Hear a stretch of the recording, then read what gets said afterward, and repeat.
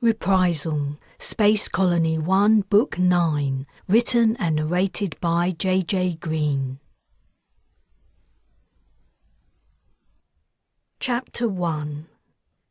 Seeds, tubers, corms, bulbs, spores, rhizomes, cuttings. Everything needed to replenish Concordia's biome was stacked deck to overhead in the Ark. Wilder walked the aisles, past refrigerator units, shelves full of boxes and thick packets neatly filed, and glasshouse areas sectioned off by transparent plastic curtains, moist with condensation. The growing tanks that had kept the crew fed on their long voyage had been dismantled months ago, yet she could still remember where they'd been and the crops that had grown in them. She'd worked the fields for years, after all, along with everyone else. The scientists said the seeding material also carried fungal spores, bacteria, and other microorganisms that subtly promoted growth. These were missing from Concordia, as well as all the other species the Scythians' biocide had destroyed. Their absence was the reason plants struggled to grow. Wilder didn't doubt the scientists were correct. Her crewmates weren't exactly her best buddies, not after all that had happened, but they knew their stuff. Kes had picked only the best for the trip.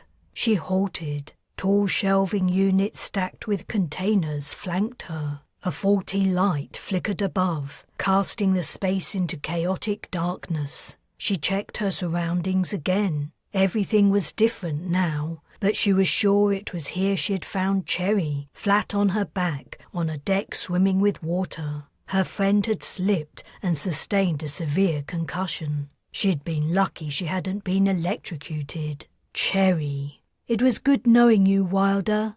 Those had been her parting words. Now she was on Earth fighting the Scythians, and it was up to the remaining personnel of the Sirocco to continue the fight on Concordia. For the aliens would return one day, perhaps soon. They knew that their biocide hadn't wiped out the humans. They knew the colony had survived, and they knew of its plan to restock the planet with life from Earth. She walked on. A comm arrived. "Where are you?" Niall asked. "It's time to jump." "Already? Sorry, I got distracted. I'm on the Ark." "What are you doing there?" His tone was cold, impersonal, irritated. "Just reminiscing." "Right." A touch of scorn. "Vessie's going to blow her lid if you don't get over to the jump chamber in the next 5 minutes. The captain had been reinstated to her position for the brief time it had taken to jump home. If there was one thing she could be relied on for,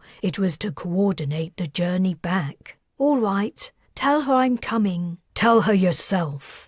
The comm cut out. Swallowing her anger, Wilder sent a message to Vessie saying she was on her way. Then she stomped toward the exit. Niall had been cantankerous and distant ever since a Scythian had snatched her on the Maker's Island on Earth. She hadn't pushed him about his attitude. She knew what his problem was. Kes had given her an insight into what was probably going on with Niall, and she thought the older man had been right. She was sympathetic, but it was no excuse to treat her so badly. When she reached the jump chamber, a few people remained outside their capsules, chatting. They side-eyed her as she walked in. She ignored them and walked to the nearest empty capsule. There was no point in placating them. Her rep had never recovered from the failed jump that had taken them years off course, and it never would. Everyone had expected to be away for only a few weeks. Instead, with the effects of time dilation, they had been absent for decades. Even if their loved ones had survived to old age on the crippled planet, they were probably long dead. It was hard to forgive something like that. "Jumping in 2 minutes," Vessie announced. Wilder stepped into her capsule and lay down, sinking into the spongy seat. She fastened her harness. What would Concordia be like? Was anyone still alive? If the colony had failed, was there any point in reseeding the planet, especially considering the Scythians were bound to return? Maybe it would make more sense to go back to Earth and try to make a life there. Her stomach sank at the idea. Earth was beautiful, but it wasn't home. 1 minute! The shell of Wilder's capsule closed. A voice sounded in her ear. Wilder? Hey, Mickey. Everything okay? Yeah. Silence. Are you worried about what we might find when we arrive? You're not alone, but don't be too concerned. The Scythians don't have jump drive. It will take them years to reach Concordia. The young girl's breathy sigh came down the line. I feel bad for telling them everything. You didn't have a choice. If you hadn't, they would have killed Nina. No one blames you. Besides, the Scythians would have returned to Concordia anyway, sooner or later. It's their origin planet. They have a sentimental attachment to it. It doesn't matter that they can't live there anymore. I guess so, Mickey replied doubtfully. I just can't help feeling that Dad would have been disappointed in me. No, he wouldn't. He would have been proud of you for protecting your sister. And anyway, he loved you so much, I don't think anything you did could have disappointed him. You don't need to concern yourself about that. A pause. Thanks, Wilder. The computer countdown began. See you in Concordia orbit, Wilder said. The numbers counted down. She'd endured many jumps now, journeying to Earth and returning home. She should have become accustomed to the sensation. Yet she still tensed as the countdown neared its end. Traversing space-time in a manner at odds with the natural movements of the human body was something that could never feel familiar. 3, 2, 1, 0. Reality shifted. She could no longer feel where she was in space. Her view beyond the transparent shell of her capsule stretched wide and then squashed in, folding in many pleats. At the same time, a piercing whistle assaulted her ears. Then it was all over. Her capsule opened. Excited voices filled the chamber. Home, someone said. Finally! I can't believe it, said another. It doesn't feel real. I wonder what we'll find down there, said a third. I wonder what's left. The tone turned somber and the voices quietened. Vesey cut through the conversations. At your stations, everyone. You all know what you should be doing. Zapata, where are you? After a preliminary check of the state of things on the planet's surface, the captain would go down with a small team. Everyone else would follow later. The Sirocco was not to be abandoned entirely. A skeleton crew would remain on duty, but on a regular rotation. It would not be right to condemn anyone to spending long periods of time aboard the vessel. Wilder sat up. People were climbing out of their capsules. She gave Mickey and Nina a wave, trying to look positive, though inside she felt quite different. She was all the girls had left in terms of a parent, and she felt utterly unequipped. She barely had her own life in order. How was she supposed to be a mother to 2 orphans? No! Niall was at the wall interface, staring at the screen. Captain, you have to see this. Is it what we thought? Yes. Vesey's features tightened. Right, then I don't need to see it. Plan B, everyone. Back in your capsules. Niall, do the honours. Wilder's heart sank deeper than her body into her seat as she resumed her position in her capsule. The shell closed over her again and the countdown started up. It would be shorter this time, the minimum the engine needed. They could only make a small jump, using up the remainder of their power. The question was, would it happen fast enough? An alarm blared out. A split second later, the ship shuddered. They'd been hit. She prayed the jump drive hadn't sustained any damage. If it had, they were screwed. This time the countdown seemed agonizingly slow. She willed the numbers to decrease faster.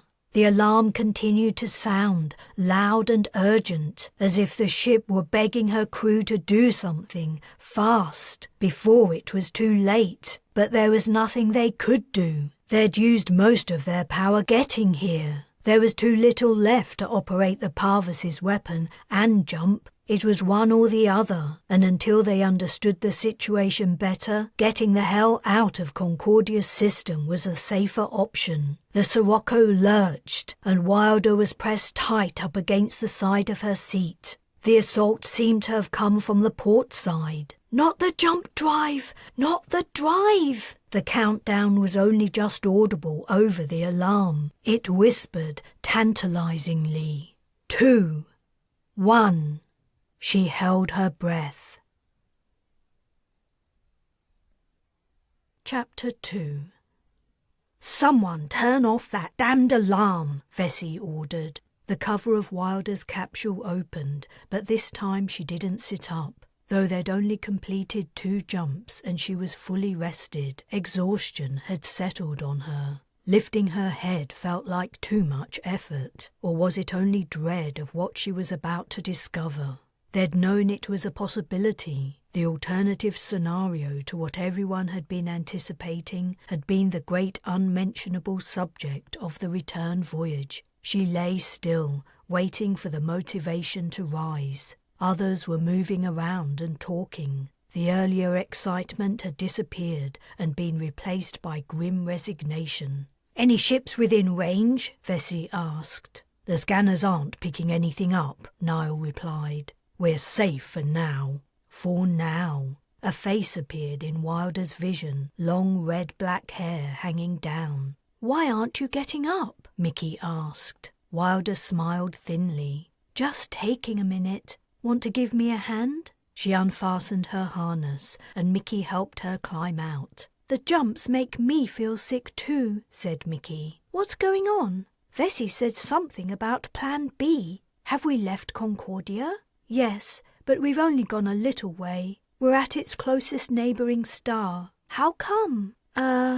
Mickey really didn't know. Wilder hated to be the one to break the news. "Didn't you feel the hits?" "Hits?" Mickey's eyes widened. "I thought there was something wrong with the ship. We were under attack?" "Where's Nina?" "She's gone back to our cabin. She always needs an hour to recover from a jump. In that case, come with me. Let's see what the scanners picked up." Mickey was going to have to deal with what faced the returning Concordians, despite her young years. It was better that she knew what they were up against. It wouldn't be fair, or even possible, to keep her in the dark. They walked to the bridge. Zapata was already at the pilot's controls, probably moving the ship to the optimum spot within the new system to avoid detection. They couldn't be too cautious. Vesey stood with Niall, assessing the scan data.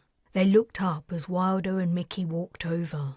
Vesey frowned. "Mickey, I'm not sure this is the right place for you at the moment." "She needs to know what's going on," Wilder retorted. "She's a member of this crew the same as everyone else. Hell, she and Nina grew up on this ship, and their father sacrificed his life." "Okay, I get it. Take a seat. Niall, put the images up for us all to see." While the captain was sitting down, Wilder asked, "Did you get the damage report yet?" Vesey grimaced. "The Ark took a hit that breached the hull. I've sent in a team. Hopefully we won't have lost too much." "I felt 2 impacts. Where was the second one?" "Just above the jump drive. We had a lucky escape. My guess is they don't know its exact location in the ship. Otherwise we wouldn't be here." "The data has rendered," Niall announced. "I'll put up the images of Concordia first, followed by what's in orbit." The bridge lights dimmed, and the centre brightened with a hollow of the planet's surface. Mickey gasped. Wilder's hands tightened on her armrests. She'd been expecting to see something like this, but the extent of it was shocking. Scythian domes dotted a dusty plain under a clear blue sky. It was hard to estimate the area the scanners had captured, but if the domes were the same size as the ones on Earth, they stood only a few kilometers apart. The surface of Concordia was thick with aliens. But I thought they didn't have jump tech, Mickey blurted. She turned to Wilder, eyes wide. How could they have got here so fast? Niall tutted irritably. They were already here, of course. Wilder studied the hollow more closely. It showed a Scythian in mid-air between the domes, unusually considering it was daylight, wearing the same breathing apparatus they'd used on Earth. That was somewhat of a relief. At least they hadn't managed to reverse the poisoning of Concordia's atmosphere with oxygen. Mickey asked quietly, "Is anyone still alive down there?" Vesey got to her feet and strode into the hollow. "These look like human figures, don't you think?" She pointed to a patch of land greener than the rest. Small upright shapes could be spotted among the vegetation. Were they people? It was hard to tell, but it seemed likely. Other macroorganisms had been wiped out by the biocide. "What are they doing?" asked Mickey. "Tending crops, I'd say," Niall offered. "Probably to feed themselves, and perhaps the Scythians too." "I think that vegetation must be crops," Wilder said. "It looks homogeneous, and there's precious little else around. I can't see any trees or scrub. The place doesn't look much better than how we left it. But I still don't understand how the Scythians—" Mickey paused. "I get it. They didn't come here due to what I told them on Earth. They'd already returned to Concordia anyway. What I said didn't matter." Tension seemed to leave her body. "That's a relief, though this is still a disaster," Vesey suggested. "What do they have in orbit, Niall?" The landscape vanished, and black space took up the central position on the bridge. Within the star-speckled darkness hung 3 crescent-shaped ships.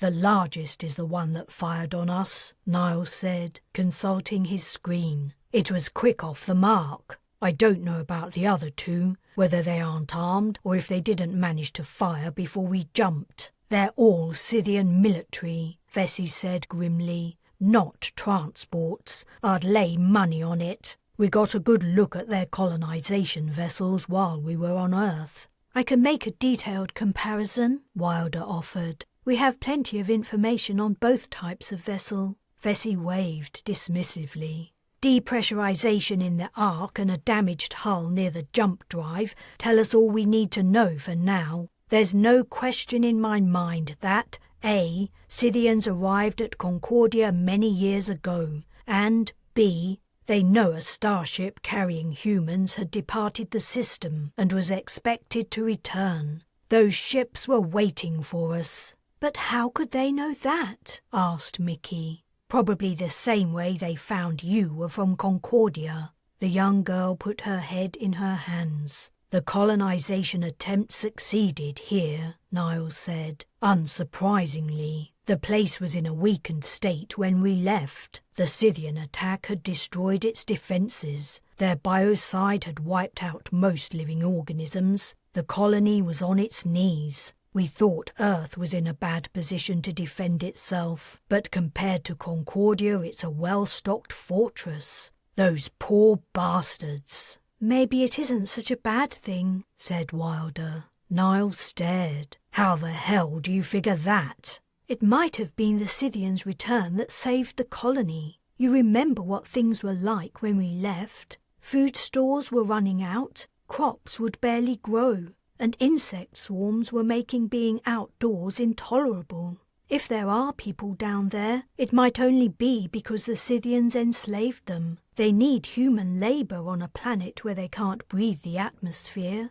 They would have had to fix the environment sufficiently for humans to survive." Vesey gave a snort. "The Concordia colony only continues to exist because it has alien overlords? That's rich. I wonder what Orbrio would have said." "He must be spinning in his grave," Niall muttered. "But wondering about what happened isn't going to change anything." "Exactly," said Vesey. "I have some thinking to do. We need a way forward, but at the moment I'm not seeing it." The minimal data the Sirocco scanners had gleaned in the short time the vessel had been in orbit painted a dire scene. If colonists remained on the planet, they were enthralled to Scythian masters. The aliens were somehow aware that an armed vessel belonging to the humans could appear one day, and they were on guard against it. And, aside from the crop plants, the environment didn't seem to have recovered. The planet still desperately needed the seeding material in the Ark to replenish its ecosystem. But how were they to get it there? How could they defeat the military vessels? Any small element of surprise they'd had previously was now entirely gone. How could they help the colonists, descendants of the people they'd left behind? Mickey lifted her head from her hands. Things might be even worse than we think. I'm not sure that's possible, said Vesey. But I guess I need to hear it. Fire away. Dad told me and Nina lots about Concordia while we were growing up. I could only just remember the place, and Nina couldn't remember it at all. He told us all the good stuff, how determined, brave and hard-working all the colonists were, what they'd endured and come through, despite the challenges. But he also told us something else, something I think you might have forgotten. She looked up at Vesey timidly. Forgotten? Well, I've certainly had a lot on my plate during this mission. Don't worry, I'm not Aubryo. I don't think I'm perfect, and I'm not going to bite your head off for pointing out a flaw. Mickey glanced around the group on the bridge. Zapata looked over his shoulder. Dad said the colony needed fresh genetic input. Otherwise, over the long term it was doomed. He said we needed to bring people from... Holy shit! Wilder clapped a hand over her mouth. Mickey, you're right. I'd forgotten. We've all forgotten. The original mission was to bring back the seeding material, but we were also supposed to be introducing new human DNA to the colony eventually. If not people, then donated eggs and sperm, or else inherited diseases would start to appear and the population would weaken. In the end, it could die out. Kes mentioned it at the meeting in the town hall, but that was so long ago. We were fixated on the main task, said Niall. The delay pushed everything else to the backs of our minds. Vesey shook her head. And to think I was set on not taking any Earthers with us, Mickey said. If I hadn't gone to the surface with Nina, I might have remembered in time and been around to remind you. I'm sorry. Don't worry about it, Vesey reassured her. This mission has been crazy for all of us. We've made plenty of mistakes. I'm certainly not blameless in that regard, but it's time to move on and look ahead. Zapata, have you brought us within range of the star to begin energy harvesting? In another few minutes. Niall or Wilder, could you please do the usual? I'll be in my office. I have a lot to think about. If anyone has any suggestions, feel free to disturb me. Chapter 3. When Mickey arrived at her cabin, Nina had woken up from her nap. She sat up in bed. What's happening? When are we going down to Concordia? I'm so excited to see it. I know it won't be for the first time, but that's how it feels. I was only a baby when we left. I don't remember home at all. Her lips twisted downward. I wish Dad was here. He could have taken us back to our old house. Only maybe it isn't there anymore. Mickey sat next to her sister and put an arm around her shoulders. We won't be going to the planet's surface any time soon, sorry. She gave her sister the news. Nina gasped. We were being fired on? I didn't realize either. I felt the hits and heard people's reactions, but it was all over so quickly I didn't get much time to think about it. I thought the jump drive might have gone wrong again. Nina rested her head on Mickey's shoulder. Are they going to force the Scythians to leave? How long will we have to stay on the ship? Captain Vesey is trying to figure out a plan. I'm sure she or one of the others will think of something. Mickey was trying to reassure herself as much as Nina, but the impression she had from the discussion on the bridge was that going home was going to be very difficult and dangerous. Nina asked in a soft whisper, Should we have stayed on Earth? The same idea had occurred to Mickey. They'd left Dad behind, and Cherry too, and for what? She'd thought Concordia would be safe, that she was taking Nina away from the Scythians, but it had sounded like the aliens were more established on Concordia. Their defences would be stronger, and the Sirocco was alone, without anyone to help. On Earth there had been helis, weapons, and a big population. Here there was none of that. A heavy feeling settled in her stomach. Dad was gone, and it was down to her to protect Nina. She had done a terrible job so far. I don't know, maybe. But Concordia's our home, right? It is, but... In truth, if any place was their home, it was the Sirocco. They'd spent most of their lives on the ship, growing up aboard her, and for a very long time her crew were the only people they'd known. They'd met some Earthers in the Scythian domes and after escaping, but they spoke a different language, making it nearly impossible to communicate. I think Dad would say Concordia is where we belong. That's where we were born, and that's where Mum is. I was dumb when I pulled that stunt and we snuck off to Earth. You're not dumb. Nina was being kind, but Mickey felt dumb and powerless. Did they say if there's anything we can do? Asked Nina. I think we can be most helpful by staying out of everyone's way. Mickey bit her lip. Or maybe not. The Ark took a hit and depressurized. We lost some of the seeding material. We could help by figuring out what we lost. I'll ask if that's okay. Sure, I'll get ready. Nina climbed out of bed while Mickey calmed the captain. She felt a little bad bothering her when she had a lot on her mind, but Vess's response was positive. She only asked to double-check the Ark was completely safe before they went over.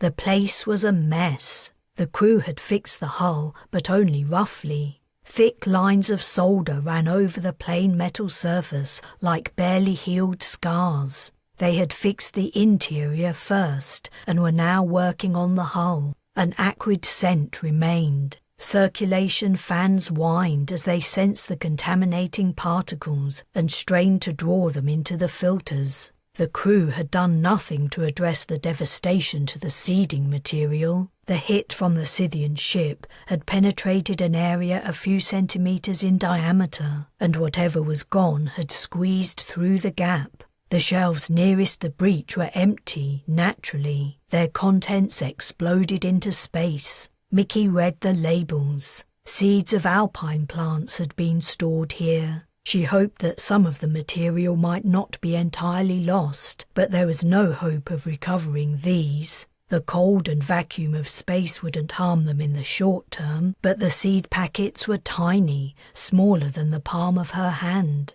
Locating them would be impossible. Oh well, Nina said. Concordia's mountains are going to stay bare for a while, or overrun by one species. Dad said some things had grown rampantly, covering hundreds of square kilometres, because nothing that used to eat them or compete with them had survived. Mickey had a faint memory of a swarm of insects biting her, but she didn't tell Nina about it. The image of humans toiling in the fields on Concordia sprang to her mind. What were those people enduring? The effect of the breach outside its immediate vicinity was less calamitous. Plenty had been dragged from storage, smashed against shelving units, thrown against bulkheads, torn apart, shredded and jumbled up, but it hadn't been lost. The situation seemed salvageable. She and Nina had spent long hours cataloguing and storing the collected samples. They were familiar with many of the items, so identifying them shouldn't be too hard, and they could confirm with DNA analysis. Then it would only be a matter of repacking and labelling them. The task would be lengthy and painstaking, but it would help to take Nina's mind off everything else. "What a mess!" Nina exclaimed. "It isn't as bad as it looks." Mickey stooped to pick up a tuber. "This is one of the roots Earthers eat, remember? Wilder said it tastes flowery and sweet." They hadn't tried it. Everything gathered had gone straight into the Ark. Nina's brow wrinkled. "Yeah, I think I remember.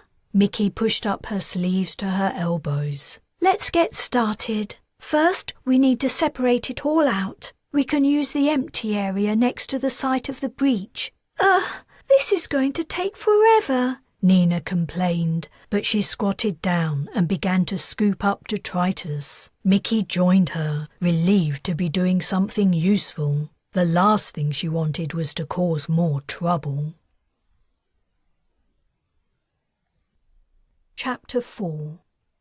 The Scythian vessel lay in pieces over the holding bay deck. Wilder, Niall and Dragan had recently spent every spare moment investigating the alien spacecraft, while the Sirocco had leapfrogged across the galaxy. What they'd discovered didn't seem helpful for tackling the current crisis, but Wilder had returned to the bay nonetheless, hoping to find something they'd missed. The major disappointment had been that the small two-seater ship appeared to be only for travelling within a planetary atmosphere. As far as they could tell, it didn't possess agrav, though, to be fair, that had been a recent introduction to intelligent galactic species in this sector, courtesy of herself. More pertinently, the craft wasn't airtight. They'd guessed the Scythians who flew them must have worn breathing apparatus, and Mickey and Nina had confirmed. The Scythian planetary craft was driven by a compact engine core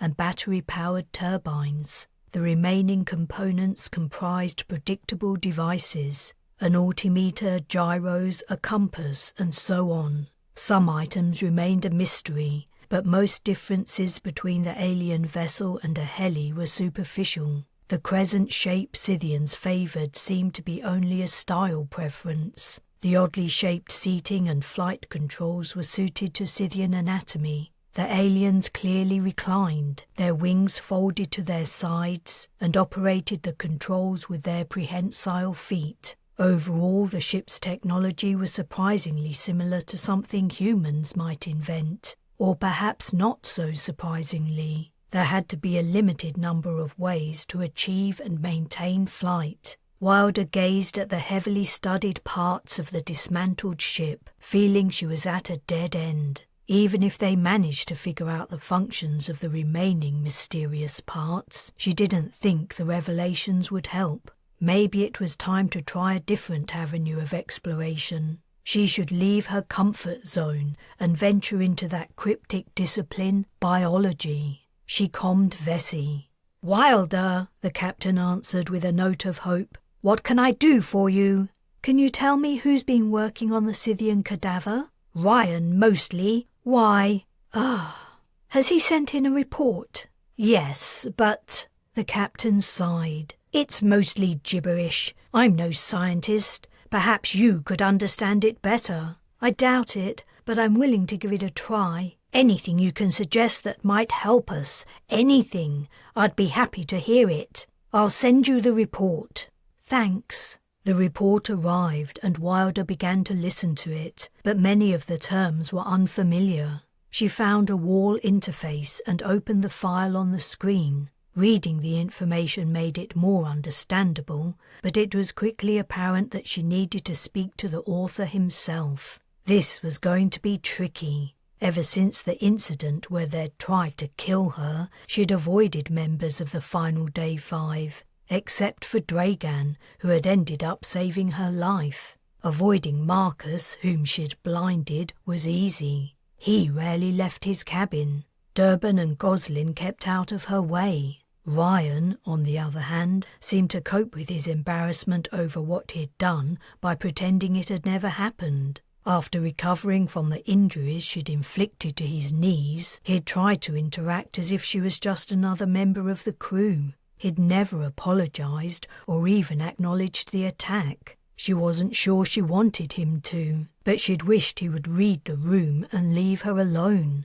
The memory of nearly being hanged by her shipmates wasn't something she wanted to dwell on. She tried to never bring it to mind, though the event invaded her dreams. In some, she didn't manage to get away. In others, she made it to Dragan's cabin, but he didn't experience his epiphany and defend her. If Ryan appeared in her vicinity, she would leave, and if he was someplace she needed to be, she would delay going in until he left. What made it worse was the fact that everyone else seemed to want to move on from the attempted murder too, like it was just one of the many crazy things that had happened on the ill-fated voyage. She understood how that was the most convenient reaction. Trying her would-be assassins for their crime would have been difficult, considering the circumstances, and it would have deprived the mission of desperately needed specialists. But how was she supposed to move on? She reached Ryan's cabin and hesitated, her hand halfway to his door chime. Did she really want to do this? She set her jaw and pressed. "Wilder, great to see you. It's been a while. I want to talk to you about—" "Take a seat. Can I get you something to drink?" Ryan's cabin was neat and bare, almost pathologically so. His bed was made, his desk empty, the walls unadorned. It looked like he'd only just moved in, not lived here for years. The only sign of occupation was a faint scent of antiseptic. What had he been doing before she arrived? "This won't take long. You've been working on the Scythian corpse, right? I was wondering what you could tell me about what you'd found. I read the report, but—" He lifted an eyebrow. "Gobbledygook, right? Don't worry. I feel the same when I look at anything to do with engineering or physics. I'll tell you what, why don't you come with me to have a look at it? I can give you an illustrated explanation." She hadn't anticipated viewing one of the creatures up close, but when she woke up this morning neither had she anticipated a chat with the man who tried to kill her. She might as well go all in. "Sure." "Actually, I'm glad you came to see me," said Ryan as they stepped out. "We haven't had a chance to talk about what happened when, you know." "We haven't had a chance to talk about it? I haven't given you a chance, asshole." "I just wanted to tell you, I forgive you." She halted, hard, as if she'd walked into a wall. "You what?" "I understand you were scared. I know if you'd been in your right mind, you would never have done what you did. You wouldn't have hurt me." From the mild expression on his face, he didn't seem to be registering her shocked reaction. "We are talking about the same incident, right? You do mean the time you, Marcus, Goslin and Durbin tried to string me up? You mean that time, right?" This wasn't how she wanted things to go. The last thing she wanted was to get distracted by past events. They needed to focus on present problems, but she couldn't let this twisting of the truth slide. Her entire body rebelled at the notion. "I believe you might have misinterpreted our intentions." "Oh, I don't think so," she snapped, setting off down the passageway at a speedy pace. "Take me to see the Scythian. Let's get this over with." He trotted to catch up to her. "If you would just let me explain." "What you did doesn't need explaining. I don't know what's gone on in your head since then, what mental gymnastics you've performed to convince yourself you didn't do anything wrong, but my memory is clear. And frankly, attempting to persuade me I misunderstood what you intended is disgusting." "But—" "Not another word. Show me the Scythian." She glared at him until he could no longer meet her gaze. His shoulders slumped. "It's this way." Understanding her fellow humans had never been her strong suit, and the effort got harder day by day. People could excuse anything to themselves, even the most abhorrent behavior. Ryan obviously had some weird psychological thing going on, with his surgically clean cabin and rewriting his heinous act in his mind. Niall was another weirdo. He was mean to her because he liked her. How stupid was that? Maybe she would have better luck understanding the aliens. "I put it back together, kind of." Ryan dragged a body bag out of a freezer. A mortuary hadn't featured in the Sirocco's plans. In the rush to design and build the vessel, there simply hadn't been time to include non-essential facilities. It was one of the reasons they had buried Kes on Earth, rather than bringing his body back to Concordia. People who had died during the voyage had been given a space burial, but the Scythians' remains could provide crucial information, and so the post-autopsy corpse had been placed in a food freezer, to many grumbles from the crew. Storing food alongside an alien cadaver was far too dangerous a risk to take, which meant fewer supplies. "Want to help me lift it up onto the table?" Ryan asked. "Are you sure it's safe to open it up again? Maybe you could show me some slides instead." "It's been tested for all known toxins and pathogens. I didn't come to any harm dissecting it, and it's frozen solid. There's nothing in here to concern you." He probably knew what he was talking about. She took one end of the bag while he took the other, and together they lifted it. "It's so light." "Typical of an aerial species. The bones are thin for its size and mostly hollow, like a bird's." Ryan pulled on surgical gloves. "Just a precaution." He pulled the zipper the length of the bag and pushed down the sides. Compared to her memory of the Scythian who had grabbed her and carried her aloft, the creature was almost unrecognizable. This was its partner that Strongquist had killed on the rocks, but the aliens looked extremely alike. A stiff, frosted, dull, cut-up mess lay within the bag's folds. Ryan chuckled. "I thought I did a better reconstruction job." He prodded a convex structure. "That's the skull." His fingers traced a line along thin, translucent membranes. "Those are its wings. The superficial features are already familiar and somewhat predictable, given what we already know about the Scythians. The skin is sensitive to ultraviolet light. No surprise there. We know they prefer to move about at night. My guess is, when they lived on Concordia, they were either nocturnal or the planet was heavily swathed in cloud cover. We know the climate was very different in the past. CO2 was the main atmospheric gas, so either conjecture could be correct." He dug around deep within the anatomical mess. Meat grated against bone, and despite the frozen state of the corpse, a faint whiff of the creature's nauseating odour wafted upward. Wilder put a hand over her mouth and nose. "What is that smell?" "It's quite something, right? I got used to it in the end. It comes from glands either side of the creature's anus, possibly a territory marking or sexual advertising hangover from its evolutionary past." He grinned. "The Scythians must either tolerate or enjoy their scent, otherwise they would go to greater lengths to cover it up." He dug deeper. "The most interesting part for me was its insides." He lifted a set of dry, deflated bags, like shrunken balloons. It was the most repugnant thing she'd ever seen. "Can you guess what these are?" "Surprise me." "Stomachs." "Stomachs?" "Plural. It has 3, possibly 4. One of the attached structures was hard to identify.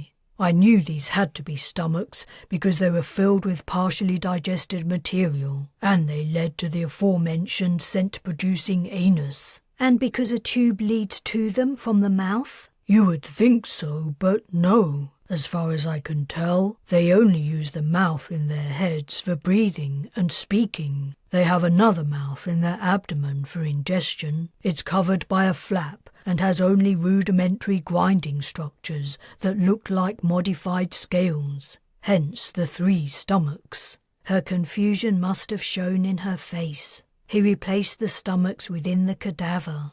"In human digestion, food is ground up in the mouth, mixed with saliva and swallowed. In the stomach, acids mix with it, breaking it down further." "I studied human biology at school." "I'm sorry, I didn't mean to be patronizing." "Like you didn't mean to try to kill me." "I'm only giving you a comparison to make my point. Scythians employ an entirely different digestion method. First, the food is somewhat broken down by grinding within the mouth cavity. Then it passes into the first stomach, where small stones get to work on it." "Stones?" "That isn't so strange. That's typical of a bird's digestive system, as I discovered on Earth. In the second and third stomach, bacteria complete the process. I haven't managed to identify any of them, which indicates they're all from the Scythian planet. It could be that Earth bacteria wouldn't work for them and would give them an upset stomach. The feeling of being at a dead end rose up in Wilder again. Finding out about the details of Scythian anatomy seemed to be a waste of time.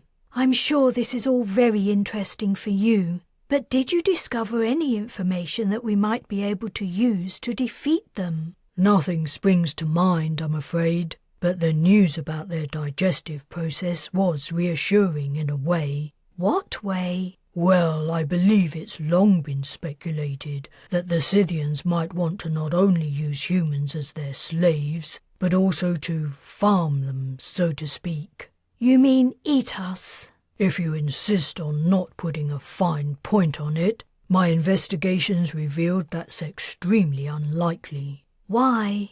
She couldn't see what was stopping the aliens from putting pieces of people into their mouth flaps. Because they're vegetarian.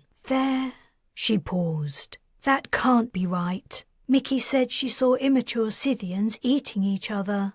I'm aware of Kez's daughter's reports. I can only tell you what I discovered. There was no animal DNA within the subject's stomachs, and everything about its digestive system screams vegetarian. But the rest of their anatomy is like a predator's, isn't it? Forward-facing eyes, grasping appendages, claws for cutting and slicing. That's correct, yet their digestive structure tells a different story. I agree it's counterintuitive, knowing what we know, but it isn't impossible. Life forms can pass through several apparently mutually exclusive stages before achieving maturity. It's feasible that the Scythians begin life as carnivores, preying on each other as Mickey suggested, but end up as plant-eaters. Passive vegetarians? As we know, unfortunately not. Chapter 5.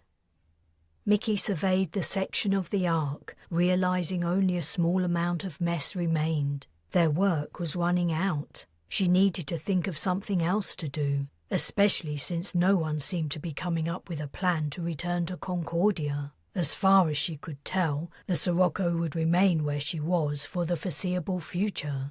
It was like the journey to Earth all over again. Mickey needed a distraction, something focused far from the ship and the current circumstances. She wondered what Dad would have suggested, and immediately the answer came. Nina, I have an idea. When we get back to the cabin, we can restart our history research. Her sister, who was crouching to reach under a shelving unit, straightened up. No thanks. I'm tired. I'm going to watch a vid. You must have watched all the vids in the database by now. Aren't you bored of them? Not as bored as I would be studying history. But we were interrupted in our studies when we jumped to Earth, and we never went back to them. Dad would have wanted us to finish. Mickey felt guilty about using Nina's feelings about their father as leverage, but it was for a good cause. I suppose you're right, Nina replied resignedly. Do you remember where we were when we stopped? The second Scythian attack, I think. All right, let's start there. But can we skim the stuff about the bombardment? It's too sad, and I don't feel like being sad right now. Sure, we can do that. They were in their cabin, reading about the early days of the Concordia colony when the door chime rang. It was Wilder. Mickey hugged her. It had been days since she'd seen their friend, who felt like an older sister. I want to give you a heads up, Wilder said, so the general announcement isn't going to be the first you hear about it. Oh, Mickey sat down. What's it about? We're going to jump back to Concordia and attack the Scythian ships. Nina sucked in air. But that's really dangerous. Last time they fired on us first.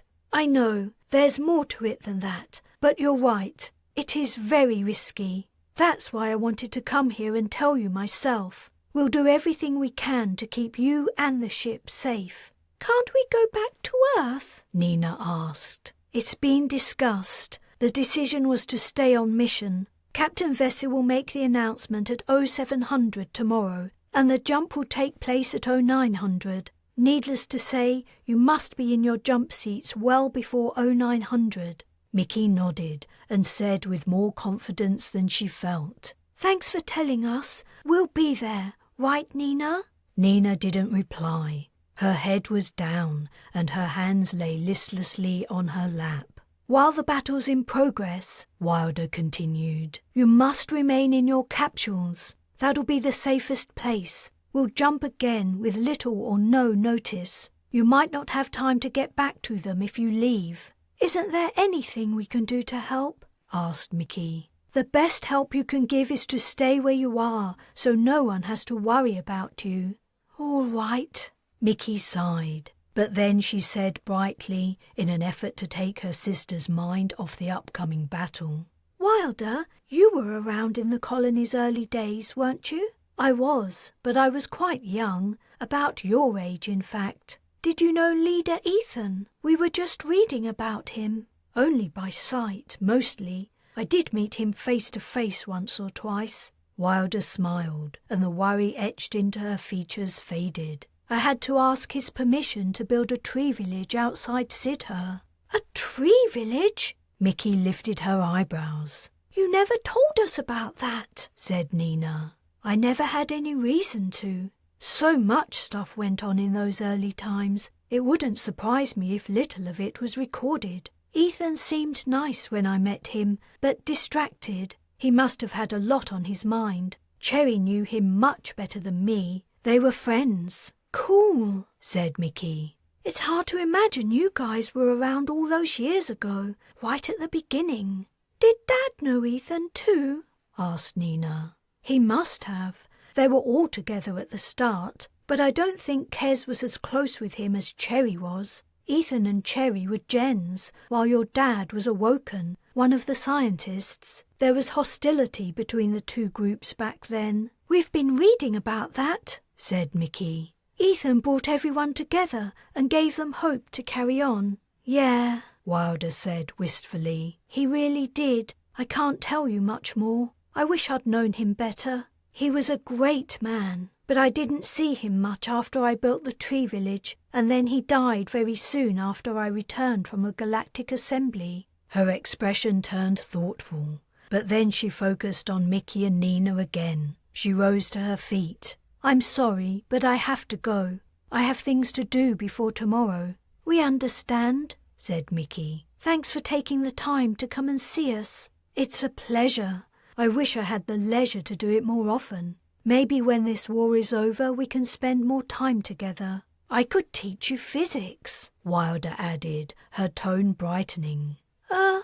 Okay," said Nina, giving Mickey a look. "That would be great." Wilder chuckled and leaned down to give each of them a hug. "See you in the jump chamber." Chapter 6.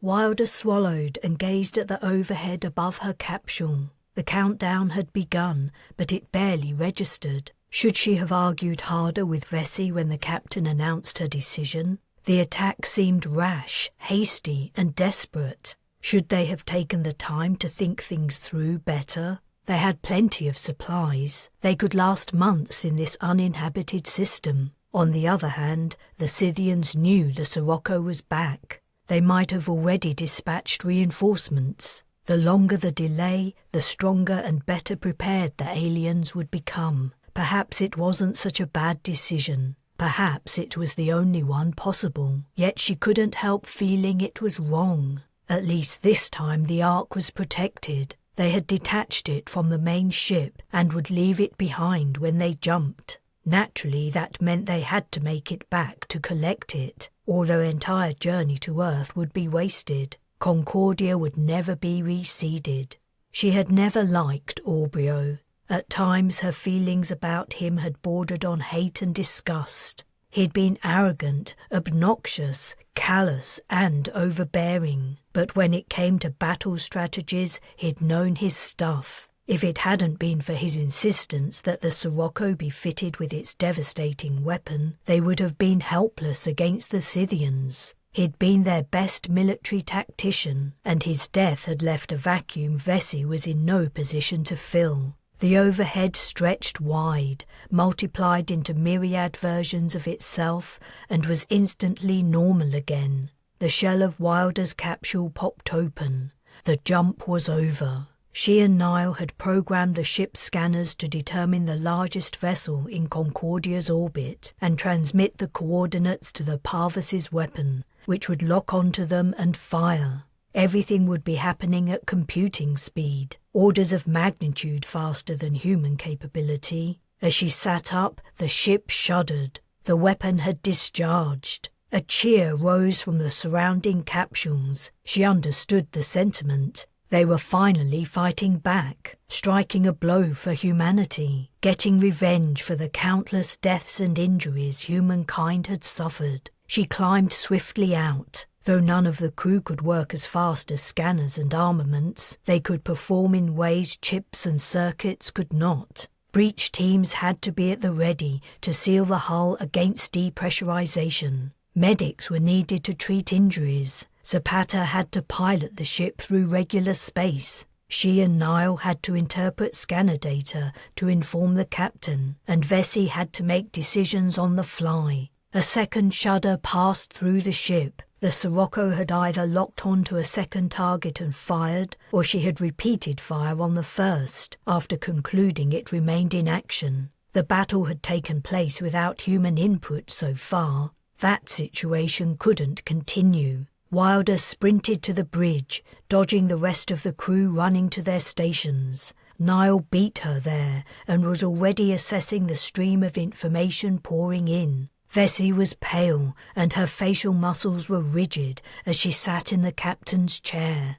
"Looks like 4 ships," Niall said, as Wilder reached his side. "One more than before?" "It might have been around the other side of the planet. We scored a hit on the biggest, but it's still—" His words were drowned out by the alarm. He might have said shit. They'd been hit. Vesey silenced the alarm. Wilder read the data. "Deck 2, portside dorsal," she told Vesey. "No indication of a breach." "The biggest Scythian ship is still moving," Niall said. "But that wasn't the one that fired." "Return fire on the one targeting us," said Vesey. "Maybe we took out the other's pulse cannon." "On it, Captain," said Niall. The Parvis's weapon could be devastating, but it was not particularly maneuverable. It would take precious seconds to reorient to the new target and lock on. Data flooded Wilder's screen. "Another hit! Deck 1, port side." "Bring us around, Zapata," Vesey ordered. She was presenting the other side of the Sirocco to their attackers, reducing the chance the same place would be hit twice, causing a breach. The ship's dorsal faced toward Concordia, protecting the jump drive. "Firing," said Niall, quickly followed by, "They're coming for us, Captain. 3 ships, the other one staying in orbit." Wilder had seen the alert too. The Scythians were speeding toward them, trying to close the distance separating the vessels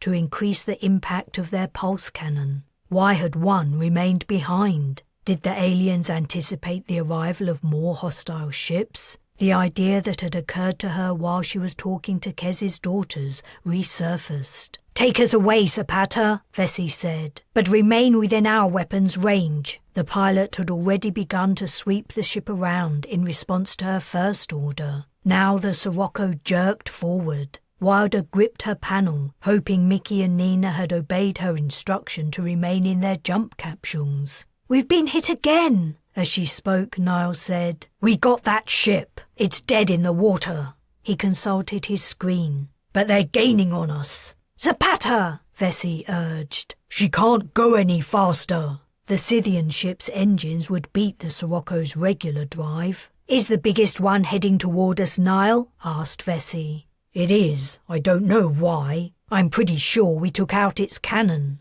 "Focus on the dangerous one. Wilder?" "The hit was on the starboard dorsal, 10 meters from our gun." Vesey uttered a curse. Protecting the already damaged areas of the ship had exposed their weapon to attack. More data arrived. "Hull breach," Wilder reported. "I know," said the captain. Her expression was strained as she listened to her earcom. There must have been casualties. She dispatched another breach team. Meanwhile, Nile had fired on the second Scythian spacecraft that had operational cannon. Wilder tightened her grip on the panel. Zapata was flying them from the Scythians at maximum speed. She managed to squeeze out, "Maybe they intend to capture and board our ship. They don't have jump tech, but they know about ours." "That's why their biggest vessel is coming for us," said Nile. "Holy shit," murmured Wilder. "Imagine what they might do if their ships could jump." "We're running out of juice," Nile said. Wilder checked her screen. Firing the Parvus's weapon had heavily depleted their energy stores. Zapata's maneuvering was also draining them. They had to return to the other system, and soon. "Another hit!" Wilder exclaimed. Their attack on the second Scythian ship had been ineffective. "Hull breach, deck! Fire again, Nile!" Vesey ordered. "No, we won't be able to jump. If we destroy the second ship and the biggest one's cannon are dead, it could be a ploy. Wilder's right. They must be slavering for the jump drive, prepared to sacrifice a lot, and they still have a vessel in orbit." "We have to jump," Wilder urged. "We can't outfly them, and another hit could take out our regular engines. Then if we don't have the power to jump, we'll be paralyzed. When the Scythians get here, they'll slaughter us." The crew had pulse rifles, brought along in case of problems with Earthers, but it was not military. The scientists would fall like flies under a determined assault. "But the breaches," said Vesey. "What will happen if we jump when the hull isn't intact?" Wilder's throat constricted. "I don't know."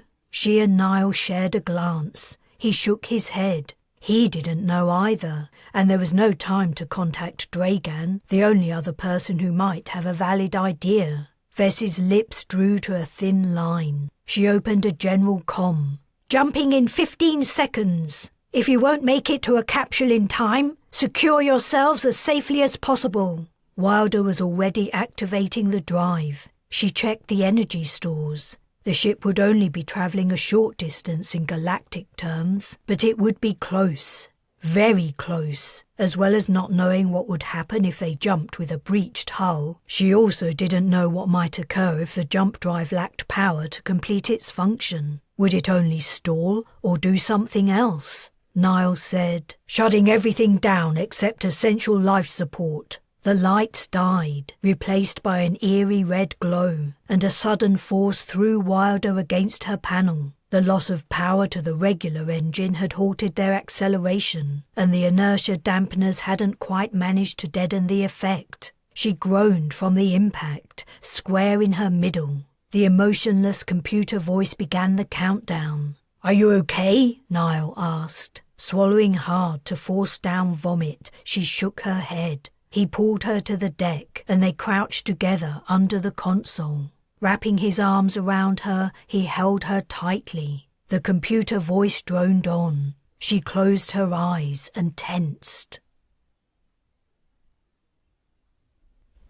Chapter 7. Wilder's gut was a ball of pain, eclipsing all other sensations. She opened her eyes. The bridge remained intact. Vesey was gripping the armrests of her seat. She looked how Wilder felt, about to throw up. "We made it?" Wilder whispered. "I think so." Nile released her and stood up awkwardly before looking away. "Are you hurt?" His gaze remained averted. "Yes." Now was not the time for heroics. The ship was no longer under attack, and her stomach hurt like a bitch. "I'll call a medic." Wilder gently lowered herself to her side to wait. From her new vantage point, she noticed the deck was grimy. She also had an excellent view of Vesey's shoes. The captain walked over. Squatting down, she put a hand on Wilder's shoulder. "Someone should be here soon, but there have been several casualties. You might need to wait a while." "Okay." She couldn't say anything more. Lacking anything to distract her, the pain seemed to be growing. Or maybe it really was growing. Maybe whatever the blow to her stomach had done, it was getting worse. "I'm sorry," Vesey said. "I would wait with you, but I have things to do." Wilder squeezed her eyelids closed and nodded. The captain left. Where was Niall? Had he gone too? She gingerly scanned around. He was sitting near her feet, head down, elbows on raised knees. Willing the pain away, she managed to utter a few words. "You don't need to stay." He shook his head and placed a hand on her ankle. His hair had grown out while they were on Earth, and it hung down, obscuring his features. Mickey ran in. "What happened to you? I came as soon as I heard you were injured." Wilder wanted to reassure her that it wasn't that bad, but she actually couldn't speak. "She needs a medic," Niall said tetchily. "Don't bother her." "I am a medic." Wilder held up a medical scanner. "For now, anyway. I'm supposed to be triaging the injured. What happened to her?" After Niall explained about the accident, Mickey asked Wilder to lie on her back. It was all she could do to not cry out as she complied. Mickey ran the scanner over her stomach and transmitted the results to the sickbay. The answer that returned within a few seconds caused Mickey's mouth to drop open and her eyes to fill with tears. "You need urgent care. Someone is on their way." She held Wilder's hand. "You're going to be all right." Wilder vaguely heard footsteps. Niall was leaving. They had lost one crew member, Wilder discovered when she woke up from her operation. When the Sirocco had jumped, a member of a breach team hadn't managed to secure himself. Or at least that was what everyone supposed had happened. On the other side of the jump, he was found to be missing. The only possible conclusion was that he'd been forced out of the ship, whether he was torn to pieces during the evacuation or he died of asphyxiation when his suit ran out of oxygen. It would have been a horrible death. When Wilder found out the missing person was Ryan, even she felt a twinge of pity. Otherwise, the ship's personnel had survived the battle mostly unscathed. Wilder had only one companion in sickbay, Maddox, Orbio's partner when Cherry had found out he was cheating. Maddox had broken her leg during the abrupt deceleration. Wilder didn't have a lot to say to her, and Maddox seemed to feel the same. Wilder read Vess's report again. The ship was in a worse state than her crew. She had sustained 2 major hull breaches and severe damage to her exterior from other hits. However, the Parvis's weapon remained operational, and the jump drive and regular engines were intact. Her bones were strong, even if her skin wasn't in the best shape, and they'd inflicted significant harm to the Scythian fleet. All in all, Ryan's death aside, the attack had been a success. What was more, the Ark had never been at risk. Their plan to reseed Concordia could still go ahead, if only they could drive the aliens from the planet. The sickbay door opened, and 2 flashes of colour darted in and ran to her side. Wilder found herself in the grip of a fierce hug. "Let her go," Mickey remonstrated. "You'll hurt her." Nina relinquished her grip. "I'm so glad you're okay, Wilder. You are okay, right?" Her eyes were watery as she stared anxiously. "I'm fine, really. Don't worry. I'm not going anywhere." The girls had lost their father and Cherry, who had become somewhat of a mother to them, as Wilder had herself. She understood Nina's fear. The loss of their remaining parental figure would be devastating. Mickey perched on the edge of the bed. "What was wrong with you? The only thing I understood from the scanner was that you were bleeding internally." "Ruptured spleen." "That sounds serious," Nina exclaimed. "It was, but it's been fixed. I won't have any lasting side effects, according to the doctor. I only need to rest for a few days to give it time to heal." The sickbay door opened again. Niall appeared, took a quick look at the girls, and ducked out before Wilder even had time to say hi. "Who was that?" Nina asked, regarding the closing door. "It doesn't matter. I'm glad you 2 didn't come to any harm during the battle. You stayed in your seats, right?" "Of course we did," Nina replied petulantly. "We always do what we're—" Her words trailed to silence, and she flushed deep red. She was thinking of the time they'd stowed away on the shuttle to sneak off to Earth. "We always do what we're told now," Mickey corrected. Speaking as someone who rarely did what she was told at your age, Wilder said, all I can say is sometimes you have to follow your heart, right or wrong. It's just what you have to do. You don't have anything to be ashamed about. And don't forget, if you hadn't gone to Earth and been captured by the Scythians, no one would have known how they raise their offspring. That's valuable intel. Nina's features brightened. What's going to happen now the battle's over? Mickey asked. I heard we didn't get all their ships, but we got some. Are we going back to finish them off? Nina's tone was hopeful and excited. It isn't as simple as that. We did inflict some damage, but the Sirocco didn't come off unscathed, and we lost a member of the crew. And you were hurt? Wilder smiled. And I was hurt. Captain Vesey will have to do some thinking before deciding what to do next. We can't keep exposing our ship to attack. We were lucky last time. We might not have the same luck again. One thing... She hesitated, reluctant to reveal too much and give the girls more to worry about. You can tell us, Mickey said. Whatever it is, we want to know what's going on, and no one ever tells us anything. Though her years of adolescence were long past, Wilder recalled vividly the feeling of being excluded from vital knowledge due to her youth. She wouldn't inflict the same experience on Kez's daughters. One thing in our favour is the fact that the Scythians probably want to capture the Sirocco with her jump drive undamaged. Aside from us, the only other species who can jump across galactic space is the feeler, who are aquatic. Their anatomy has properties that allow them to survive the effects of jumping. Niall and I invented a new system that mitigates those effects to a level human bodies can tolerate. As far as we know, every other atmosphere-breathing intelligent species still uses regular interstellar engines. Mickey said, so now the Scythians know we have jump tech, they want it too. You got it. And that means they won't go all out to destroy our ship. I suspect that might be one of the reasons we survived the battle. The Scythians were holding back. They will be waiting for us to return, said Nina. They'll be preparing to take the Sirocco away from us, without any regard for human life aboard. You see why Captain Vesey has a lot to think about?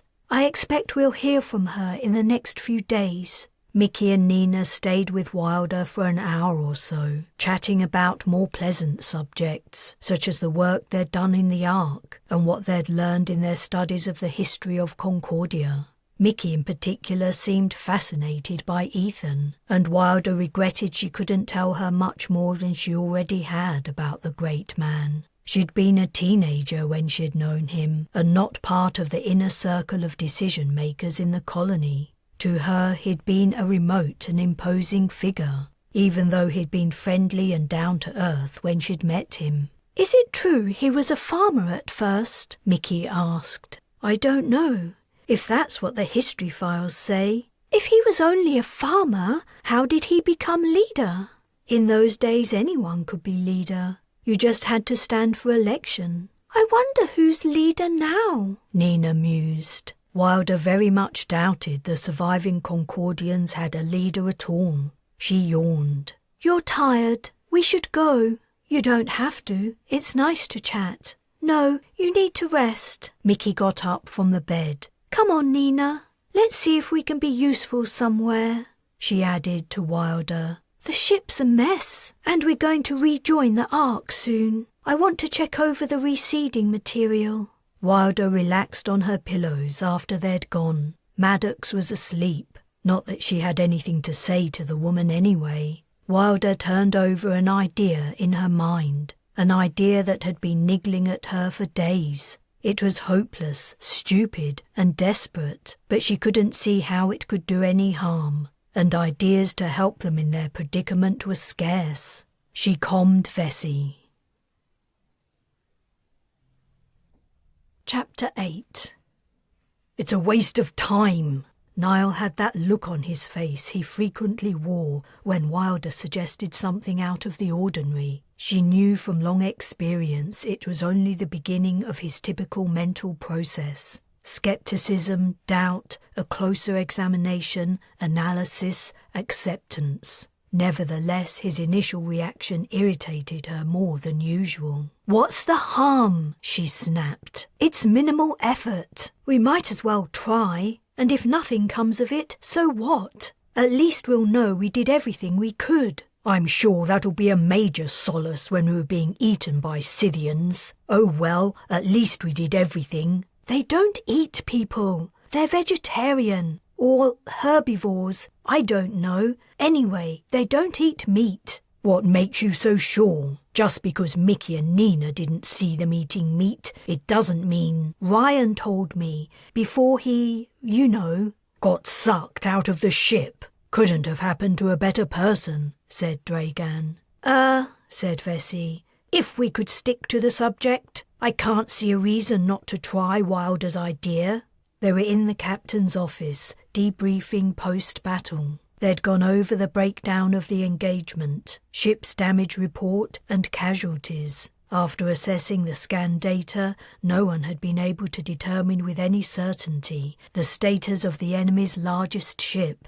It had taken a hit, but they had no detailed knowledge of Scythian military vessels. It was impossible to say if its armaments had been destroyed. The Sirocco could have been in a worse state. The jump drive and regular engines remained fully operational, but it was clear she might not survive a repeat battle. What was more, materials to effect hull repairs were in short supply. It wouldn't take many more breaches before they couldn't patch her up any more. "I can see two very good reasons," said Niall. "One, morale is already at an all-time low. When we don't hear anything back, I say when, not if, because, seriously, what's the likelihood of getting a response after all this time? It will tip the crew over into despair. Or two, it will stop people from trying.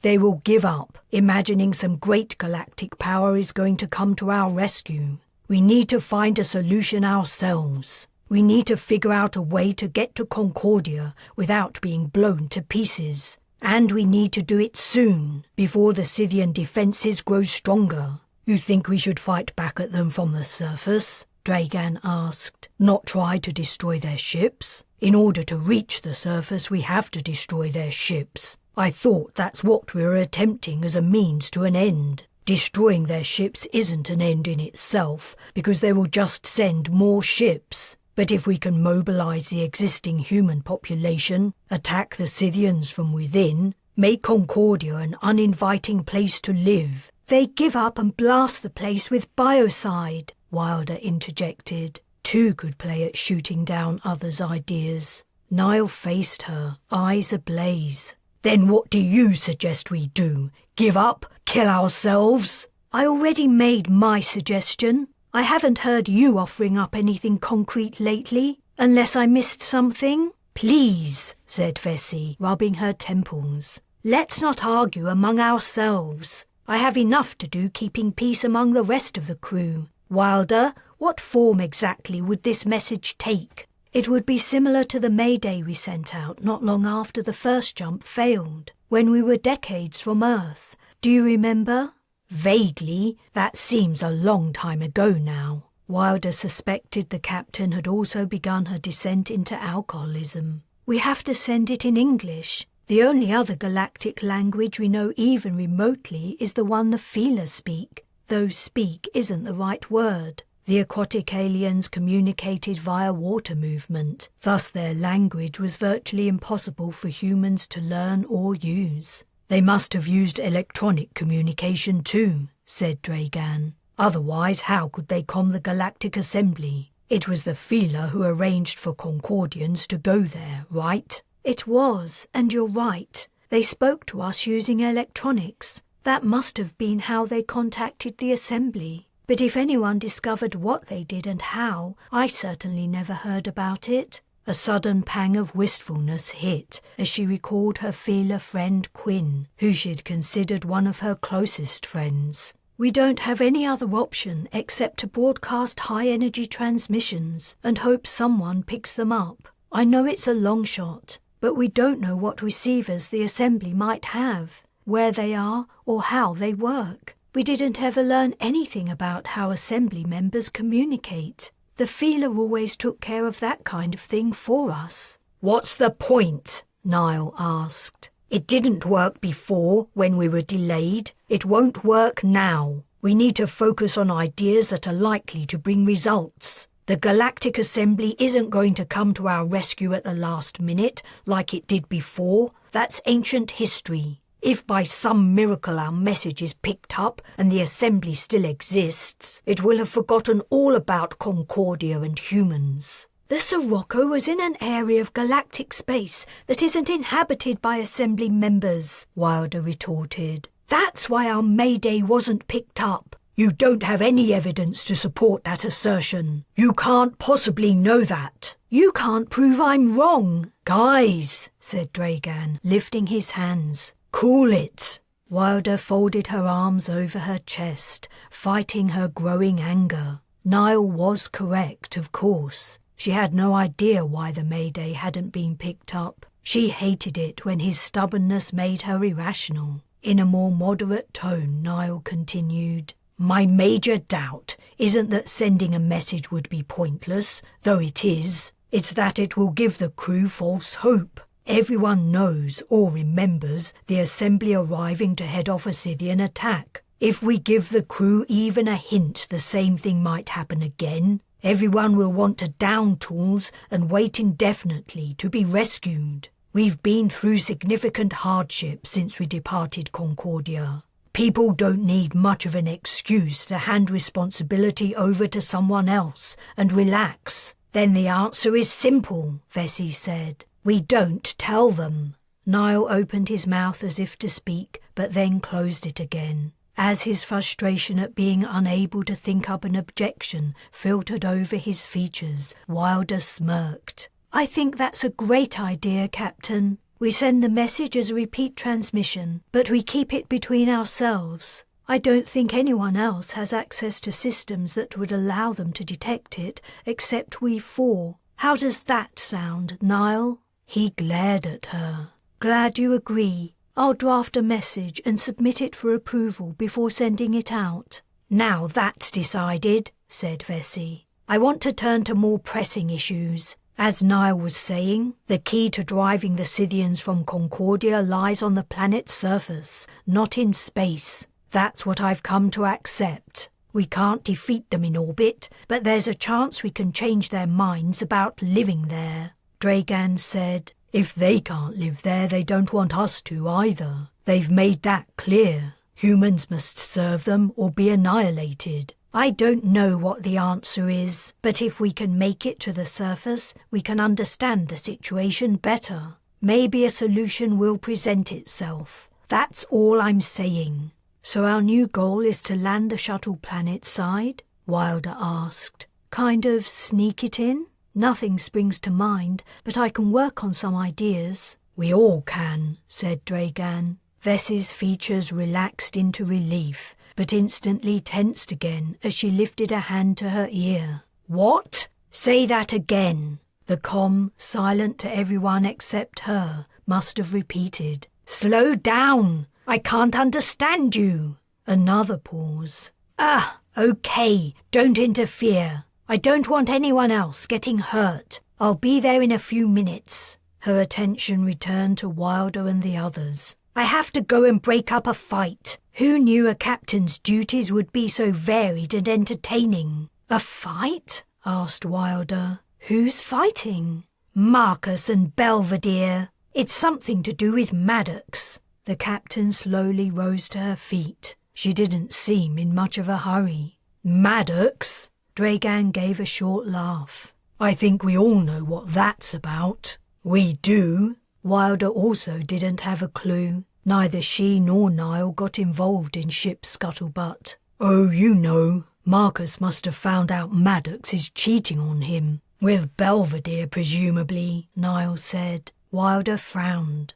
"I thought Maddox had a thing with Aubrio. She moved on fast." "He was never exclusive with her," Dragan explained. "It used to drive her crazy." As well as telling them the ship's gossip, he was revealing a whole new side of his character. Despite their years of friendship, Wilder hadn't known he was so deeply enmeshed in the goings-on aboard the ship. It explained how he'd been drawn into the Final Day 5 cult. Vesey said dryly, "But I have to go." As the captain departed, Wilder said, "But Marcus is blind and spends 95% of his time in his cabin." "Makes him easy to find," Niall quipped. Wilder continued, "And Maddox has a broken leg." A horrible image leapt into her mind. "Do you think Marcus caught her and Belvedere doing it?" Niall asked. "At least he would only have heard rather than seen them." "I'm not sure that's better," said Wilder. The three engineers chuckled. Chapter 9. Aside from the stories about Ethan and the battles, the history of Concordia's founding was boring.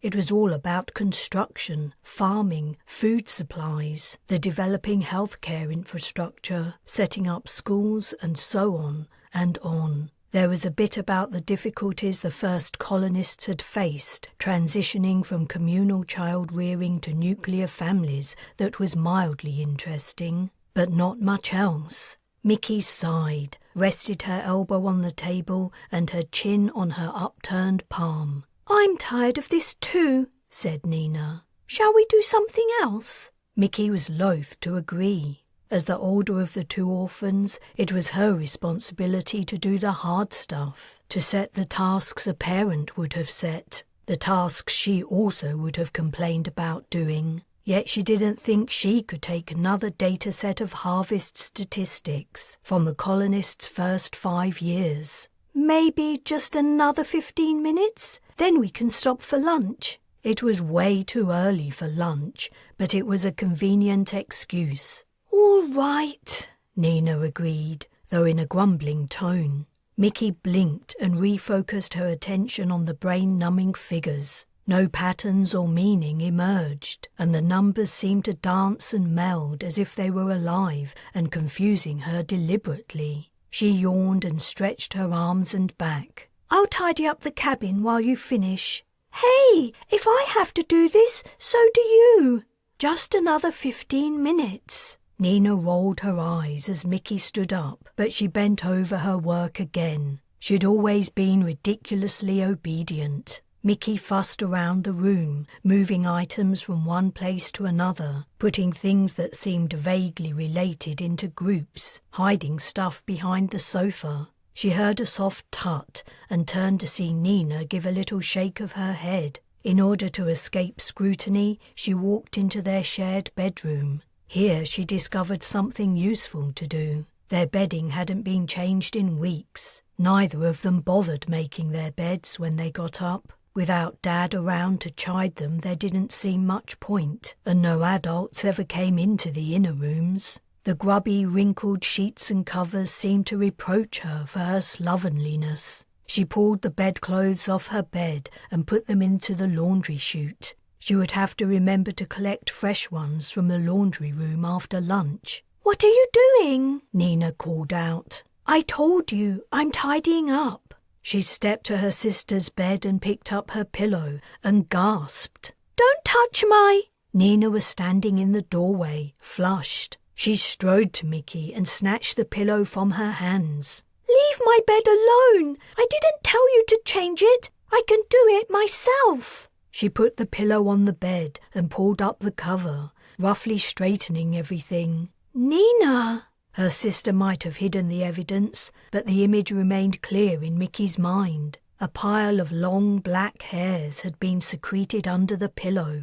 Nina's hair, unmistakably, and far too much to have fallen out naturally. "I'm going to finish my work," Nina declared. "Then we can go and eat. I'll change my bed later." Mickey's gaze followed her as she left the bedroom. What was wrong with her sister? Was her hair falling out? If it was only a medical problem, why was she hiding it? Why hadn't she told someone? Mickey watched Nina from the doorway as she bent over her interface once more.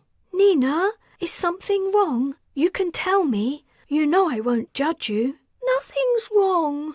But fat teardrops landed on the screen, and Nina was only staring downward, not working. Mickey realised her sister had recently begun to always wear her hair in a ponytail, whereas before she'd worn it down. And she used to take great care with it, while now she only brushed it quickly before putting it up.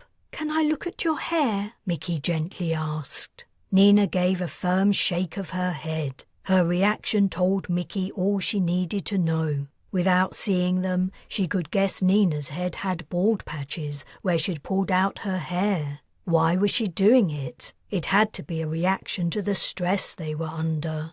A lead weight settled in the pit of Mickey's stomach. Though logically she knew the current situation wasn't her fault, she couldn't help feeling it was. At the very least, she'd failed in her primary duty to keep her sister safe and happy. Nina certainly didn't feel safe and happy if, in the quiet of the night, she was wrenching out her hair. Mickey moved to her sister's side and tried to hug her, but Nina pushed her away. "Leave me alone! I don't know what you're making such a big fuss about." Mickey hesitated. How could she help if Nina wouldn't accept it? But maybe she was right. A hug wouldn't make anything better. What Nina needed was for this whole torturous experience to be over. She needed a home and a life free from fear.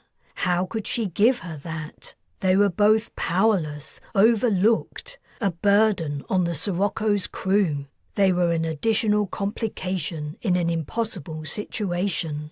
She had to make a positive difference. She had to act. How else was she supposed to live with herself? How could she live with the knowledge that she'd let Dad down and his confidence in her was misplaced? She marched to the outer door. "Where are you going?" Nina asked, but Mickey didn't answer as she left. The captain's office was on the other side of the ship. By the time she reached it, Mickey's determination had weakened, and she was muddled about what she wanted to say. Then the imagined image of Nina's head flashed into her mind. She gathered her resolve and walked in. Captain Vesey had always employed an open-door policy, saying any crew member was free to come and see her at any time, to talk to her about anything. So Mickey had been expecting she might see someone else in the room when the door automatically slid to the side. What she hadn't been expecting was a dead man. "Aubrio?" The man's deep, voluminous voice burst out at her as she walked in. He was standing in his usual arrogant pose, hands on hips, chest prominent, jaw slightly upturned so he looked down his nose at whoever he was addressing. She screamed and clutched the doorframe as her legs lost their strength. Wilder, who she hadn't even noticed, was instantly at her side. "It's a hollow, Mickey. It's just a hollow." Aubrio disappeared. Captain Vesey, sitting at her desk, must have turned it off. Wilder led her to a chair. Sitting down, Mickey gasped, "I'm sorry. I thought—" "We know what you thought," said Wilder. "Are you okay?" "I think so." The tingles of shock were beginning to dissipate. "What was he saying? I didn't catch it. How come we have a hollow of Aubrio?" "It isn't important," the captain replied. It clearly was important. Otherwise, why would she and Wilder be watching it? What Vesey meant was, Mickey wasn't important. Not important enough to be told what was going on anyway. "How can I help you?" Vesey asked impatiently. Mickey sat up straight. "I heard there's going to be an attempt to land the shuttle on Concordia. Is that right?" "What if it is?" "I want to go along." "You want to?" Vesey chuckled uneasily. "I want to be one of the away team." The captain's features grew serious. "Absolutely not. The mission is insanely dangerous. It's the last place for a young girl. You're only 15. She'd been anticipating the refusal. On her way over, she'd thought up the reasoning to back up her proposal, but then forgotten it. Now it all came flooding back. "I might be almost the youngest person on the ship, but I'm also one of only 2 people who have had close contact with the Scythians. Unless you're suggesting Nina should go in my place?" That's even more preposterous. Nina and I fought our way out of a Scythian dome. Do you have anyone else who has done that? You know I haven't, but that's beside the... Who else on this ship has had conversations with Scythians? The conversations had actually been interrogations, but stretching the truth made her sound more convincing. Vesey glowered. Wilder was watching, arms folded over her chest, smiling. Mickey continued, Can you name a single person under your command who is better suited to go into Concordia and figuring out a way to get the aliens to leave? She arched an eyebrow.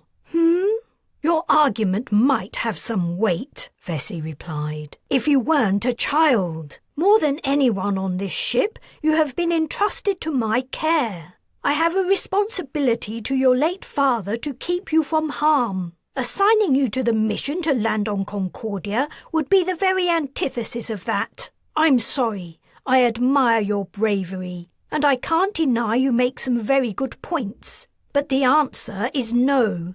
However, if you can offer the away team any suggestions or advice, you would be very well. Mickey sprang to her feet. But you aren't keeping us from harm. We aren't safe here. Not in the long run. We could have died in the last battle, and no one tells us anything. We don't know what's going on. We're slowly going crazy, living in this make-believe world where everyone pretends everything is normal, while in reality we're one wrong step away from death. Every day, the inevitable creeps closer, but no one acknowledges it, not to our faces. She swung around to stare at Wilder and turned back to Vesey. You all pretend to care, but you don't. Not really. No one knows what really goes on with us. You want us to stay quiet and keep out of the way, to be good. And as long as we do that, everything will be all right. But it isn't all right. Nothing is all right.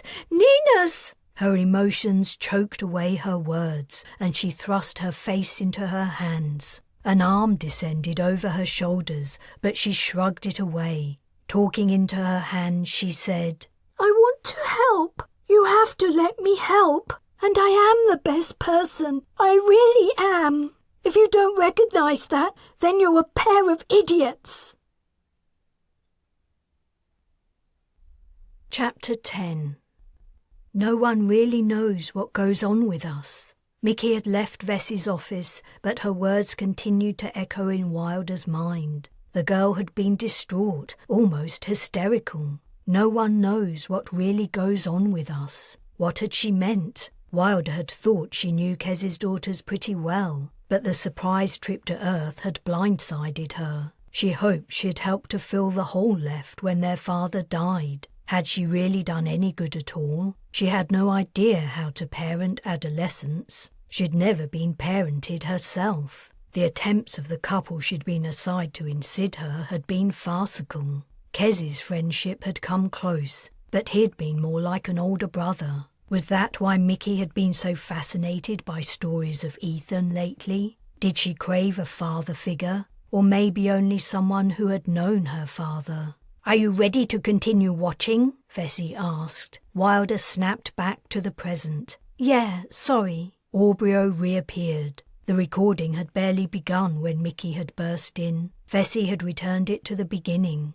Wilder's customary visceral reaction to Aubrio flared up. Dislike, bordering on hatred. She'd never forgotten the months she'd spent in close confinement with the disagreeable man, aboard the Opportunity on the journey to the Galactic Assembly. What had Cherry ever seen in him? Vesey had said she'd discovered the hollow while going through his files. The file was entitled to be played in the event of my death, so Wilder didn't have any qualms about invasion of privacy when Vesey had invited her to watch it. However, why the captain had been going through the man's data at all was a question that remained unanswered. Wilder guessed she'd been looking for inspiration and guidance. Good luck with that. Aubrio glared at the camera as if angry about his potential demise. Wilder was reminded of the hollow of the Maker, Steen, full of bitterness and rage. The men's desire to live had been strong.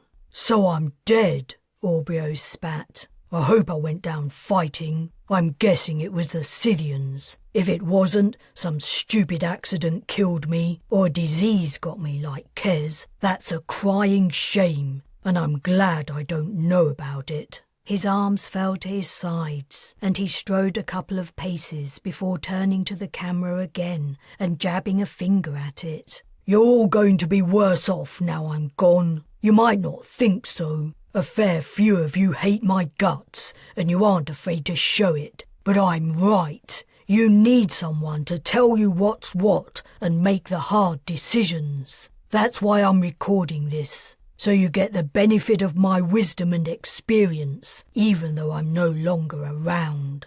I might be dead, but I still want the colony to succeed. It's my legacy, my gift to humanity." Wilder rolled her eyes. Aubrio was even managing to annoy her from the grave. She signalled to Vesey to pause the hollow.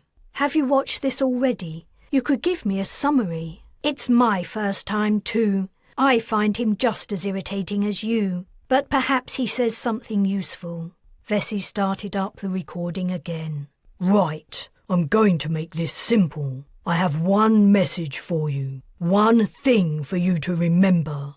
Never compromise. There are to be no half measures, no negotiation. Cherry, I know you beat yourself up about rejecting the Scythians' proposal when they wanted to enslave the colony. Even now, you think it was a big mistake because it caused them to launch the biocide. But you were right." His hands returned to his hips. "If there's one thing I learned running my businesses, it's this. The minute you show weakness, your enemy will go for your throat. Believe me, I saw it again and again. So you have to stay strong and never back down. Remember that, Vesey. As soon as you start to give ground, it's the beginning of the end. You've lost."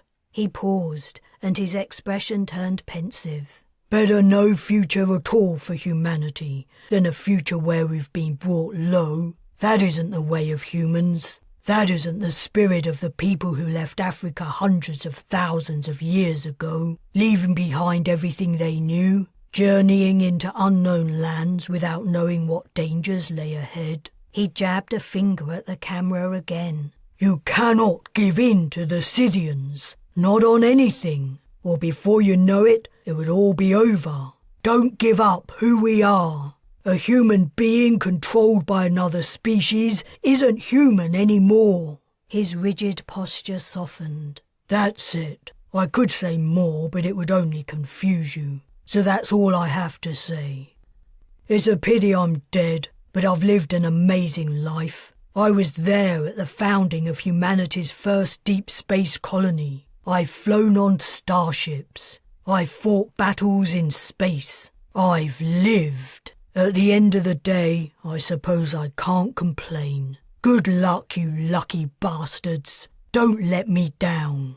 But his final look before the recording ended struck Wilder's core. The sadness and yearning in his eyes were emotions she'd never seen in him before. His lust for life and sorrow as he imagined his death were almost palpable. Maybe his drive and vitality were what had attracted Cherry. "Well, that was disappointing," said Vesey. "I'm not sure what you expected. It was Aubrio after all. A revelation or tactical advice would have been nice. Something to help us defeat the Scythians. Something other than telling me not to negotiate with them. As if I have the opportunity. Their go-to response at any encounter is to try to kill us, and the situation is similar to how it was on Earth. More of their ships must be on their way, if not due to Mickey informing them she was from Concordia, then in response to our arrival in the system. They might have guessed where we're hiding too.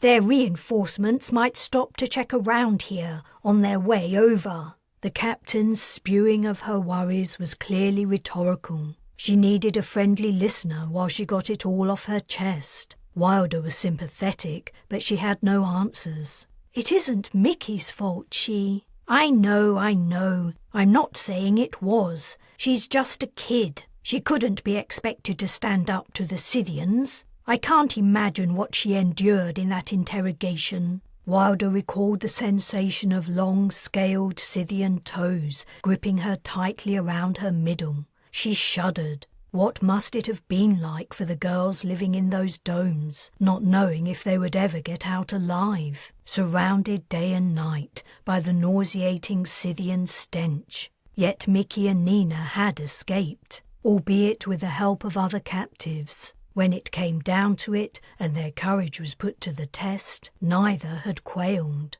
"What are you thinking?" Vesey asked. "Have you thought of a way of getting the shuttle to Concordia in one piece?" Wilder smiled sardonically. "Still working on it. I was thinking about Mickey's request." "Request? It was more like a demand. An outrageous one, I might add. Just the thought of how Kes would have reacted to even the mention of endangering his daughters' lives strikes terror into my heart. As Mickey pointed out, they're already in danger. Dire danger if, as you guess, the Scythians are on their way to this system. I mean, we could jump at the first sign of approach, but where to and for how long? Unless we figure out a way to free Concordia, we're screwed.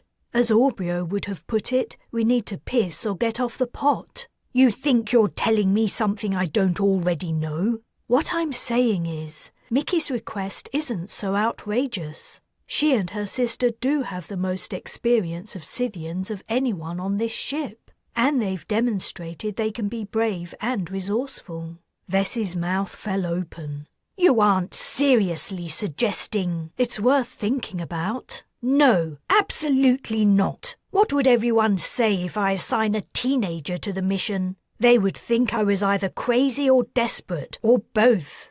"Maybe it's time you stopped caring about what people say. Aubryo didn't. And look where that got him." Vesey's retort didn't make any sense. Aubryo's death hadn't had anything to do with his indifference to others' opinions of him. The captain was being defensive, grasping at straws in an effort to win the argument. Few things annoyed Wilder more than irrationality. Through a clenched jaw she replied, "Dislike or hate him, Aubryo knew how to command." "And I don't, I suppose." Vesey looked about to rise from her seat with indignation.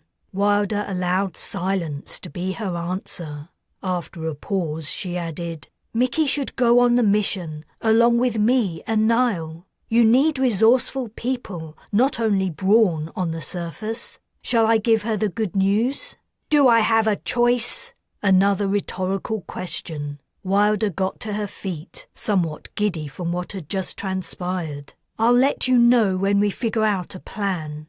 She made her way through the Sirocco's passageways, heading for Mickey and Nina's cabin. Vesey's face had been a picture as she left, partly outraged, but something needed to be done. And though the captain meant well, she lacked the brains and decisiveness to pull them out of the deep, dark hole they were in. Wilder's understanding of the truth of the situation had seemed sudden initially, but she realized it had simmered below the surface for weeks. Her preference was to remain on the sidelines, working on interesting projects. She wasn't comfortable with ignoring the captain's seniority, but it was necessary. She would have to take a more active, assertive role in the future. When she arrived at Mickey and Nina's cabin, Nina was hastily scraping her hair into a ponytail, and Mickey stood behind her with a brush. The girls seemed to have been doing some kind of hairdressing, which was utterly unlike them.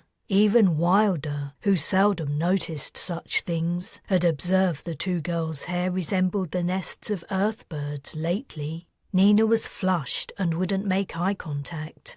"Is something wrong?" Wilder asked. "No," replied Mickey, adding bitterly, "Have you come to tell me off for getting angry at the captain? Stars, I'd hoped you knew me better than that. When I was your age—" Wilder paused, realizing she sounded like an old-timer. "I'm not here to tell you off. I'm here to let you know Vesey agreed to you joining the mission." "She did? What mission?" Nina asked. "To go to Concordia. I'm going on the shuttle to fight the Scythians on Concordia." "You can't!" Nina leapt to her feet and faced her sister. You'll die! I won't. I'll figure out a way to make the Scythians leave. You'll see. You'll be killed, and I'll be all alone. Nina collapsed into her seat and began to sob. Wilder watched awkwardly. She'd thought she would be the bearer of good news. She hadn't anticipated Nina's reaction, even though it was entirely predictable. Mickey was comforting her sister, whispering, I'll be fine. The Scythians will leave, and then you can go home. Maybe we can find our old house. Wilder watched on, feeling like an outsider. The two girls were enclosed in their own small world of despair. Chapter 11.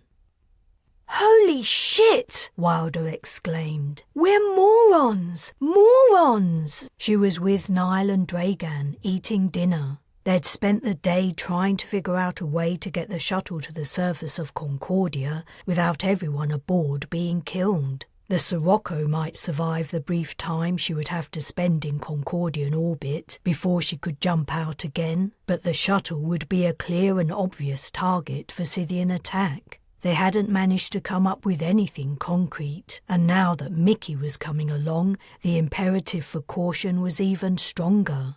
Niall eyed her irritably. Interesting that you include me and Dragan in your character critique. Raising her voice had attracted the attention of their crewmates in the refectory. The chattering had paused, and heads turned toward them. Wilder waited until the audience grew bored and returned to their conversations, before leaning over the table to speak to her companions more quietly. The answer has been staring us in the face. Hell, we've been working on the answer for weeks. When Niall and Dragan looked back at her blankly, she asked, Have you finished eating? Dragan nodded. Niall put down his knife and fork. I'm so keen to hear your suggestion I've lost my appetite. I'm not going to tell you. I'm going to show you. And then you'll agree we're all as dumb as a sack of rocks. She got up from the table and, without waiting to see if Niall and Dragan were following, walked out of the refectory.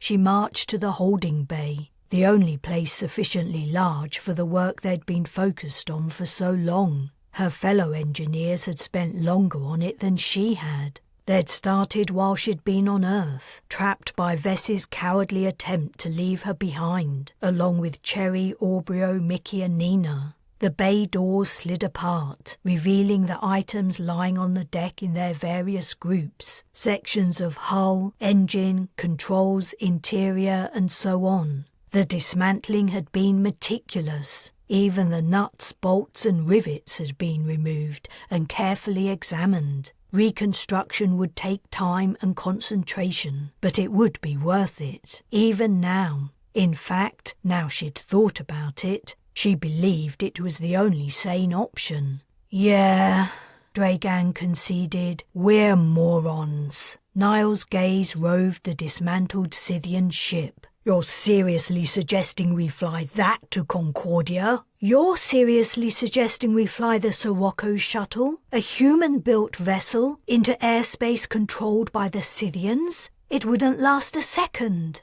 Dragan said, I have to admit that's our biggest problem. Even if we're lucky enough that they haven't created air traffic monitoring systems, the shuttle is so easy to distinguish by sight. Yes, Niall snapped. That point has been made several times today. There's no need to repeat it. This does seem the obvious answer, Dragan said mildly, gesturing at the aircraft parts. It gives us our best chance, Wilder urged. The vessels the Scythians used on Earth were pretty much identical, and they weren't designed for an oxygen-rich atmosphere. The aliens had brought them directly from their planet, without bothering to refit them. It stands to reason they've done the same thing on Concordia, which means this aircraft won't be distinguishable from the others they're already using. All we have to do is strengthen the hull and make it airtight. If the Scythians miss its launch from the Sirocco,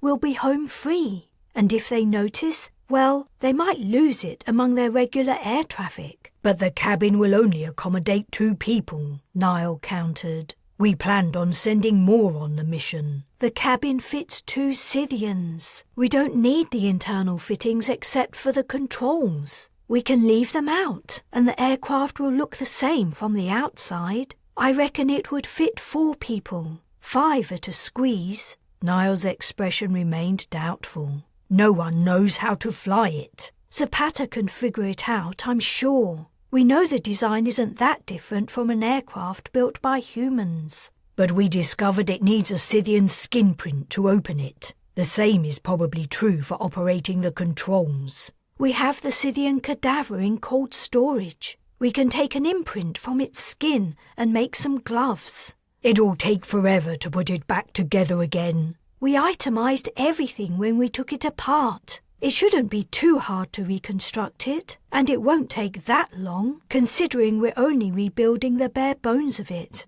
She folded her arms over her chest and tilted her head. Any more objections? Niall was silent. Go on, admit it. You know I'm right. He glared at her, turned and strode down the passageway. She watched his retreating back with amusement. When she saw Dragan's look, however, her smile faded. What's wrong? Don't tell me you're having doubts too. Not about your idea, no. You're right. It's the only way anyone stands a chance of making it to Concordia alive. And it's ridiculous it took us so long to think of it. Wilder was about to remind him that she thought of it, not them, but it seemed churlish. I just think you could be gentler with Niall. She blinked. Me be gentler with him? Are you sure you've got that the right way around? I know he's being even more combative than usual, but he's suffering. He wouldn't want me to tell you this, but he was nearly demented with worry while you were on Earth. He was the one who figured out what Vessi was up to and forced her to go back to pick you up. She hadn't made many inquiries about what had gone on during her absence from the ship. She'd been too sad about leaving Cherry behind and concerned about Mickey and Nina and what the future held. I guess I should thank him. He doesn't want your thanks. Rescuing you is sufficient reward, I'm sure. I know he cares, but he's so relentlessly negative toward me, so prickly. It's hard to tolerate. I honestly don't think he can help it. It's just how he is. But maybe you could try. Dragan struggled to finish his sentence. He seemed embarrassed. I could try what? Tell me. I'm a big girl. I can take it. You could try being more understanding. I hate to say it, but you're often cold. I mean, I get it. With the stuff we do, we're in our heads a lot of the time, not aware of other people's emotions or reactions. We can get into a certain way of thinking where everything has to make sense, and we apply the same expectation to people. We find it frustrating if they aren't logical.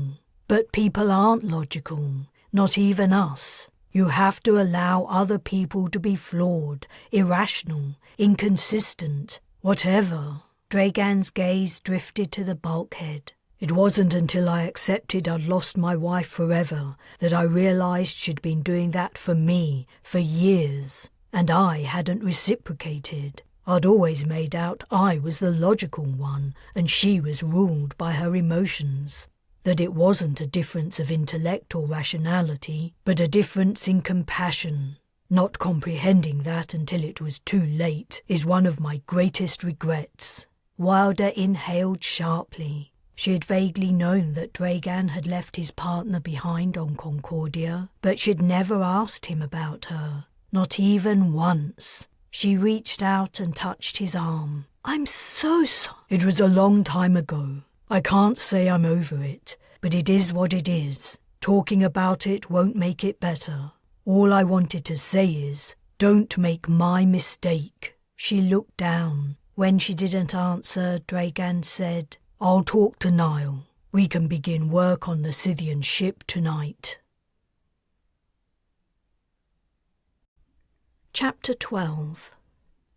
It had taken way longer to rebuild the Scythian ship than anyone had expected. Mickey had spent weeks in grueling anticipation, the ache in her stomach and insomnia growing greater. waiting to hear from Wilder that they were finally ready to attempt a landing on Concordia.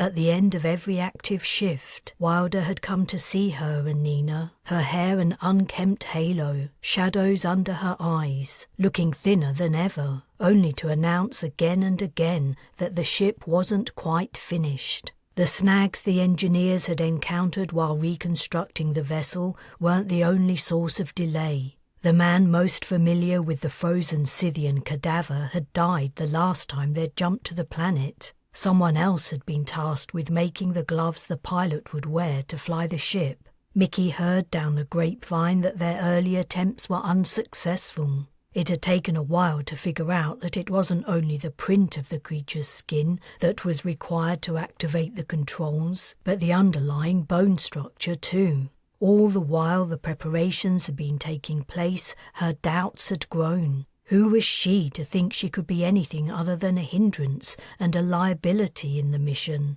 What did she have to contribute? She wasn't a scientist or an engineer. She didn't possess a fraction of the knowledge or skill of the rest of the crew. She had grown up on a starship without even a proper education. When she had gone to see Captain Vesey to demand to be included, it had been a spur-of-the-moment decision. A knee-jerk reaction to discovering that Nina was so anxious she was pulling out her hair. In the captain's office, she had exaggerated her knowledge of the Scythians to try to persuade Vesey to agree. In reality, she knew hardly anything about them, very little more than anyone else. The captain had either been kind or desperate to allow her to join the mission. She was an imposter, a fraud. She had done something stupid, and Nina was right. She was going to get herself killed. Yet she hadn't been able to bring herself to back out. Was she too embarrassed to admit her mistake? Was she simply ashamed of being a coward? She didn't know, but day after day, when Wilder had arrived to give an update, her mouth stubbornly refused to utter the words, "Sorry, but I changed my mind." Now it was too late. Wilder sat across from her in the cramped interior of the Scythian vessel, knees drawn up, her features obscured by the reflective visor of her Eva-suit. Niall crouched by her side. The other engineer would remain on the Sirocco. Someone was needed to oversee the jumps. Next to Mickey, so close they were squashed up against each other, was someone she didn't know very well, a woman called Maddox. She had taken part in the first attack on a Scythian dome on Earth with Cherry and Orbio, so she had a little experience of the aliens. Between the 4 mission members was Zapata, the pilot, wearing his outlandish gloves. The tiny space would have been claustrophobic in the best circumstances. As it was, with 5 people in bulky suits crammed in, about to embark on what amounted to a suicide mission, it felt stifling. What was more, though the seats had been removed, the interior reminded Mickey of the time she'd flown with a Scythian for hours, not knowing whether her sister was alive or what lay ahead. It was as much as she could do to not panic, thrash and scream, begging to be let out. The countdown to jump was commed into their helmets. As it neared 0, Wilder gave Mickey a thumbs up. She couldn't return the gesture. She couldn't move. Her breathing was loud in her ears, louder than the thrum of her racing heart. She was painfully aware she was depleting her suit's oxygen at a dangerous rate. The Sirocco jumped. The too familiar blending of reality shifted back to normality. "One good thing about being jammed in here," Maddox remarked over helmet comm. "We can't get thrown about." As if defying her words, the ship lurched violently. Naturally, the second the Sirocco had arrived in Concordia orbit, she would have come under attack, but she might not have been hit. The plan, as Mickey understood it, was to create as much of a distraction as possible, so the Scythians might not notice the tiny craft launching into the upper atmosphere. Captain Vesey intended the aliens to think the Sirocco had returned to attack their ships again. Also, without Zapata at her controls, the stand-in pilot might be flying erratically anyway. Even in the small space, the Sirocco's movements threw them into each other. Except it wasn't the Sirocco's movements. Zapata was flying the Scythian vessel out of the bay. The overhead, visible before through the overhanging transparent shell, had switched to black, faintly speckled with stars. They'd left the ship, and she hadn't even noticed. Then the sky exploded. Maddox's screams echoed around Mickey's helmet, but she was silent, dumbstruck by the spectacle. Her retinas retained an imprint of a blinding flash, now faded to dull red. Brilliant stars zoomed past, almost too fast to register. Except they could not be stars. What were they? Maddox continued with her deafening screams. The world upended. Mickey caught a glimpse of a curving planet's surface, yellow land and cobalt ocean. Before space appeared again, the background stars had gone. Ebony had lightened to glimmering dark blue-grey. Fiery objects rained down. Clang! A shock ran through the deck and shook Mickey's bones. Something had hit the wing. The craft shuddered, drooped to the right, somersaulted again. Another scene of yellow and blue flew by above. Mickey shut her eyes. She couldn't look any more. She was about to throw up, and ensconced in her suit that could be very nasty. Feeling for the straps of her safety harness, she clung to them for all she was worth. The sickening manoeuvres went on, or perhaps they were not manoeuvres. Perhaps Zapata was no longer flying them, but was also trapped in the awful descent, helpless. What had the explosion been? Had the Sirocco blown up? Had the Scythians destroyed her? Was everyone else dead? The sensations were chaotic, but then they began to repeat. The ship was spinning, and the pull of gravity came from above. Mickey risked a peek. A horizon raced around them, blurred due to speed. They were falling, whirling hopelessly out of control. They would plummet nose first into the ground, and that would be it. She would never see Nina again. Was Nina even alive? She'd left her aboard the Sirocco, which must have blown up. Black misery and grief descended. She should never have left her sister.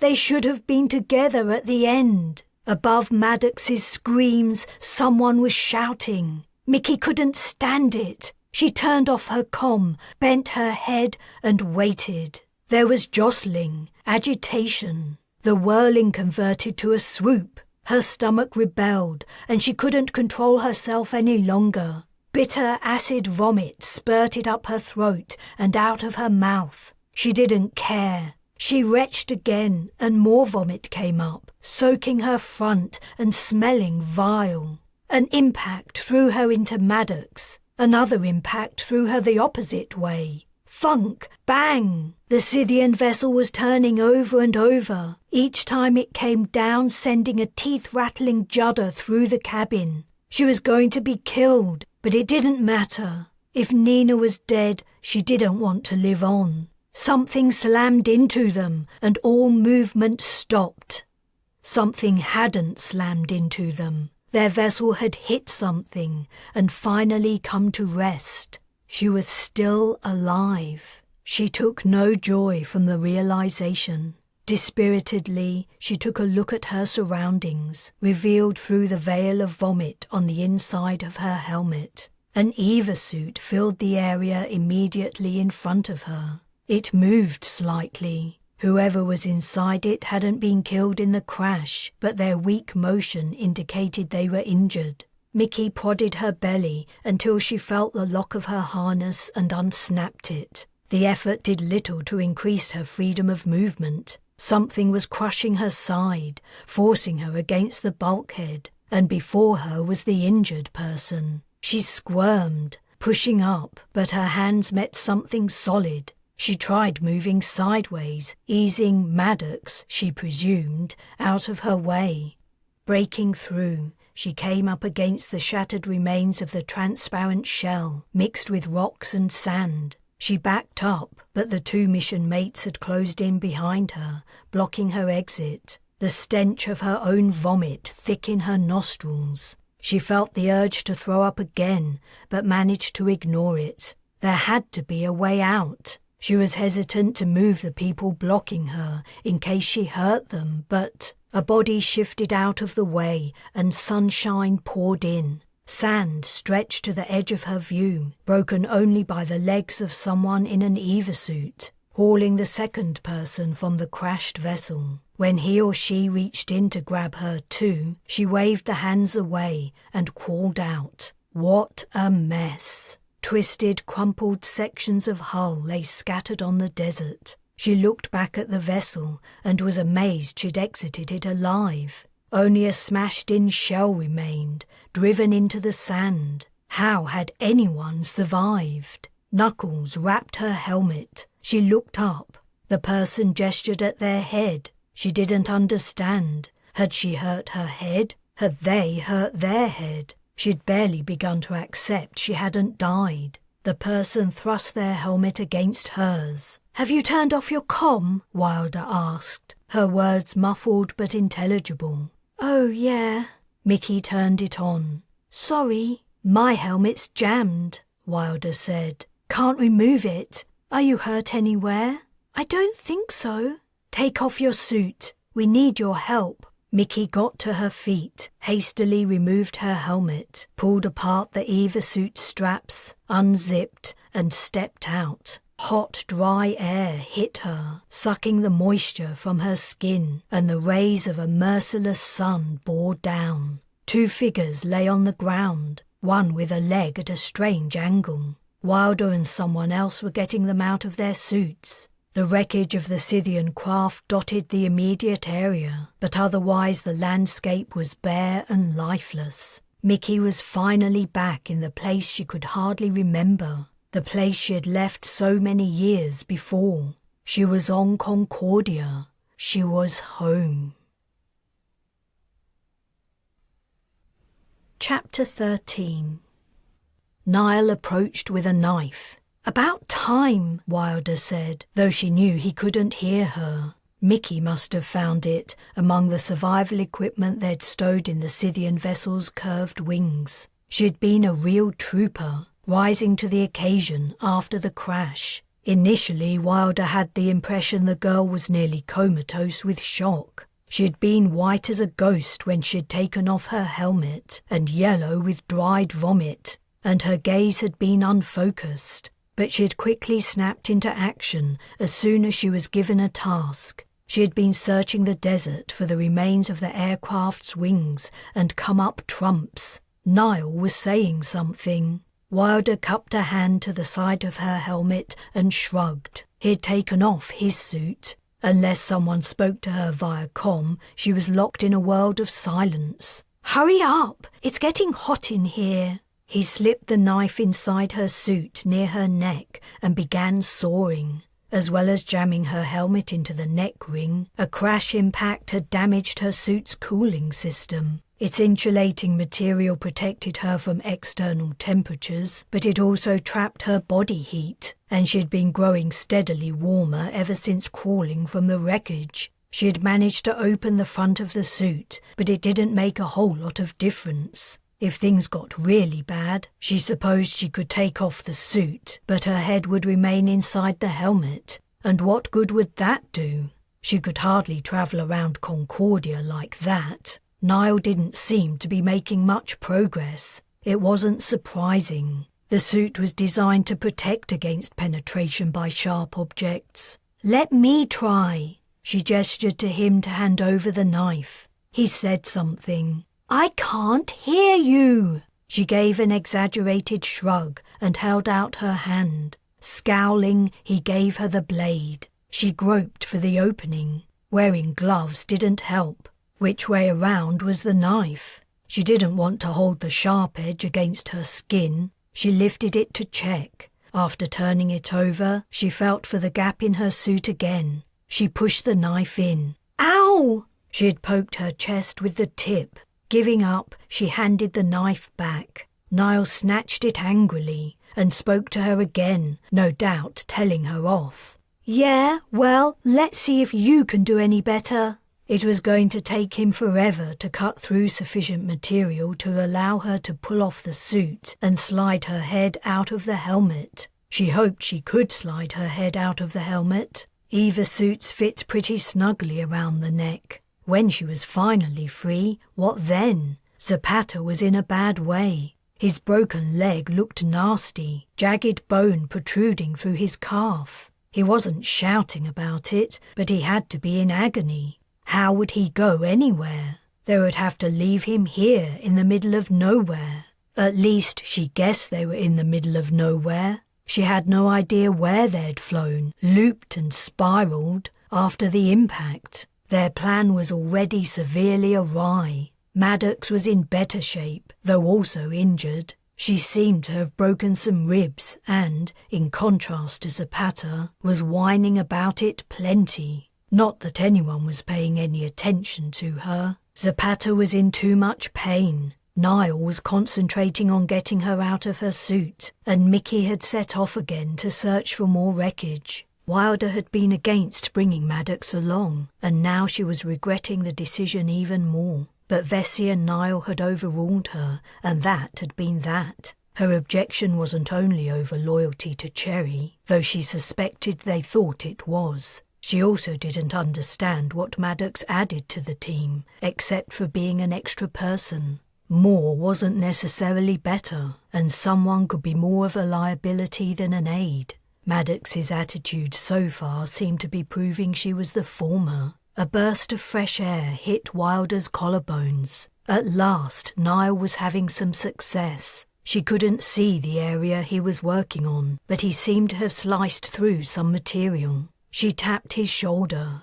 "Can I take it off yet?" He held up a hand. "Wait." His head bent down as he continued to work. "Come on!" There was so much to do, and they were under threat of being captured by Scythians. As if sensing her agitation, Niall looked up. He mouthed something that looked like "nearly there." A few minutes later he put the knife down and pulled the front of her suit apart, allowing more air to rush in. "All right, I can do it." She felt for the cut edges and tugged at them. Together they forced the material over her shoulders. At the same time, she stepped out of the suit's legs. Though the desert air had to be hot, its movement on her sweaty skin was a wonderful relief. She had been soaking in a sauna of her own sweat for ages. She pushed upward on the edges of her helmet. Her head slid through the stretchy material of the neck ring's interior, and finally she was free. Phew! She dropped the suit to the ground. There was a thunk as the helmet she'd come to despise hit the desert sand. "Thanks! I thought I was going to boil alive." "You're drenched," said Niall. "Was your cooling system out too?" "Uh-huh.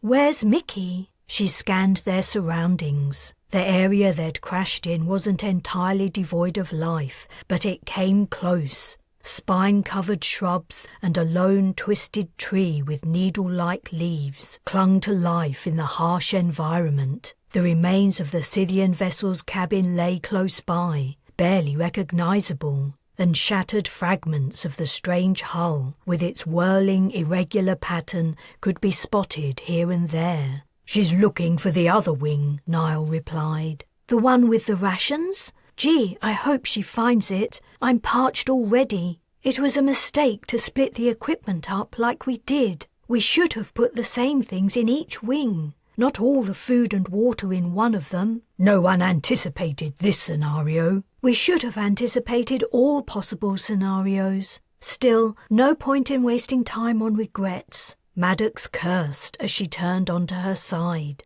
"I hope the girl finds the water too. Zapata and I will need extra shares as we're injured. I wish I'd never come on this mission." "You're not that badly injured," Wilder snapped. "And you could have always said no. I wish you had." "You don't know how I feel. I'm in agony." Her comment as she lay next to Zapata, who really was in agony, was so outrageous Wilder couldn't think of a reply. "You might be lucky," Niall said. "We all might be the lucky ones." He didn't say more. There was no need. All present knew what he meant. What had been the explosion that had occurred soon after they'd launched from the Sirocco? Had the ship blown up, destroyed by the Scythians? It seemed the only logical explanation, but if it were true, the implications were too enormous to grasp. Was everyone else dead? All the people they'd lived with, suffered with,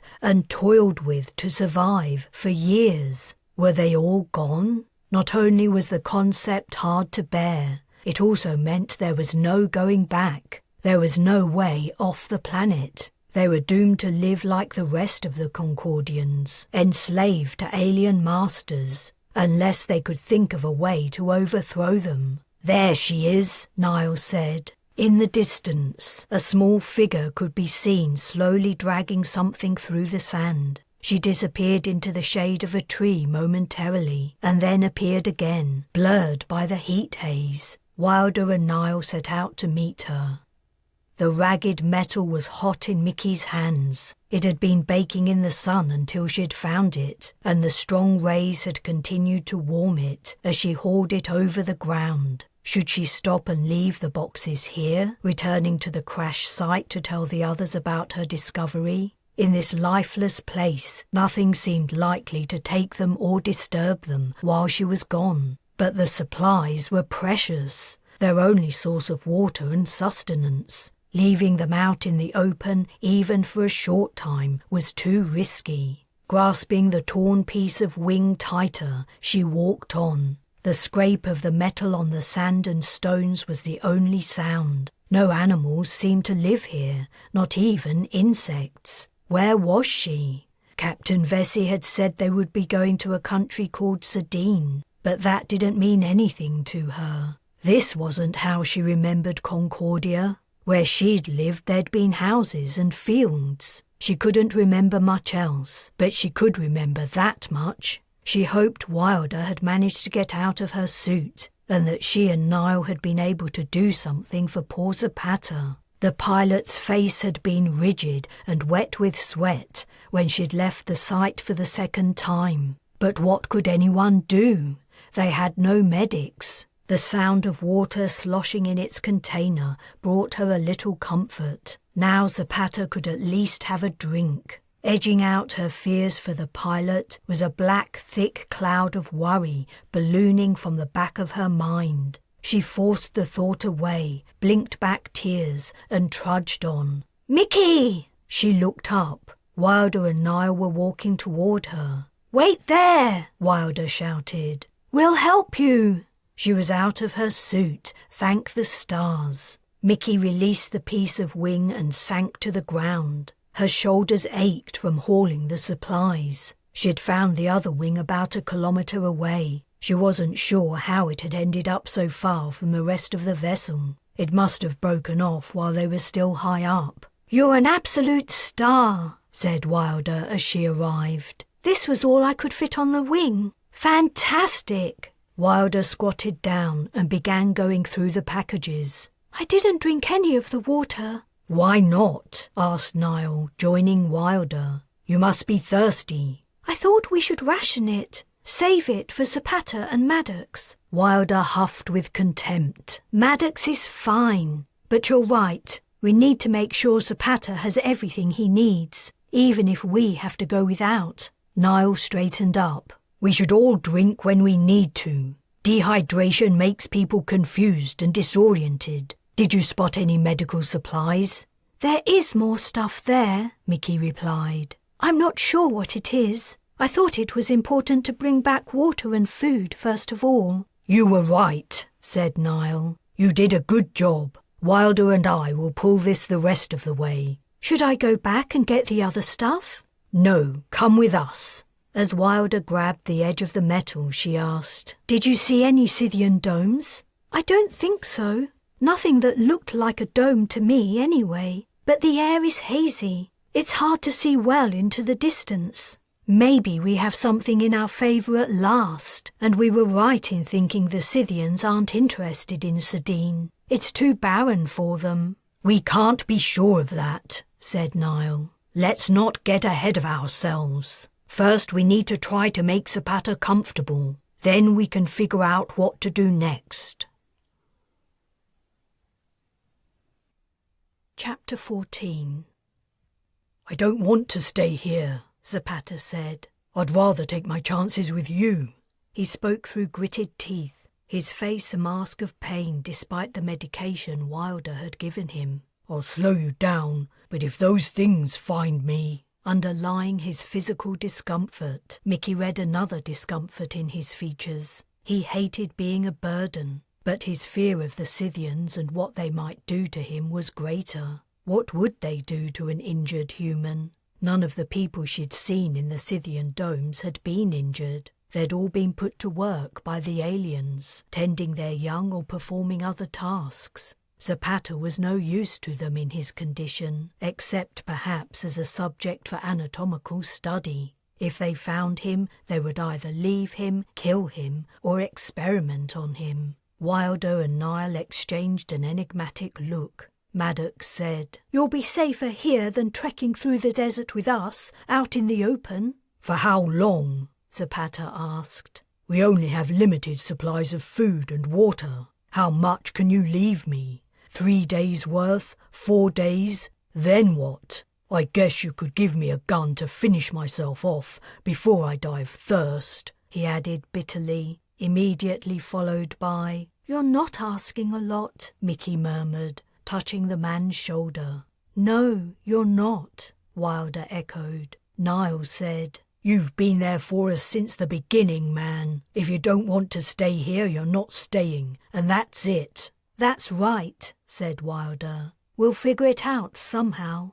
The sun was going down. They'd been at the crash site 4 or 5 hours, and they'd found just about everything they were ever going to find, in terms of the supplies they'd brought along. There had been a medical kit in with the rations and water. Maddox's chest was strapped, and Zapata had received a dose of painkillers, but Mickey didn't know what else they could do for him. She couldn't see how he could walk, and he wasn't a small man. He was the largest and heaviest of all of them. If they had to pull him on the piece of wing she'd used to transport the food and water, they would travel very slowly. "We need to start moving soon," said Wilder. "The Scythians will be leaving their domes. Some might fly overhead and spot us by chance, or they could be looking for debris from the incident after we left the ship." "In the dark?" Maddox asked.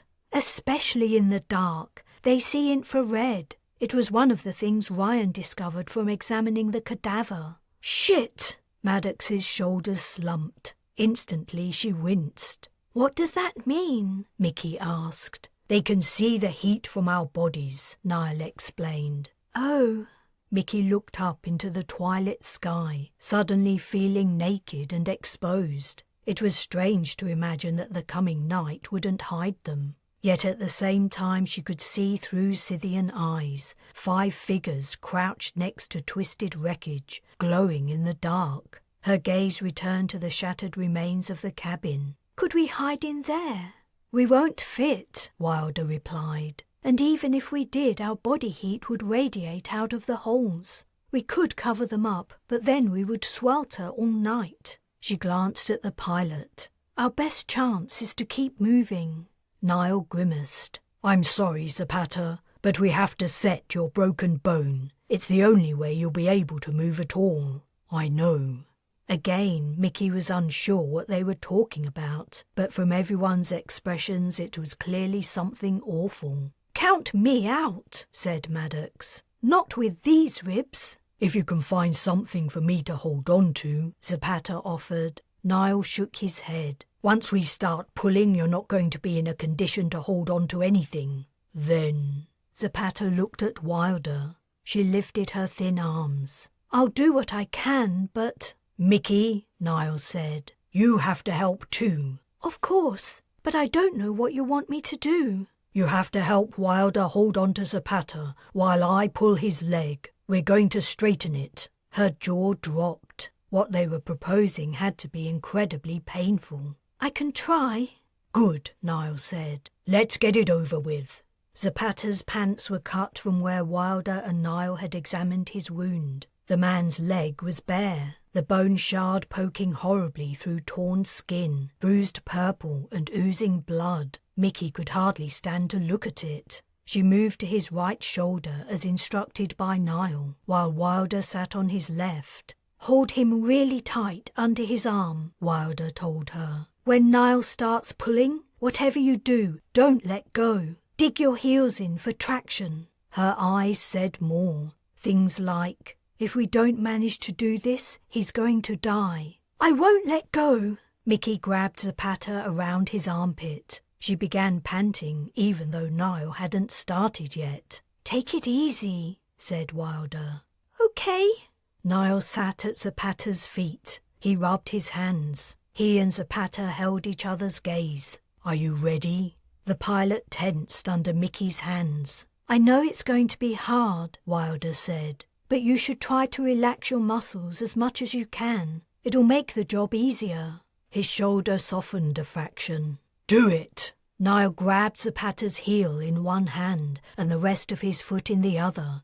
He pulled. The pilot screamed and slid across the ground. "Hold on, Mickey!" Wilder yelled. She gripped the man's shoulder with all her might, thrusting her heels into the slippery sand. Zapata was wriggling, squirming, unable to control himself in his agony. She dug her fingers into his skin as she struggled to hold on to him. Every fibre of her being rebelled against what she was doing. She was hurting him, but he needed to be hurt. He had to suffer this terrible ordeal if he was going to survive. Her chest heaving, she turned her head away. She couldn't bear to see what was happening. All she could do was focus on stopping Zapata from moving. Why was it taking so long? Did straightening a broken bone take a long time? No one had told her how long it would take. Her muscles were nearing exhaustion from the effort. The pilot's screaming resounded in her ears. It encompassed her entire world.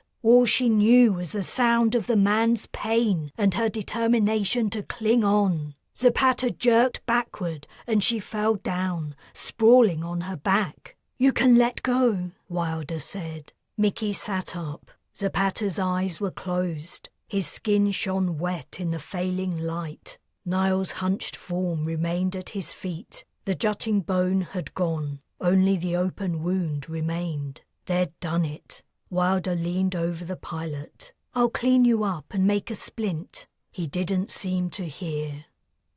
Niall had broken a branch from the twisted tree, and Wilder had wrapped material around the thicker end to make it into a crutch, while Zapata recovered from his ordeal. As they worked, Mickey stowed supplies into 3 of the backpacks she'd recovered from the wreckage. Maddox was adamant she couldn't carry anything, and naturally no one expected the pilot to burden himself. As she stuffed the backpacks with rations, Mickey regularly checked the sky. They had guns. If 1 or 2 Scythians attacked, they might be able to kill them, though no doubt more would soon be on their way. The plan was to reach a place Wilder was confident still existed, a hidden place where they would be safe, and from which they could launch an effort to turn the tide against the aliens. Mickey didn't know the location of the place or how far away it was, and she wasn't sure anyone else did. But at least they would be moving.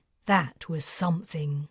"All set?" Niall loomed up out of the dark. "I divided the rations and water up like you said, equal amounts in case we get split up." He reached down and lifted a pack experimentally. "Are you sure you can carry one of these?" "It's the water that's making them heavy. They'll get lighter as we drink it." "If you're sure you can manage." His gaze turned toward Maddox, who sat alone some way off, staring into the night. "I can manage." Wilder arrived. She'd been helping Zapata to his feet and given him his crutch. "The sun went down over there," she pointed, "so we have to head that way." She swiveled so she was pointing in the opposite direction. "Toward the coast," Niall said. "When we hit the ocean, I should be able to figure out if we go north or south." "You remember that well?" "Well enough." Niall stooped and picked up a backpack, handing it to her. "Maddox, we're leaving." Mickey shouldered another pack. Wilder and Niall walked in front as they departed the crash site. Mickey walked next to Zapata, who hopped along slowly on his crutch. Maddox brought up the rear.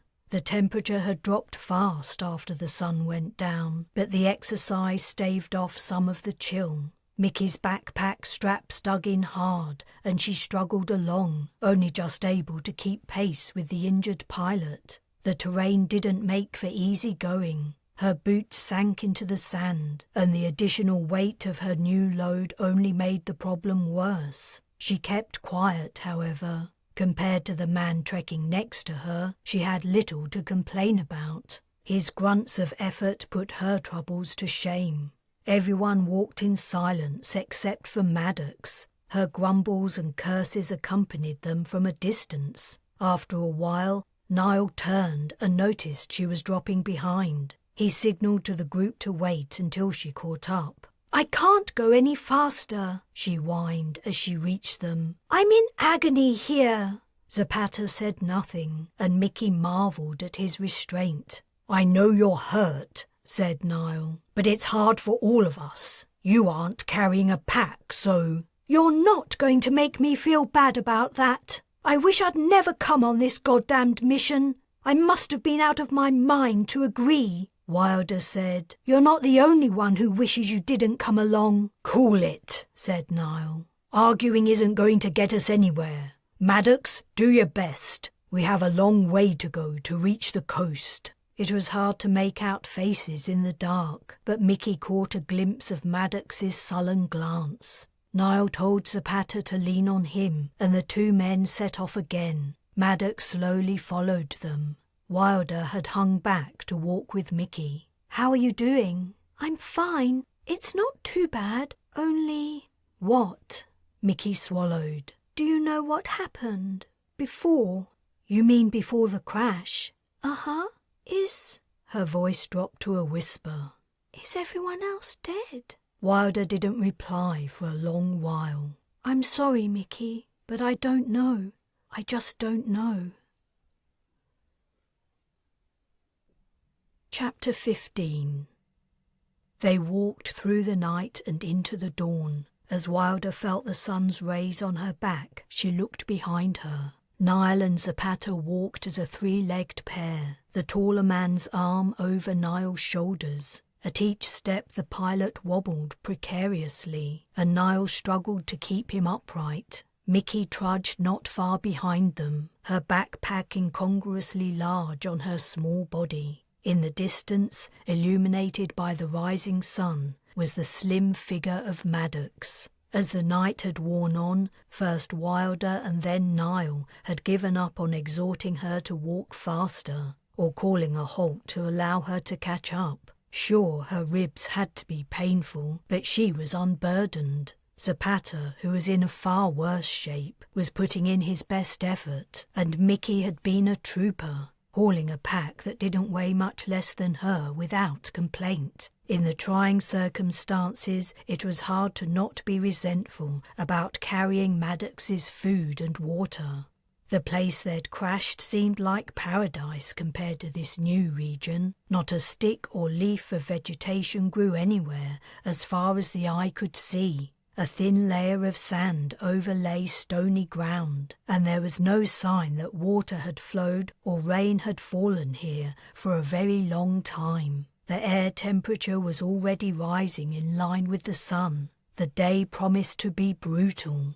Wilder drew to a stop, unfastened the catch on her waist strap, slipped off her shoulder straps, and let her backpack slide to the ground. Niall appeared to register the sound, looking up and asking, "We're taking a break?" "We should call it a day, or a night." She gestured at a group of boulders. "They'll give us a little cover and shade. There's nowhere else suitable in sight, and he can't go any farther." She jerked her chin towards Zapata, confident he was either past registering what was going on around him or too exhausted to care. Niall glanced at the pilot. "No argument about that. Come on, buddy. Just a few more steps and you can lie down." He guided the exhausted man to the boulders and in among them before easing him to the ground. Wilder waited for Mickey. Her head was down and her hair obscured her face. When she reached Wilder, she almost passed her by without noticing, but Wilder reached out to touch her.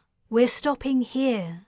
Mickey lifted her head, revealing drawn features and a sagging mouth. Huh? We're stopping.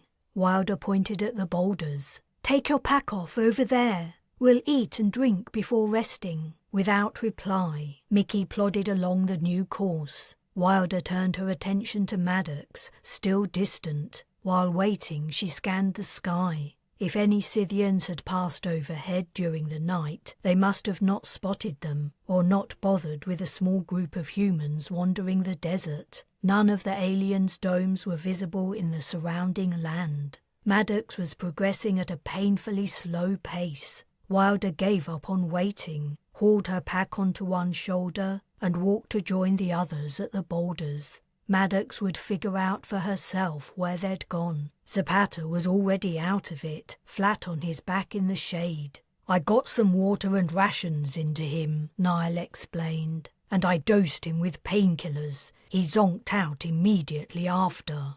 I'm not surprised. It's a miracle he made it this far. He must be completely beat if he can sleep while his leg is in that state. The wound in the pilot's calf had puffed out and turned a deeper shade of purple. They had no antibiotics. The last of the supply they'd brought on the Sirocco had been used up years ago, and the ship lacked the facilities to create more. If the Earthers had them, Vess's abrupt departure had put paid to any chance of a request to replenish the ship's stocks. Mickey was sucking water from her bottle. "How are you doing?" Wilder asked. "I'm good." Everything about her said otherwise, from the shadows under her eyes to her limp arms and slumped posture. It was clear Mickey was at the end of her strength too. "When you've eaten," Wilder said, "try to get some sleep." "How long are we going to stay here?" Wilder checked the sky again. Not a cloud was in sight. "What do you think, Niall?" "At least until after midday. The heat will be unbearable by then, even for us, let alone Zapata." "How much farther do we have to walk?" asked Mickey. "I'm not sure, but we seem to be heading in the right direction at least. Maybe only another day or so." In truth, the topography told her they'd crashed far from their intended destination. They shouldn't have had to cross a desert to reach it, which meant they were closer to the center of Sardine than she wanted. Depending on how close, they might have 2 days or 2 weeks walking ahead of them. How could the pilot do it? "I can manage another few days," Mickey announced. "No problem." "You're a great help," said Niall. "We couldn't do it without you."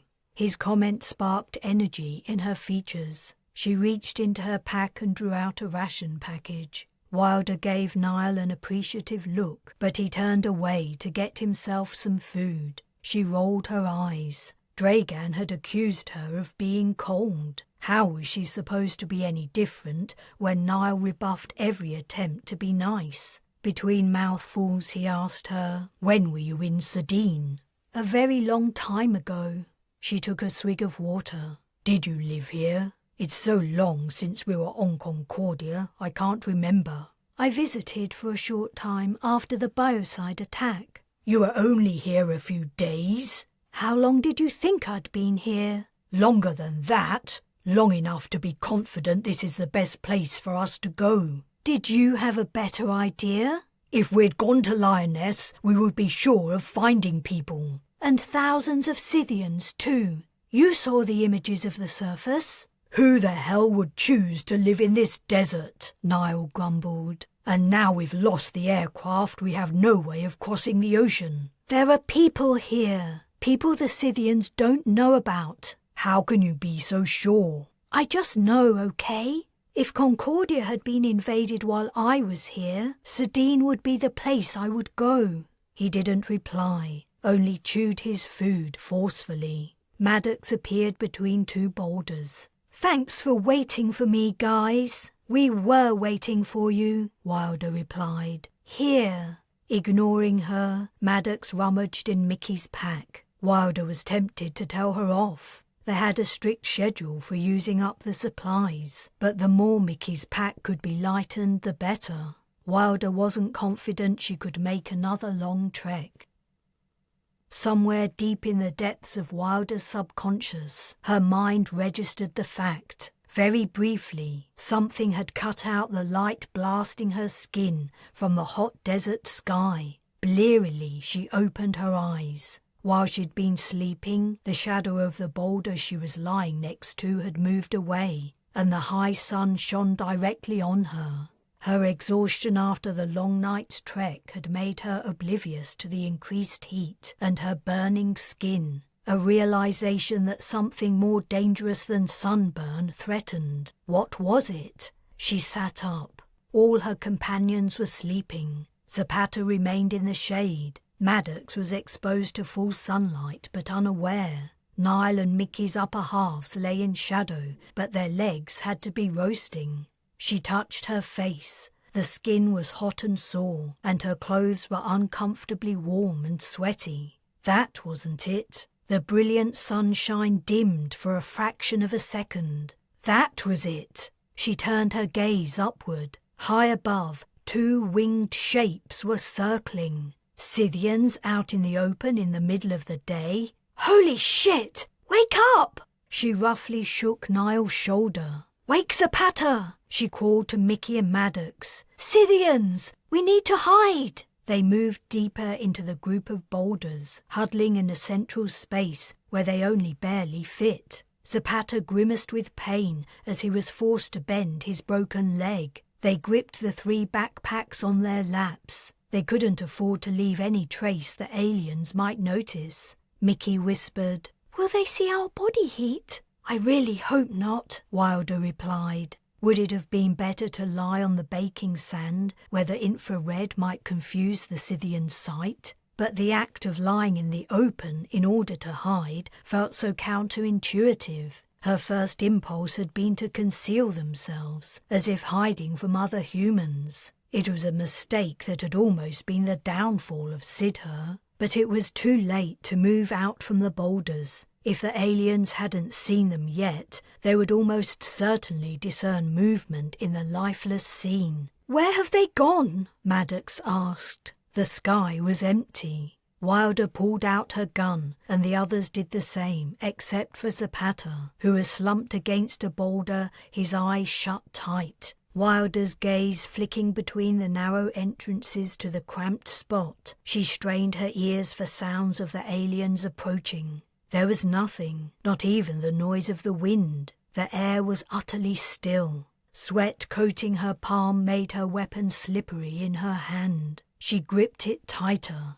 "Have they left?" Mickey whispered. She had crouched into the tiniest ball, and her eyes were wide. No one answered. How long should they wait before concluding it was safe to come out? Wilder wished they had a better view of their surroundings. If the aliens had flown away, they would see them in the distance. But here the tall boulders blocked their sight of everything except the sky immediately above. The faintest whiff of an odor crossed her nostrils. Instantly, every nerve in her body was alive. An instinctive, visceral reaction prompted by a horrifying memory. She was being carried aloft, an alien's long, scaly toes crushing her chest and stomach, its revolting stench enveloping her. She hissed, "They're here!"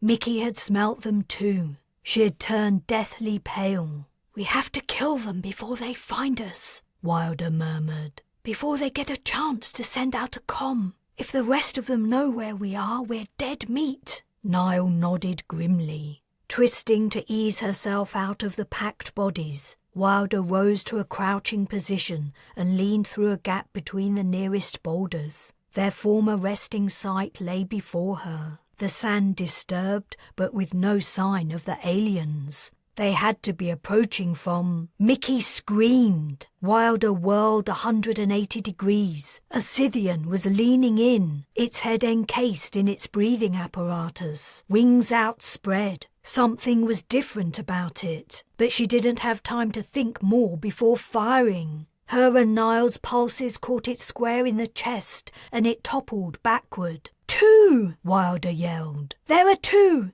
We have to get the other one!" She darted to the opening, stepping on bodies. The Scythian lay on its back, moving weakly, the ribs of its massive wings twitching. She fired another round, aiming at its helmet. Though it was out of action, they couldn't risk it comming its friends. There was the other one. It was running, and its wings beat. It was abandoning its partner, heading for the skies. She aimed, fired, and missed. She leapt over the downed alien, trying to get closer, hoping for a better shot. An iron grip fastened around her ankle, and suddenly she was on top of the wounded Scythian. It had grabbed her as she jumped. Its burned flesh and noxious odour surrounded her, and the helmet she'd fired at was in her face. She'd only scored it. The thing still wasn't dead. The other one was getting away. She had to do something before it alerted the rest of them. But the one holding her wouldn't let go,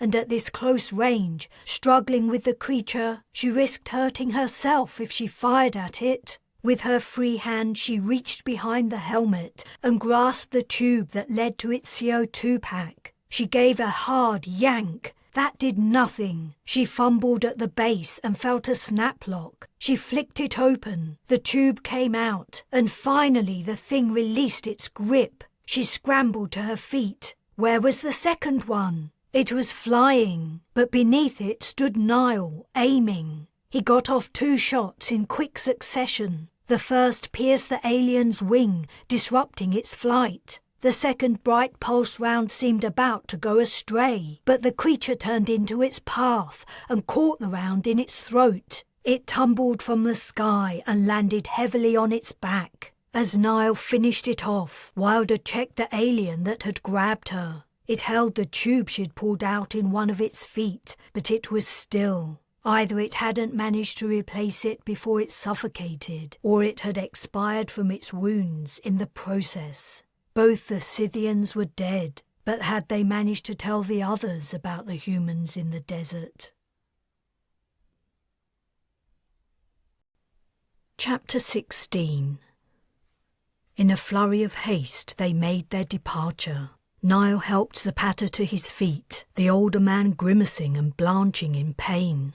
Mickey quickly pulled on her backpack. Maddox was already out in the desert, striding away from their useless hiding place. Wilder called her back. She was heading in the wrong direction. As she returned, she complained loudly that no one had told her which way she was supposed to go. They set out once more for the coast.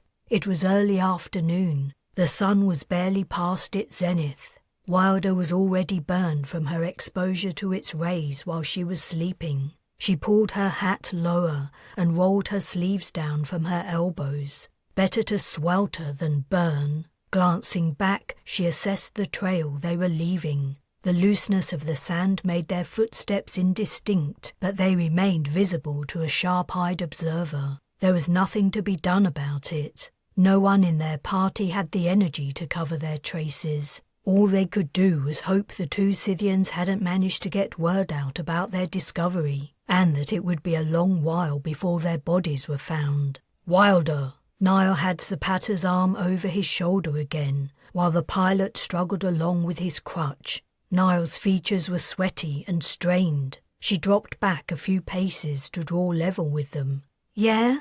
Did you think those 2 Scythians looked different from the ones we saw on Earth? You noticed that too. I thought I might have imagined it. Her only close encounter with a living Scythian had involved it nearly killing her, and the second time she'd seen one it had been cut up and frozen. Their visors were darker, Niall said, and so were their bodies, right? That's right. I guess it makes sense. They usually come out at night, so ultraviolet light must hurt them. They're getting around it by protecting themselves. I wonder if it's an old practice, or if they've only recently started doing it. Either way, it spells trouble for Concordians. They aren't able to escape the aliens day or night. I'm more worried by the fact that we saw 2 here on Sardine. I'd been hoping they wouldn't bother with this continent, and that it might be a safe haven for people who could make it over the ocean. Zapata stumbled, and Niall grunted as he struggled to keep him upright. I think Scythians have been here a lot longer than they were on Earth. They've spread to inhospitable places, and they've adapted their strategies to deal with a harsh climate. At least it is to them. When you said that our colony could have survived only because the Scythians arrived and enslaved them, you might have been right. The aliens could have been here for decades. But if that's so, things might change soon. In what way? They're figuring out how to travel around during daylight. Why bother if they have humans to do that for them? So they can capture more colonists? I doubt it. They seem to have the local population under control. A few stragglers who lack the technology to hurt them won't make a difference one way or the other. No, it's more serious than that. I think they're moving to the second stage of reclaiming their home planet. They're planning to eradicate their needs for humans entirely. Eradicate humans entirely. Her stomach clenched and she stuttered. You really think so? What do you think? This is where the Scythian species originated. Why would they want a bunch of illegal immigrants living here when they could have the place to themselves? She was silent. I don't know for sure, of course, he said, as if trying to soften the blow. It's just supposition. Makes sense, though. Shit. How long did they have before the slaughter began? Had it already begun? Zapata stumbled again, crashing all the way to the ground this time. He yelled as he hit, impacting his broken leg. He lay still, panting and cursing under his breath. Niall stooped to help him to his feet. "Leave me," said Zapata. "Leave me here and go ahead. I'll take my chances." "Don't be dumb," Niall admonished. "We're not leaving you. Come on, let me help you." Zapata batted his hands away. "Leave me, goddammit! I've slowed you all down enough already." Wilder went to his other side. "Seriously, Maddox is more trouble than you, Zapata." The woman had already dropped behind. "Niall's right. There's no way we're letting you stay here while we go on. Besides, if we find another Scythian aircraft, who's going to fly it? We need you." The pilot's shoulders sagged. "I can't go on. I thought I could make it, but I was wrong." "No," Wilder said. "You were right. You can make it. We'll take it one step at a time, okay? First, we get you upright. You can do that. Just focus on standing up." As she had been talking, Zapata's head had been down. He lifted his gaze to meet hers. Holding eye contact, he grasped her hand. "That's it. You can do it." Together, she and Niall hauled him up. Niall pushed the crutch under his arm and lifted the other one to put it over his shoulder. "I'll help him this time." "You're too weak. You won't manage." "Let me try. Let me in." Niall looked at her uncertainly. "Okay, but the minute you get tired out, tell me about it. We need to keep him on his feet. You saw what happens if he falls." It seemed rude to talk about the pilot while he was right in front of them, but in truth he acted as if he was oblivious to anything except his pain and the question of whether he should go on. She took over from Niall, taking Zapata's free arm. Next step. They moved forward. While she was helping the pilot, she had little energy for anything else. Her backpack became a leaden weight, and the man's arm pressed down heavily on her shoulders. She relied on Niall to check the skies and what Maddox and Mickey were doing. When Zapata had fallen, Mickey had continued walking. She probably hadn't noticed, and in all the time it had taken the pilot to get to his feet, Maddox hadn't caught up. She was positively dawdling, like she was passively aggressively punishing them for the situation. Wilder had a silent vision of a Scythian swooping from the sky and carrying her off. They walked on, and soon it became a matter of not only Zapata forcing himself to put one foot in front of the other, or rather one hop after another, but her too. Yesterday night's walk seemed like a pleasant stroll compared to this forced march through the heat of the desert day, not knowing if the Scythians were already on their trail. Time and again she was tempted to ask Niall to take over, but he had to be beyond exhausted. He had helped Zapata all the previous night. in the midst of another miserable internal debate, as she exhorted herself to walk just another 100 meters. A breath of cool air hit her, accompanied by a salty tang. Was she imagining it? Had extreme fatigue made her delirious? Does anyone else feel that? The others either didn't hear her or were too tired to reply. Perhaps she had imagined it after all. There it was again, unmistakable. A waft of refreshing air had moved over her skin. The realization energized her. "We're near the ocean! We're nearly there!"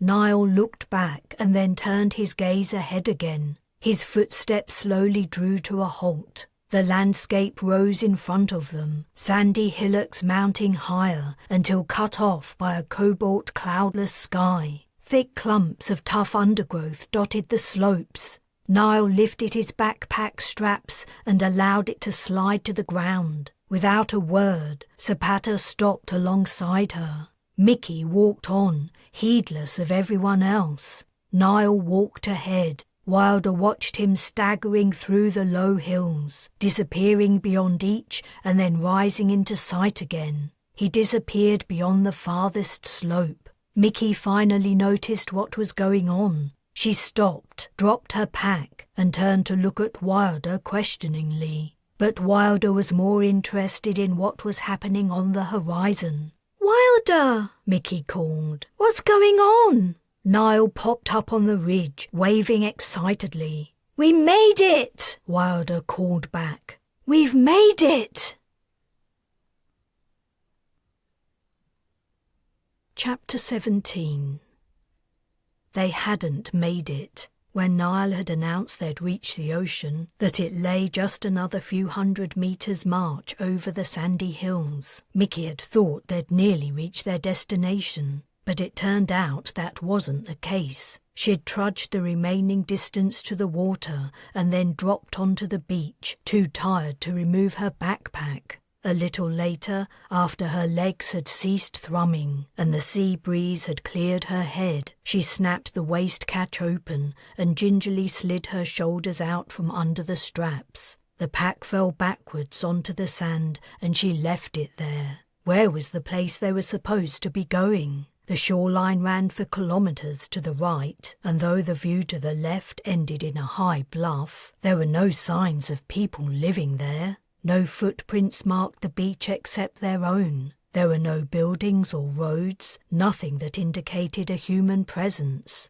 She waited. Niall had gone back to help Wilder with Zapata. Maybe she should try to help too. But now she was sitting down, she found she couldn't get up. Her legs simply refused to work. Instead, she watched the water. She'd seen Earth's oceans, but only from afar. Now she was up close to one. The sheer amount of water all in one place was hard to take in. While she'd been growing up on the Sirocco, water had been a precious commodity, to be measured out and conserved. The presence of so much of it seemed wasteful somehow. A scuffling sound behind her, louder than the gentle waves, drew her attention. She started. She hadn't checked the sky for Scythians for a while. But it was only Niall and Wilder arriving with Zapata. Helping the man down the slope was hard. The sand gave way every step they took, but eventually they made it and lowered him to the beach. He lay down, instantly out of it.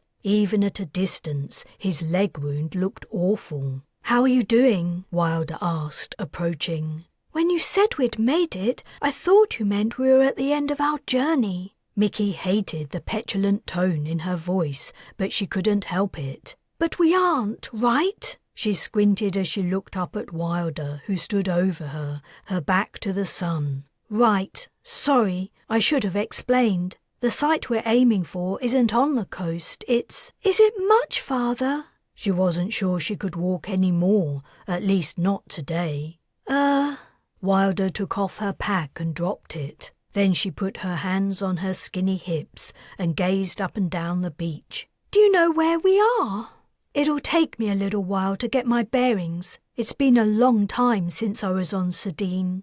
"Are we going to rest for a while?" "Yeah, I need to figure things out." Wilder looked pensive, but she didn't have that look of deep concentration she wore when she had hard thinking to do. Her expression was more one of concern or worry. Niall had splashed seawater over his head and chest and was walking over. "Got your bearings yet?" Wilder bit her lip. "Let's rest, drink some water and eat. I need to think." Mickey decided to follow Niall's example to refresh herself. She pulled off her boots and socks, clambered to her feet, and slowly stepped down to the ocean's edge. A wave surged close and washed up to her knees. She gasped. The ocean was colder than she had anticipated, but it wasn't unpleasant. She waded deeper. As another wave retreated, she stooped and gathered water in her hands to splash on her face. As the water hit, some of it leaked into her mouth.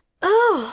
She spat to get rid of the taste. "Too salty?" Wilder asked. Mickey hadn't noticed her arrive. "I wasn't expecting that. Do all oceans taste of salt?" "All the ones I've encountered, but that isn't many." Mickey gazed into the murky waves. "I remember Dad saying that an intelligent species called the feeler lived in Concordia's waters. Did you ever meet any of them?" "Meet them?" Humans and feeler coexisted happily for quite a time. Wilder's expression turned sorrowful. "A few of them travelled with us to the Galactic Assembly. I got to know one of them well. We were friends. He helped me a lot. His name was Quinn." "What happened to him? Did he die in the biocide attack?" "No, he survived, but then he left with the rest of the feeler survivors. They didn't have a vaccine, and their anatomy was too different from ours for us to manufacture one. Concordia wasn't safe for them, so he left, and then not so long after, I left too. I don't know what happened to him." "It's been so long," Mickey said softly. "Feeler don't die of old age. Unless something else killed him, he's probably on another planet, living out his life. I hope so." The water didn't feel so cold now. Mickey bent down to splash it on her upper body, taking care to keep her mouth closed. But as it soaked through her shirt, sharp pain jabbed at her shoulders, and she gave a small scream. "What's wrong?" Wilder asked. "I don't know." Mickey pulled her shirt away from her collarbones. The straps of her backpack had rubbed her skin raw. Wilder peered in too and sucked air through her teeth. "It's the salt. It makes wounds sting. I think we have some ointment in the medical kit." Before they settled down to sleep, Wilder had walked to the distant bluff. She had gone alone. A capable adult had to stay on the beach in case the Scythians spotted their party. So Wilder had made the trek by herself. Mickey had watched her leave and seen her return at dusk, the dim light not disguising her troubled look. A whispered argument between Wilder and Niall followed. Mickey only caught a few phrases, all from Niall, whose voice was deeper and louder. "I thought you said," and "Then what do you propose?" and "Zapata will never make it." Were they lost, or only very far from where they needed to be? There was clearly a problem, yet she found it hard to care. Every part of her body ached, especially her shoulders, waist and feet, which had borne the brunt of the day's exertion. She wasn't sure she would make it to whatever destination tomorrow held in store, let alone Zapata. He looked ready to lose his leg, like Ethan. More than her physical pain, she was heartsick, dreading the possibility she might have lost the only remaining member of her family. If Nina was dead, was there any point in going on? Despite her inner and outer discomfort, despite Niall and Wilder's quarrel, despite Zapata's soft groans and Maddox's snores, Mickey drifted into slumber. Dad was here. She knew it even before she saw him. She sensed his presence, calm and strong. She felt his love. "Mickey, I've missed you." He hugged her tightly. "I've missed you too." She had a vague memory of him being ill. "Are you better now?" "Yes, I'm better. How are you? What have you been doing?" Looking into his amber eyes, she found she couldn't remember. She chuckled. "It's weird. I don't know what I've been doing." but I'm fine. It's nice being here with you." She rested her head on his shoulder like she had when she was a little girl. A deep sense of peace and happiness settled over her. She wanted to stay like this forever, though something told her that wasn't possible. "Where's Nina?" Dad asked. I'm not sure." Where was her sister?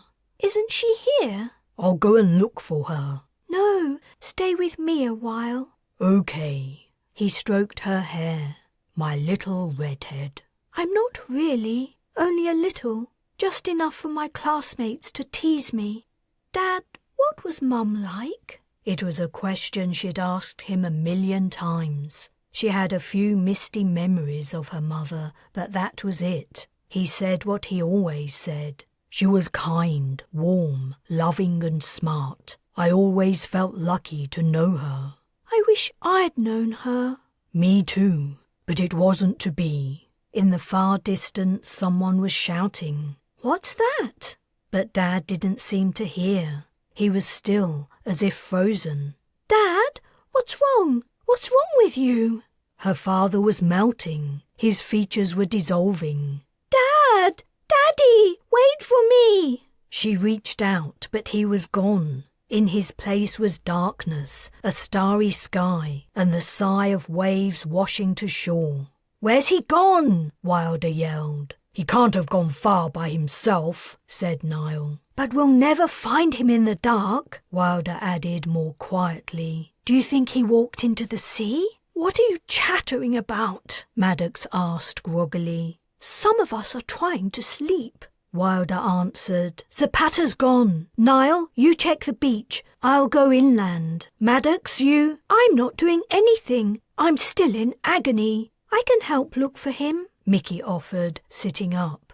The dregs of her dream about her father clung on in her mind, like the sweet aftertaste of a dessert or the scent of a fading flower. She savoured the sensation. Dad had visited her many times in her sleep, and each time she relished the memory, though it deepened her grief. "Thanks," said Wilder. "Come with me. I don't want you searching alone. The Scythians might have found the bodies of the ones we killed and be looking for us." "Look," Maddox said. "I don't want to sound callous, but if Zapata has gone off somewhere, maybe it isn't such a bad thing. He's slowing us down, and he knows it." "If anyone's slowing us down, it's you," Wilder spat. "If you want to sacrifice yourself by wandering off, feel free." Maddox gave her a black look, but didn't reply. While Niall headed up the beach, Mickey walked with Wilder into the dunes. They had a tougher job than Niall. Zapata's footprints would be easy to spot in the sand on the cloudless night. As soon as she and Wilder stepped away from the beach, a hilly expanse of dark clumps of vegetation and shadows confronted them. There was no sign of his passage, and even at close range he would be hard to spot. On the other hand, the man could barely walk. Niall was right. Zapata couldn't have gotten far. Perhaps he was hoping they would seize the opportunity to absolve their guilt about leaving him behind and not come after him. Distant beams of light brightened the darkness. "Huh?" said Wilder. "What's that?" The light was coming from behind them, from the beach. It looked like 3 or 4 flashlights roaming the shore, as if looking for someone. Shouts broke the quiet of the night. Mickey didn't recognize the voices as belonging to Niall, Maddox or Zapata. "What the?" Wilder muttered. "We should head back. Whoever those people are, they aren't Scythians. They're Concordians. We can explain about Zapata and ask them to help us search for him." As they pushed through the vegetation, she added, "This is fantastic. I don't know how they found us, but it saved us a long, hard trek." Mickey was similarly confused, but also happy. Their situation had reversed. They were no longer seekers, but the sought. "Do you think someone on the Sirocco managed to comb the surface and told the people here about us? That must be it. They told the Concordians we were coming to help them. So when we didn't arrive, a search party was sent out. Thank the stars. I was worried we weren't going to make it. Zapata can get medical help now, too." There were 5 figures on the beach, though behind the beams from the flashlights they carried, they were little more than black shadows. Wilder approached the nearest one. "Boy, are we glad to see you." "There's another one," the man yelled to his companions. He rushed at her and knocked her to the ground. In one swift movement he threw her on her front, put a knee on her back and jerked her hands behind her. Mickey stared in horror. Wilder screamed and fought, but her protests were muffled by the sand. Mickey was frozen. She wanted to help Wilder, but the man was big and strong. She would never defeat him, and she couldn't shoot him without risking hitting Wilder. Shock and bewilderment also made her hesitate. What was going on? Why were these Concordians capturing her companions? One thing was clear, she had to get away. If she didn't, they would catch her. Wilder's captor hadn't noticed her yet, but he might any minute. Slowly she began to back up.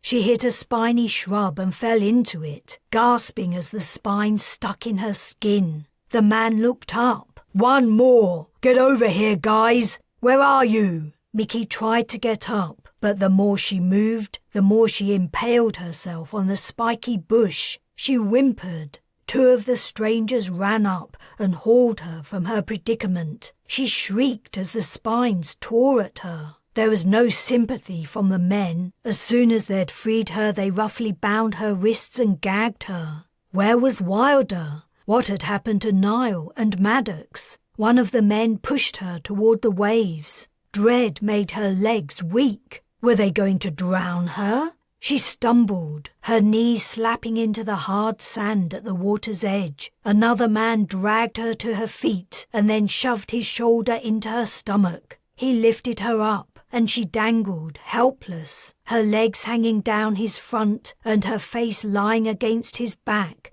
as he waded into the waves. Water surged, closing over her head. She shut her mouth, but the brine exploded up her nose, and she coughed and squirmed. The water was gone. The man had grabbed her middle, pulled her up, and then threw her down. She tensed, expecting to fall into the ocean, but her back met something solid. He'd thrown her into a boat. As the vessel rocked, she twisted her head to try to see what had happened to her companions. 3 more bodies were piled on the bottom of the boat. Someone shouted a command. An engine started up. The boat swerved, rose over a wave, and sped away from the shore.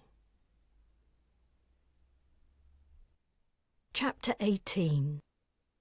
"We're not spies!" Wilder yelled. "I've never met such a bunch of morons in my entire life. We've given you 1,000,000 reasons why we can't possibly be working for the Scythians. Now let us go so we can help you fight them." "Reasons?" asked the man. "You mean your cover story? Pathetic. Couldn't you come up with something better?" He was swarthy, black-haired like all Concordians, but his skin was darker than usual. He must have spent time in the Sardine sun. He was stocky and broad-shouldered, mid-30s. None of the men who had captured them had given their names, but he seemed to be their leader.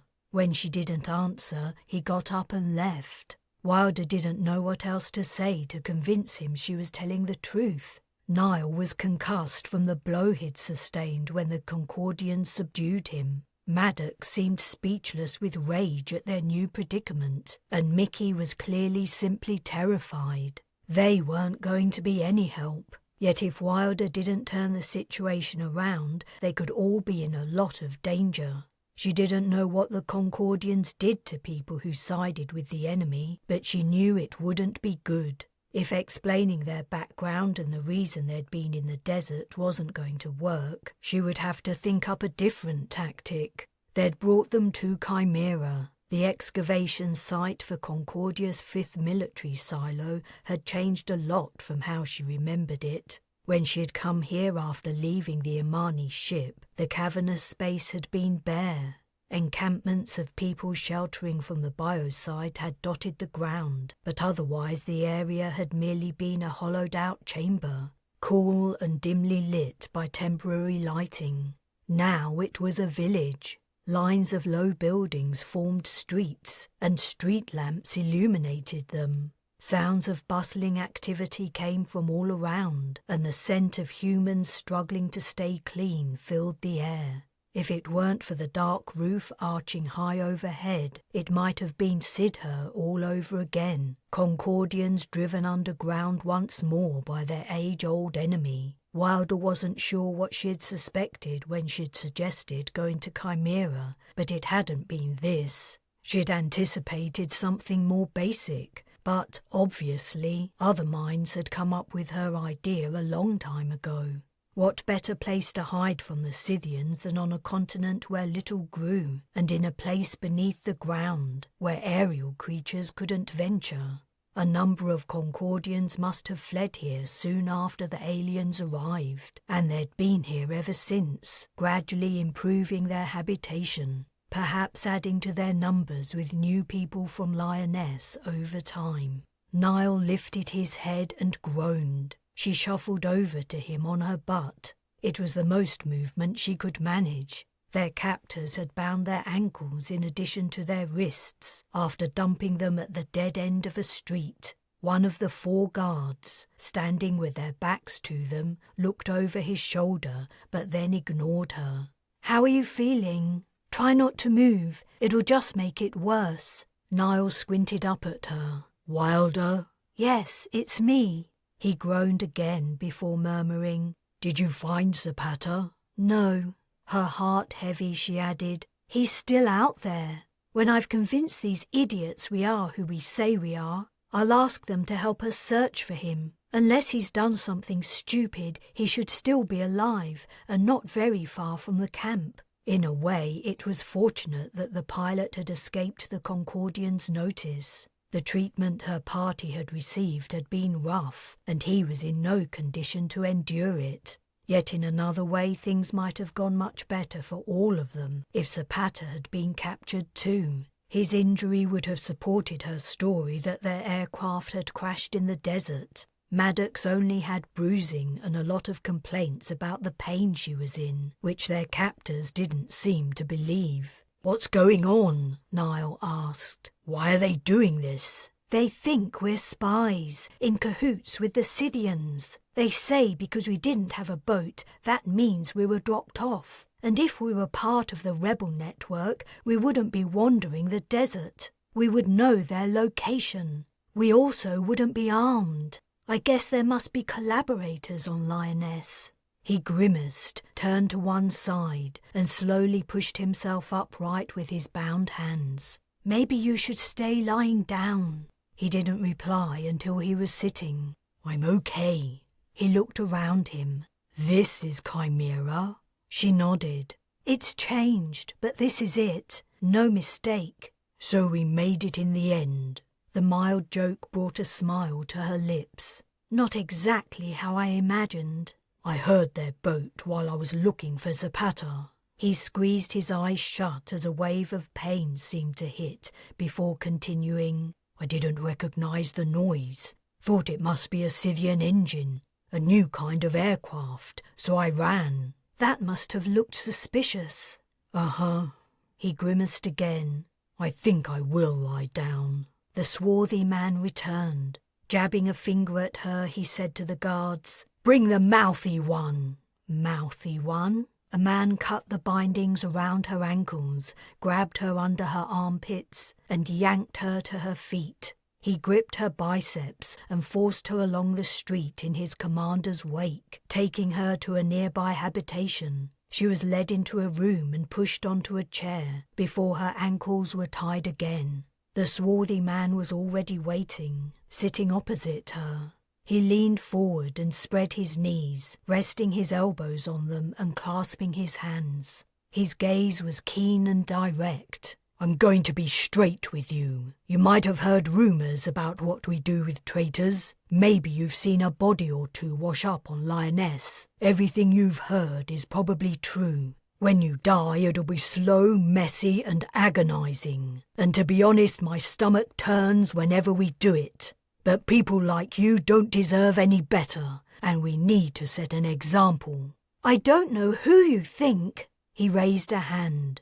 Let me finish. I'm going to offer you a bargain. Give us useful information about the Scythians, and I promise I'll make it quick. Not only that, we'll let the girl live. Why you would want to bring someone so young along with you is beyond me, but then I never understood you guys anyway. We'll keep her prisoner, but she won't face execution. You have my word." Wilder opened her mouth to speak, but he raised a finger to silence her again. "Naturally, I will be the judge of whether the information you give about the Scythians is useful. We already know a lot, more than you think, I imagine. I'll give you 5 minutes to think about it." He rose to his feet. "Please," Wilder pleaded, "listen to me. Everything I told you before is true. We're from the Sirocco. We returned from our voyage to Earth, and we want to help you fight the Scythians." He sighed. "Not this again. You're wasting your own time with this nonsense. 5 minutes. That's it." He moved toward the door. The guard opened it. "Isn't there anything I can tell you that will convince you? There has to be something. My name is Wilder. I built the ship along with Niall. He's the man with us. Please, wait." He was gone. Chapter 19.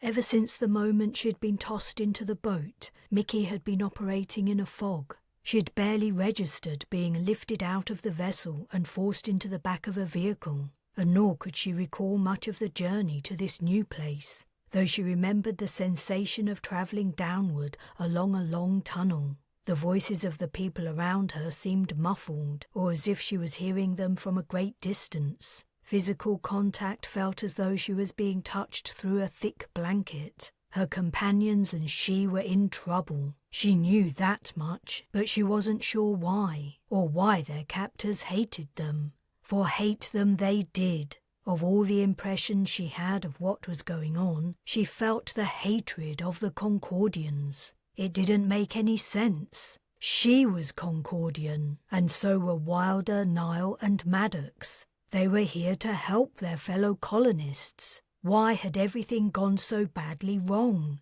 And now Wilder had been taken away for some reason. Niall had passed out, and Maddox appeared to be suffering a silent rage. At least things were becoming clearer now. The fog seemed to be dissipating. She shifted her position. Blinking, she took in her surroundings, as if seeing them for the first time. She was sitting on smooth, bare, dusty rock. It had been carved out by machinery. Narrow grooves covered the surface, but they weren't sharp. They had been softened by time and the passage of feet. This place had been created a long time ago. The blank face of a building sat behind them, and on each side ran rows of more buildings, though these had windows and doors. Occasionally people would wander down the street to peer at the prisoners, or a head would poke out of a window to stare.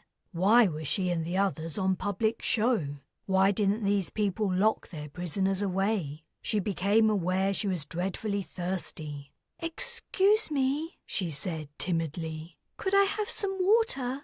The 3 guards looked uneasily over their shoulders and exchanged glances with each other. None replied. She decided not to push it, though her throat was parched and her tongue thick in her mouth. Then one of the guards muttered something to another and walked away. A few moments later he returned with a cup of water and squatted down to give it to her. Maddox announced, "I'll have that. I need it more than her. I'm injured. She's fine." "We all need water," Mickey explained to him. She was angry with Maddox, but it was true. "We were in the desert for 2 days. Niall especially needs it. Could we please have some more?"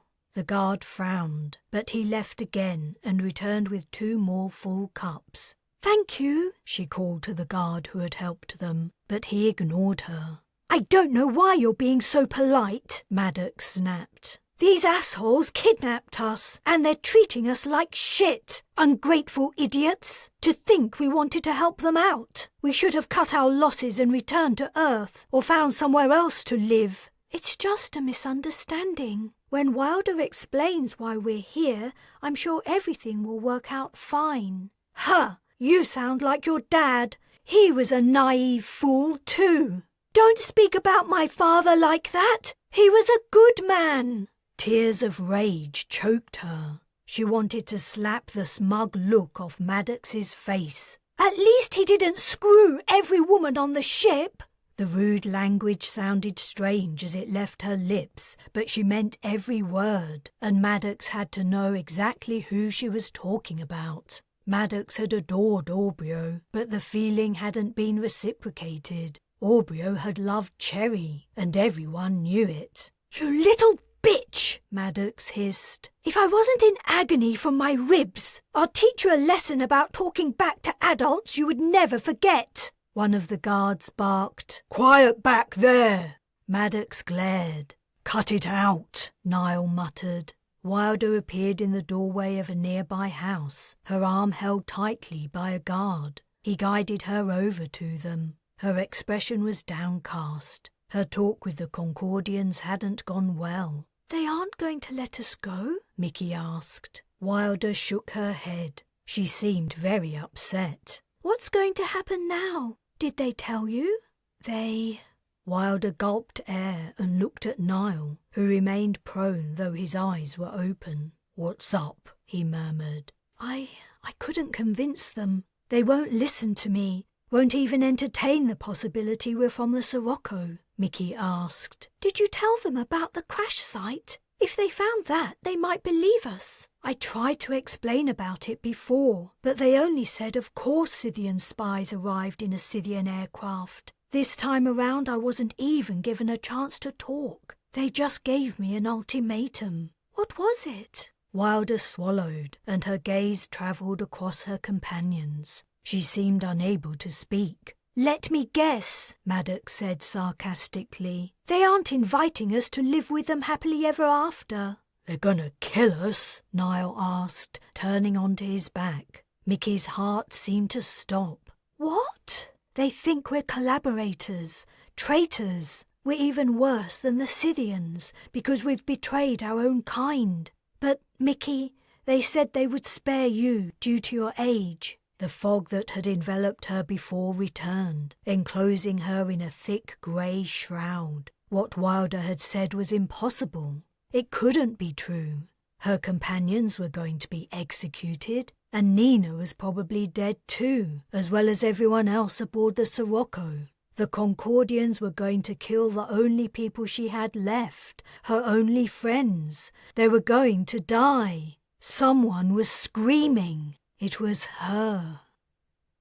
"Someone shut that girl up!" the Concordian leader yelled. Mickey was hysterical, but what did he expect? Wilder almost regretted revealing the truth to her, but it didn't really matter. She would know sooner or later that they'd been killed. She would react like this after their deaths too. Wilder only hoped she wouldn't see or discover how they'd died. The leader had threatened a torturous, drawn-out process. Perhaps he hoped to extract information about the Scythians while they were at the height of their agony. A tremor passed through her. The prospect felt unreal. The reversal of her expectations felt bizarre. This wasn't how she'd imagined her first encounter with the new Concordians would play out. Never, in all her imaginings of meeting the descendants of the people she'd left behind, had she anticipated this. Mickey screamed, writhed and kicked, and Wilder felt helpless. Nothing she could say or do would calm the girl down or make her feel better.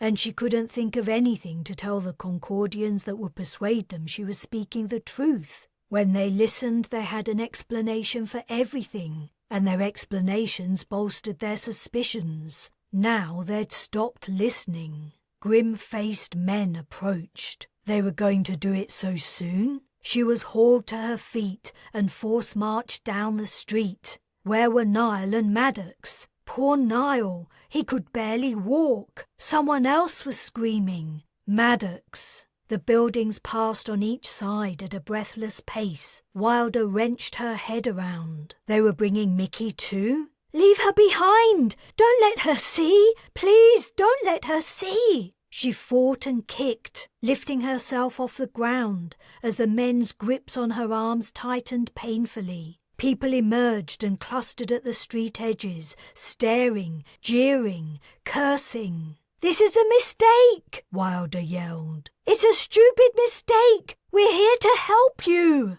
Where was the leader? He seemed to have disappeared. Wasn't he going to witness the result of his decision? He'd said it turned his stomach. What a miserable coward.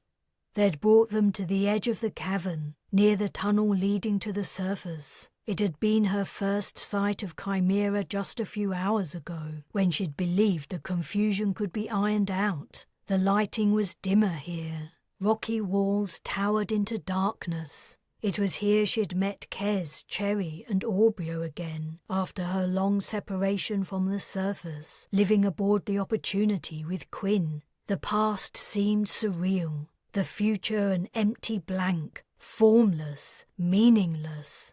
She sagged, hope leaving her. She really was about to die. What would the torture entail? How would they hurt her?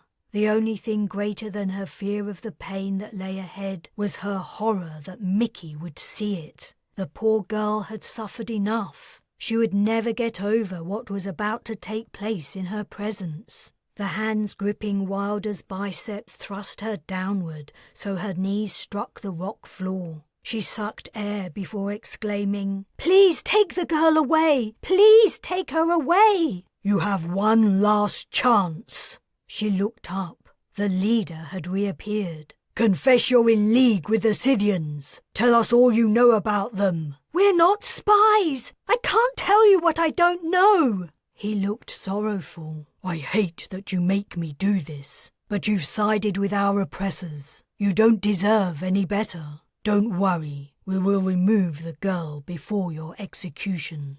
Mickey's screams had ceased. She was slumped on the ground, slack-jawed as she regarded her surroundings. "And we won't torture you. That was only a threat to make you speak. The tales you've heard about what we do to prisoners aren't true. They're lies generated by the Scythians." He frowned down at her. "Does that change your mind? Will you tell us about them now?" "You've got this all wrong," Wilder wept. "We're from the Sirocco. If you would just listen." He heaved a sigh. "Even at the point of death you remain loyal to humanity's enemy. You're disgusting." Looking at one of the guards, he gave a nod and stepped back. The guard pulled a gun from a holster. Wilder's insides lurched. "Wait," the leader said. "Take the girl away." "No!" screamed Mickey. "It was here! It was here!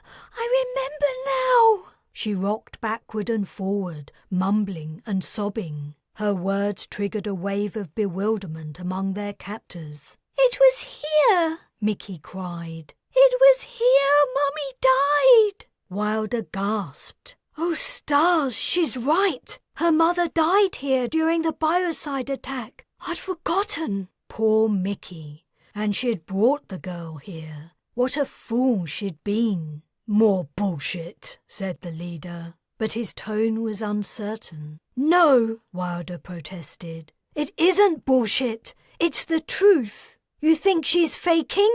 Look at her." Mickey was having some kind of mental breakdown. Her hair hung over her face as she rocked and wept. Her hair. "Look at her hair," Wilder commanded. "Do it!" She felt like shit making a spectacle of the girl while she was in the throes of grief and shock, but she had to save their lives. "Look at the red in her hair. She's Kes's daughter. Kes, who left on the Sirocco. You must have heard of him and Aubryo, the last of the Earthborn. Kes was known for his red hair. You must know about it." Her heart in her mouth, she turned her pleading gaze from the leader to each guard in turn, praying that at least one of them knew that tidbit of information about the Concordians who had departed the planet decades ago. "Bring her into the light," the leader said. Wilder tensed. A sobbing Mickey was gently lifted to her feet and guided into a pool of light spilling from a nearby lamp. The leader peered at the crown of her lowered head and softly touched her hair, parting the strands. His shoulders dropped. He murmured a command to the men holding Mickey, and they led her away. To Wilder he said, "I will listen to your story." Chapter 20. Wilder couldn't stop the tremor in her hands. She'd come within a whisker of death. They all had. She'd known it was a possibility when she'd suggested the mission, but to be confronted with the reality, to have a gun literally pointed at her head, was a different thing entirely. She wrapped her hands tighter around the mug of a warm beverage the leader had given her before properly listening to what she had to say. They'd been taken to the lounge of a building near the centre of the habitation. This place was far more comfortable than the bare room where the leader had announced his ultimatum. Yet it was still sparse, and the furniture was worn and shabby. Pictures adorned the walls, simple 2D artists' sketches, some coloured with pencils. She recognised a view from a cliff at Oceanside and a town that could be Anwen, the capital of Lioness. The images brought a flood of associations into her mind, memories of her life growing up on Concordia. So much had happened since then. The memories felt dreamlike, unreal. Yet here she was, back on her home planet. "I offer you my most sincere and deepest apologies," said the leader. "Oh, thanks," said Maddox. "That makes everything okay then." Niall and Mickey had been taken to receive medical treatment. Niall for his concussion and Mickey for her psychological state. Wilder would have to share the introduction to the new Concordians with Maddox only. The prospect was not inviting. Their host winced. "You must understand, it's vital that our presence here remains a secret. We cannot afford to." "How long has it been since the Sirocco left?" Wilder interjected, dragging her gaze from the pictures. "According to our records, 63 years. 63 years? Considering the amount of time the ship had spent in space after the jump drive failed, plus the time dilation effects, it added up. Yet a momentary sense of disorientation hit. Wilder was thrown back to the moment she'd emerged from the Fila shuttlecraft after her trip to the Galactic Assembly, to find that Concordia had moved on 5 decades. The colonization had been a success. The colony had grown and developed, and nothing of her old life remained. Maddox muttered darkly, "Everyone we left behind must be dead." "And when did the Scythians arrive?" asked Wilder. 55 years ago. Only 8 years later? If the jump drive had worked correctly the first time, the Sirocco's crew would have returned within months and begun the reseeding of the planet. They would have been caught up in the invasion. Could their presence have affected the outcome? It was doubtful. "The colony was on the brink of disaster," said the leader. "We didn't stand a chance." He stood up and held out his hand. "I'm Merrick." Wilder shook with him. Maddox glared at his hand and then up into his face. Resignedly, he returned to his seat. "The colony gave up hope of your ship returning a long time ago. It was generally accepted that something disastrous had happened. The jump drive exploding, a Scythian attack, or that you'd simply decided to abandon the mission and remain on Earth." "We would never have done that," Wilder protested. "We're Concordians. This is our home." He shrugged. "Nevertheless, you didn't return, and the colony moved on, or rather, struggled on. The last thing I expected to find out in the Sardine Desert was crew from the fabled Sirocco. We regularly sweep the coastal areas to find escapees from Lioness. Occasionally we discover spies sent by the Scythians. We generally know who they are from their physical state and the equipment they carry. As you can imagine, humans are not allowed to carry weapons anywhere in Concordia. The fact that you were armed was a dead giveaway. That, and the fact you had no mode of transportation." Wilder gasped and leapt to her feet. "Zapata! Our pilot! I'd forgotten about him. He's injured. We have to search for him." "Please, sit down," said Merrick. "Tell me more." "Our pilot's leg was broken when our aircraft crashed. He walked with us to the coast, but then he left our campsite while we were asleep. We think he didn't want to slow us down anymore."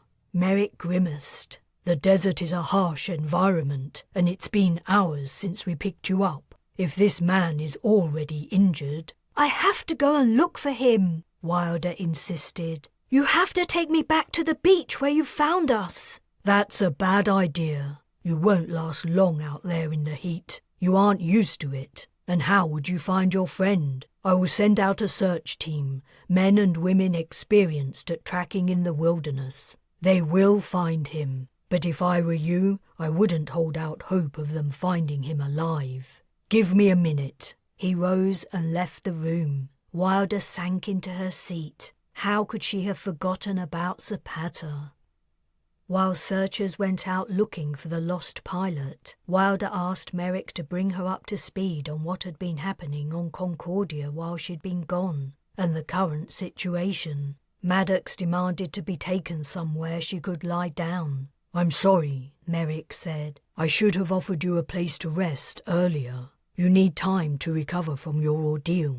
"I'm in pain," she replied irritably. "Not that anyone cares," Wilder explained. "We think Maddox might have broken some ribs in the crash." Merrick's eyebrows lifted. "In that case, I double my apology. You should be checked out. I'll find someone to take you to the medical center. We only have basic equipment and medications, but perhaps they can do something for you."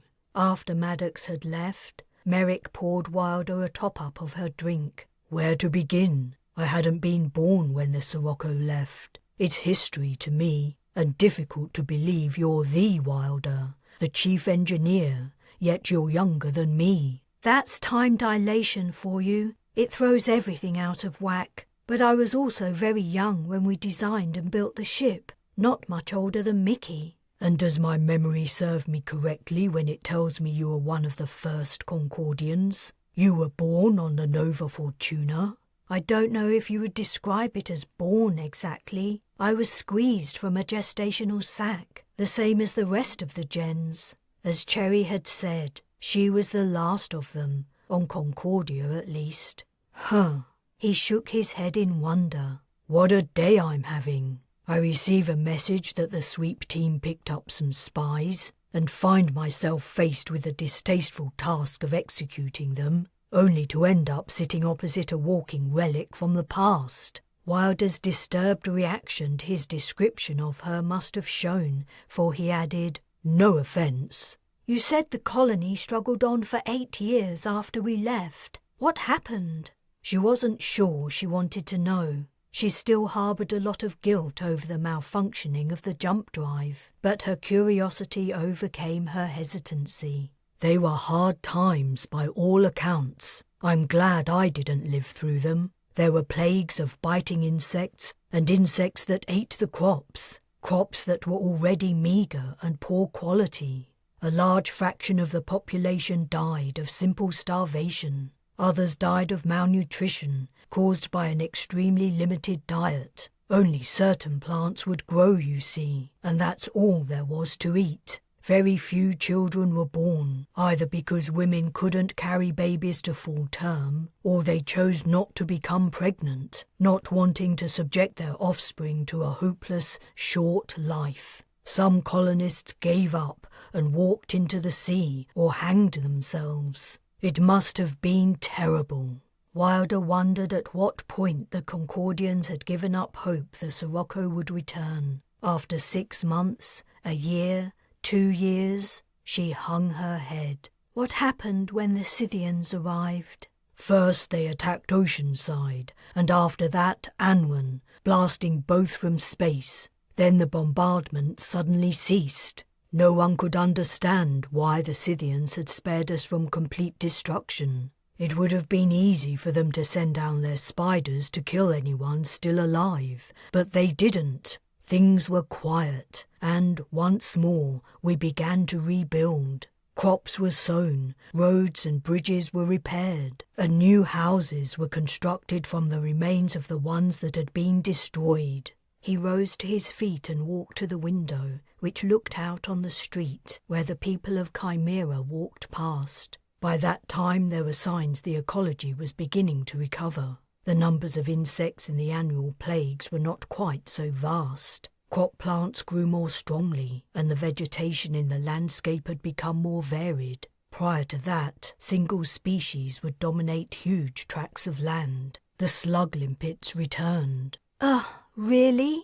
He turned to her and smiled sadly. Yes, of all the creatures to survive the biocide and regenerate, it had to be them. Returning his gaze to the street, he continued, A few of the most optimistic Concordians began to hope the colony had reversed its decline and might regrow.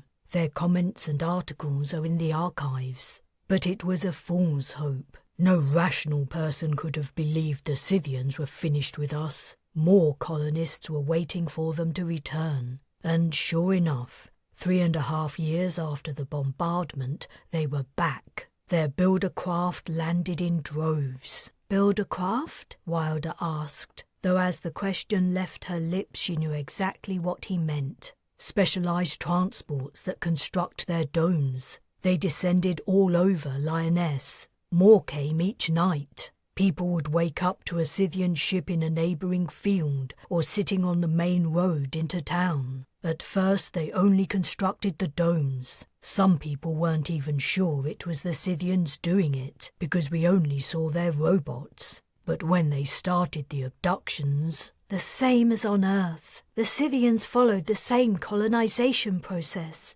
Mickey was abducted and lived inside a dome for a short while. Earth has been taken over by Scythians? Merrick returned to his seat. This is sad news. Why didn't you tell me earlier? You didn't believe we'd been to Earth earlier, remember?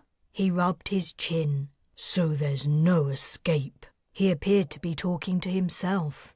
If you were thinking we could transport Concordia's population to Earth, it would have been difficult even if Earth was safe. The Sirocco isn't as big as you seem to think. I don't know how many people we're talking about, but... No escape.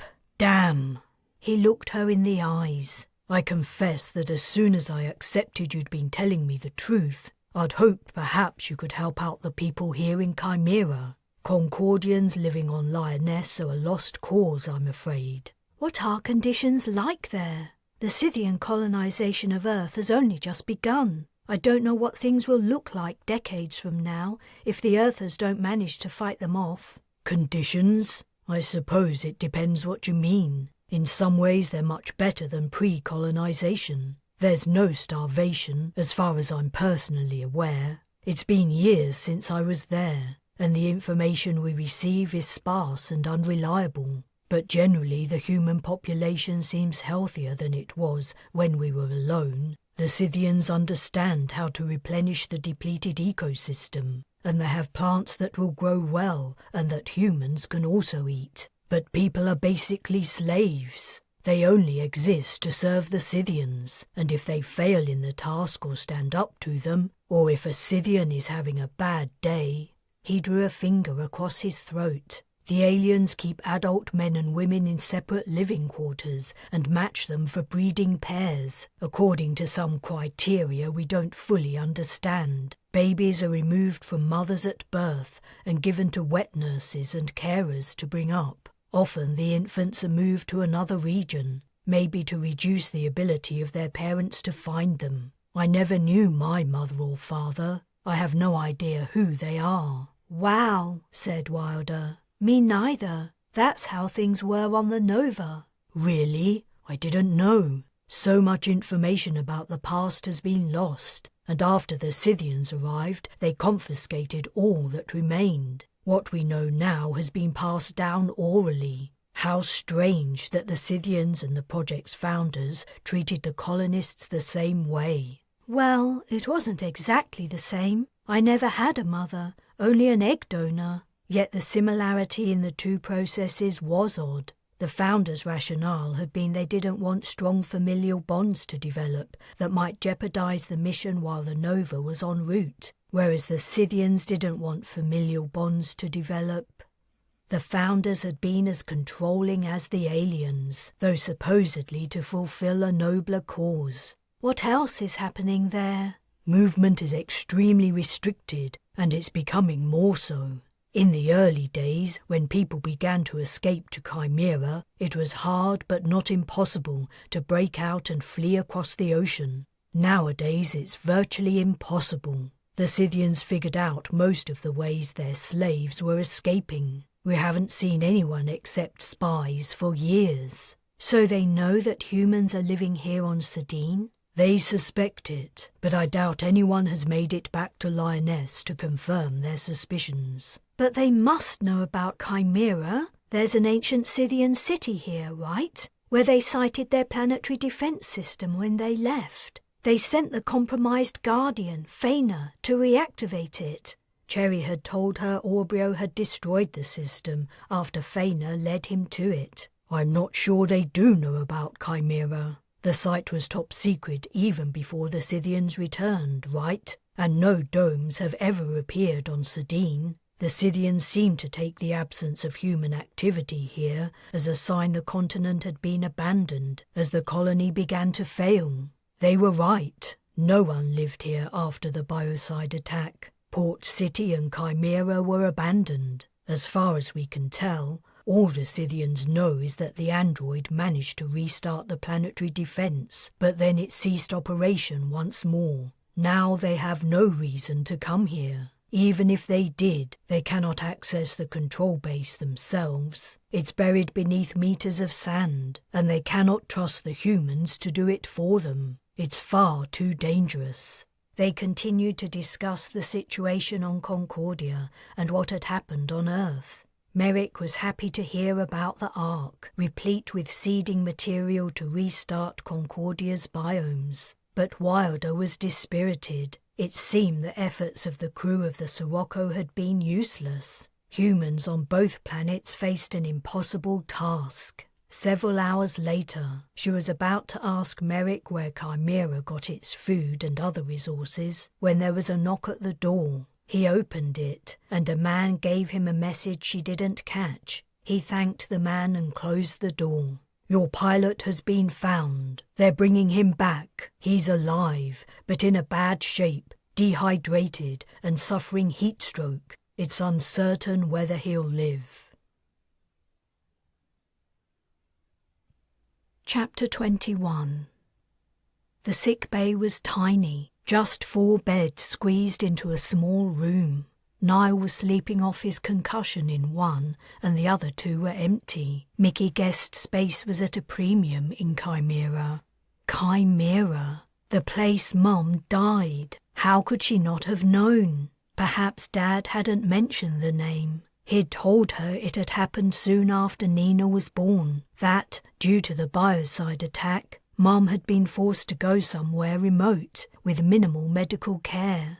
All the most vulnerable colonists had been flown to Sardine, where the progress of the biocide was slowest. She had thought she didn't remember Mum dying. She had fleeting, nebulous memories of times before that. She recalled Mum having a tea party with her and her dolls, and Mum waking her in the middle of the night to take her to another place. Dad wasn't there, but Mum wouldn't explain why. She recalled flashes of brilliant light and sounds of thunder, and her Mum holding her tightly in the cellar of a strange house. That was her last memory. After that, Mum was gone, and it was just her, Dad, and baby Nina. But the sight of the bare cavern walls rising to darkness overhead had brought it all back. Suddenly she'd been a little girl again, waiting in a tent with a strange woman and her child, while her mummy wailed and groaned next door. Mickey had known it was only baby Nina coming,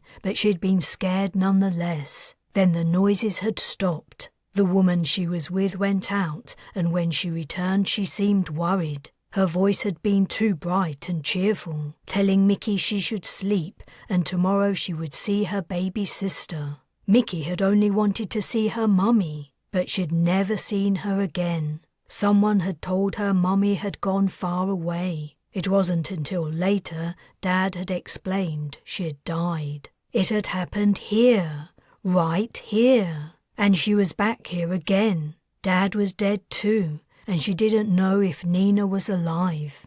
The doctor had given her something that made her feel groggy, but the effects were wearing off. She was beginning to think straight again. She wished the new memory would go away, yet it continued to play over and over again in her mind, along with the recollection of the moment Wilder had announced she and the others were going to be executed. Things had nearly gone badly wrong. Things had gone wrong ever since they'd left the Sirocco. She felt strangely empty and light, as if all her emotions had been drained out. Where was Wilder? Why hadn't she come in to see her? The door opened and a woman backed in, guiding a bed on wheels. A man was pushing the other end, and another man lay upon it, who she recognized. "You found Zapata?" "Not us," the woman replied. "We just fixed him up." Mickey leapt from her bed and crossed the room in hurried steps. "Whoa," said the woman. "Back to bed, young lady. The doc didn't give you permission to get up."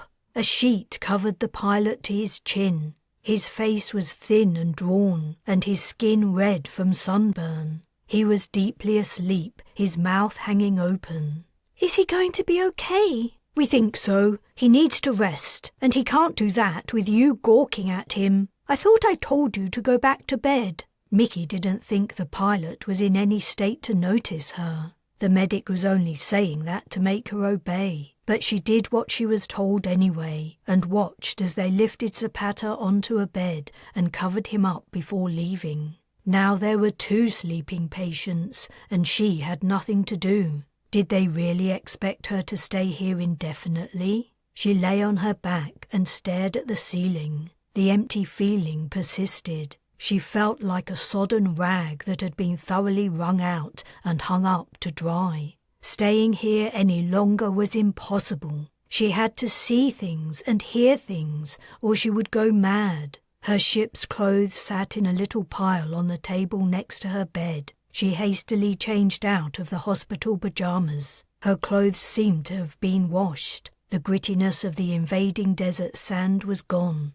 The same couldn't be said for her boots. She turned them upside down and shook and hit them with the heel of her hand to shake free the remaining grains. Taking care not to rattle the doorknob, she opened the door and peeked out. An empty corridor stretched from left to right. Sounds of voices and movement came from the left. She tiptoed along the right side passageway until she reached the end. An open door led to the street. She had a momentary sense of guilt about leaving without permission, but she dismissed it. Mum was dead. Dad was dead. Nina was probably dead too. The Sirocco was most likely lost. Earth had been invaded, and so had Concordia. The future of humanity was grim. What did anything really matter anymore? She stepped outside. Now she wasn't in a state of confusion and fear. She could take in her surroundings better. The last time she'd been in Chimera, the only dwelling places had been tents. In the center of the cavern, bright lamps had stood, the only source of light. The night Mummy died, the lamps had been turned down low while people slept. Was it nighttime or daytime outside? Lamps on poles stood every 15 meters or so along the street, joined by thick wires at their bases. The single-story houses seemed flimsy. Here and there a door or window was crooked, or spaces gaped at their sides. A man walked past, eyeing her curiously. If she wasn't careful, someone would inquire at the medical center if she was supposed to be out and about. She walked briskly to the end of the street. Another crossed it, so she walked to the end of that one. More people passed. All of them stared. Everyone must know everyone else in Chimera. A smell told her she was nearing latrines, so she altered direction. She wasn't sure where she was going, only that she had to move. She had to act, to do something, to feel something.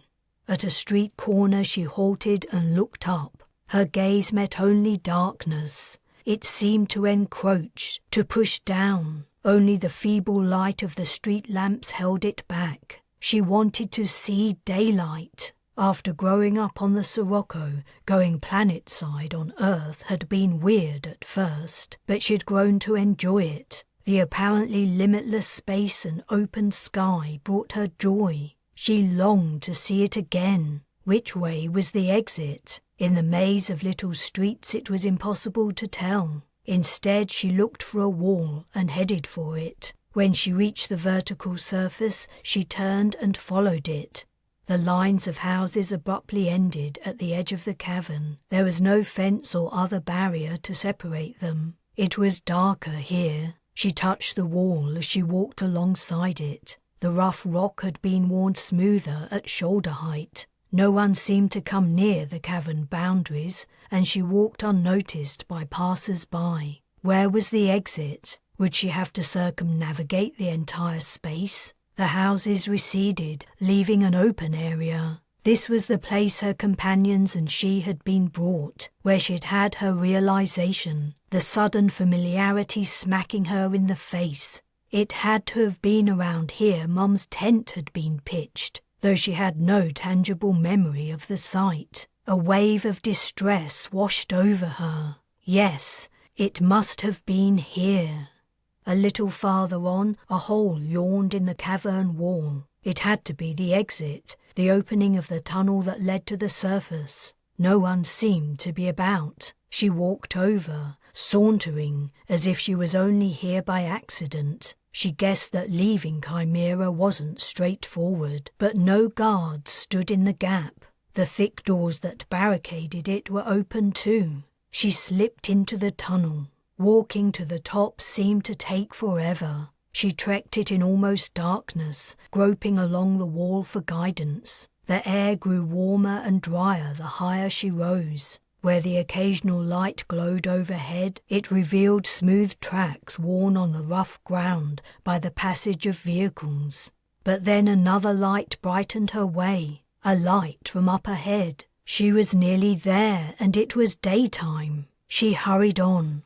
"Stand back," a voice ordered. "Weapons at the ready. ETA 30 seconds." The announcement brought her to a sudden halt. Guards stood on each side of the tunnel, and she'd nearly walked right into them.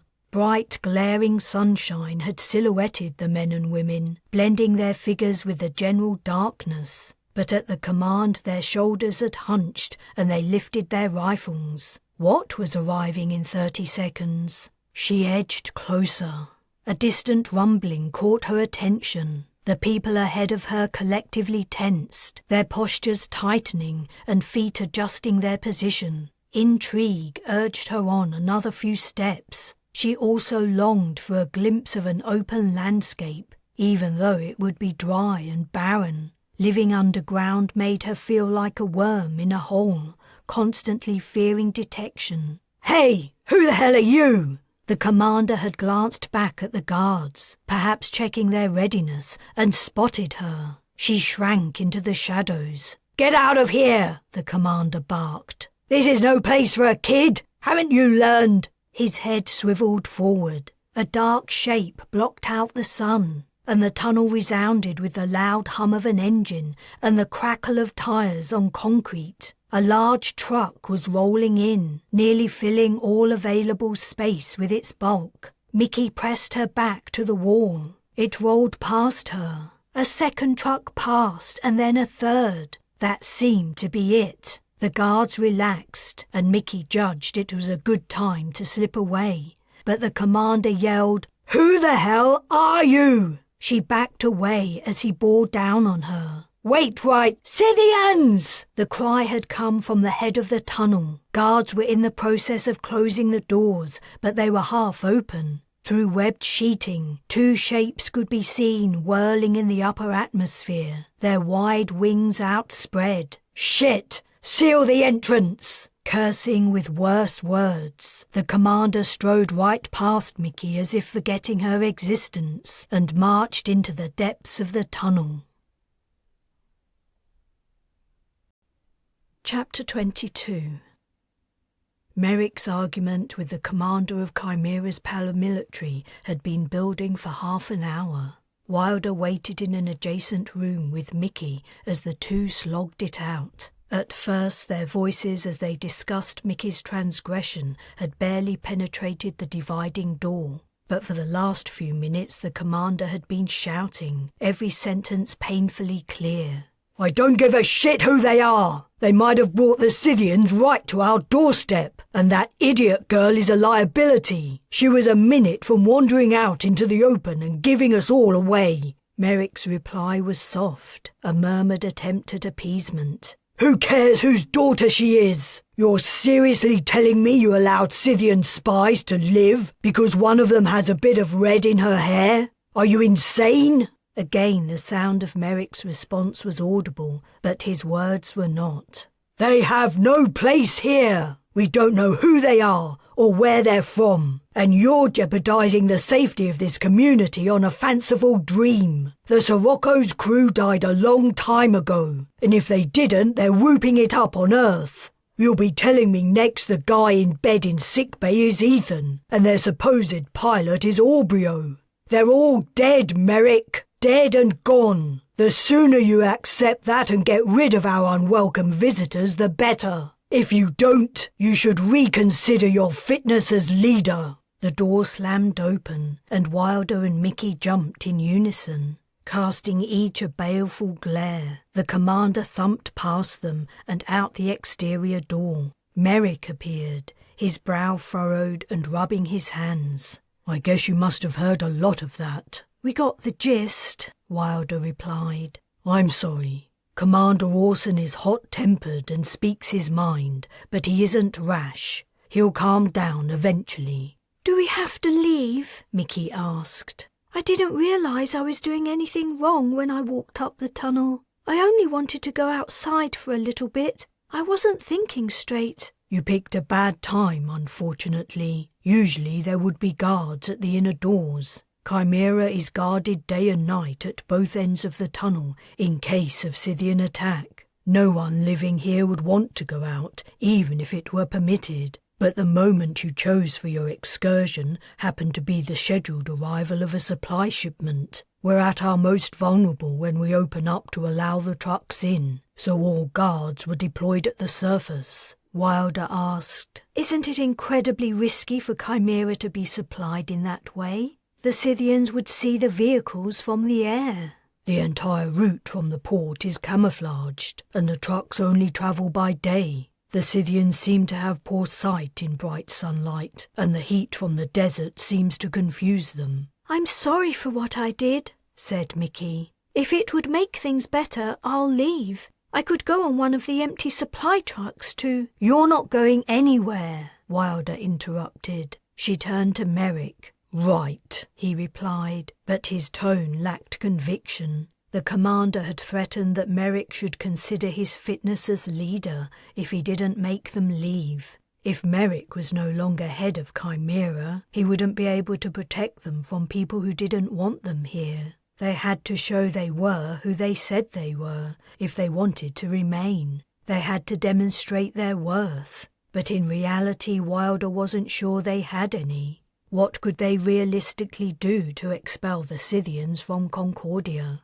The second stage of their plan had been nebulous from the outset, and they'd even lost their only piece of equipment that might have helped them, the alien aircraft. Using that, they might have penetrated the heart of the Scythian presence, perhaps taken high-ranking officials hostage. But the craft was smashed to smithereens, and they were just as weak and powerless as every other Concordian. Tell me more about the setup on Chimera. Perhaps there was a way to leverage the freedom of the Chimerites to strike back at the aliens. The base is supplied from Lioness? We receive shipments every 2 or 3 months, never on the same day or at the same time. People slaving for the Scythians on Lioness smuggle food and other supplies out to us, and the only remaining cargo ship carries them over the ocean via an ever-changing route. The ship is camouflaged too, but that part of the operation is the riskiest. It's kind of the Concordians over there to support you. They love the idea that a portion of the human population isn't controlled by their overlords. Occasionally they smuggle people over too, people at risk of being killed as agitators. We take in whoever they send, though we are over capacity. You told me you hadn't seen anyone but spies for years. He looked somewhat abashed. You must understand, I wasn't about to tell you all Chimera's secrets at once. But the situation here can't continue forever. How long has Chimera been occupied? This will be the 14th year since the first escapee arrived. Wilder whistled. 14 years? That's a hell of a long time to wait before fighting back, Merrick replied defensively. Concordians here and on Lioness are fighting back every day. The mere presence of Chimera would be an abomination in the minds of the Scythians if they knew it existed, and the slaves on Lioness resist controls in hundreds of ways. People working in the hatcheries kill Scythian young. I did that, said Mickey. What? I worked in a Scythian hatchery on Earth. I tended their babies, though I didn't know that was what they were at the time. It would be hard to kill them while they were worms. I cut a worm in half once, but both halves lived.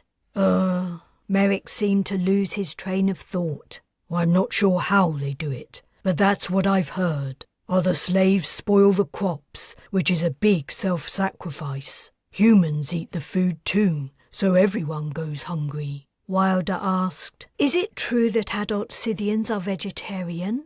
That's what's been observed. Once they're past the youngling stage, where they eat each other, they consume plant food only.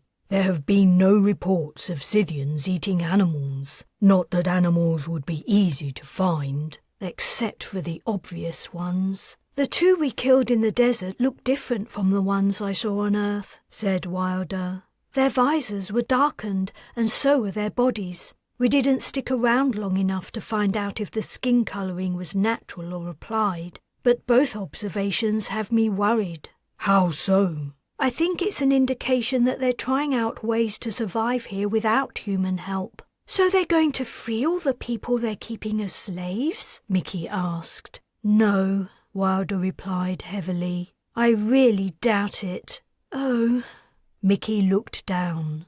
This is bad news. I thought it was odd when you said they approached you during daylight. These new adaptations means their behaviour makes more sense now. He asked Mickey. You escaped a hatchery? How did you manage that? With the help of a lot of other prisoners. We dug our way out while most of them tackled the guards. That was very brave. I've heard of escape attempts, but they're rarely successful. If people do manage to get away, they're usually recaptured. There aren't many places to hide on Lioness. Then they're executed in front of their fellow slaves, as an example to the others, I presume. Merrick? A woman had stuck her head in the exterior doorway. The men in the clinic are awake and asking about their companions. She eyed Wilder and Mickey. Maybe you should go and see them, while I approach Orson about you staying here a little longer. He might have cooled down a little. He's a reasonable man, only concerned about everyone's safety. Sure. Wilder got to her feet. Come on, Mickey, let's go. Do you remember the way? Chimera wasn't so big it was easy to get lost in. Mickey quickly figured out the direction in which the clinic lay. As they walked the narrow streets, they attracted the gazes of the Chimerites. Wilder had never been comfortable with scrutiny, and the hostility of the stairs made her doubly uneasy. Attitudes toward them had changed since Mickey's unfortunate escapade, though she was entirely innocent. But the people seemed to lack any compassion for the young girl. Perhaps they even doubted, as the commander did, that she was Kez's daughter. Wilder put a protective arm around her. They needed an out, a way to disappear for a while, before their mere presence excited the suspicions and fears of their hosts to anger and violence. Yet travelling to Lioness on a returning supply truck seemed reckless, almost suicidal. The situation on the other continent had changed drastically since they'd left. It was now the heart of Scythian territory, and they didn't have a clue how to operate there undetected. How could they survive? What would they eat? Where would they live? But perhaps there was somewhere else they could go. "I didn't mean for all this to happen," said Mickey. "I wish I'd never forced you to bring me on the mission. If I hadn't, I would be with Nina, wherever she is." Wilder gave her a sideways hug. "You didn't force me or Captain Vesey to include you. What you said was true. You do know more about the Scythians than anyone else. You heard what Merrick said. People don't usually escape their domes alive. You could know things that turn out to be vital to defeating them." "I really don't think I do. I think it was only by luck that I escaped. The Scythian colony on Earth was new, while they've been living on Concordia for decades. Everything is tight and organized here." "Don't overestimate them. Chimera survived all this time, right?" Mickey didn't answer, and in the intervening pause, Wilder's idea took shape. "There's another place the Scythians haven't been for a very long time. Somewhere we might learn more about them. Old secrets they might have forgotten. What do you say to going into their ancient city with me?" "An ancient city? Where is it?" "Right here at Chimera, or nearby. I'm not sure exactly. Cherry went there during the biocide attack, and Aubrio went in with a team afterward." "I don't know. I'll probably slow you down or do something stupid." Wilder halted and grabbed Mickey's shoulders, turning the girl to face her. "You're not slow or stupid. You were a hero out in the desert, finding our supplies, carrying a huge backpack for kilometers in the heat. And you're still a kid. Stars, no one could have done any better. I wouldn't pick anyone else to come with me. Do you hear?" Mickey nodded. "Good, that's settled. We'll tell Niall and Zapata, and then we'll go." Chapter 23. Niall insisted on coming too.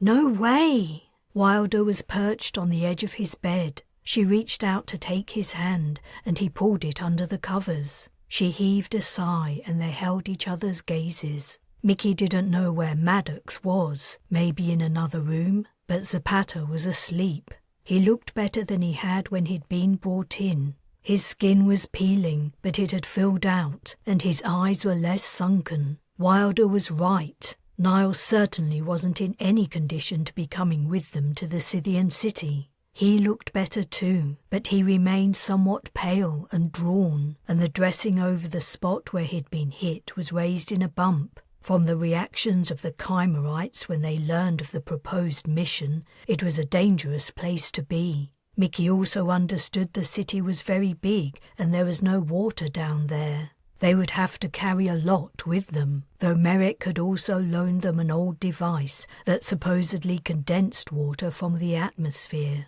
He hadn't been confident that it still worked effectively or how long it would last, and they couldn't hang around to test it. Orson was agitating hard for everyone from the Sirocco to be kicked out, Merrick had said. The inhabitants might be persuaded to show a little sympathy for the people still receiving medical treatment, but that wouldn't extend to Wilder or her, especially her. Somehow the story of her trip up the tunnel had transformed into an attempt to rush out into the open and signal to the Scythians flying above. It was ridiculous, of course, but such was the nature of gossip within a small population living in close quarters under constant threat of discovery, said Merrick. Stories became magnified beyond the simple truth, and individuals were targeted and scapegoated. The Chimerites needed someone to blame for their predicament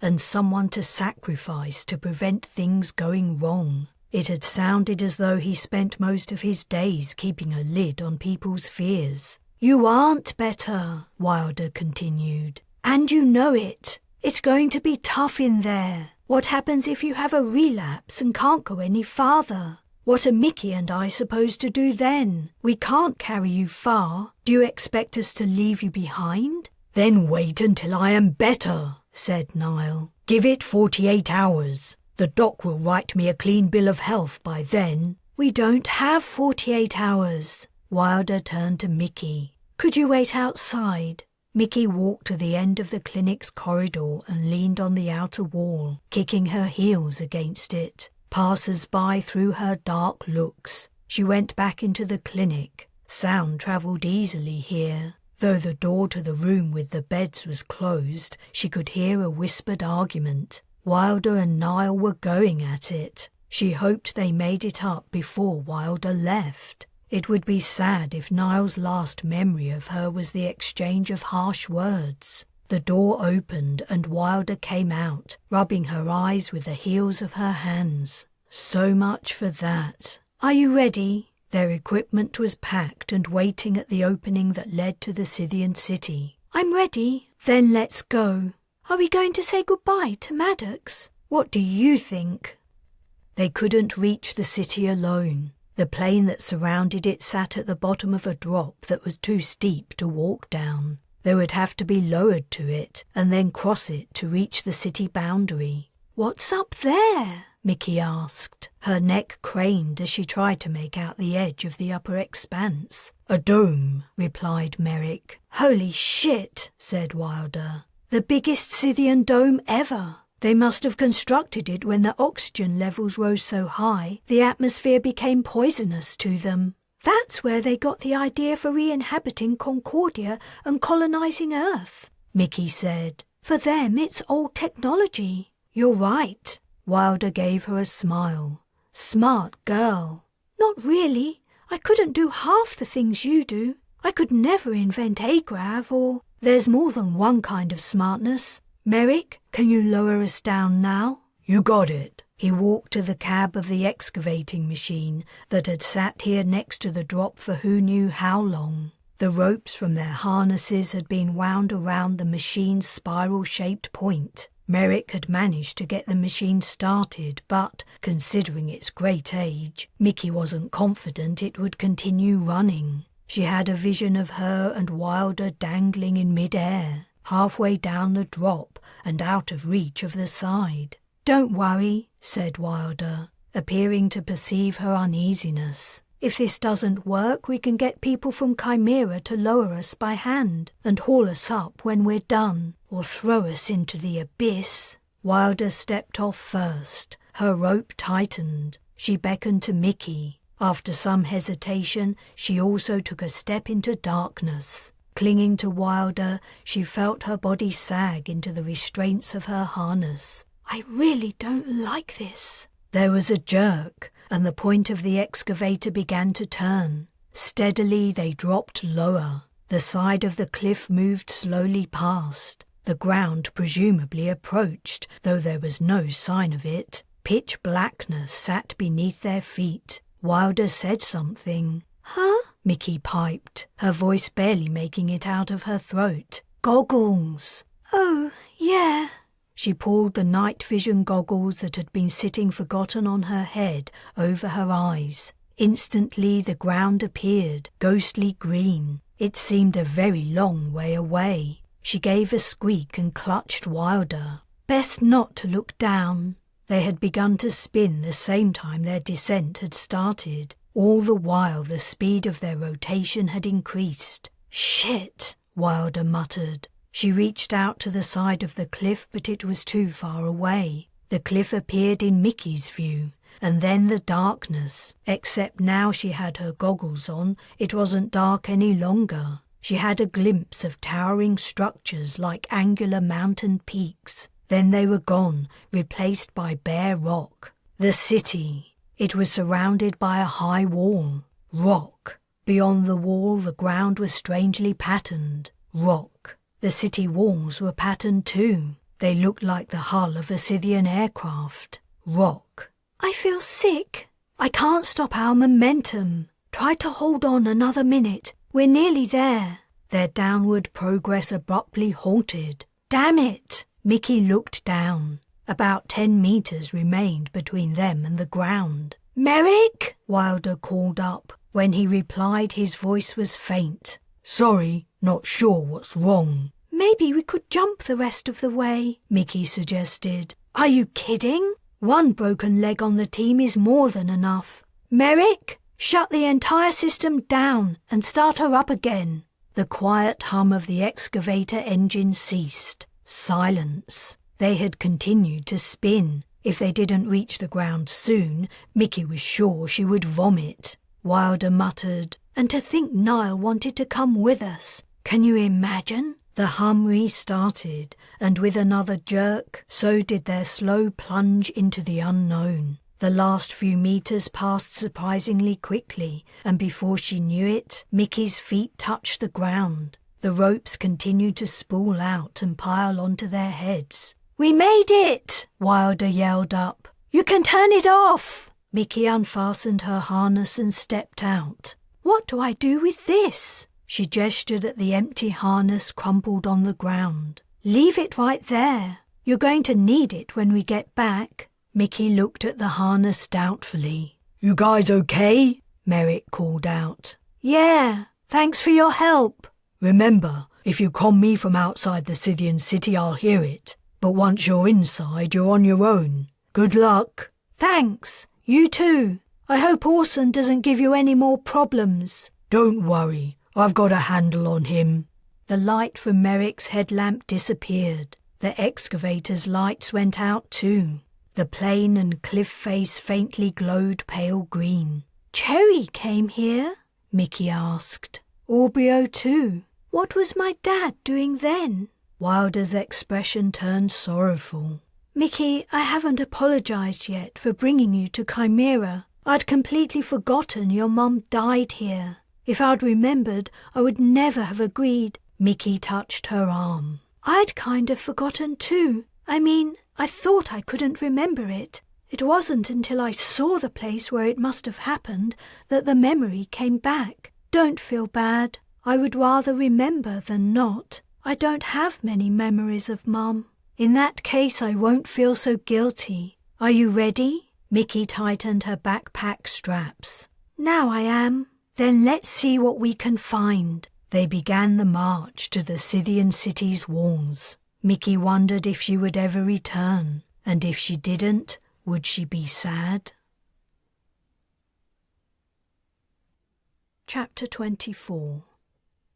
Despite the many years they'd spent together on the Sirocco, Wilder could only remember Cherry talking about her trip to the Scythian city a handful of times, and she hadn't gone into detail. Aubryo had been an even worse source of information. Wilder had detested the man and only spoken to him when necessary. Had she known she would be coming here one day herself, she would have probed both of them deeply and even ignored her dislike of Aubryo to do it. Now he was dead and Cherry was many light years distant, assuming she was still alive. Had Wilder done the right thing in bringing Mickey along? Her prospects seemed no safer in the city, and at least there Niall, Zapata, and, to a lesser extent, Maddox could be her defenders. Wilder wasn't at all sure that here, in the metropolis the Scythians had abandoned millennia ago, she was equipped to protect Mickey from danger.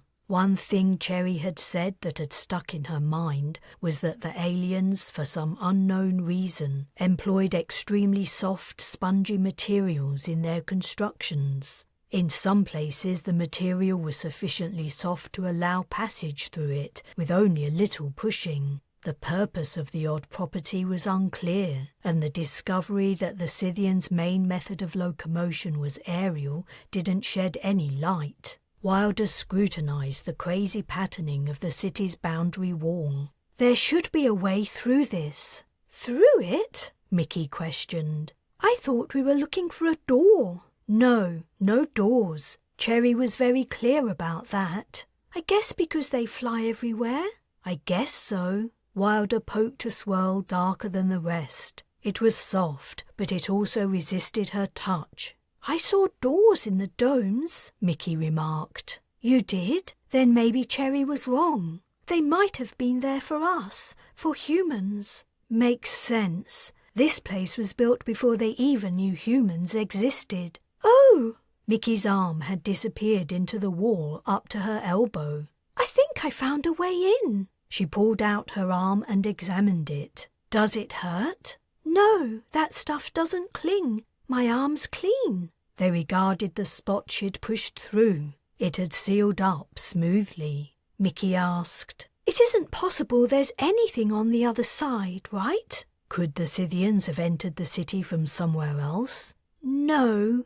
Mickey threw Wilder a look and then thrust herself into the soft area of the wall. Hey, wait! I should go first. But Mickey couldn't hear. Her head had already vanished. Shit! The kid was being far too reckless. She had gone. A second later the wall bulged and then Mickey's face appeared. It's safe. There's nothing here except a huge maze. And it stinks. Don't do that again. Next time I go first.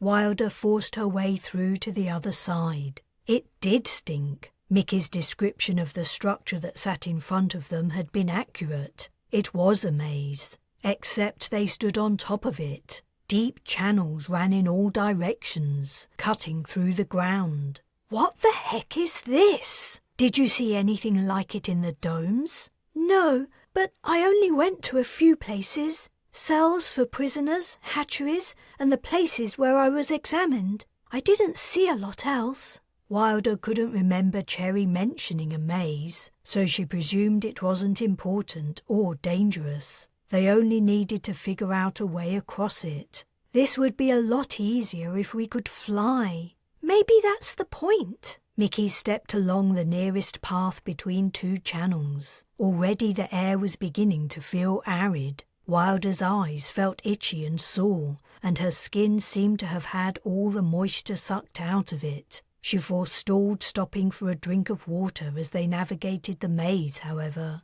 They needed to get used to the new conditions. They could be here for days. Is there anything you remember about the Scythians that might be useful? She halted at the point of a channel.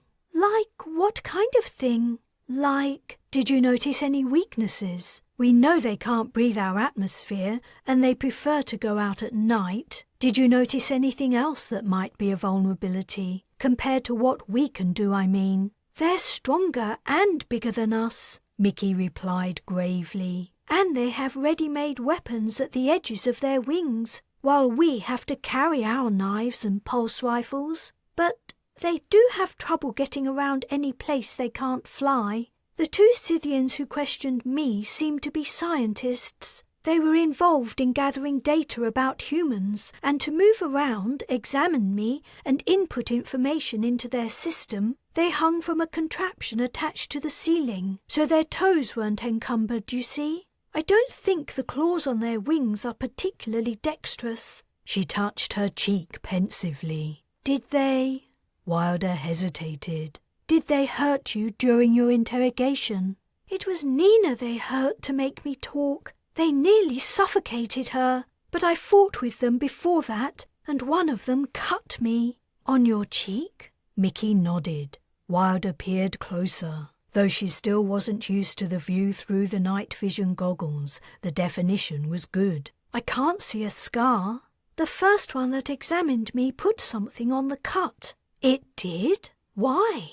To stop me from bleeding, I suppose. It wouldn't want all that nasty human blood messing up its workplace. Wilder smiled. Whatever they used on you, it was good stuff. Mickey turned, surveying their surroundings. They were roughly halfway across the maze. I can't believe Cherry did this all alone. It's so lonely and dark, and if she fell, she only had one hand to save herself. She's a brave woman. Wilder studied the maze. The shortest route to the city became clear. This way. Why did Cherry come here? Was she trying to find out stuff about the Scythians like us? She was following a guardian. It had been picked up from the...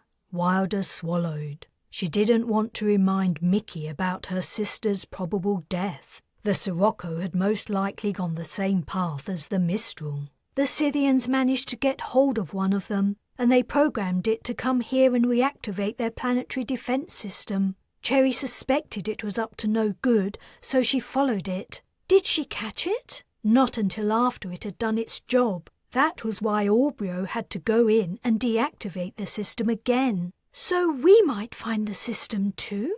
We might, but Aubryo being Aubryo, he most likely put the entire thing permanently out of action. But there could be things to learn if we can find it.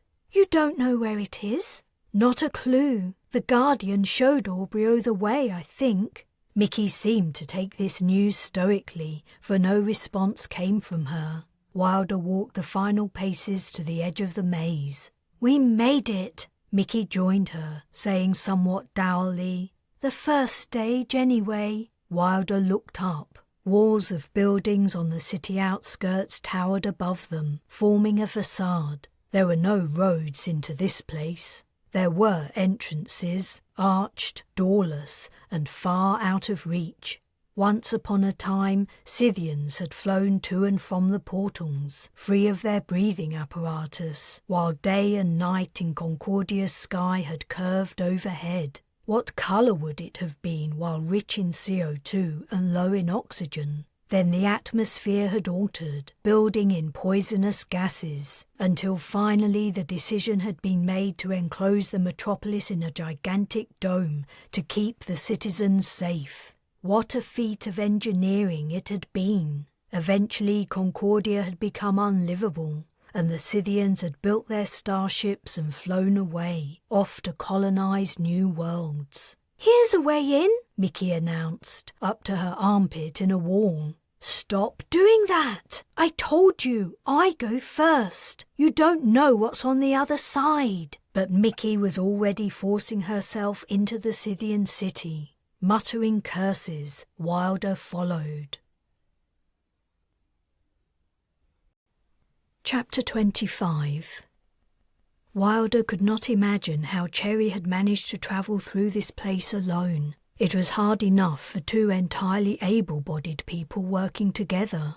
The spongy barriers had seemed to exist only on the outskirts. Once they were past them, all the interior walls were solid, and they were forced to use the same openings the Scythians had, only without the benefit of flight. The aliens had also had the option of simply flying higher and out of the ceilingless rooms. Fortunately, Wilder had had sufficient knowledge of what lay ahead to know they had to bring knotted lines and grapples, as well as plenty of water. But the weight of the precious fluid made climbing hard. She might have been able to haul herself hand over hand up a rope, mostly due to her lightness rather than upper body strength, but with a pack on her back it was impossible. Mickey was the stronger of the two of them despite being younger. After throwing up a grapple and testing the security of the rope, she would climb up first. Then Wilder would attach a pack to another line and Mickey would haul it up.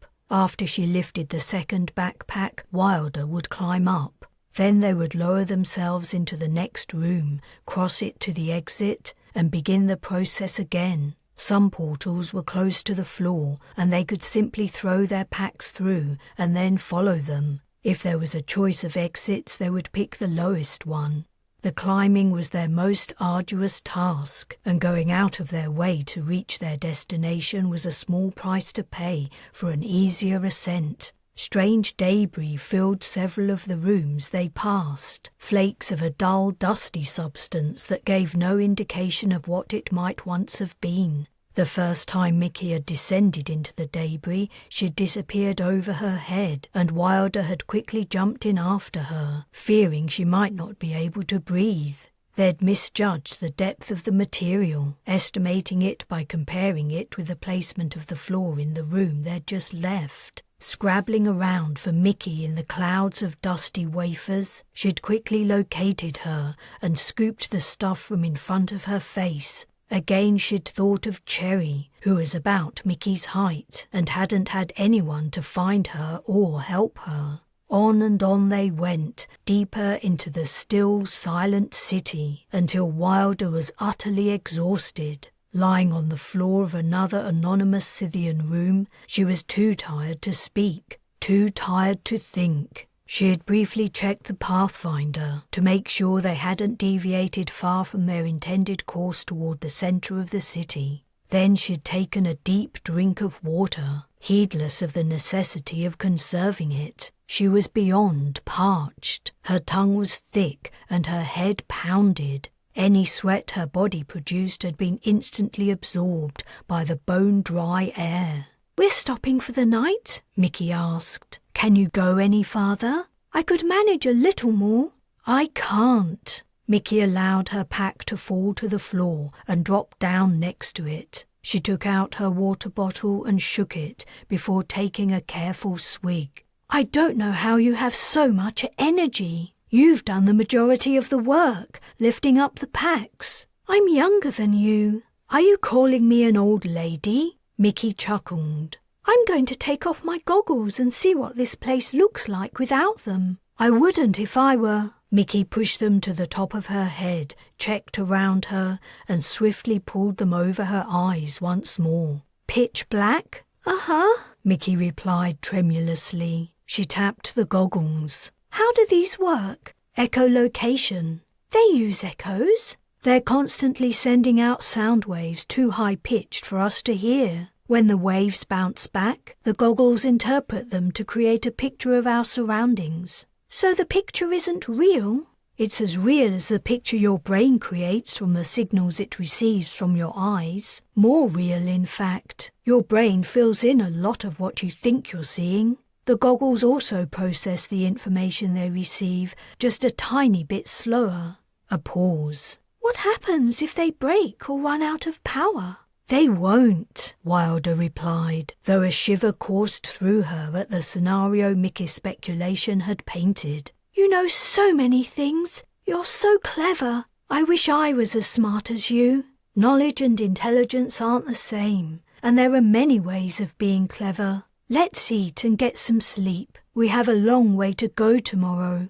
Checking the water condenser. Some had accumulated, but it wasn't much, so the condenser was either faulty or the small amount was really all that could be pulled from the arid atmosphere. Wilder reflected that she didn't feel clever. She never had. Outside of engineering endeavors, she was constantly confused, all at sea about people, about how they thought and felt. Too many times she'd assumed everyone was the same as her, only to be caught out again and again. Clever would have been figuring out how to deal with Niall's attitude, and she was hopeless with that. Dragan had tried to give her a clue, but his insight hadn't helped. How could she be compassionate towards someone who repeatedly rejected her attempts to show affection? She suspected the problem wasn't with her at all, that Niall was entirely the one to blame for their disastrous relationship. If that were the case, there wasn't anything she could do about it.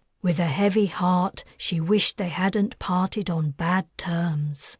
As they settled down to sleep, Mickey said, "Should I take off my goggles?" "You'll be more comfortable without them, but put your hand on them so they aren't too hard to find when you wake up." Wilder took hers off too, and then lay awake, staring into the dark, until long after the sounds of Mickey's breathing had become deep and regular. At her first movement as she woke, her arms protested violently. Her legs and stomach muscles were loud with their complaints too. It took a few moments to remember where she was and why her surroundings were wholly dark. She patted the floor. Her bulky goggles appeared under her hand, and as she sat up she put them on. Mickey was gone. Wilder scanned the bare space. Like all the other rooms in the city, it was featureless, its original purpose obscured by the passage of ages. There was Mickey's backpack. The fast beat of Wilder's pulse eased a little. A grapple gripped in the inner ledge of an opening. Damn it! "Mickey!" "Wilder?" Her voice sounded distant. "You're awake? I'll be there in a minute." Wilder snatched up her water bottle and sucked. Her mouth felt like it had been scoured by desert sand. She was tempted to squeeze out a scant handful of liquid to wipe her face, but they couldn't afford to waste even a drop. The moisture would disappear within seconds anyway. Sounds of effort came from the direction of the opening. She walked to it and peered up. "Don't disappear like that! You nearly gave me a heart attack." Mickey didn't answer as she climbed. When she reached the ledge, she peeked over it. "You were sound asleep. I didn't want to wake you. I thought I would explore." "We're all alone in here. What if something had happened to you?" "But it didn't, did it? Besides, I found something cool. Are you ready to go?" "Ready? I need to eat, and so do you." Mickey climbed down. Wilder found the girl's gung-ho behavior alarming and concerning. Since her unauthorized visit to Earth with her sister, Mickey had been quieter than normal, as if her experiences had chastened her. But then she'd demanded to come along on the mission to Concordia, and although she'd been subdued in Chimera, her demeanor had done an about-face again after entering the Scythian city. Wilder stole glances at her as they ate. Something was going on with Mickey, but she couldn't figure out what. She berated herself for her lack of people skills. If only Kes were here, he might understand what was up with his daughter. Then again, if Kes were here, she probably wouldn't behave like this. "I don't know how to put this gently, so I'm just going to come right out and say it. You need to take it easy. Even if we weren't inside the ruins of our enemy's city, this would be a dangerous place. If you break a leg, how would I get you out? I would have to go for help, and you would be waiting here alone in the dark for who knows how long. And how do you think the Chimerites would take it if some of them had to risk their lives for you? Assuming they would. They don't like us as it is." Okay." Mickey drawled like the archetypal surly teenager. If the situation weren't so serious, Wilder might have laughed. "Mickey, I'm not kidding around. I hear you, Leader Wilder." "Good." A memory flashed into her mind. She was at Cherry's house when Cherry had been general of the colony. She had been confined there for her own safety. She saw herself climbing out the kitchen window and inwardly groaned. If the colony was ever at peace again, she would never have children. Never. "What was the cool thing you found?" "Eat up and I'll show you." Mickey refused to be drawn on the subject over the time it took to finish eating and pack up. As Wilder hauled herself up the rope to exit the room, her muscles screamed. Her hands were raw. How would she ever manage another day like this? How much farther would they go? They'd discovered nothing useful about the Scythians, or anything even remotely interesting so far. She lowered herself down the other side. It felt no easier going down than it had going up. A room similar to all the others confronted her. Mickey was already on the other side, tossing up the grapple. Wilder dragged their backpacks across the intervening space while Mickey ascended. When she reached the opening, she leaned down to say conspiratorially, "I think Aubrio's team might have been here."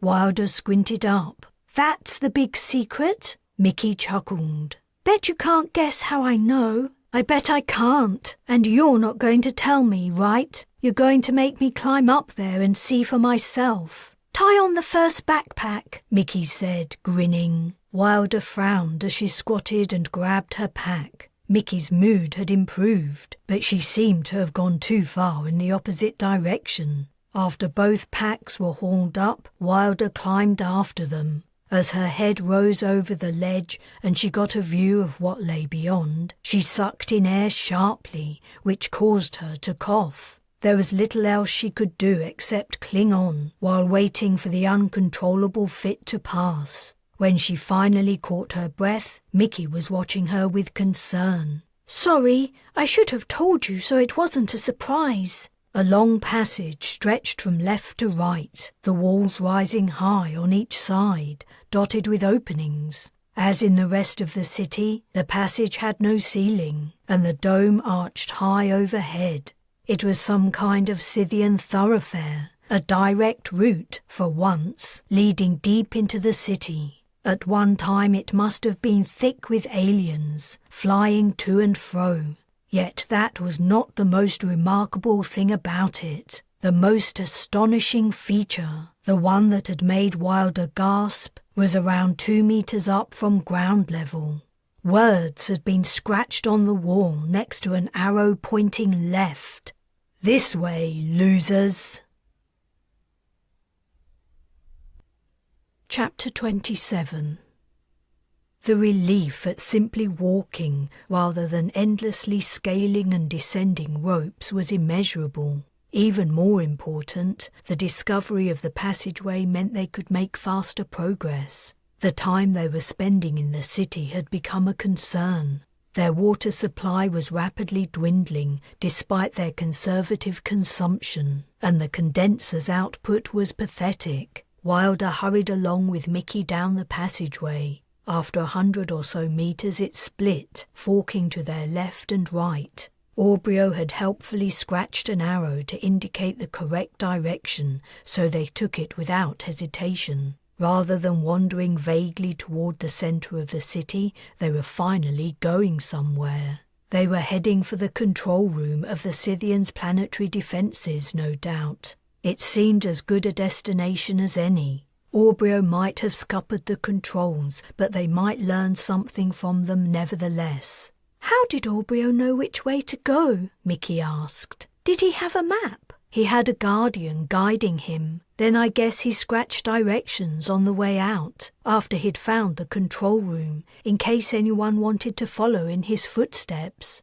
It was typical of the obnoxious man to want to leave evidence of his presence to people who might come after. Yet it was fortunate for them he had. Otherwise they might have wandered uselessly until it was time to return, empty-handed, to Chimera. The new road stretched into the distance, but they hadn't gone far before they encountered another arrow, this time pointing upward. Aubreo had helpfully scratched another instruction. "Up again, wannabes!"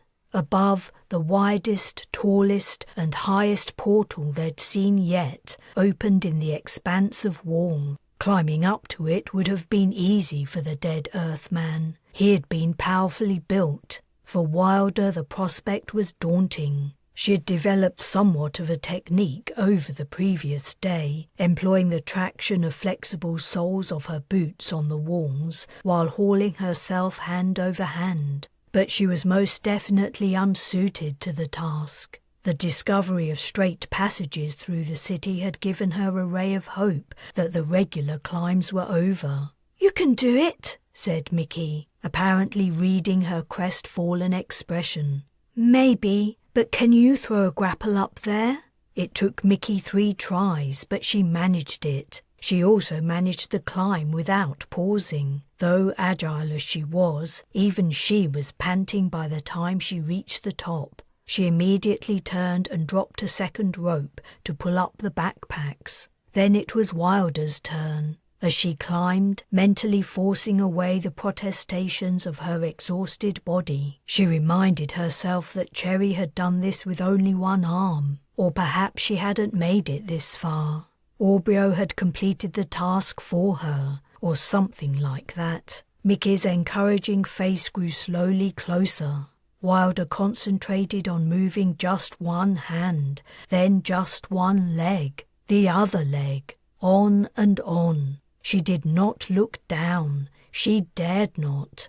Damn the Scythians and their wings! Why, of all the possible enemies of humanity, did we have to have one that could fly? The ledge was within reach. She swung a sweaty hand at it and missed. Mickey squeaked. Wilder's body slapped into the wall. She was dangling by one arm, her entire body weight pulling on one hand. She was not a heavy person. Why did she seem to weigh so much? Her arm felt as though it was being wrenched from its socket. The ground seemed very far below. "Give me your other hand!" Mickey exclaimed, leaning precariously far out from the ledge. "Give it to me!" Wilder tried. She threw her free hand upward, but Mickey couldn't reach it. Wilder had been too hasty. She should have climbed a little higher before going for the ledge. "Move back," she commanded, "or you'll fall." Mickey shuffled marginally backward.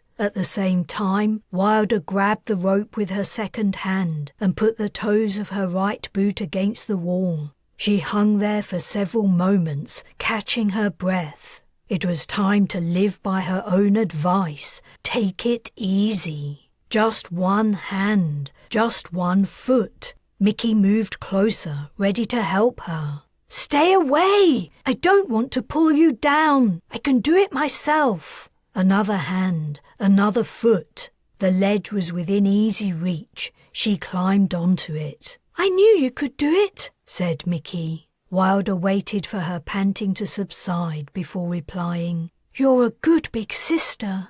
Instantly Mickey's features clouded and she looked like she might cry. Shit, I'm so sorry. Wilder reached out to touch her shoulder. Mickey sniffed and turned, saying, Look! Beyond the large portal was the biggest space they'd ever seen inside the city. 50 or more meters square, it was adorned with long, thick poles. Many had fallen and crumbled, but some remained in their original settings, protruding from the vertical sides. At one time, even thicker poles must have stood at intervals across the floor, smaller counterparts sticking out of them. Oh! Mickey exclaimed, and clapped a hand over her mouth. Giggling, she added, They're perches. She was right. In Concordia's deep past, this had been a gathering place for hundreds of Scythians, perhaps some kind of council or parliament. Wilder estimated they were near the centre of the city, so it made sense from a human perspective. Aubrio had not left instructions for the next part of the journey. It was obvious. Directly opposite stood a wide opening that ran from the floor to the top of the wall. Her immediate reaction on seeing it was delight. Thank the stars we don't have to climb in there. They did, however, have to descend from their current position. Wilder dragged herself across the remaining distance to the opening, walking around any obstacles too large to step over. Her backpack felt like a lead weight, even though they'd drunk most of its original contents. If she hadn't been deathly curious about what lay before them, she might have called a halt so she could rest a while. The ghostly vision of her night goggles revealed sectional spaces separated by waist-high barriers.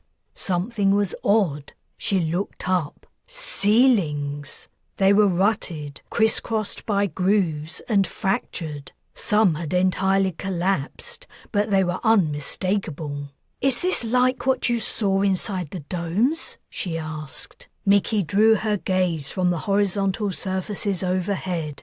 "The ones in the domes were made from a flexible material, not like these. They must be the original type, and the Scythians invented a more versatile version later." They followed the scratched directions. "Thanks, Aubrio." In this place the aliens must have walked, easily surmounting the low divisions between rooms. Broken-off pedestals marked the spots controls may have sat. One area was open to the dome, an exit point. In another large section, shards of poles littered the floor. Scrawled across the floor, in front of one short barrier no different from the rest, was the word bullseye. "What's bullseye?" Mickey asked. "No idea, but I think it means we've reached the control room." They stepped over the wall. Judging from the room's appearance, Wilder was right. A massive pole stuck up from the floor, thrust deep within a square hole. She stepped closer. Beneath the floor was a mess of destroyed wiring and boards. They were not rusted or decayed, only crushed and broken by the operation of the pole. It was a miracle they'd survived so long. The chamber must have been sealed when the Scythians departed. "Are these the defense system controls?" Mickey asked. Wilder nodded thoughtfully. "The compromised Guardian must have opened this up, fixed whatever had failed, and restarted the system. It fired once, just before Aubrio arrived. Then he put it out of action." She winced. The Scythian planetary defences had destroyed the opportunity. If she hadn't already transferred to the Imani vessel, she wouldn't be here now. Where are the armaments? Asked Mickey. I thought they would be nearby. We never found them. We had plenty else to do rebuilding after the attacks. They're probably somewhere on Sardine, or perhaps under the ocean. Mickey knelt down and leaned over the hole. Can you learn anything from that? Wilder didn't answer. As she'd expected, Aubryo had done a number on the Scythian system. That man had never done anything by halves. He hadn't only put the system out of action, he'd annihilated it, beyond rejigging or soldering it back to functionality. There would be no reverse engineering it. She sank to the floor next to Mickey. Is it bad? Resting her elbow on her knee and her forehead in the palm of her hand, she replied, I don't know why I ever thought it would do any good to come here. We've trekked through half the city, climbed and descended hundreds of meters in total using those damned ropes, slept in pitch darkness, been parched with thirst, and for what? We're no better off than when we left Chimera. We haven't learned a single thing about the Scythians that we didn't already know. Silence stretched out in the silent space. What do we do now? Asked Mickey. Wilder was too sunk in depression to answer. How could they force the Scythians to leave Concordia when the aliens had the upper hand, or wing, in every way? Humanity was on its knees, and there was nothing to be done about it. And now the Scythians seemed to be moving to phase 2 of re-establishing their presence on the planet, removing the need for human slaves entirely. Wilder? She groaned and sunk her head into her hands. I don't know. After a short while she heard Mickey get to her feet and walk away. Still she didn't move. Should they go farther into the city? There seemed little point, and already she doubted they had sufficient water to make it back to Chimera while enduring extreme thirst. Worse, even with enough water she wasn't sure she could make it. She was bone weary. If she held her hands in front of her they trembled. With a day or two to recover she might be okay, but they didn't have an extra day's water. It was a horrible predicament. Although she'd thought of a potential solution, she hesitated to voice it. She doubted Mickey would either agree or have the fortitude to see it through. "Ugh!" Mickey exclaimed. "What's this?" Wilder looked up. Mickey was stooping. When she straightened up, she was holding an object at arm's length by her fingertips. The object was ovoid, partially burned, and had tufts sticking out of it. Mickey had gripped the thin strands. "Bring it here," Wilder said. "I'd rather put it down again. It's disgusting." "Mickey," an idea was forming, but Wilder couldn't figure out the ramifications. It might be something amazing or nothing at all. "I think I know what it is." Mickey walked over, holding the thing in front of her as if fearing contamination. "It has an eye." No kidding. So she was right. Mickey dropped the thing in her lap. It landed with a thump, its weight belying its size. Looking up at Wilder with a frozen, one-eyed gaze was a guardian's head. Chapter 27. Wilder said it was the head of a guardian, the one that had led Aubryo to the control room. A head? Mickey looked more closely. There were the remains of its hair, the partial mouth, and the eye she'd noticed a moment ago. Wilder was right. It was a head. The thing had been smashed up, then burned, or burned and then smashed up. Mickey shuddered. Did guardians feel pain? No one had ever mentioned it. She'd seen one on Earth, called Strongquist. If she hadn't been told he was an android, she would never have guessed. He hadn't only appeared to be completely human, he'd also seemed nice. Wilder was turning the horrible object over in her hands.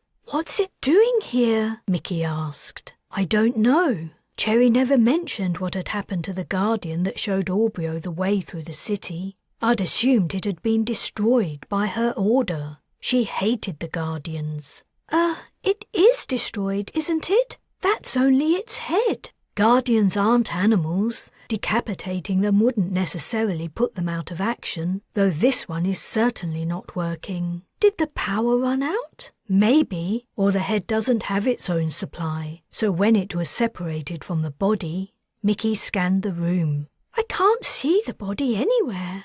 Wilder smiled. This thing was sawn off. It would take more time than we have to fix the damage and rejoin it to the body, and I don't have the tools anyway. How long do we have?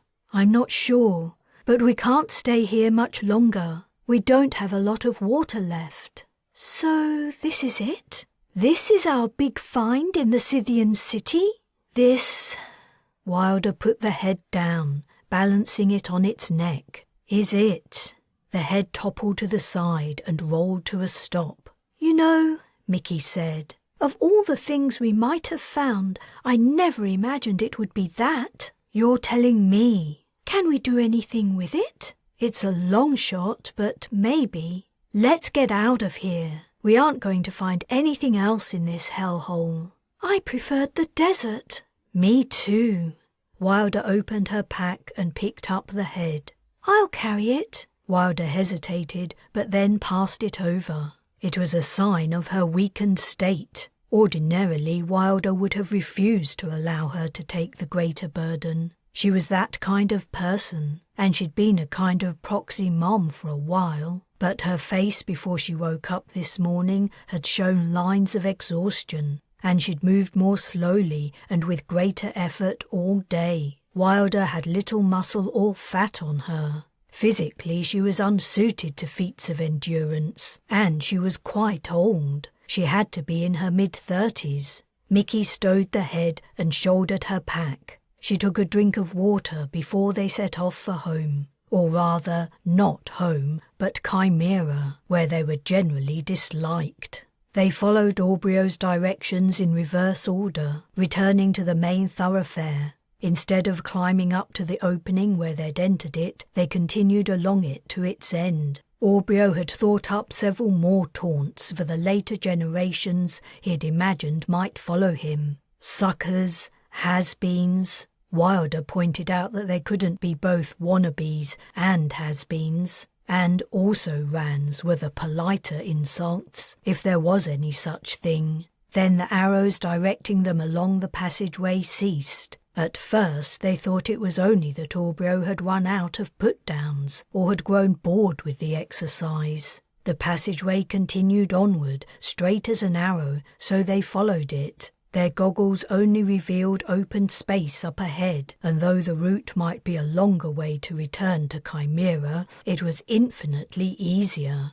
Mickey was happy for Wilder more than she was for herself. She hadn't been sure she would ever leave the city, and she'd made her peace with the prospect. But Wilder had people to live for. She had some kind of complicated thing going on with Nile, and if anyone was going to free Concordia of the Scythians, it was Wilder. But if they had to return the same way they'd come, she wasn't sure Wilder could do it. They'd been walking in silence for a while. Even talking dried out your throat here. They'd kept the same medium pace, but Wilder softly panted. As Mickey was about to suggest they stop for a drink, she reached behind her for her water bottle, taking her gaze from the road ahead. "Mickey!" Wilder grabbed her arm and pulled her so sharply backward she stumbled and fell on her backside. "Why did you do that? Look!" Wilder was no longer looking ahead, but downward, straight down. "Don't come too close." Mickey crawled forward. The passageway abruptly ended. The walls continued the same as before, but the floor disappeared into empty space. On each side the walls descended deeper than they rose to the dome above. She couldn't see their end. She wasn't sure how they'd come so close to tumbling to their deaths. Maybe they'd been too lost in their thoughts to pay attention, or maybe the walls created an optical illusion from afar. The vision from their goggles might also have confused them. This was not the way out. No wonder Aubryo's scratchings didn't direct people here. "We must have missed something," Wilder said. We have to retrace our steps. They turned back. 100 meters or so along the path they hit an arrow they'd missed. It pointed upward. Soz, numpties. Wilder tilted her head to gaze at the opening above, her dismay almost palpable. It's okay, Mickey said. You can do it. Wilder gave her a sorrowful look and nodded. You first. Chapter 28. Wilder woke. The first thing she did was check for Mickey. This time the girl was sitting right beside her, cross-legged and frowning. What's wrong? The words came out as a croak. Have some water. Mickey held up the water bottle to Wilder's lips. She turned her head. I don't need it. You do, Mickey added accusingly. You've been drinking less water than me, haven't you? All yesterday, as we were coming back from the control room, you didn't drink anything. It took me a while to realise. I thought about it overnight, and I don't remember seeing you drink once, not even after we stopped for the night. I can manage until... You can't! You're worse off than me. Now drink. Chastened, Wilder took a sip. The liquid felt like nectar in her mouth and throat. It was all she could do to stop herself from gulping it all down. Did the condenser make much? Mickey picked it up and shook it. There was perhaps 50 mil in it. This thing's a piece of shit. We only have a day's march. If we can just make it back to the exit to Chimera, we'll be okay. A day's climbing, Mickey corrected. The fact settled heavily in the pit of Wilder's stomach. Yeah, climbing.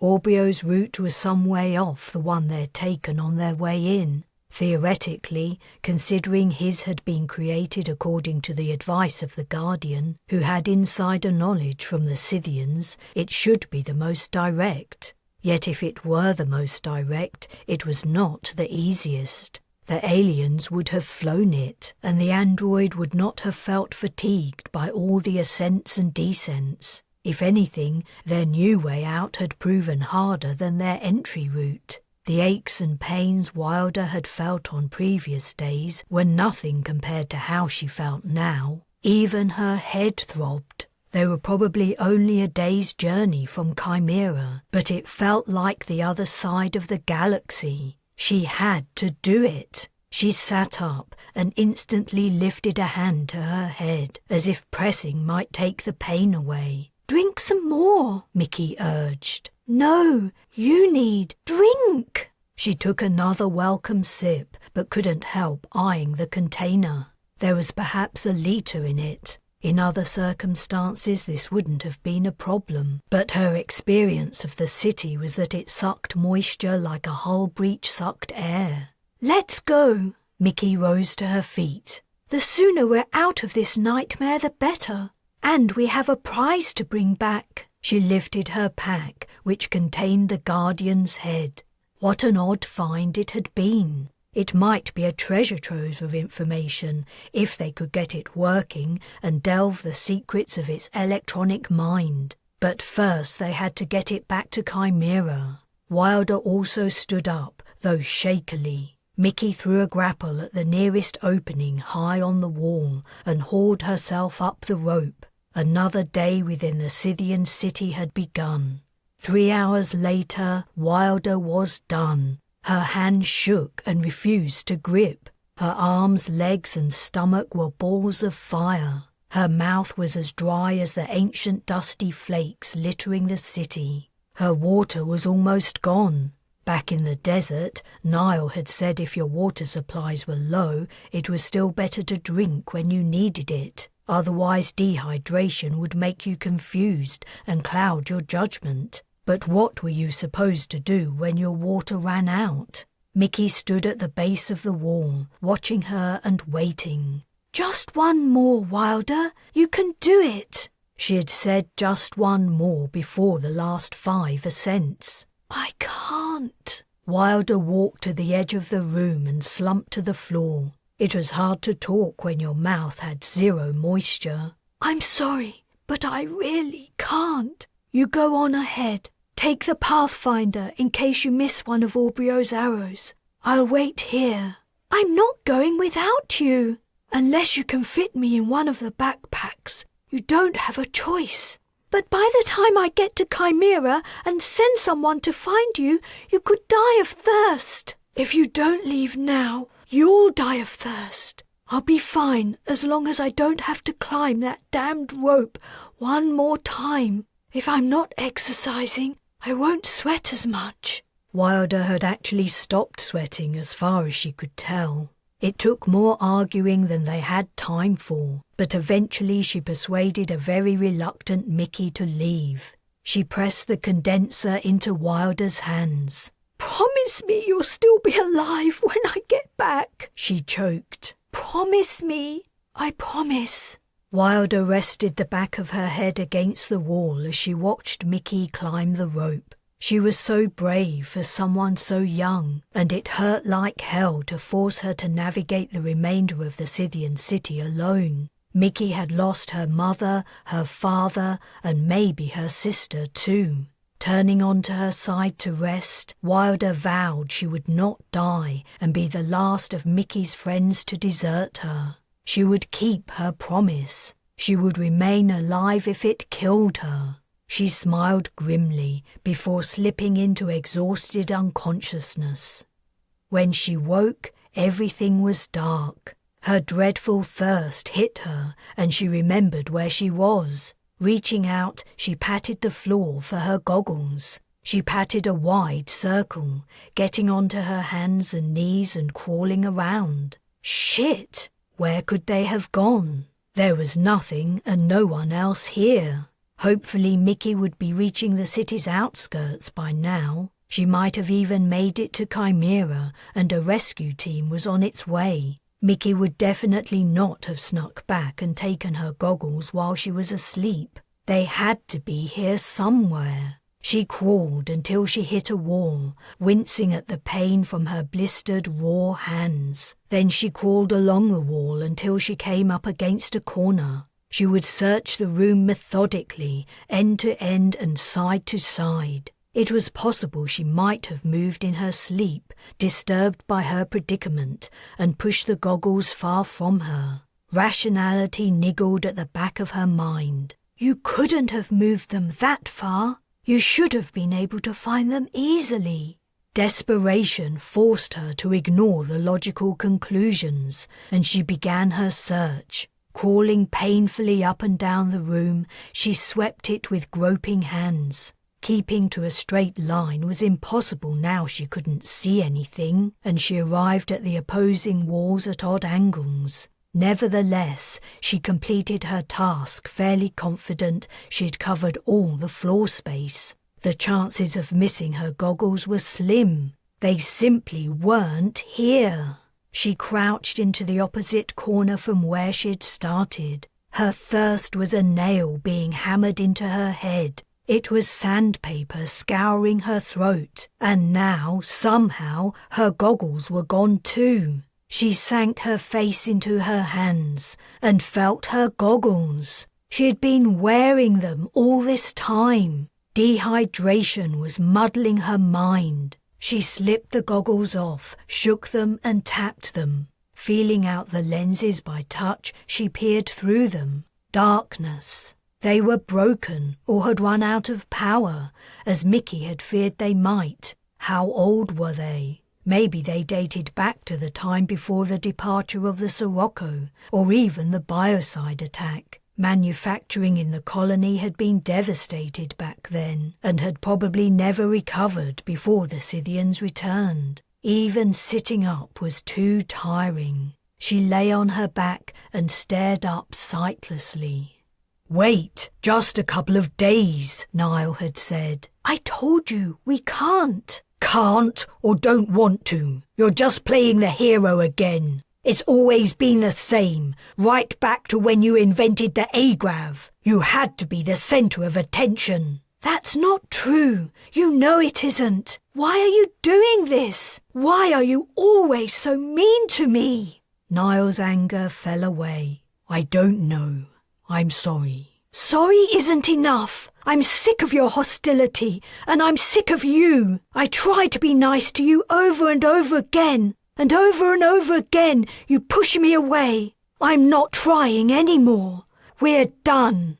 She had left him then, not looking back as she stalked away from his hospital bed. She hadn't seen his expression, hadn't taken a last look at him.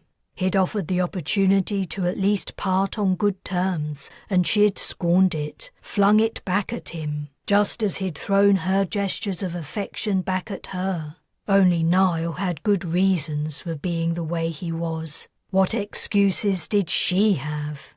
She lay in the dark silence for what seemed to be hours, though she had no way to track time. With no other living thing for kilometres around, she felt utterly alone.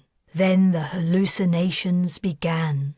There was the drip of water somewhere far distant. Impossible.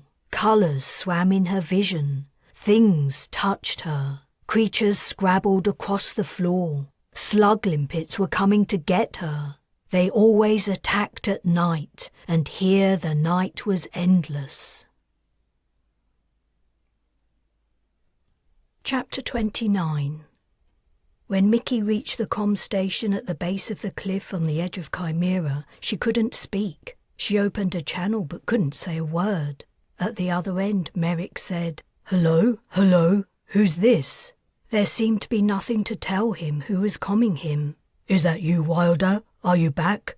"No, it's Mickey," she said, but no words came out. It was as if the dust in the city had clogged her vocal cords. "It's me, Mickey," she said voicelessly. In frustration, she tapped the device. "Is someone there?" "Yes." She tapped again, forcefully. Then she picked up 2 rocks and smashed them together. Anything to make a noise. "Huh?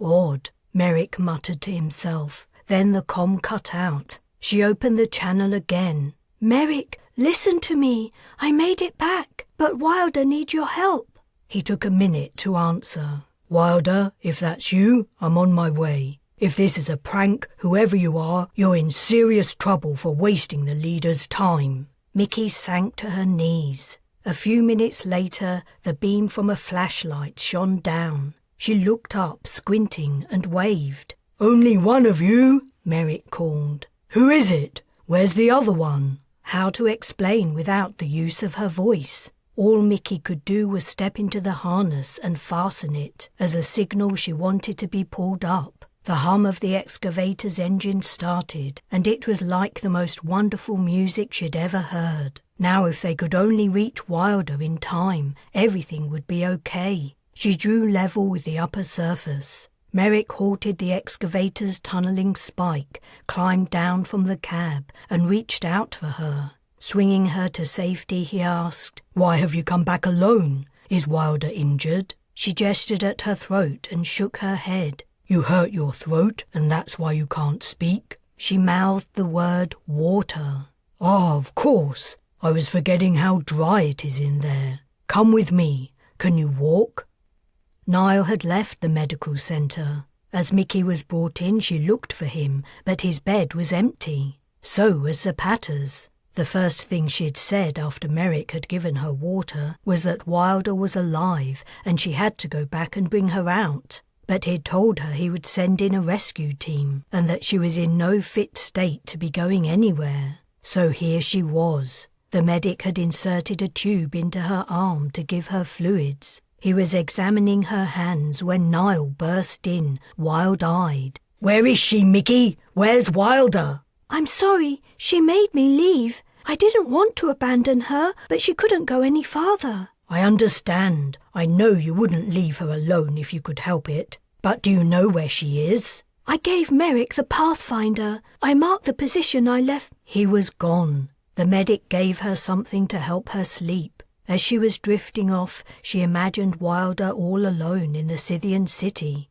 It was a horrible place, the most awful place Mickey had ever been. Even the interior of one of the Scythian domes was preferable. At least there you had the company of others. You had food and water, light and noise. Journeying through the ancient metropolis was like being in hell. The punishment being the requirement to climb and descend ropes, no matter how tired or thirsty you were. She could not have conceived a better place to put people sentenced for terrible crimes. What would she do if Wilder hadn't survived? How could she live with herself, knowing she'd left her there to die alone? She'd abandoned Nina, and now she'd abandoned Wilder too. How was she supposed to go on, those actions weighing her down the rest of her life? She awoke, and the first thing she did was to check the nearby beds. They were all empty. Wilder had not been brought back yet, or she had, and she was... Mickey swallowed, and tears rolled from her eyes onto her pillow. How long had she slept? If it was only a few hours, it was too soon for the rescue team to have returned. She wasn't sure how long it had taken her to complete the remainder of the journey to the city's edge, but it had been a long time, and then she'd had to navigate the maze. But if she'd been asleep a long time, perhaps the team was already back. She listened. When she'd been in the medical centre before, it had been possible to roughly tell the time of day by the noises from the street. It had been the quiet time when she'd returned, when most of the Chimerites were asleep. The outside remained quiet. She must have only slept a short while. Her hands were swaddled in dressings. Gingerly she pushed herself up with her elbows until she was partially sitting up. How to find out if there was any news? She pressed the button next to her bed with the tip of her least sore finger. Several minutes later, no one had arrived. She pressed it again with the same result. Hello? Is anyone there? Again, there was no answer. She would have to get out of bed and find someone. She pushed down her covers and swung her legs out. They too had dressings on them, at her knees and feet where she'd gripped the rope. Moving had made her woozy, so she waited for the dizziness to subside. When she felt a little better, she eased herself off the bed and balanced precariously on her bare feet. Maybe this wasn't such a good idea. Hello? Can someone help me? Where were all the medics? A sudden horror struck her. Had the Scythians discovered Chimera? Was there currently a battle being fought for the site? Was that why the clinic staff was absent? Hello? A flurry of noise and movement came from directly outside the room. She walked, wobbling, to the door and pulled it open. The passageway was full of medics. Niall ran in, carrying Wilder in his arms. Her head lolled and her eyes were closed. Her skin was deathly pale. She looked more dreadfully thin than ever. Mickey lifted her hand to her mouth. Niall spotted her standing in the doorway. "She's alive, Mickey! She's still alive!" Chapter 30.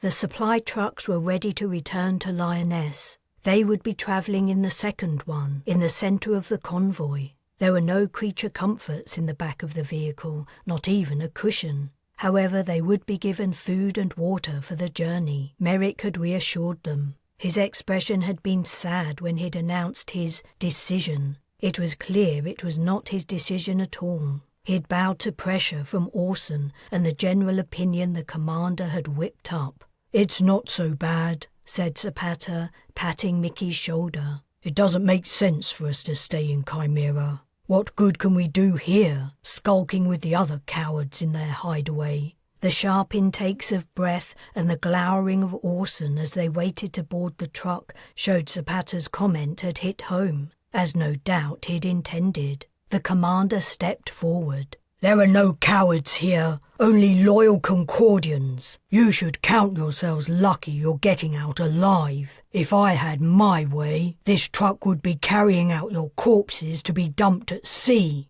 like the rest of the spies." He swiveled to Merrick, who also stood with them, waiting for the supplies to arrive. "You realise we could be playing right into the hands of the Scythians? If these people are who I think they are, we're sending them right back to their masters with all the information they came here for. The fact Chimera exists, how many people are living here, how we're supplied, everything except our damned location. And that's only because my men blindfolded them before bringing them in. You even let them go into the Scythian city to do who knows what. They're not from Lioness, Merrick replied patiently. They're from, you told me, a starship that flew out of the past. If they're from the Sirocco, where is it? How did they get here? Did they float down from orbit? That's all been explained to my satisfaction, as well as details about the ship, their journey, and Earth no one else could know.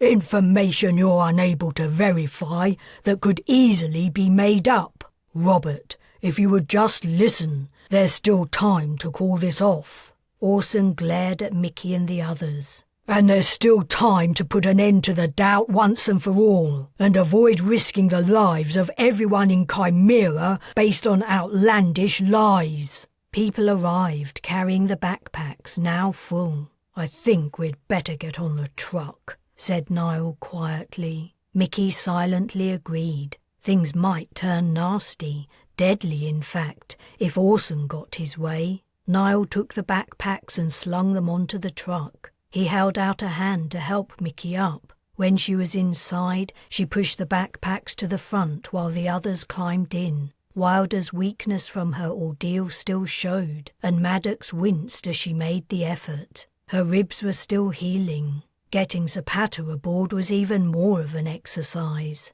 His broken leg remained encased in a tough cast, and he had to use a crutch to walk. Merrick moved to the side of the truck and peered in.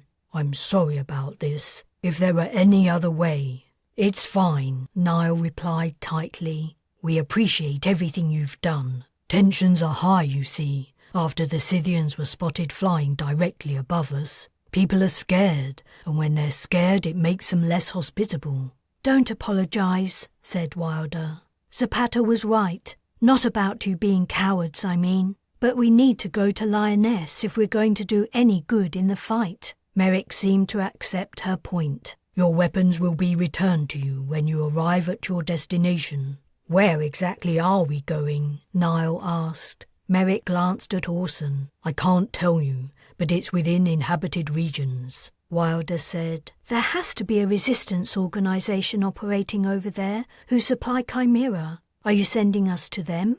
I'm afraid not. Compromising Chimera's security isn't enough for you, huh? Orson barked. You think we'll let you infiltrate the resistance too? Leave it, Merrick warned. He nodded to the 3 men who had brought their packs. Guards are coming with you, and you'll be blindfolded for the duration of the journey. Fantastic, said Maddox. I guess now's a bad time to tell everyone I get motion sickness. As the men climbed into the back of the truck, she added, Hope you guys don't mind vomit on your boots.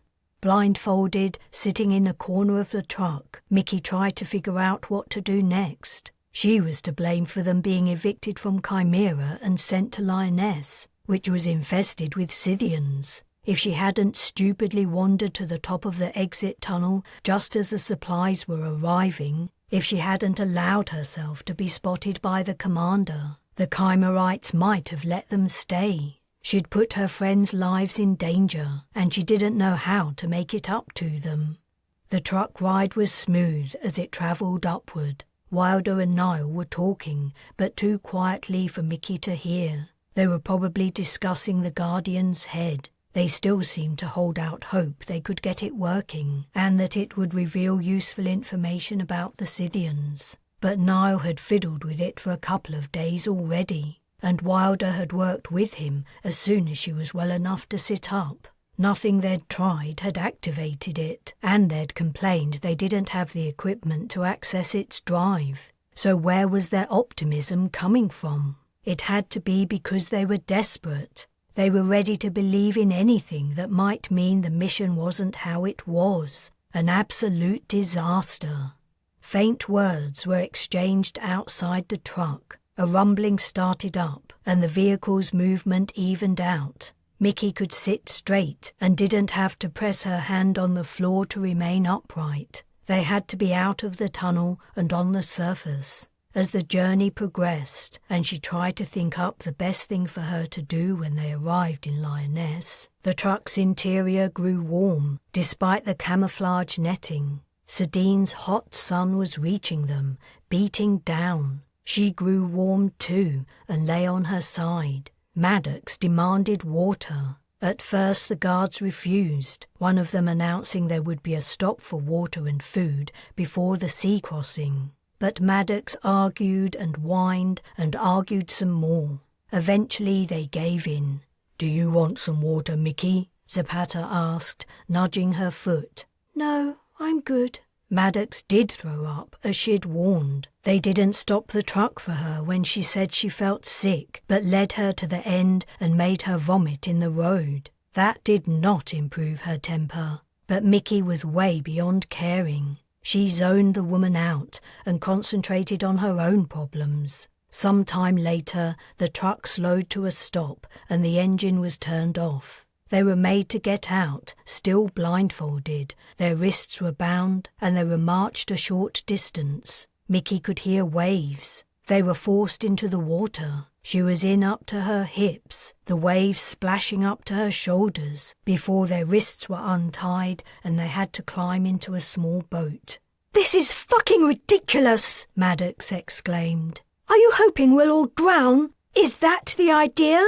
So you won't have the deaths of innocent Concordians on your conscience?" She was ignored. The trip to the larger boat took a few minutes. Ropes were tied under their arms, and they were hauled aboard and deposited on the deck. "Surely we don't need to wear blindfolds now," Maddox complained. "What are we going to see? A whole lot of water?" A voice growled. "The first one of you who takes off their blindfold goes over the side. Got it?" No one answered. They were given water and food as the ship got underway. The voyage didn't register heavily on Mickey. She noticed Niall, Wilder and Zapata talking softly, and Maddox threw up again. Mickey felt nauseated too, but managed to hold it in. Hours later, the steps of their arrival on the vessel were reversed, and they were deposited on a beach. Their wrists were rebound, and they were forced up the sand. Mickey's feet hit something different. A shock of recognition passed through her. She was walking on a rubbery ground cover plant. The sensation felt deeply familiar. She must have walked on it many times as a small child, though she didn't remember it. The plant was probably destroyed by the biocide. But now, decades later, it was back. A hand grasped her shoulder and pushed her to her knees. "Wait here," a voice said. Footsteps tramped away. There came the sound of bodies pushing through vegetation, then silence. After several minutes, Zapata asked, "Are they gone?" "I don't think they're coming back," said Wilder. "They want us to delay freeing ourselves until they're out of sight." There was the sound of movement. "They're gone." Taking off their blindfolds was the easy part. Their wrists were secured behind their backs, and untying the knots proved much harder. They had to work by feel alone, sitting back to back. As soon as Niall was free, however, he quickly untied everyone else. They were sitting on the ground cover Mickey faintly remembered, surrounded by spiny shrubs. They were not far from the ocean. The sound of waves hitting the shore was clear. Having no desire to alert the Chimerites to their unbound state, they remained where they were for a while longer, giving their captors plenty of time to leave. While they waited, Niall and Wilder searched the surrounding scrub, keeping low, but came up empty-handed. When they were confident the Chimerites must be gone, they searched more widely. They were in a sandy cove, high cliffs on each side. The water was empty. The larger vessel must have anchored out of view. At the place where the beach met the vegetation lay 5 pulse guns. Niall stooped, picked one up and checked it. "Fully charged." "We have supplies too," said Wilder. "Things could be worse." "Speak for yourself," Maddox said. "My ribs are killing me." Niall stowed his weapon. "Merrick said we would be dropped in an inhabited region. We need to find people who can introduce us to the resistance. Then we can start to turn things in the colony's favour." "Have you lost your mind?" Maddox asked. "Concordia has had it. The best we can do is not be killed or taken slaves by Scythians.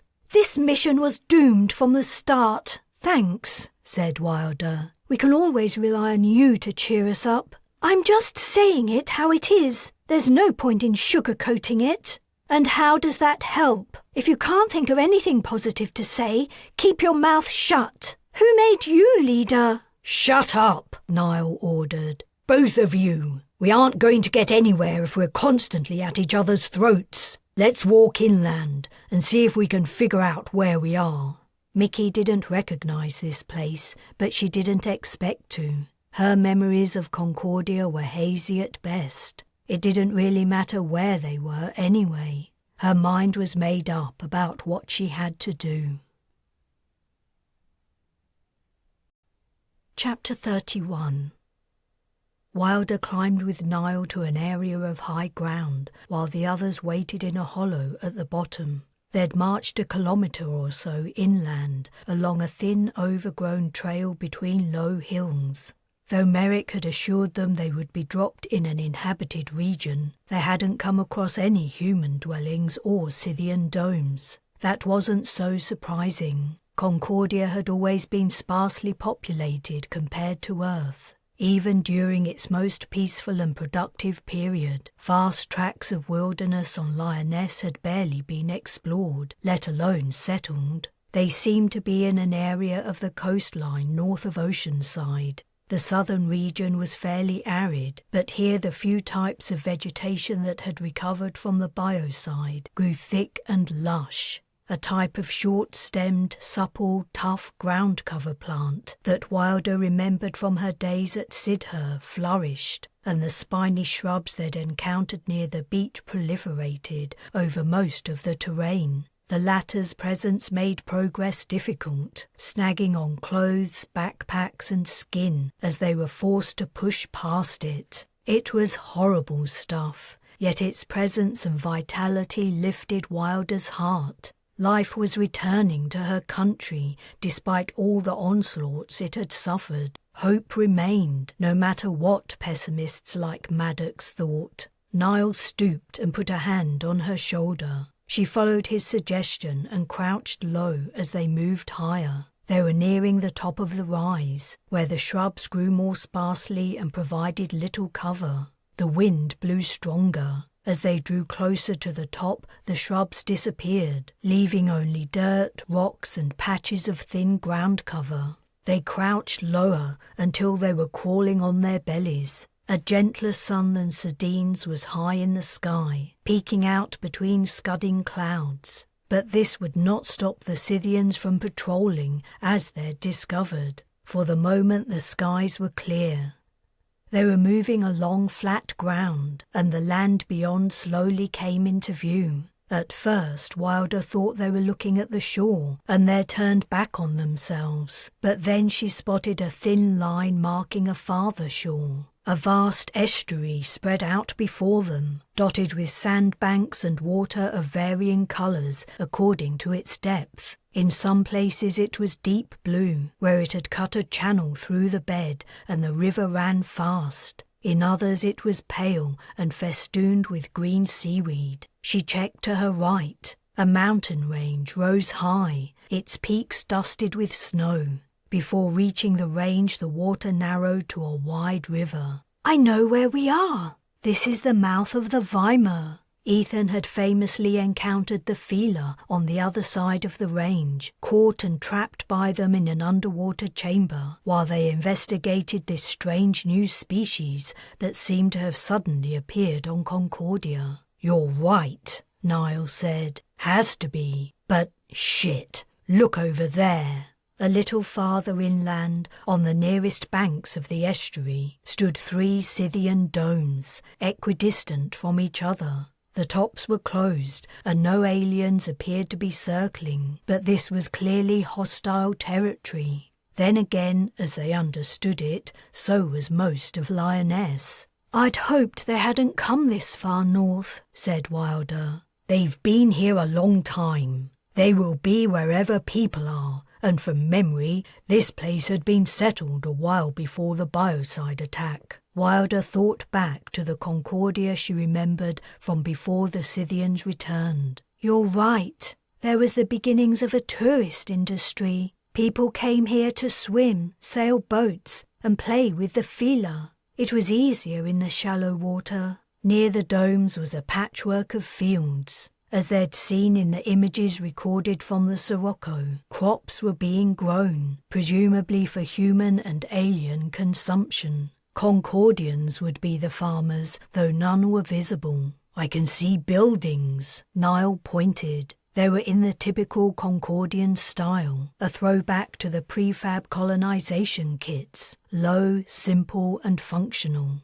The Scythians allow their slaves to live outside? It seemed lax and overly trusting. They probably don't want them cluttering up their domes. I wonder if there are any resistance members living among them. Only one way to find out. We can either try to approach those people or head down south. What do you think? We should put it to the others, but I can't see any point in going south. It's more populated down there, and more people means more Scythians. Besides, we'll use up our supplies for no purpose. We need to find the resistance. We stand as good a chance finding them here as anywhere else. Maybe a greater chance. This must be one of the areas that sends food to Chimera, or else how would the ship's captain know about the cove where he dropped us off? All good arguments. Let's see what the others say. That's a dumb idea, said Maddox. Those people are Scythian slaves. They aren't going to risk talking to us. A muscle in her jaw twitching, Wilder turned to Zapata. What do you think? We don't have a choice. We have to make contact with the people living around here. How else are we going to survive when our supplies run out? Easy, Maddox said. We go north, build our own place, live off what we can find and grow. What would be the point of that? Wilder asked. Not dying, which I happen to think is a very good point. That won't work, said Niall. Aside from the fact that we came here to do a job we can't do unless we interact with Concordians, the Scythians regularly patrol, looking for human activity. Sooner or later they'll spot us, and we'll either be killed or made slaves, the same as everyone else. Not if we're careful. Bullshit, Wilder spat. You think the rest of the people living here weren't careful? You think they didn't try to get away to safer areas and hide? Maybe for some of them it worked. We just don't know about them. Wilder groaned and sank her head into her hands. My first point still stands, said Niall. We came here to do a job. An impossible job, Maddox countered. It amazes me that two such supposedly intelligent people haven't figured that out yet. It's time to call it quits and make the best we can of a bad situation. The Scythians won, and that's that. Wilder turned to Mickey. What do you think? She shrugged. I'm happy to do whatever you guys think is best, Maddox asked. No devastating insights about Scythians to reveal that might help us with our decision? Stars, that was mean, said Wilder. And uncalled for, Niall added. Maddox widened her eyes. What? That's why she's here, isn't it? To give us the benefit of her detailed understanding of Scythian behaviour. I mean, she demanded to come along. She turned to Mickey. How's that working out for you? Wilder slapped her so hard her head jerked around. Wilder drew back her hand for a second slap, but Niall grabbed her wrist. Cut it out! And Maddox! The woman was clutching her face and glaring at Wilder. Any more picking on Mickey, or anyone else for that matter, and you're off the mission. You can find out how well your plan of travelling north works when you're alone. Maddox's shoulders slumped. Sorry, my ribs are hurting me. Wilder didn't think that was sufficient excuse, but she said nothing. Zapata cleared his throat. We need to make an effort to not fight among ourselves. Agreed, Niall said. The majority view is we approach the people tending the fields near the estuary. So that's what we'll do. There's no point in waiting for dark because, if anything, it'll be easier for the Scythians to spot us. And we're fairly rested. So I say there's no time like the present. It was agreed that Zapata would stay with the backpacks. Not only would he slow them down, if Scythians spotted them he wouldn't stand a chance of running away. Maddox insisted on staying behind too, citing her injured ribs. Wilder rolled her eyes but didn't object. She was sure the woman's reluctance to take part was driven more by fear than pain, but in truth she didn't want her around anyway. The trail they'd followed through the low hills continued in the rough direction of the estuary. As they stepped along it, the hills became taller, but then lower again, and lower still, until they were walking through open country. They stooped low. Wilder felt naked and defenceless as they crept across the flat landscape. The memory of long, scaly Scythian toes gripping her like a vice as she was carried aloft grew vivid. The alien stench was strong in her nostrils, and the wind in the upper atmosphere seemed to stir her hair. The sky was empty, however, and no sign of activity appeared at the 3 Scythian domes looming in the distance. The scene remained serene. It was a pleasant day, and though the variety of plants in the landscape was extremely limited, it might have been any other peaceful day on Lyonesse before the Scythians returned. Wilder recalled the heli flight she had taken with Kes to examine the crashed vessel in which the Guardian returned to Concordia. Sadness welled up. They reached the edge of the farmed land. "Do you recognize that crop?" Niall asked. A purple-green plant trailed over the ground, spreading out from a central crown, leaves like fingers, long and limp. Wilder replied, "It must be one of the plants Merrick said the Scythians introduced to feed themselves and humans." Niall's nose wrinkled. "Looks disgusting." Mickey gave a soft, "Oh," followed by, "There are people." She was looking in the direction of the estuary. There were people, 6 or 7, wading thigh-deep through the water. At the distance it wasn't possible to tell what they were doing. "We're looking for Concordians," said Wilder. "They're as good as any others." Keeping low, they cut across the field. The estuary was farther away than it appeared. The flatness of the landscape was confusing. As they worked their way closer, Wilder kept an eye on the domes. What should they do if a Scythian patrol emerged? If they were discovered, could they pretend they were farmers? Did the aliens keep a tally of the humans working for them? Despite their efforts at avoiding detection, as they approached within 10 meters of the men and women working in the estuary, they were noticed. The people stopped work and turned to watch them. They wore wide-brimmed woven hats and loose tops, tied at the waist with twine. They also wore shorts, wet from contact with the water.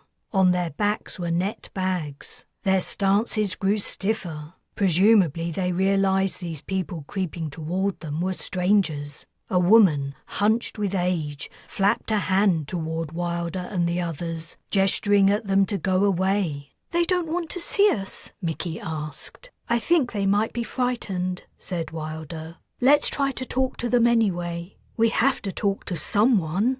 When she saw her gesture hadn't worked, the older woman shook her head emphatically and began to sidle toward the bank. A couple of her companions glanced nervously at the domes. "They really don't want to meet us," said Niall, slowing down. "Maybe it's dangerous for them to talk to people they don't know." Wilder halted. "We only want to talk to you. We aren't from around here." Following the older woman's lead, the men and women walked to the edge of the water. Their net bags streamed water as they left it. Fronds of seaweed hung from the gaps. "We don't mean you any harm," Niall called out. "Then go away," the woman yelled back. She and her companions hastily waded the final steps to shore and then set off at a brisk walk, their bags bumping their thighs. "Scythians!" Mickey hollered. 4 aliens had exited a dome. "Shit!" Niall exclaimed. "Get down!" Wilder had already dropped, pulling Mickey with her. They lay flat under the foliage. "Do you think they saw us?" Mickey whispered. Hard to tell. It might be a coincidence they came out, or they might have spotted us crossing the field. Wilder asked Niall, who was on the other side of the row. Can you see them? He peered out. Can't see a thing. Wilder waited, hardly daring to breathe.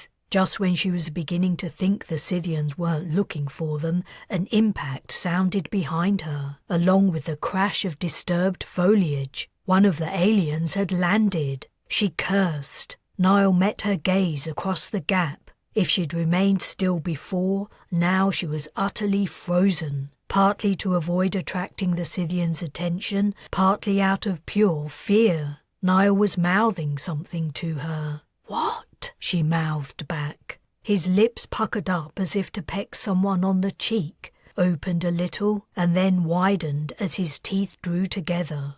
W, A, or O, T. Water. As understanding must have dawned on her face, he looked purposefully toward the estuary. He thought they should go into the water, but the aliens would see them. Of course, he was right. While this exchange had been going on, a second and third impact had sounded in the field. The vegetation rustled as the Scythians walked through it, clearly searching. If they fired on them, they might take out one or two, but there were 4, and there were probably hundreds altogether in the domes. Mickey, Wilder whispered. If it looks like we're going to be found, run into the estuary. What? Why? They can't follow us there. They can't move in water, only in the air or on land. Then they'll just shoot us. If they're using the same weapons as the Scythians on Earth, the rounds won't penetrate deeply. The water will slow them down fast. You need to swim deep and only come up for air when you absolutely must. Mickey looked at her with disbelief. Could she even swim? She'd grown up on a starship. Just stick with me. A heavy footstep hit the ground terrifyingly close by. Between the stalks of the crop plants, a scaly leg with long prehensile toes could be seen. A horrible odour wafted down. Wilder slowly turned her head. Directly above them was the biggest Scythian she had ever seen. A rifle slung across its midriff, it peered from side to side, its head encased in a tinted globe. Then it directed its attention downward. The wings folded in, and with 2 of its claws it reached for the vegetation over their heads. Wilder's lungs filled with air. Run! She bolted. She flew into the water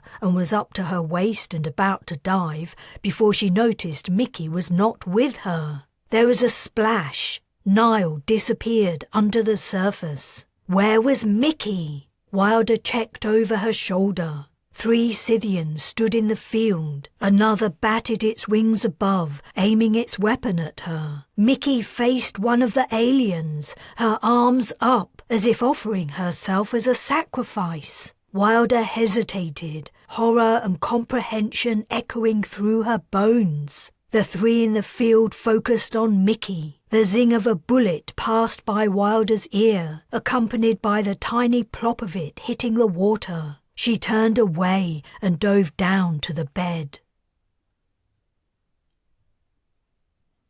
Chapter 32. By the time they made it back to Zapata and Maddox, the enormity of what had happened finally hit. Until then, Wilder had swum, sipped breaths, crawled from the water with Niall farther downstream, and returned to the hiding spot in a foggy confusion. All the while, the image of Mickey holding up her arms to the aliens, as if begging to be taken, had stuck at the front of Wilder's mind. Had Mickey given herself up because she couldn't swim? Had she thought the situation was hopeless and that they would all be captured regardless of what they did? Had she done it as a distraction to allow her friends to get away? Why?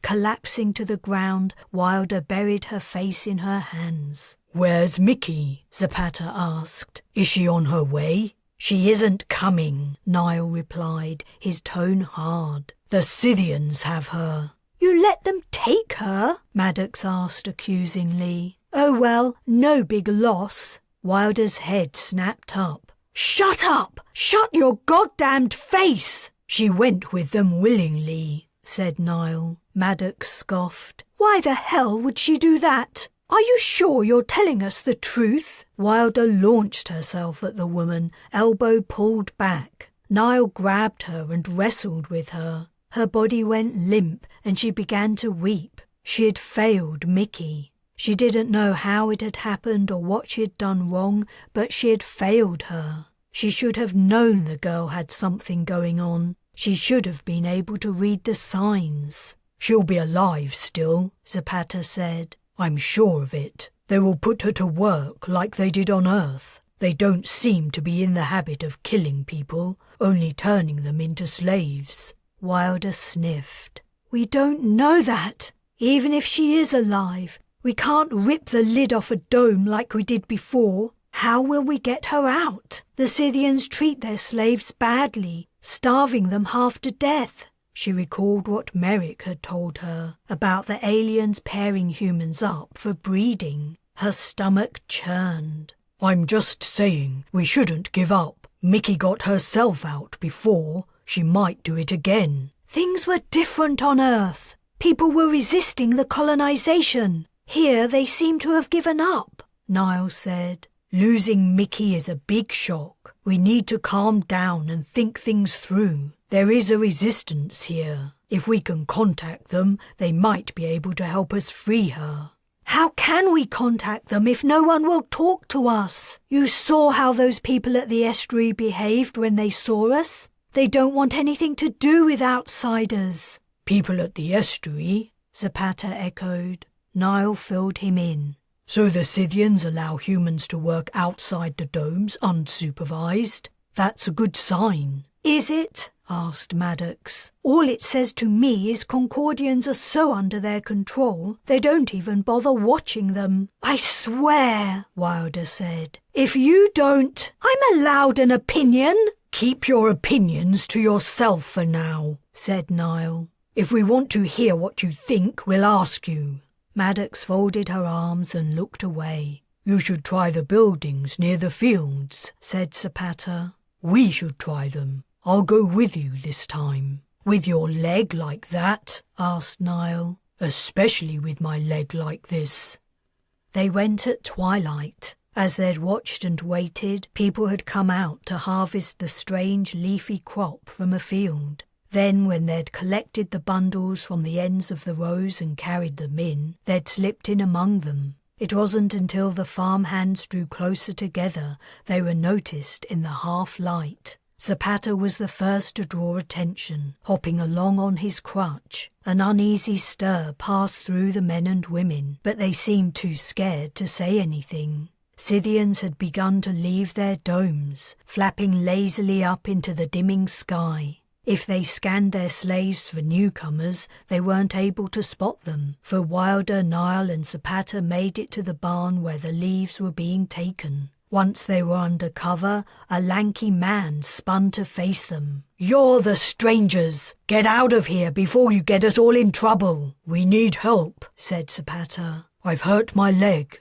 Why should we care? The Scythians will do worse than hurt our legs if they find out we're harbouring foreigners. Foreigner? Wilder asked. We're from Lioness, like you. You aren't from these parts, and if you were travelling legally, you wouldn't be sneaking around. I'm sorry, we can't help you. Surely you wouldn't turn away a fellow human being in need, asked Zapata. If you could just give us shelter for one night so we can rest, then in the morning we'll be on our way. Maybe one night won't hurt, said a woman. They could sleep here. If the Scythians find them, we can say we didn't know about them. They won't believe us, the lanky man retorted. And even if they do believe us, they'll punish us anyway. We had a spot inspection the other day, someone else said. They won't be back for a while. The lanky man strode to a stack of harvested plants and dumped his bundle on the top.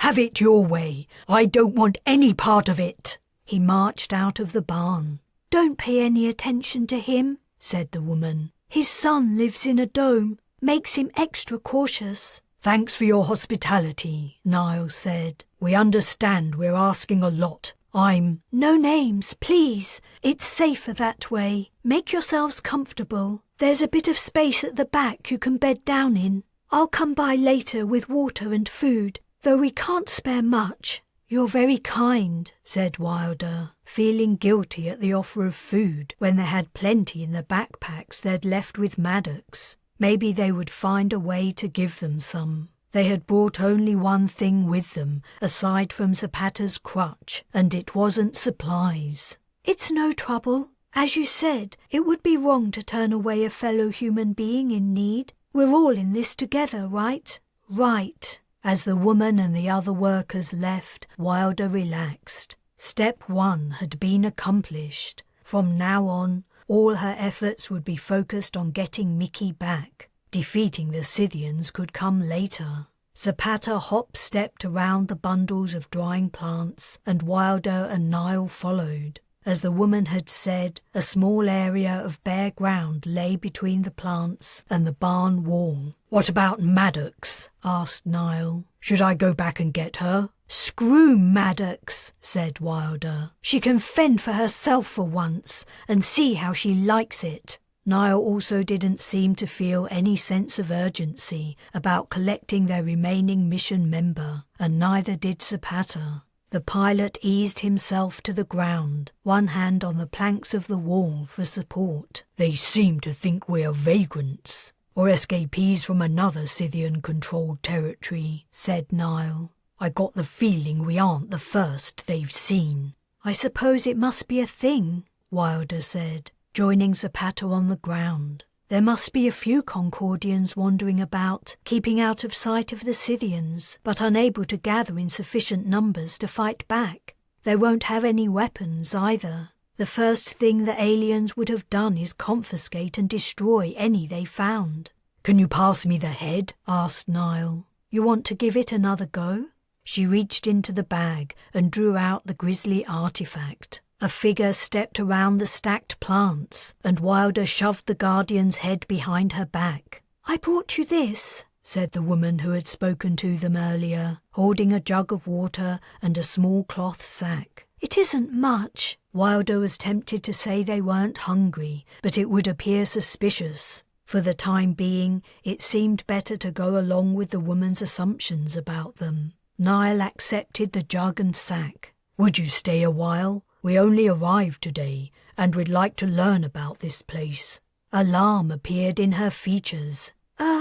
Maybe later, if I can slip away. She was gone. After waiting a moment in case of further interruptions, Wilder passed the head to Niall in exchange for the food and water. She took a drink from the jug and gave it to Zapata. Then she widened the drawstrings holding the neck of the sack. The scent of the ocean wafted up. Inside were dried strands of seaweed, the same weed they'd seen the people in the estuary gathering, presumably. After handing some to Zapata, she chewed the salty leaf. It expanded in her mouth, quickly absorbing her saliva and turning into a gooey, chewy mess. It tasted familiar. Perhaps she'd eaten it once long ago, before the world had turned to shit. Niall didn't eat or drink. He was busy examining, prodding and poking the Guardian's head. Ever since they'd had it, Niall and she had been trying to activate it. During the days she'd spent recovering at Chimera, he had attempted various methods of supplying it with power,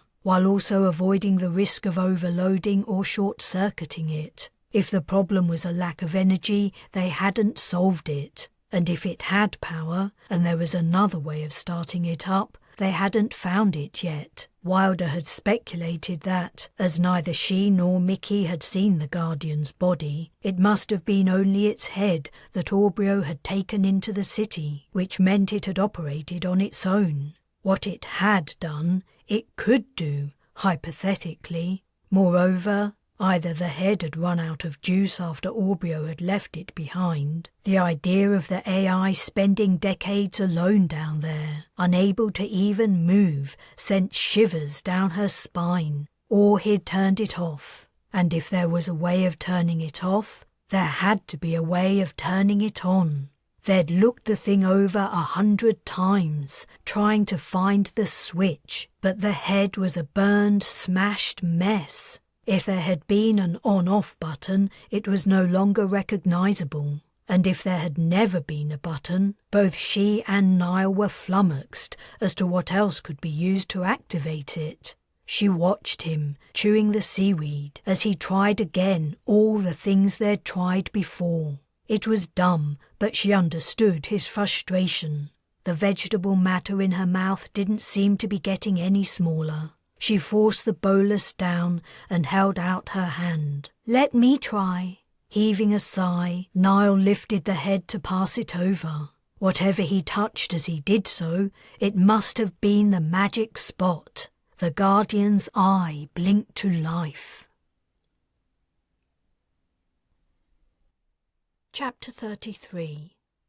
A woman screamed. The person who had brought them food and water had returned unnoticed. She was staring at the head, her hands clutched to her face, her mouth an O of horror. "It's fine," said Wilder. "It's only—" The woman darted away. "Shit," Niall said. "What do you think she'll do?" "What do you think? Everyone within 5 clicks must have heard her." "We'd better get out of here." Zapata struggled to his feet. "There's no telling what people will do when they're frightened." Wilder shoved the awakened head into her bag. They abandoned the sack of seaweed and the jug and hurried to the door of the barn. But they were already too late. 7 or 8 farmers blocked the entrance. More were running over, eager to discover the source of the commotion. The man who had objected to their presence stood at the front of the throng, gripping a short knife, probably used for harvesting. His companions had similar weapons. One lifted a long-tined fork aloft. Another had a thick stick with wide strips of material hanging from it. "I knew there was something not right about you lot," said the lanky man. "Where's that thing you're carrying? Hand it over." After spending days trying to activate the head, Wilder was damned if she was going to give it away. She clutched the bag tightly. "Let us out and we'll leave peacefully." "You're not going anywhere. Someone's getting the message to the Scythians right now. They'll be here soon enough." In the corner of her eye, Wilder noticed Niall's arm slowly moving toward the back of his pants. "If you've already betrayed us, why do you want what we have? Why won't the Scythians take it anyway?" "So you don't hurt anyone with it before they get here," Zapata said. "Please, let us go. We don't mean you any harm, and we never did. We're all Concordians. We should help each other, not fight among ourselves. All that does is make the Scythians work easier. They won this planet a long time ago. The fight is over, and we know our place." The lanky man's knife-wielding arm dropped a notch. "Fine. If you refuse to give it to us, we can wait for the Scythians to arrive." "We know our place?" asked Wilder. "What kind of defeatist talk is that? People died to make this planet ours. They toiled and fought and sacrificed their lives for Concordia. You know your place? You should be ashamed." The man's face paled. He lifted his knife and took a step closer. "There's no shame in honest work. As long as we stick to the rules, the Scythians treat us well. All we have to do is not step out of line." Fury rose up in her. She had been playing along, keeping the argument going, to distract from what Niall was doing. But this man's sentiment sparked rage. "Spoken like a good slave." She turned her attention to his companions. "Look at you. If I hadn't seen it with my own eyes, I would never have believed that Concordians had sunk so low. You're no better than animals, beasts of burden, working for masters who don't give a shit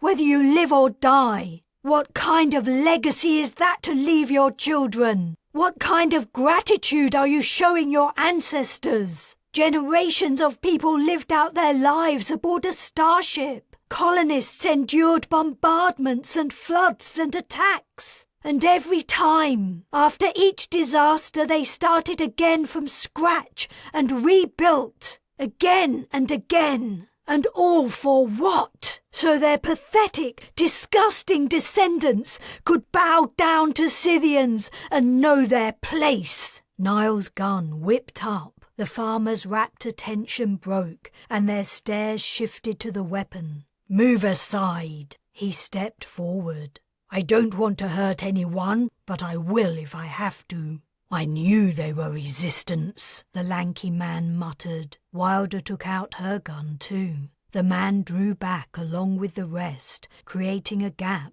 Zapata stepped through it, Niall went next, and Wilder walked out last, turning to aim at the onlookers. A loose group of 30 or more farmers hung around the entrance to the barn. Uncomfortable tingles ran through Wilder, for now the guns were keeping them back. But with so many against so few, the tables could turn quickly. All it would take would be for one brave person to break ranks and risk being shot, and the battle would be over. Yet no one did. Perhaps they thought it was easier to leave the work to the Scythians, or perhaps they were too cowed, too used to being ordered around. To step out of line and do something different from everyone else felt scary and strange. Wilder and the others walked away unimpeded and unchallenged. She scanned the dusky sky, the first stars glimmering. Whatever method the farmers had for contacting the Scythians, it was not speedy. The small settlement sat only a kilometre from the nearest dome.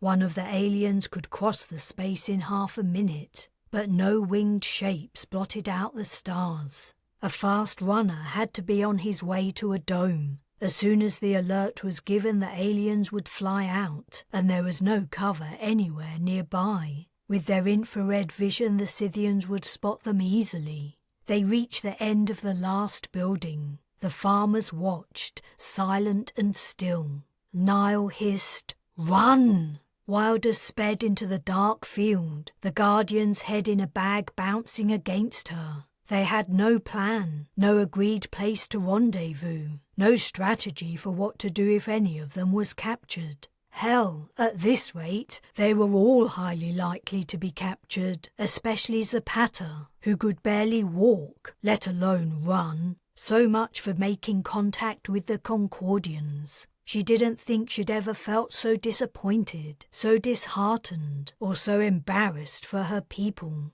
She had meant every word she'd said. All her efforts, all of Cherry's, Kez's, Ethan's, Cariad's, and every other person who had arrived on the Nova had been an utter waste. What was the point of saving such miserable cowards? Maybe Maddox's idea had some merit. The prospect of giving up on freeing Concordia was appealing. Why keep on fighting when the people you were fighting for weren't worth the effort? "Stop!" Someone was running after her. He'd shouted something else, but she didn't catch it, her blood pounding and her gasps for air loud in her ears. So one of the farmers did have some balls after all, even if it was only to capture her for the Scythians. She sped up. Her lungs laboured as she raced across the field, leaping clumps of plants that only became visible when she was nearly upon them. "Stop!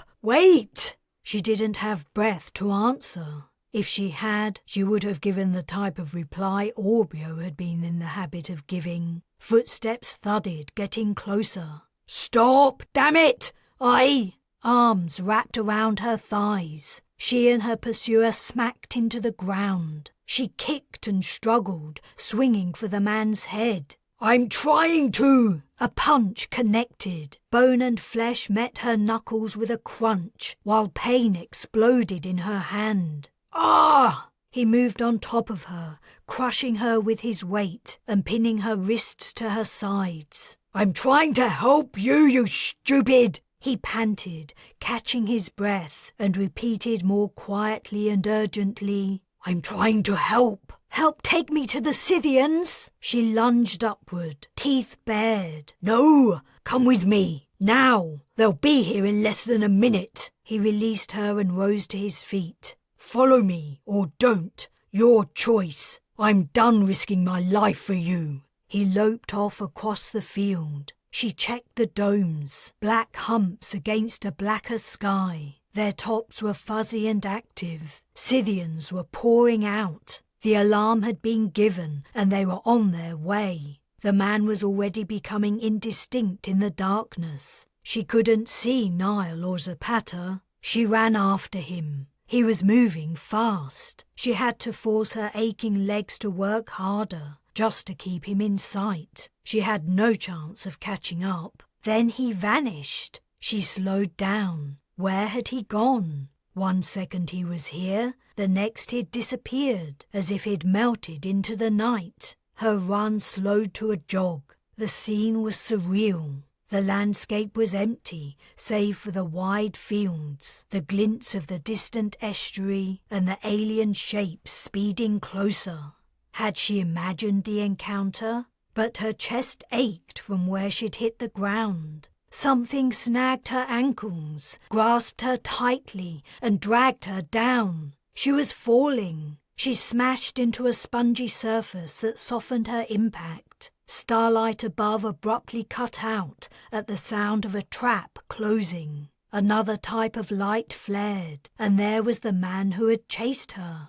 He held out a hand to help her to her feet. I'm glad you made the right choice. She dusted herself down. You're with the resistance, right? Chapter 34. Either remove me from this bag or deactivate me. Wilder almost leapt out of her skin. In the flight from the angry farmers and the stranger chasing her through the fields, before pulling her into a hole in the ground, she'd forgotten the Guardian's head had woken up. Her saviour also jumped. He stared at the cloth bag, the source of the voice. Wilder had only just clambered to her feet. The stranger was in his 20s. His hair was long and unkempt, and a few days' beard growth clothed his cheeks. His skin was pale, as if he spent much of his time out of the sun. His clothes reminded her of the state of her own when the Sirocco had finally reached Earth. They were little more than rags. Even the patches were patched. The man appeared to know something about her. Otherwise, why had he risked his life to try to save her from the Scythians? But she doubted he expected her to have a talking bag. I'd better take it out, she said apologetically. It's scary looking, but there's nothing to be afraid of. He frowned. It would take a lot more than a comm to... Whoa! He stumbled backward, his pale skin turning paler. She had lifted up the Guardian's head. Its face happened to be pointed in his direction, partial mouth, single roving eye and all. What the...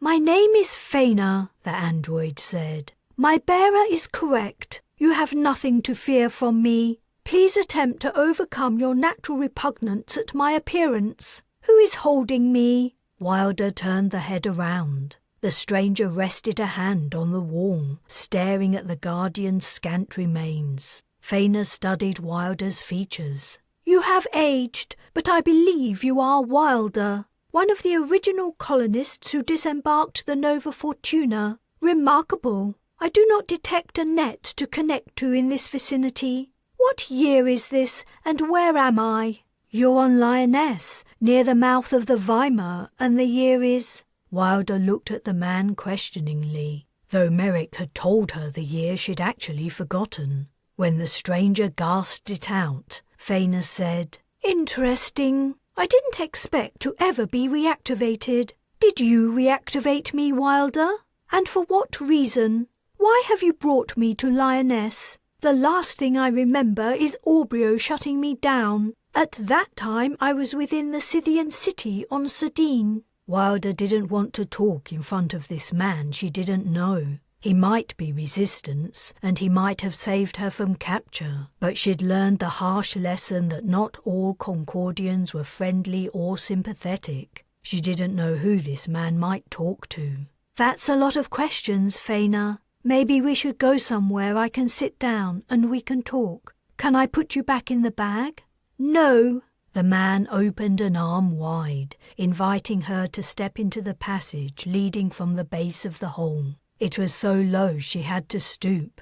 The walls and floor were stony subsoil, and the earth's ceiling was propped with beams. It didn't look at all safe. Wilder held out the Guardian's head gingerly as they went along, like a grisly lantern. Faina said, I would like to take this opportunity to make something clear. Though I may not be organic, my mind was derived from a wide and numerous range of human minds. I think, and I believe, I experience my surroundings and the passing of time as a human being does. When my head was severed from my body, I lost my ability to independently deactivate. If I were to be lost or left somewhere and forgotten, I will remain awake. I will be alone and unable to move until my power runs out, which won't be for a very long time. My existence would be torturous, so I ask that you take a special care to avoid this happening. If there is a chance I may be separated from you or another bearer, please preemptively deactivate me. I understand, Wilder replied. I'll do it. The android had made her point without a hint of self-pity, despite the horrific scenario she'd conjured. But, Wilder added, I don't know how to shut you down. I don't know how we activated you in the first place. We'd been trying for days.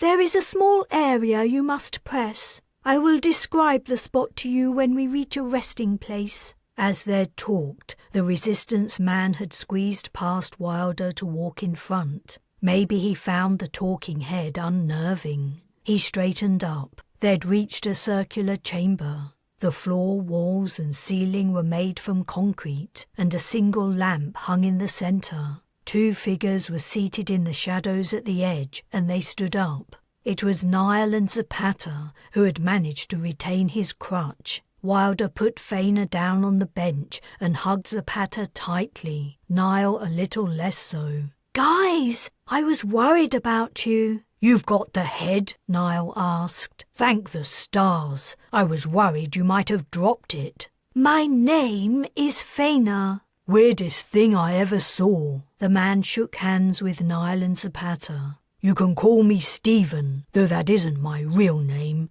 I take it my friends brought you in? That's right, Niall replied. Zapata said, They nabbed me almost as soon as I left the lights from the village. Your friends have gone to check on Scythian activity, said Niall. Please take a seat. Stephen gestured at the bench. I'm sorry it took us so long to find you. Merrick sent word you would be arriving in Lioness, but you didn't appear at the location he named. Did you meet Commander Orson? After noting their nods, he explained, We think he told the captain of the vessel that brought you over to leave you in a different place from Merrick's instructions. Orson must have hoped you would never manage to connect with the resistance. He might have even told the captain to drop you over the side of the boat. But if he did, I guess the man didn't have the stomach for cold-blooded murder of fellow Concordians. Zapata said, Sounds like we had a near miss. At least we finally found you. A 4th member of our party is waiting for us in the woods in nearby hills. Could someone find her and bring her here? Later, said Stephen, when things have died down a bit. It's too dangerous right now. As long as she stays where she is, she should be safe. The Scythians don't maneuver too well in woodland. Wilder's attention shifted to the room. What is this place? It's an old grain store. Stephen gave a wink. It was repurposed not long after the Scythians arrived. So we're near the farm buildings? Not far away, though the majority of the farmers don't know we're here. They have no idea we exist, but a handful are resistance, like us. They told us you'd turned up, but unfortunately we didn't get time to make contact before the traitors informed on you. Traitors is a strong word, Zapata said mildly. What else would you call them? Stephen's jaw muscles tensed and he strode across the chamber, hands clenched into fists. If we could just all band together and stand up for ourselves, we might make life so difficult for the Scythians they would leave us alone. But half the population is too scared, and the other half is too plain lazy. As long as they have enough food in their bellies to keep them from starving, they're content. Some of them even seem happy with the status quo. He faced them, glaring. You should hear some things they say. This is how it's meant to be. And the Scythians are better than us. That's just how it is. No point in denying it. And it is their planet after all. He shook his head. It makes me so angry. I want to knock some sense into them. So what if Concordia was originally someone else's? It was empty when we got here. How were we to know it had once been the home of another intelligent species? That was a long time ago, and the Scythians can't live here without our help. It makes more sense for them to fuck off and leave us to it. We're the ones who can develop this place to its full potential, not them. They had their chance. His rant dried up, and he looked at them sheepishly. Sorry, I get carried away sometimes. Don't apologise, said Wilder. Honestly, it's a relief to hear from someone with a fire in their belly. All we've heard since we arrived is excuses, and you're friendlier than most too. Half the Concordians we've met have wanted to kill us. Stephen joined them on the bench. So you really are from the Sirocco? It's a little hard to take in. I learned about your ship when I was a kid and only half believed it then. But that's a stupid question, right? Considering you have a talking head. Faina isn't from our ship. She's one of the Guardians who arrived on the Mistral. She'd been left in the Scythian city near Chimera. This gets more fantastical by the minute. Maybe it's a sign things are finally going to change around here. Maybe the uprising we've been working toward for so many years will happen at last. Tell us about the resistance, said Niall. How many of you are there? How far does the network spread? I can't answer you, I'm afraid. None of us can. Each member can't know too much information. It's too risky. If the Scythians catch us, they try to extract as many details as they can before execution. We've only been able to survive this long by limiting knowledge of our organization. Personally, I only know the people in this sector, and just one of us is in touch with the nearest branch, and so on. It doesn't matter, Wilder said. We've made contact with you, and we have a new source of Scythian intel. She gestured toward Faina. We can begin to put the wheels in motion. It's long past time Concordians fought back. Chapter 35. A stony-faced woman was to be their guide for the journey south. She didn't give them a fake name as Stephen had, and she was silent as she waited with them for Maddox to be brought in. When their reluctant companion appeared, complaining loudly that she had been woken from a deep sleep and her ribs still hurt, and this could all have waited until the morning, their guide inspected the pack of provisions from Chimera too. The contents seemed to meet her approval. She didn't request anything else except water bottles, which she dispersed equally. Then she announced they would leave immediately. Wilder guessed it had to be about 4 in the morning when they set out. Pre-dawn light had brightened the sky in the east, but plenty of stars were still shining.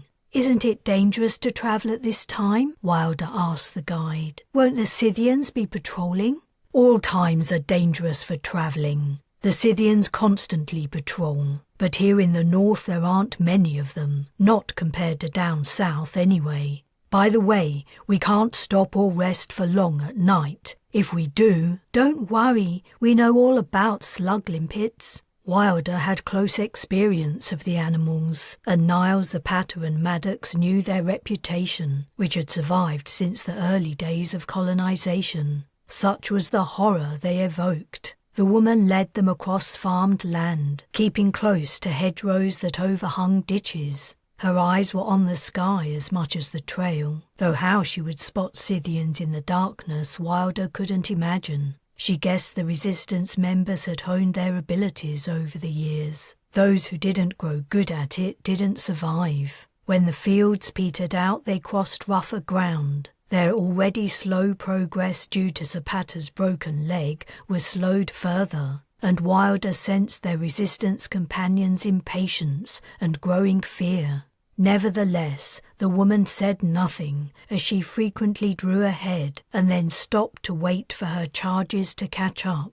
When they reached the rolling sandy hills near the coast, it was mid-morning, and Zapata was white-faced and sweating with effort. Yet their guide showed no sign of calling a halt. Niall, who had been supporting the pilot on the other side of his crutch, said quietly, "We need to stop and rest for a while." "Exactly what I was thinking," announced Maddox. "Unless you plan on making us walk non-stop to wherever the hell it is we're supposed to be going." All they knew about their destination was that it was the nearest resistance cell to the south. From there they would be taken to the next cell, and the next, until they ended up at the headquarters, though only their penultimate guide would know its location. Their current one turned with a resigned expression and scrutinized Zapata. Then she scanned the surrounding landscape. She pointed to a copse of leggy plants a couple of meters tall. "Over there." Without looking back, she tramped to the place and disappeared within the foliage. By the time Wilder and the others arrived, she had her water bottle out and was munching on a snack. Plant leaves drooped over sloped ground and snaking roots. It wasn't a great spot to rest in, but it was mostly hidden from an overhead view. Wilder sat next to the guide, hoping to coax out information on a deeply concerning subject. "Does anyone know what happens to the people taken into the domes by the Weimar?" The woman shrugged. "There are plenty of rumours. As to what's true and what isn't, who knows?" "What kind of rumours?" "Wilder," Niall interrupted. "If the stories are unsubstantiated, what's the point? You'll only worry yourself unnecessarily. It isn't like you can do anything to help Mickey now." The guide asked, "A friend of yours was captured?" "More like she gave herself up,"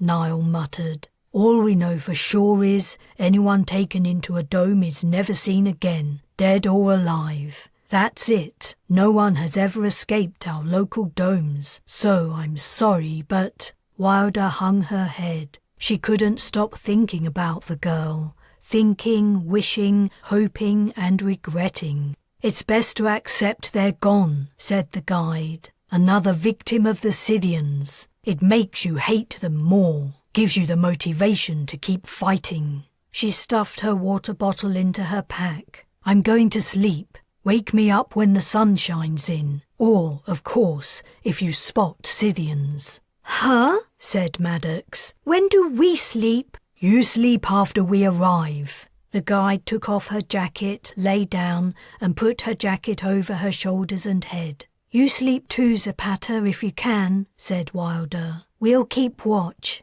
The roots made the ground uncomfortable, but the pilot was soon sleeping soundly. Maddox needed no persuasion to take advantage of their rest, but after some tossing and turning she gave up and sat morosely staring through a gap in the foliage. "How much farther, do you think?" Niall whispered. "No idea, except it has to be walking distance. Can Zapata make it?" "If willpower alone is all that's required, he'll make it. Whether his body can hold up is another question."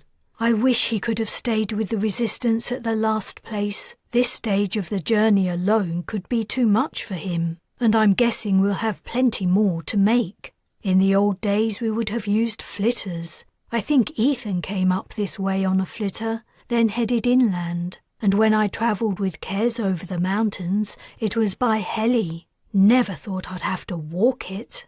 "Staying behind didn't seem to be an option for Zapata," said Niall. "I suppose to the resistance he's a liability, and they may not 100% believe our story. It's easier to make him and the rest of us someone else's problem." Wilder silently sipped water.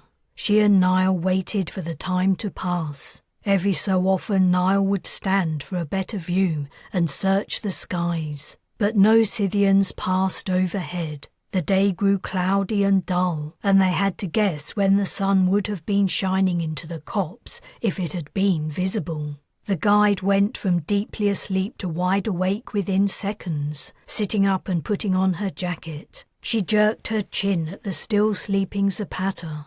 "Get him up. We're leaving in 5 minutes." After quickly checking overhead, she stepped out from among the tall plants. Zapata took longer to wake up, and an expression of dismay descended over his features as he remembered where he was. But then his stoical look returned as Niall handed him water and something to eat. They began at a brisk pace, but it soon degenerated into a slow slog. Wilder took turns with Niall helping Zapata. When she walked alone, she zoned out, apart from occasional glances at the sky. The sound of ocean waves surging came from their left, though the water was obscured by dunes. It would have been far too dangerous to travel along the open beach. They had one more short rest before the sun set, and after that the guide would not allow them to stop, saying slug limpets were common in this place and would have picked up the scent of humans. The trek became a brutal endurance march. Wilder couldn't imagine how Zapata continued on. Recalling her time in the Scythian city, she was certain she could not have done it. Each pained pant he exhaled brought pangs of pity. Even Maddox softened and took turns to help him as he limped along. They'd entered countryside where the vegetation was recovering well from the biocide. The ground was flatter too, making the going easier, but it also made them more vulnerable. Here there was nowhere to hide from a Scythian patrol, and in the cloudy night and near darkness, the aliens would be hard to spot. The guide seemed to grow more and more fearful. She craned her neck to look upward again and once tripped and fell because she wasn't paying attention to what was in front of her. Just as Wilder was thinking even she wouldn't make it to the next cell, Zapata gave out a groan and toppled from Niall's grasp, hitting the ground flat on his face. "Shit," Wilder said. "That's it. We have to stop." "Absolutely not," the guide said. "Get him on his feet." "He can't do it. He has to rest. Either he walks or we leave him to the slug limpets. If you stay with him, they'll get you too." "He can't go on," Niall said. "It's impossible." "I'll come with you," Maddox told the guide. "I know it's harsh, but when it comes down to it, it's everyone for themselves, right?" Wilder squatted at Zapata's side. "Let me help you up. You can do it." He didn't answer. He was completely out of it. Maybe he was dying. She had no way to tell. But she couldn't leave him. She'd been lucky enough to never witness a slug limpet attack, but she knew exactly what happened. She couldn't imagine a worse death.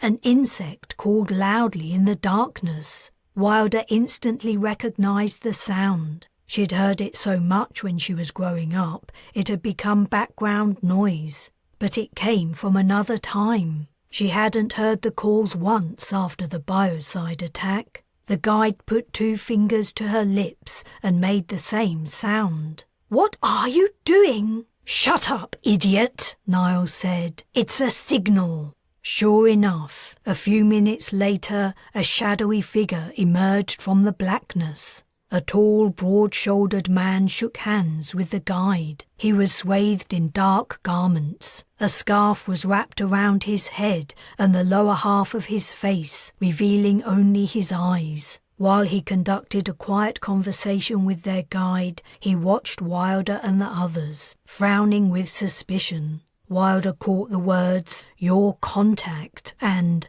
"slug limpet food." "We are not leaving our friend." Niall had overheard the comment too. "He's right," said Wilder. "All of us come with you, or we stay with Zapata. We'll take our chances with the slug limpets." "Speak for yourself," Maddox said. "Besides, what happened to your grand plan of rising up against the Scythians? How are you going to do that while being slowly digested alive?" "It's okay." The man strode to Zapata and bent over him. First he picked up the crutch. "Someone grab this." Wilder took it. "Help me get him up," the man told Niall. When Zapata was somewhat upright, the man lifted him onto his shoulder. "This way." It was only after they began walking that Wilder realized their guide had departed without a word. Chapter 36.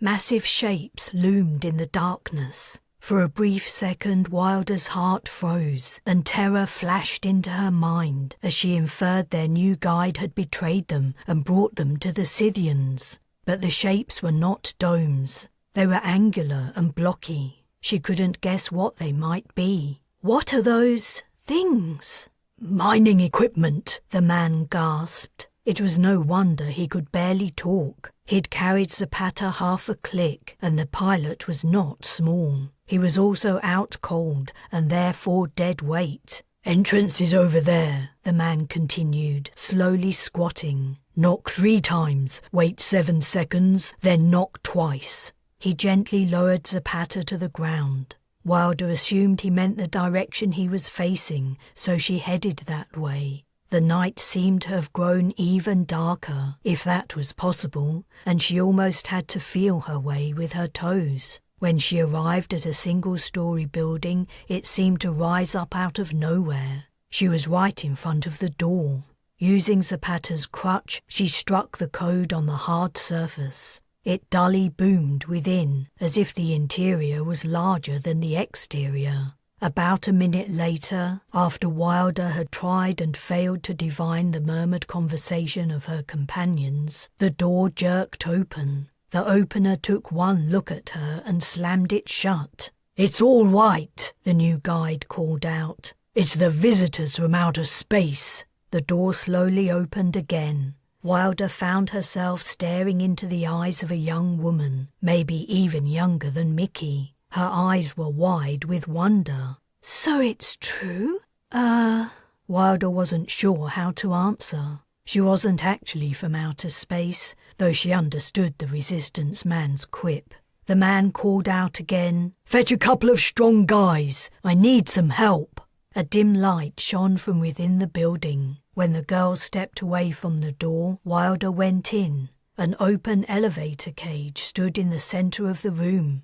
Dusty consoles lined the walls, all bashed in, wires torn out and severed. The girl was speaking into the end of a tube. When she finished speaking, she tucked the tube inside a broken console and then walked to the elevator and shut the sliding metal door. All the while she kept her gaze on Wilder. A moment later the cage rattled and the elevator descended. "This is a neat setup," Wilder said. "How long have you lived here?"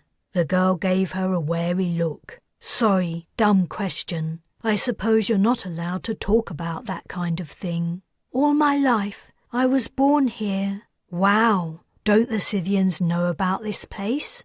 "They came here soon after the invasion, smashed the place up, pumped gas underground. We still find skeletons sometimes." "Don't they ever come back?" There was that wary look again. Wilder guessed the aliens did return occasionally to check for signs of life, but either the resistance had a way of knowing when an inspection was planned and would evacuate, or the inhabitants could hide and protect themselves from poisonous gases. Scythians would not be able to maneuver within a human mine. Clearly, the efforts of the resistance to avoid detection had been successful for decades. The elevator was ascending. It carried 2 men. After briefly inspecting Wilder, they went outside. Soon Niall and Maddox came in, followed by the men carrying Zapata, and lastly, the tall guide. The elevator only accommodated 4 people, so Wilder, Niall, Maddox and the girl went down into the mine first.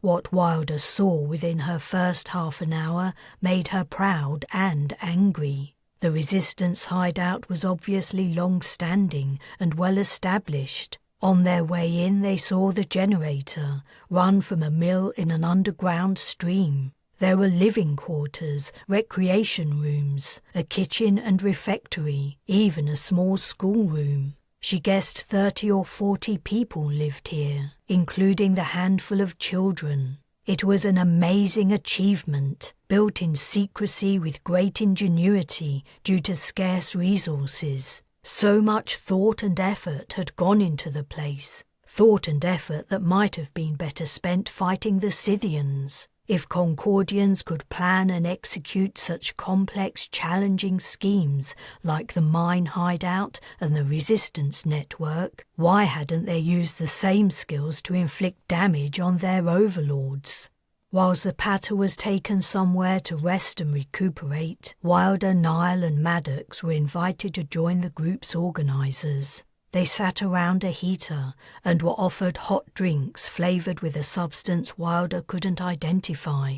It tasted yeasty. They were also offered a stew of tubers and mushrooms. Wilder ate hungrily. It was her first proper meal since leaving Chimera. The man who had brought them here entered the room, accompanied by another man and a woman, both grey-haired and slightly stooped. After greeting the newcomers, the older man said, "We cannot tell you our names, you understand?" "We get it," said Maddox. "May we ask you about the Sirocco, your voyage, and Earth?" "Ask away," Nile replied. "We don't have anything to hide." What followed was similar to the conversations they'd had with Merrick. The resistance leaders were fascinated by all that had happened since the Sirocco had departed Concordia. They appeared to regard what they heard as not quite believable, though Wilder answered the questions willingly. She grew bored. She was tired from the day's walk, and she had the feeling she would be facing the same questions over and over again as they journeyed south. The resistance would only be sharing basic information about the newcomers, not the detailed history of the Sirocco's voyage. The night wore on, and she was unable to suppress several yawns. Eventually the tall man said, "We should let you rest. You may stay here one day and one more night, and then I will be your guide to the next cell." "I would like to sleep," Wilder replied, "but I have some questions too. We know very little about the invasion and what's happened since. Frankly, I don't understand why it's taking you so long to stand up to the Scythians. The man we spoke to at the last place said the resistance has been planning an uprising for years. You obviously weren't waiting for us to return. You didn't even believe we were real. So what's been stopping you?" The old man's face twisted with shame and regret. "I was only a baby at the time, but I learned from my parents that, in the beginning, we did fight back. Despite the weakened state of the colony, we fought the Scythians viciously and desperately, throwing everything we had at them, risking our lives again and again. Many died. The death toll and destruction were devastating. The aliens had all the advantages, you see. Technology, numbers, firepower, and maneuverability, whereas the colony had already been on its knees before the attackers even arrived. Finally, the leader was faced with the choice of allowing the hopeless war to continue, ensuring the deaths of yet more thousands, or to surrender and save the remaining lives. He decided that enslavement and the hope of one day turning the tables and breaking free was a better alternative to continued slaughter. He took a sip of water and set down his cup before rubbing his hands in front of the heater. Plenty did not agree, and they were the genesis of the resistance. Cells formed across the land, hideouts were built, and supply lines created. Some members had never been enslaved. Others were escapees from the domes, the towns now patrolled by Scythians, and the fields, though the aliens steadily tightened their control, inflicting savage punishments on dissenters. Over the years, things settled down. The domes proliferated, and, ironically, the human population increased too. Now we had a steady food source from the plants the aliens had introduced, and the destroyed ecosystem began to re-establish a modicum of balance. Life became easier.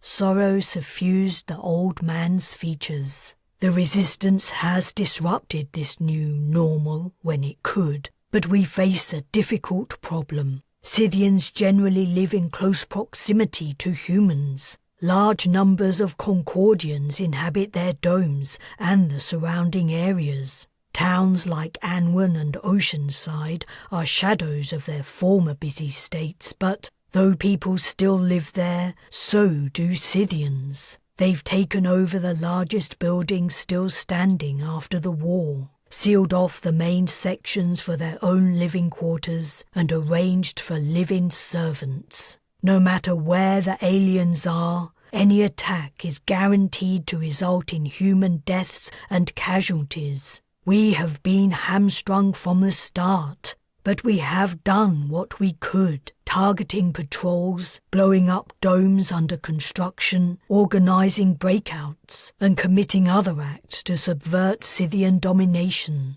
Chimera was established, one of 3 safe sites. The resistance has done much over the years to work against the invaders, but you're right. It has not even approached the goal of returning Concordia to human ownership. Beneath his bushy grey eyebrows, the old man's eyes brightened. I believe the arrival of your group may be just the catalyst we need to galvanise us into decisive, significant action. This may be the beginning of the end for the Scythians. Chapter 37. It had taken weeks to reach the Resistance headquarters, and it wasn't until Wilder drew near, late one evening, that she recognised the place. The first thought that entered her head when the realisation struck had been, how fitting. It was the cave complex near Oceanside. The honeycombed cliffs had once been the site of another rebellion, many, many years ago. In a schism during the first months of the colony, gens had created their own settlement here, free from Woken control.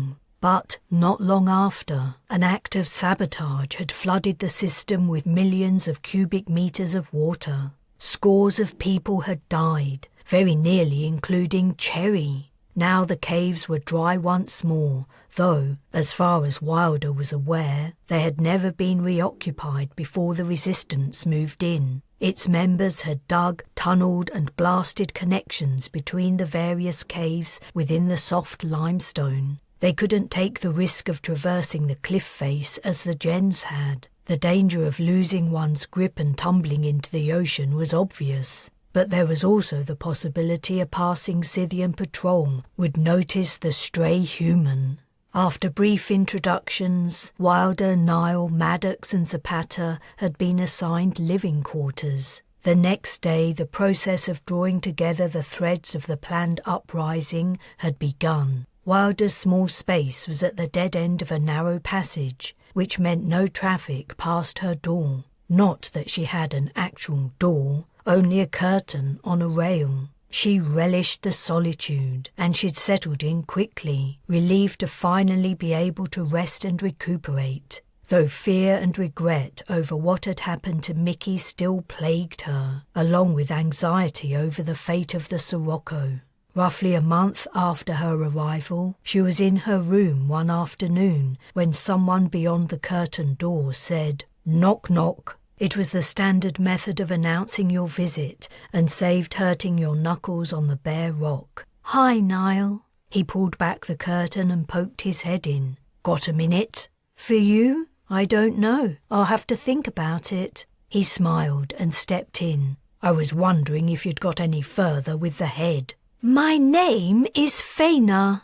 The android was facing out to sea. Wilder had put her in her usual place on the floor near the cliffside opening. Not too close, in case a strong gust of wind should blow her from her perch. The Guardian might survive submersion in water, but they would likely never find her again. "We've been going through some things," Wilder replied. "I don't think we came up with anything new." The problem with plumbing Faina's memory was that the Scythians had tampered with her, inserting new pathways and removing others in order to reprogram her. Some of the damage had been undone, but not all of it. She was unable to confirm whether what she recalled was real or fictional, uploaded by the Scythians, in case their machinations were discovered. Her ability to run self-diagnostics had also been compromised. Faina had told of a vast starship, apparently larger than any Scythian ship Concordians had ever seen, where the alien technicians had worked on her.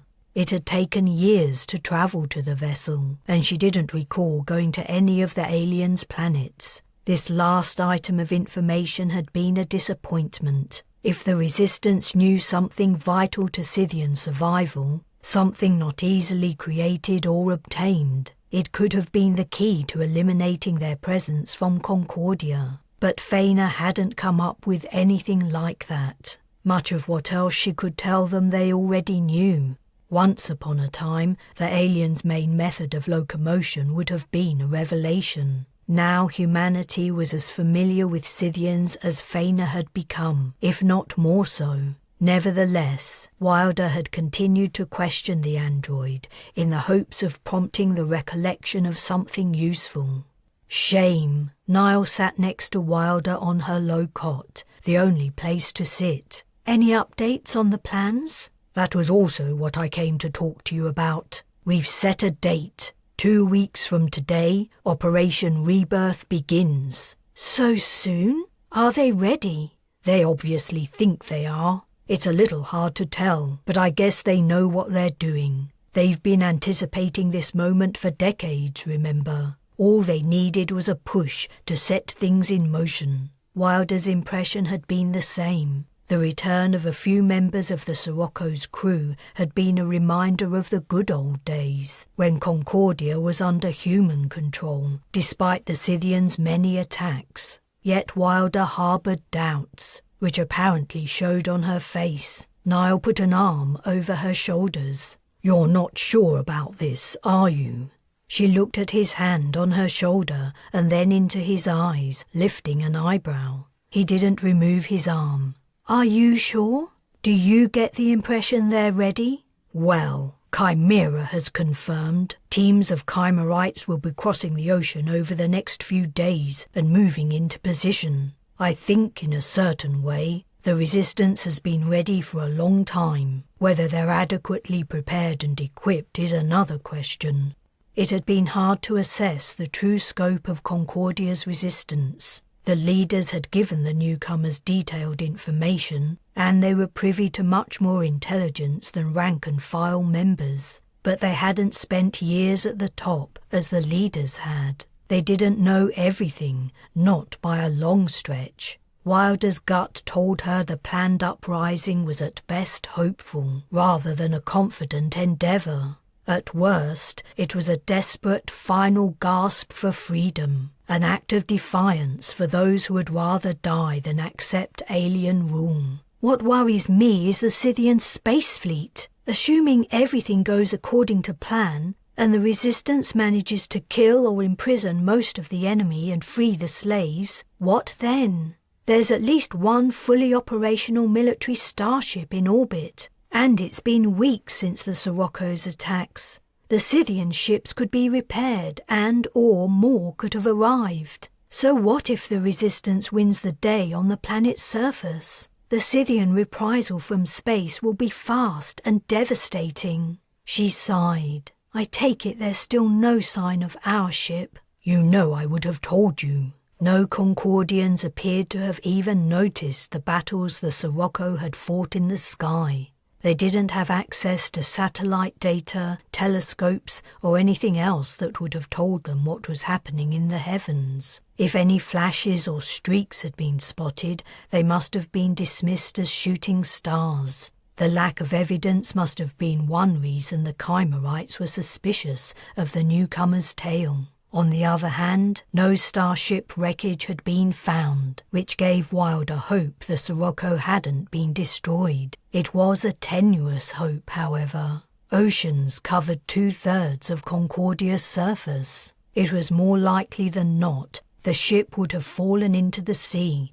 or the uninhabited deserts of Sardine. I feel like we've been living a dream ever since we got back. A hopeless delusion that this planet could ever be truly ours again. We would have been better off turning around and heading straight back to Earth. We would have stood a better chance of survival.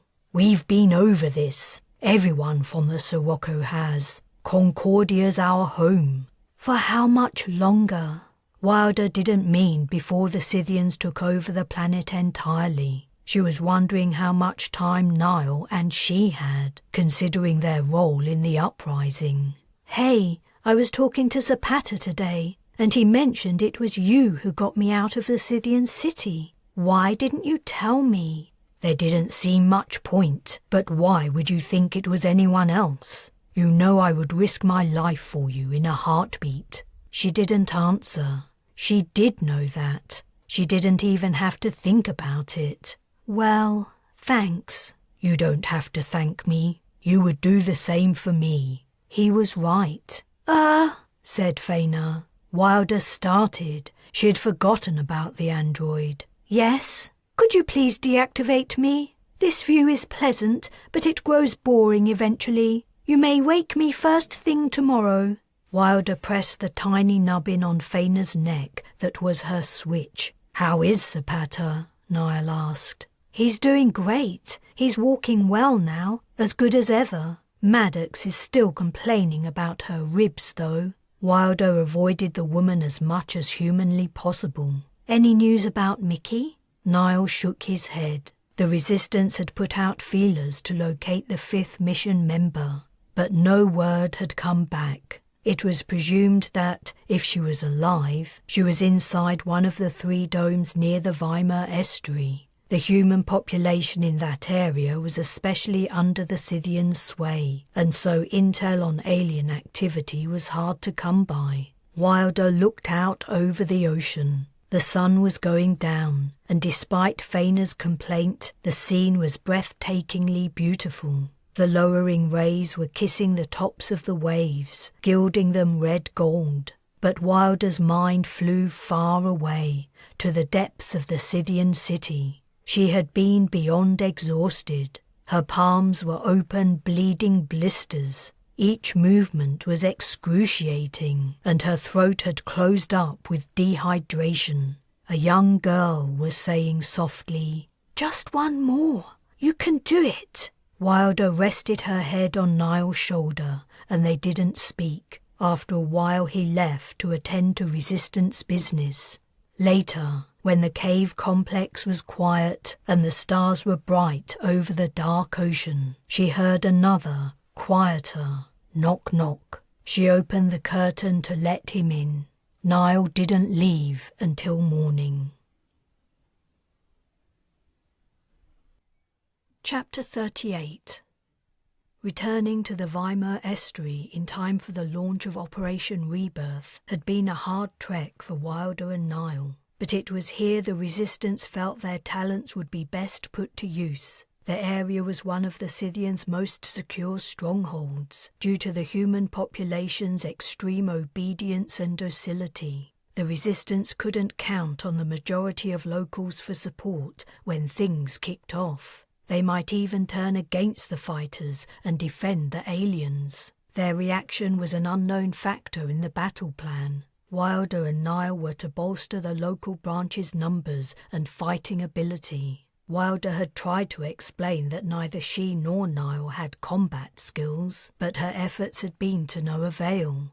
They'd acquired a mythical status. They'd stepped out of history, arrived to put right all the wrongs inflicted on Concordia. They would replenish the planet with new species from the old world and free its people. Both beliefs were true in a sense, but Wilder had anticipated a more advisory role. She was no fighter, and neither was Niall. Yet she was glad to be back at the estuary. If Mickey was alive, she was in one of the domes. Even if Operation Rebirth failed and the Scythians didn't leave, if she could just free Mickey, it would be enough. Perhaps they could find a secluded place to live, as Maddox had suggested. However, she wouldn't be telling Maddox about it. Stephen greeted them warmly when they reached the old underground grain store, shaking their hands. "I never thought I would see you back here again. You guys certainly lit a fire under us." "That was our intention, I guess," Niall replied. "What's the plan for tomorrow?" You need to be in position by 2 a.m. That's when most patrols are taking place and the domes are at their emptiest. You're leading the attack on Dome 3, the one nearest the mountains. Leading? Wilder asked. We've never even been in a dome. They're all pretty much the same inside. I'll show you a model.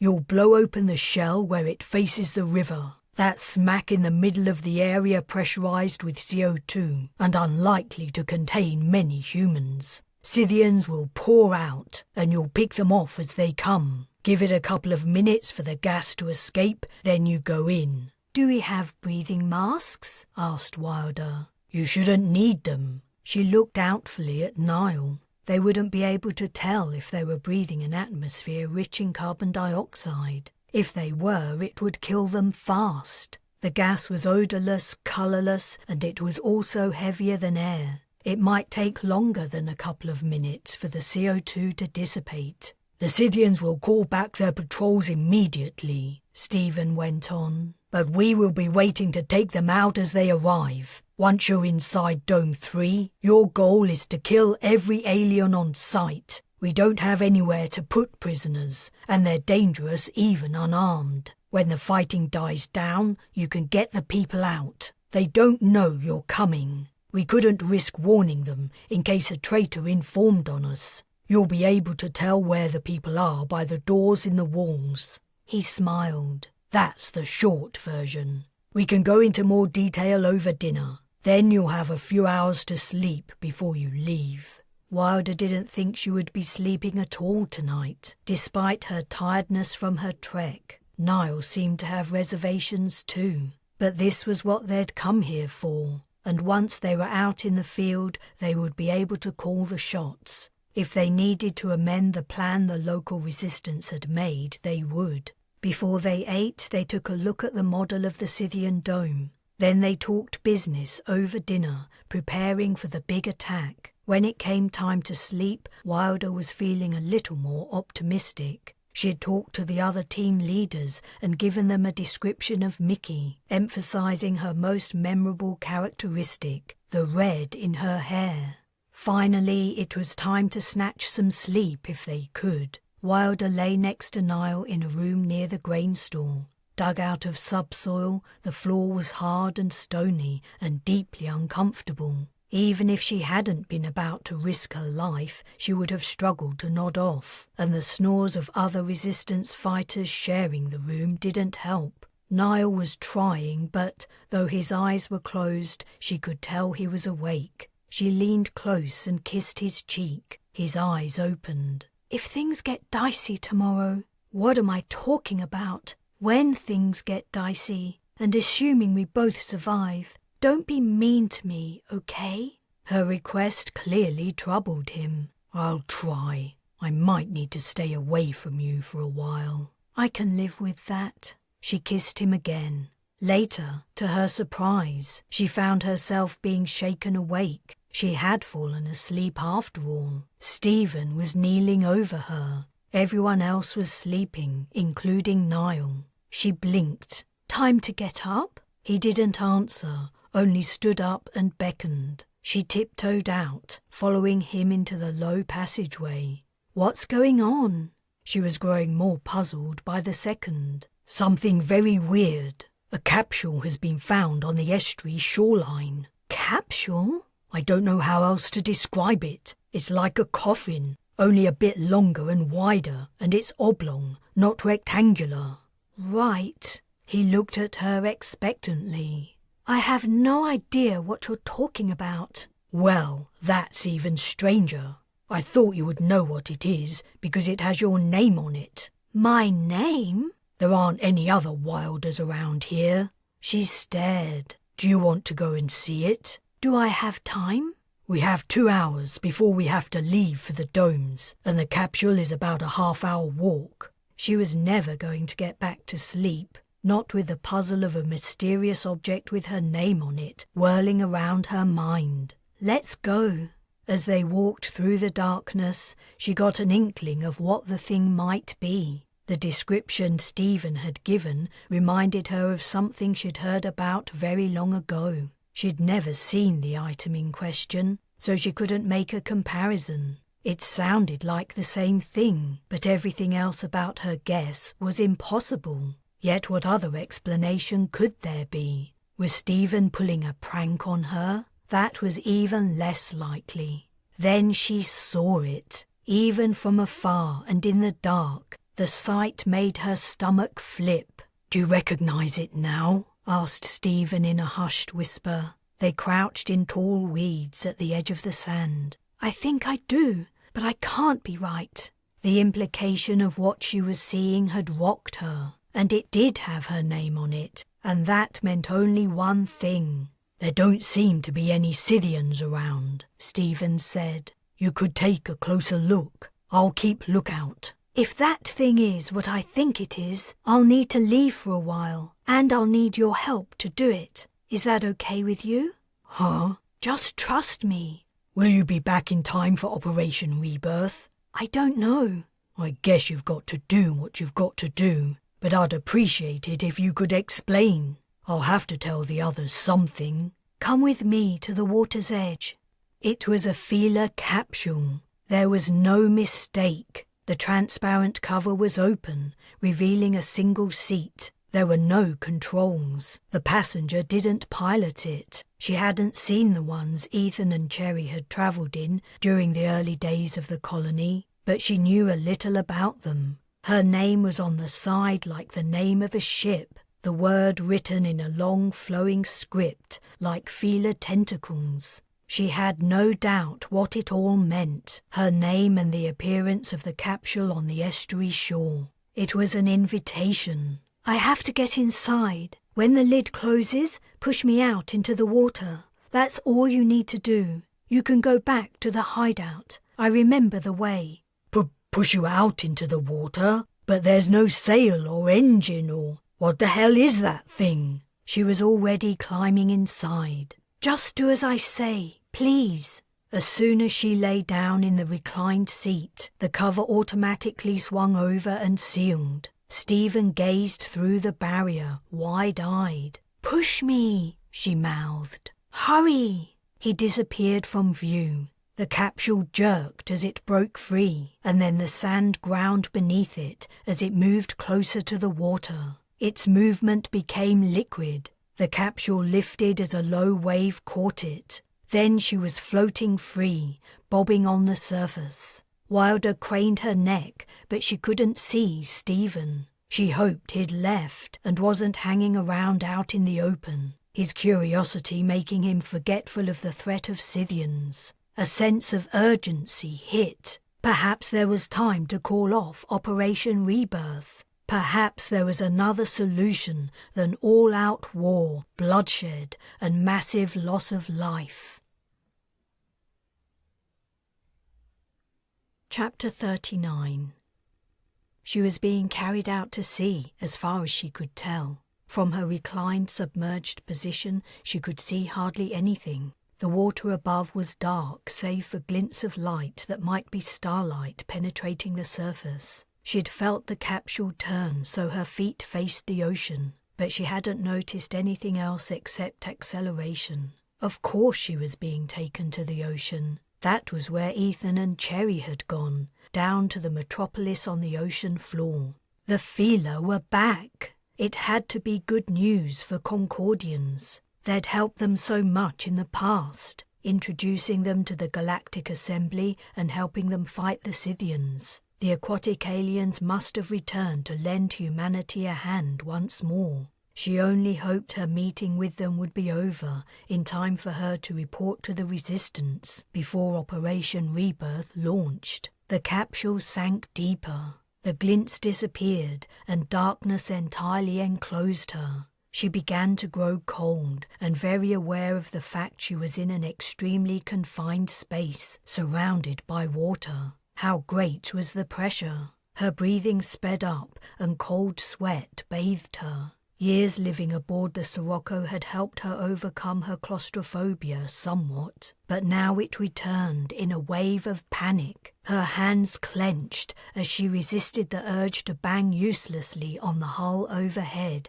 and scream. How had Ethan and Cherry coped? She had to find a distraction. She thought of Niall. Was he awake yet? Had Stephen explained where she'd gone? What was Zapata and Maddox doing? Was Maddox still complaining about her ribs? Wilder closed her eyes and imagined she was somewhere else. She was back in her treehouse outside Sidher with her childhood friends. What an amazing time, so full of excitement and hope. How young she had been, how innocent. The threat of the Scythians' return had hung over everyone's heads, but to her it had been a vague possibility. Her focus had been on the here and now. The future had been... It was no good. Her treehouse melted into nothingness. Her eyes snapped open. She was in utter darkness, and the chill of the ocean depths was invading her bones.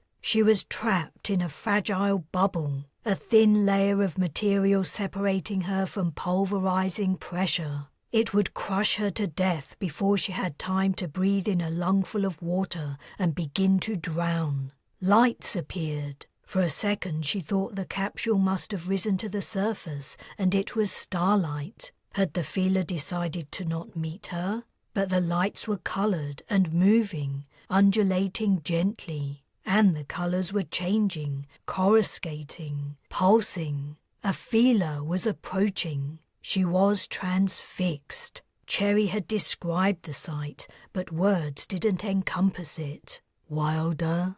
Yes!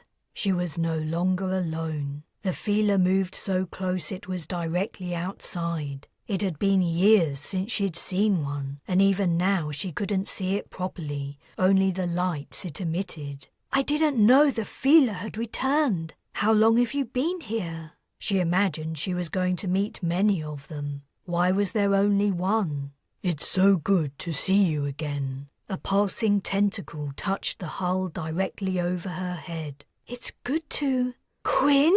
Is that you? I thought you had died, Wilder. Humans live such a short time. Her throat swelled and she blinked back tears. Reaching up, she touched the hull opposite the tentacle. She and Quinn had never made physical contact in all the time they'd known each other. It's good to see you too. I thought I would never see you again. What are you doing here? Are you living here alone? There are many feeler on Concordia.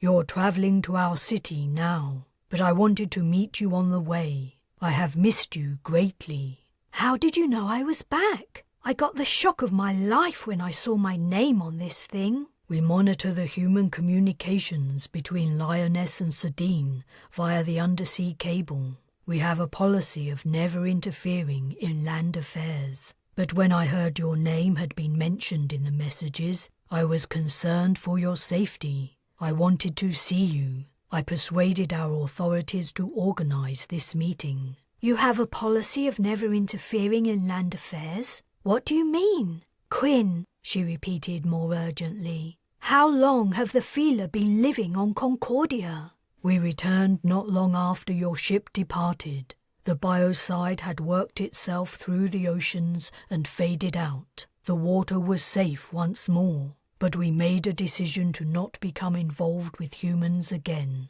I see. It was no surprise. Entangling themselves with humanity's problems had cost tens of thousands of feeler lives, wiped out by the biocide. So you knew about the Scythian invasion? You were here then? We were. The Scythians are aware of our presence, but they tolerate us, providing we remain neutral. They have no use for the oceans. In response to her silence, he went on, Planets that are habitable for my kind are rare in the galaxy. Perhaps it seems disloyal, but... She swallowed. Her dreams of the feeler coming to the colony's rescue were crashing around her ears. I understand. The communications implied your ship made it to Earth, but you've been gone a long time, longer than the voyage should have taken. We did make it there eventually. She explained about the jump drive failing. Scythians are invading Earth too. They learned its location from the Guardian they salvaged from the wreck of the Mistral. I am sorry to hear that. Humans may have to accept enslavement for the time being if they are to survive. Do you know about Operation Rebirth? We do. That was another reason I wanted to talk to you. I advise you not to take part. It is almost certain to fail, and you might be killed. The same idea occurred to me, but what choice do I have? The resistance are determined to do something. Humans don't submit to slavery easily. At least most of us don't. When it comes down to it, we would rather die. But all humans die. Your lives are brief. I don't understand why you don't value them more. Surely it's better to live as long as possible, even under another's control. We don't see it like that. This one short life we get, we want to make it the best we can. Otherwise, what's the point? Quinn's tentacles moved over the surface of the capsule as he considered her answer. Each of them would probably never fully understand the other's viewpoint. Fila lived forever. Only accident or disease killed them, hence their unending quest to find new planets to inhabit. Maybe it made sense that a Fila would think a less than perfect life was better than dying. There was always the chance of a change of circumstances at some later point in time. An idea struck, and hope surged in Wilder again. Quinn, could the Fila contact the Galactic Assembly for us? We must still be members. They have a duty to come to our aid when we're attacked by hostile forces. The Galactic Assembly is already aware of the situation on Concordia. Huh? Then why haven't they done anything? The Assembly reclassified the Scythians' actions. They applied to join and provided proof that they evolved on Concordia. What the Assembly previously judged to be an unprovoked assault has been downgraded to a territory dispute. What the? Air left Wilder's lungs. She couldn't have been more flabbergasted or more disappointed. Humanity's allies had deserted it. Humans were alone in the galaxy, doomed to choose between thraldom and death. What about what's happening on Earth? That is an unprovoked assault. Not entirely unprovoked, considering that humans colonized Concordia without permission from the Scythians. But there may be a case to answer. I will ensure your point is made to the Assembly, but as I understand it, Earth is outside its jurisdiction.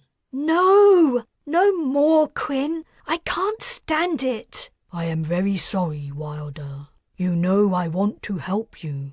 I am trying to help you now. What you've told me, is that what your authorities were going to tell me at the meeting? I believe so. They were also going to ask that you do not reveal to the Scythians that we've been in contact. I won't tell them. Stars, that's the last thing on my mind. But if that's all they have to say, I'd prefer to skip it and go back to the Weimar. The resistance attack will start soon. If I can get this new information to them, it might change things. They could call off Operation Rebirth. I will have to. I don't have time for bureaucracy. Please take me back. The capsule's progress slowed, stopped, and then reversed. Quinn said, I may get into trouble for this, but it was worth it to see you again. Wilder rubbed the heels of her hands into her eyes, and for some time she couldn't speak. The hopelessness of the situation had plagued her for months. This brief encounter with her old friend had alleviated it temporarily, only to dump her deeper than ever before. Finally, she managed to say softly, I wish we could have met at a better time. Will I see you again? I don't know how that will be possible. Human and Fila networks are no longer connected. We can't risk depositing more capsules on beaches just for you to pay me a visit. The Scythians will notice. So this is our last meeting? I believe so. Specks of light appeared in the dark water, separate from Quinn's luminescence. I'm glad I got this chance anyway. Me too. Water drained from the capsule's surface, and it bumped as it hit sand. Take care, Wilder. The lid opened. I'll miss you, Quinn. but she didn't think he heard. His tentacles were already trailing out of sight. She stood up, and the capsule rocked. It wasn't quite out of the water. She was forced to wade to shore. What time was it? How long had her journey taken? She looked up the estuary to where the Scythian dome stood, softly glowing silver. The night was still and peaceful. An explosion split the air, startling her as the shockwave passed through her head. The explosion was quickly followed by another, and then a third.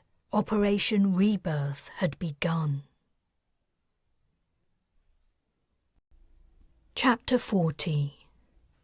Mickey stiffened as she was carried aloft. Would it be the same as last time? Would the Scythian carry her to a dome and drop her into a cell of fellow prisoners? Or had the aliens' method for dealing with humans changed? Would she be killed, ripped to shreds by their dreadful claws? She'd heard the Scythians kept humans as slaves, but she didn't know a lot more. Her only source of local information was the people of Chimera. What they'd said might not be accurate or up to date. As the wind whipped around her, Mickey peered at the field by the estuary, hoping to not see Wilder or Nile, hoping her actions had allowed them to escape. There was no sign of them, only ripples in the water. She breathed out heavily. If her friends had avoided capture, that was something. Her self-sacrifice would be worth it, but maybe she might be able to make more of a difference, if only she survived. A dome loomed large beneath her, its spiral portal opening. The alien carrying her descended. She was in the airlock. The small Scythian aircraft lined up in rows. Quickly, her bearer swooped through a second opening. She was inside the main section of the dome. It was different from the one on Earth. The rooms had ceilings and doors. Her Scythian dropped to the floor, opened a door with its foot and pushed her in.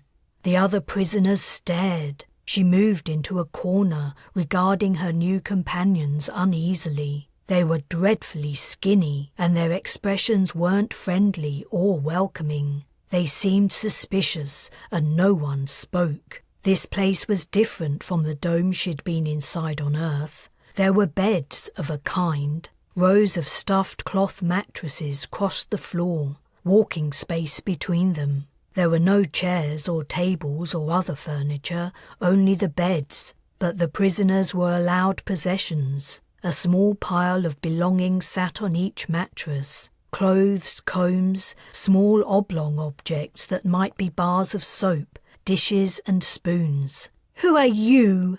A slight, bony woman with a high forehead and prominent cheekbones had spoken. She glared, but Mickey couldn't tell if she was fearful or angry. "My name's Mickey. And where are you from, Mickey?" The woman stepped closer. Mickey suddenly realized all the 15 or so people in the cell were women. They ranged from teenagers like her to grey-haired women, even older than Wilder. There were no children. "I'm from—" She hesitated. Most of the Chimerites hadn't believed she was from the Sirocco. If she told these women the truth, would they suspect she was lying? They already seemed to dislike her, even though she hadn't done anything to offend them. "Did you forget?" the bony woman asked sarcastically. "I'm from down south, Anwen." This appeared to mollify her questioner. "Another runaway. The Scythians always get them in the end. You can have that bed." She jerked her chin at an empty mattress. "Just to be clear, we operate by strict rules here. Everything's divided equally. No one gets any more or any less of their fair share." "I would never." "Yeah, everyone says that. Until the hunger starts to bite. We have ways of dealing with thieves and people who push their luck. You've been warned." The prisoner's attention shifted from her. Conversations and other activities resumed. Mickey walked to the empty mattress. There were no sheets or other bedding. The cloth was dirty and greasy from the bed's previous occupants. She wrinkled her nose. The floor looked more appealing as a sleeping place. A girl roughly Nina's age appeared at Mickey's side and said quietly, "It doesn't look nice, does it? But you'd better use it, or Margie won't like it. She'll say you think you're better than everyone else, and then no one will talk to you." Mickey weighed up the prospect of being ostracized against sleeping in someone else's dirt. It was a hard call to make. "What's your name?" "Dana." "Thanks for the tip, Dana. Can I sit down?" "Sure." Mickey perched on her new place of rest. Perhaps using it wouldn't be too bad as long as she kept her clothes on. "My family are from Anwen too," Dana said. Uh-oh. "You might know them." "Probably not. You know what it's like living under the Scythians. I hardly got to see anyone before I escaped." "You escaped from a dome? That's awesome." Mickey wondered how else people got away from the aliens. "How did you do it?" Margie had wandered closer and was making no secret of the fact she was eavesdropping. Mickey proceeded to relate the tale of the breakout she'd taken part in on Earth. The story fit the situation perfectly, providing things were similar on Concordia. It was clear they weren't exactly the same, but it was either use the story from Earth or make something up, which was even riskier. Dana's eyes grew rounder as Mickey talked. Her sense of her new acquaintance's resemblance to Nina grew stronger until Mickey was forced to stop and swallow hard. Dana, most likely mistaking her emotion as relating to the escape, touched her arm. "You were very brave." Mickey concluded her narration, stating, "After we got out, we split up. I don't know what happened to the others, but I came north. I hoped I might find somewhere the Scythians didn't control, but they caught me by the estuary, and here I am." Margie commented, "I never heard of any successful escapes around Anwen, but that isn't so surprising. We don't hear most of what goes on, and most of what we do hear is bullshit. But I believe you. Sorry for being harsh earlier. The Scythians put spies in the cells sometimes to listen for dissenting remarks or escape plans. We can't be too careful." "I understand." A dull thump resounded from the door, and Dana ran to open it. A man stood outside, holding a large metal container. Dana took the container, thanking him before he closed the door. It didn't seem to be kept locked. Margie supervised the portioning out of the food. Mickey took her bowl and ate the scant contents, a porridge similar to the stuff she'd scraped in handfuls from the floor of her cell on Earth. "How come there are only women in here?" Mickey asked Dana, as they put their dirty bowls into the now empty container.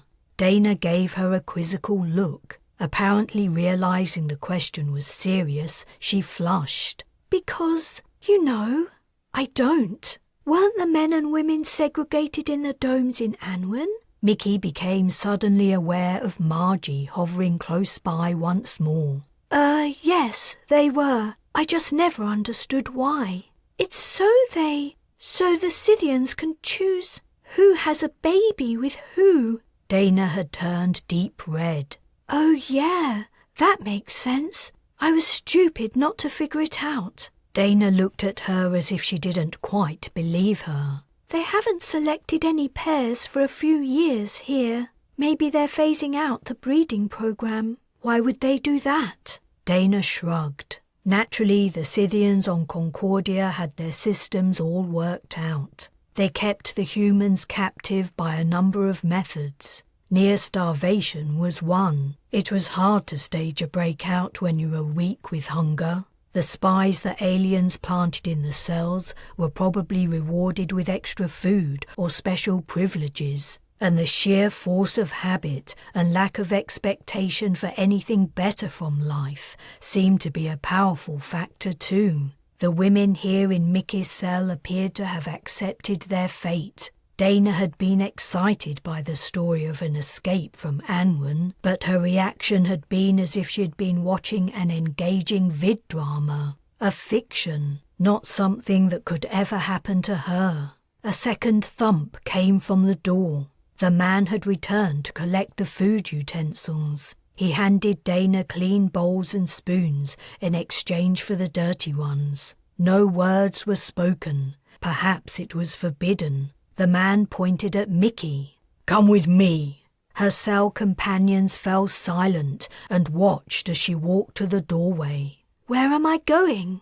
The man didn't answer, only grabbed her biceps to guide her. His other arm was wrapped around the empty container filled with dirty dishes and cutlery. She felt like another consumable to be delivered. "Please, where are you taking me?" "Shut up, or you'll get us both in trouble." They stopped at a wall. The man positioned her so she stood exactly on 2 spots marked on the floor. "Don't move, not a centimetre, understand?" She nodded, and the man left. Minutes passed, and still she waited. High above curved the upper shell of the dome. Scythians flew over wearing breathing apparatus. They were wearing breathing apparatus inside. This entire section had an oxygen-rich atmosphere. Something grabbed Mickey's waist from behind. She screamed with shock. Whatever it was pulling her backward into the wall. It was pulling her through the wall. She slid into the soft, porous material and out the other side, exactly as she had in the Scythian city. The thing gripping her was a set of aliens' toes. As the creature's stench hit, she turned and held her breath. The Scythian towered over her, peering down. It released its grip. "Lie down. Do not resist, or you will be restrained." The voice she heard had been synthetic, with a flatness to the tone. The creature's mouth had moved, but the vocalization hadn't escaped the globe enclosing its head. Mickey recognized the circular platform she was supposed to lie on. It was the same as the ones they used on Earth. Steeling herself for what was to come, she did as she'd been instructed. A needle and syringe on a metal arm rose up from the side, pierced her arm, and drew a sample of blood. She winced and blinked back tears. She'd thought she would be able to tolerate life in a Scythian dome again, but the rawness of her first experience was flooding back, full force. What had she done? The Scythian scientist, if that was what it was, had tippy-toed in its harness over to a console and was ignoring her while consulting a screen. As quickly as it had arrived, the blood-drawing equipment disappeared. Would she be allowed to return to the cell now, or were there more examinations to take place? Beep, beep, beep. Where was the noise coming from? It wasn't loud like an alarm, but it was insistent. It also got the scientist's attention. It leaned closer to its console, and then its head swiveled to face her, the vertical slitted eyes staring fixedly into hers. "You are not from Concordia. You are from Earth." Chapter 41. A new client arrived, waddling into the room. Mickey had soon been put to work. The day after her arrival, she'd been introduced to her new job, cleaning the skins of Scythians suffering from some kind of fungal infection. The humans called it sticky mold. What the aliens called it, Mickey had no idea. They didn't refer to it as she worked, though sometimes they spoke to her about other things. She had to wear a respirator, as she had when she worked in the hatchery on Earth, and the device contained a comm or translator. She wasn't sure which it was. All she knew was that when the aliens spoke, she could hear what they said, in English, in the same flat-toned computer-generated voice she'd heard in the examining room. Her new friend, Dana, cleaned the alien's skin too. She had trained Mickey, showing her which side of the crescent-shaped tool to use, how to draw it gently over the creature's bodies and the wing webbing, and where to put the black tacky scum the tool gathered. Next, Mickey had to apply a soothing balm, rubbing it gently into the cleaned areas. Perhaps the ointment helped to protect against further infections. Again, she did not know. The most important thing was that she was inside a dome again. If you wanted to learn about Scythians and their weaknesses, it was the best place to be. The only downside was that Wilder would be furious with her for the risk she was taking. But she had to do it for everyone's sake, and if she'd mentioned her plan, Wilder would have stopped her. Actually, there were two downsides. Dana reminded Mickey strongly of Nina. Even their names were similar. Though Dana was a bit older than Nina, she was just as sweet and gentle, and she'd taught Mickey how to perform her duties inside the dome, the same as Nina had on Earth. Dana and the other girl were already busy, whereas Mickey's seat was empty. She drew back, bowing her head respectfully as the new client lowered itself into the chair and reclined, stretching out its wings. She began work at the tip of its right wing. You had to start at the edges and work inward. Apparently, dragging the implement over large areas of mould was painful. This creature was quite badly affected. Its skin was almost entirely a dark, dusky grey, even its face. She would have to use a smaller instrument. She really disliked cleaning around their weird eyes and lipless mouths. Otherwise, her job wasn't too bad. The respirator cut out most of the smell, and it was better than dealing with vicious Scythian larvae. As she bent down to drag her tool over the lip of the receptacle to clean it of mould, the alien said, "You are the Earthling?" She hesitated before completing her task and returning to the wing. A small patch of bronze skin had been revealed in the grey. "No, sir, I'm Concordian." She called them all sir, and none had corrected her. No one could tell whether the Scythians were divided into two sexes like humans. "You maintain your lie even now?" When the scientist had challenged Mickey about her origins, she'd pretended she had no idea what it was talking about. If she'd revealed she was from the Sirocco, all hell would have broken loose. What might they do if they knew she was from the ship that had been to Earth? The ship that had fired on the Scythian vessels. She would face interrogation, possibly torture. The aliens were desperate for the secret of jump drive. "I'm not lying, sir. I'm from Anwen." It was the truth. She was Concordian, and she was from Anwen.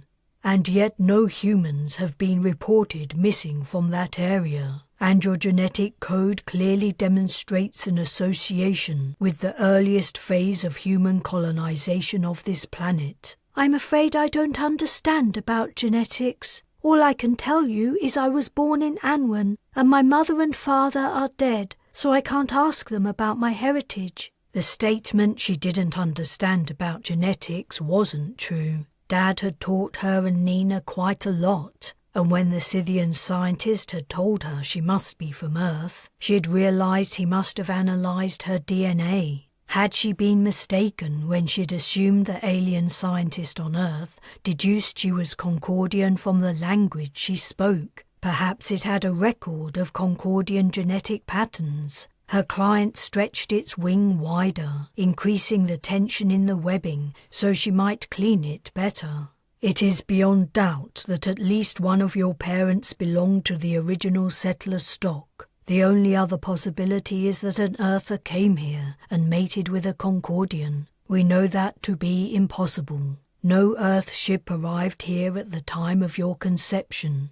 Though the creature had concluded she was lying, it didn't seem angry or even perturbed. Though what those emotions might look or sound like, Mickey wasn't sure. She decided to take her chance. After a nervous swallow, she said, "Can I ask you something, sir?" "Your request is granted. Perhaps I will not answer, but you can ask." "Are you—" It had to be the best question. She might not be allowed a second one. "Why are you making records of our genetic codes?"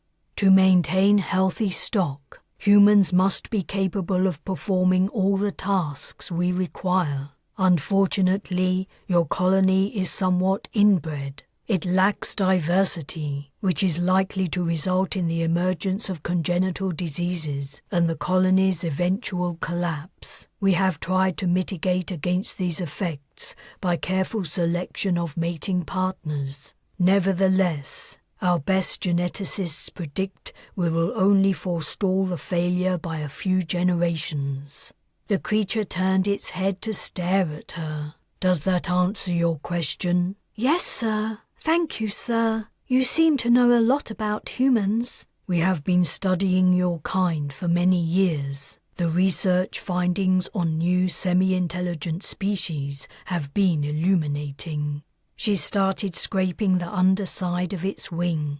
Please apply the balm before you do that. It had to be sore from the infection and wanted some relief. She put down her tool and dipped her fingers into the ointment before gently massaging it into the wing's upper side. May I ask another question? The creature's mouth had gone slack at her soothing touch. You may. What is this disease that afflicts Scythians so badly? You are an advanced species, far superior to us. A little buttering up wouldn't go amiss. It seems strange that you don't have a cure. We're working on a preventative and a treatment. Concordia is the first planet where we've encountered it. The infection may be something humans introduced, or it may be due to the altered climate. We prefer drier conditions than exist on this continent, but we cannot live on.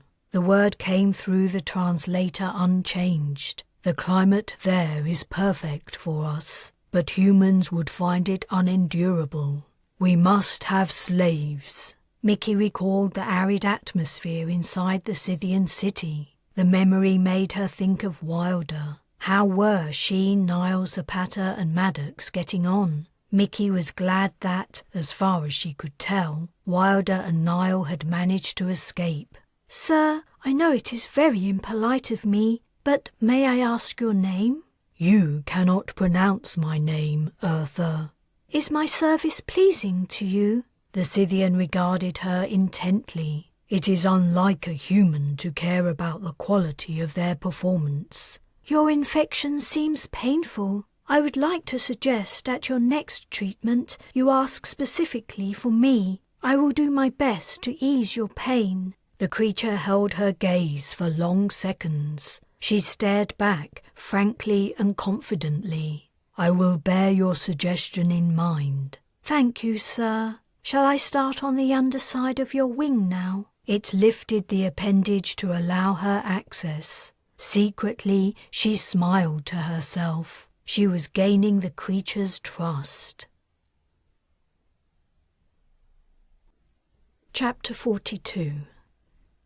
His name was Clughershon. That was the closest Mickey could get to the correct pronunciation, which was way off. She couldn't reproduce that weird guttural sound Scythians made.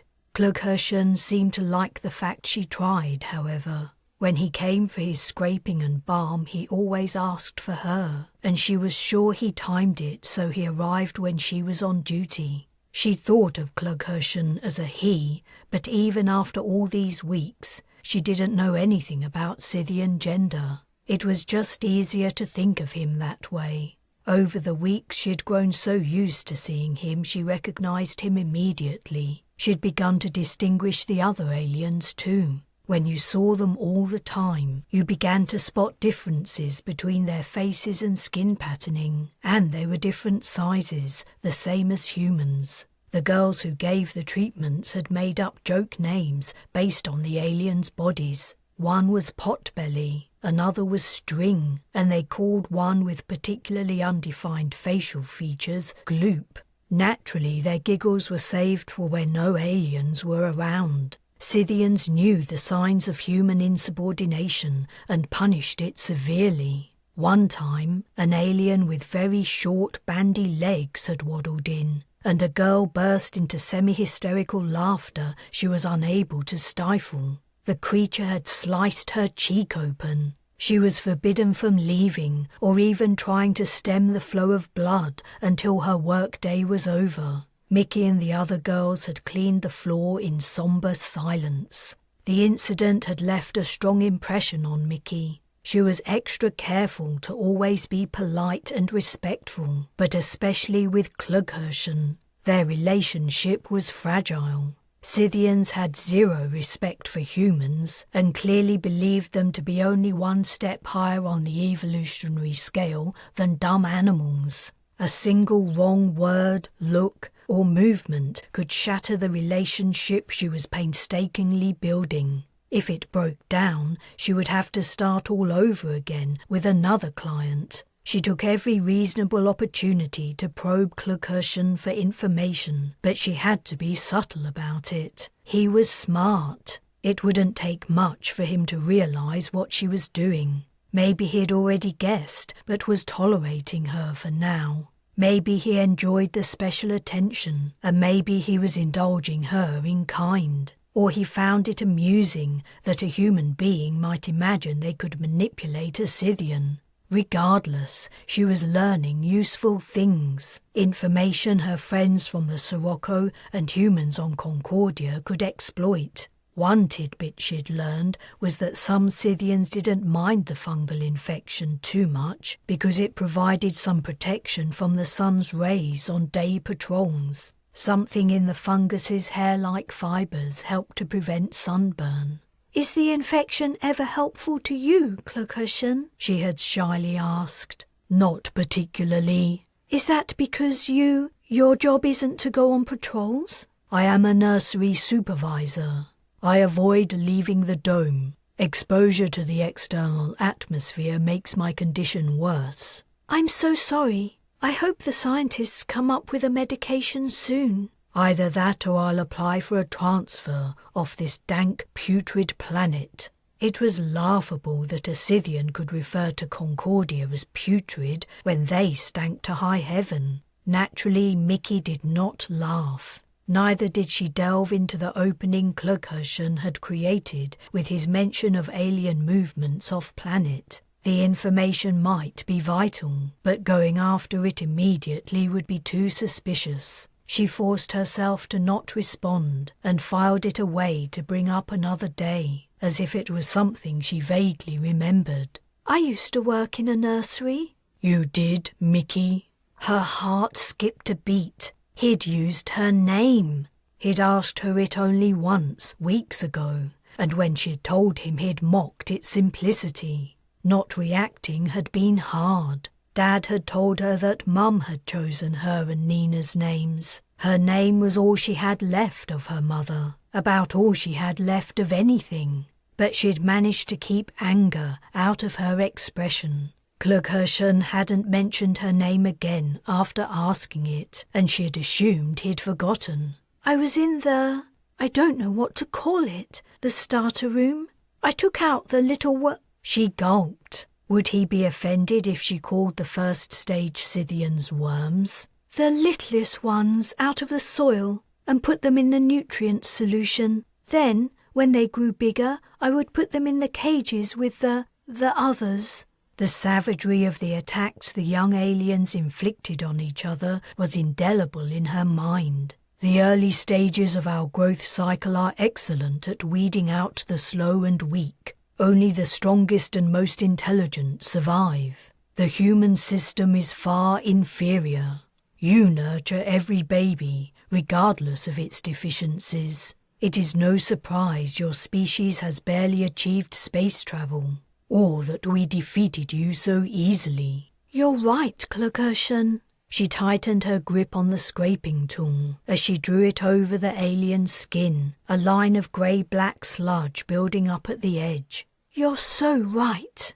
As the days passed, Mickey gleaned more snippets of information, but she also became frustrated. Concordia was an ordinary worker. He didn't know much about the Scythians' long-term plans for the colony, their military capabilities, or anything vital to maintaining control over the slave population. Either that, or he was not so stupid as to give it away. At first she consoled herself that, even if she hadn't, and would probably never, discover a key that would ensure the success of a human uprising, she was learning quite a bit about the aliens' behavior and attitudes. They utterly despised humans, but they also didn't seem to like each other very much. No greetings ever passed between the clients. They ignored the other Scythians in the treatment room and outside of it, as far as she could see. Maybe it came from their strange, violent early stages of development. She had the impression that they barely kept their aggression under control, and that if they weren't vegetarian, the species would probably have died out from cannibalism. But what exactly she could do with what she'd learned, she didn't know. The prospect of escaping the dome seemed remote. When not working, she was with the other women in her group, eating, sleeping, or passing the scant free time in gossip or silly games. Her situation on Earth had been far different. The Scythian invasion had only just begun, and their security systems were slack. She'd also been working in an area with access to the outside, albeit through a meter of soil. Here the section for humans in this dome was central, surrounded by areas filled with CO2, where the Scythians could move freely. And in the treatment room where she worked, the outer wall was solid. There was no way she could break through it. Gradually, hope began to leave her. Her plan had failed. Maybe it had never been serious in the first place. Maybe she'd only wanted to punish herself for abandoning Nina. And she'd done a great job, consigning herself to a lifetime of servitude, with barely enough food to stay alive. One day she might even be bred like an animal. She feared that she was turning into Dana, passively accepting her fate. Chapter 43. Mickey was in the process of finishing up at work, tired after a long shift, when Clughushen walked in. She was about to leave, so Dana stepped forward to offer him a seat. "It's fine," Mickey said. "I have time for one more." She hadn't seen him in a while. The fungal infection had regrown over his entire body. It would take at least an hour to clean it all off and rub ointment into his skin, but she decided to make the effort. She hadn't quite given up on the prospect of learning something from him that might one day put an end to Scythian control of Concordia. He'd lost a lot of his reserve around her. She'd played her part as the subservient, admiring human well, and she was almost sure he believed it. Why should he be careful about what he said when the thing he was talking to was in awe of him? Maybe today would be the day he finally let something significant slip. "You must be uncomfortable, sir. Please sit down and allow me to help you." He lowered himself into the seat and spread his wings. "Have you just come from the nursery, sir?" "Never mind what I've been doing. Be silent and do your job." She was so taken aback she almost dropped her scraper, but she managed to compose herself. "You're too familiar with me, Earther. It's time to put a stop to it. Do you understand?" "Yes, sir." From his tone and the rigidity of his wings, it was easy to tell he was angry. "It's time I left this miserable planet and its ungrateful humans. Do you know that if it weren't for us, you would all be dead? Every single one of you would be dead by now. And how do you repay us? Laziness, incompetency, surliness. It's outrageous. We should wipe you out, give up the recolonization, and leave. Concordia is a museum, a monument to our species' past, and that's how it should stay. Do you hear me?" "Yes, sir." "After all we've done, all the trouble we've gone to in order to keep you miserable creatures alive."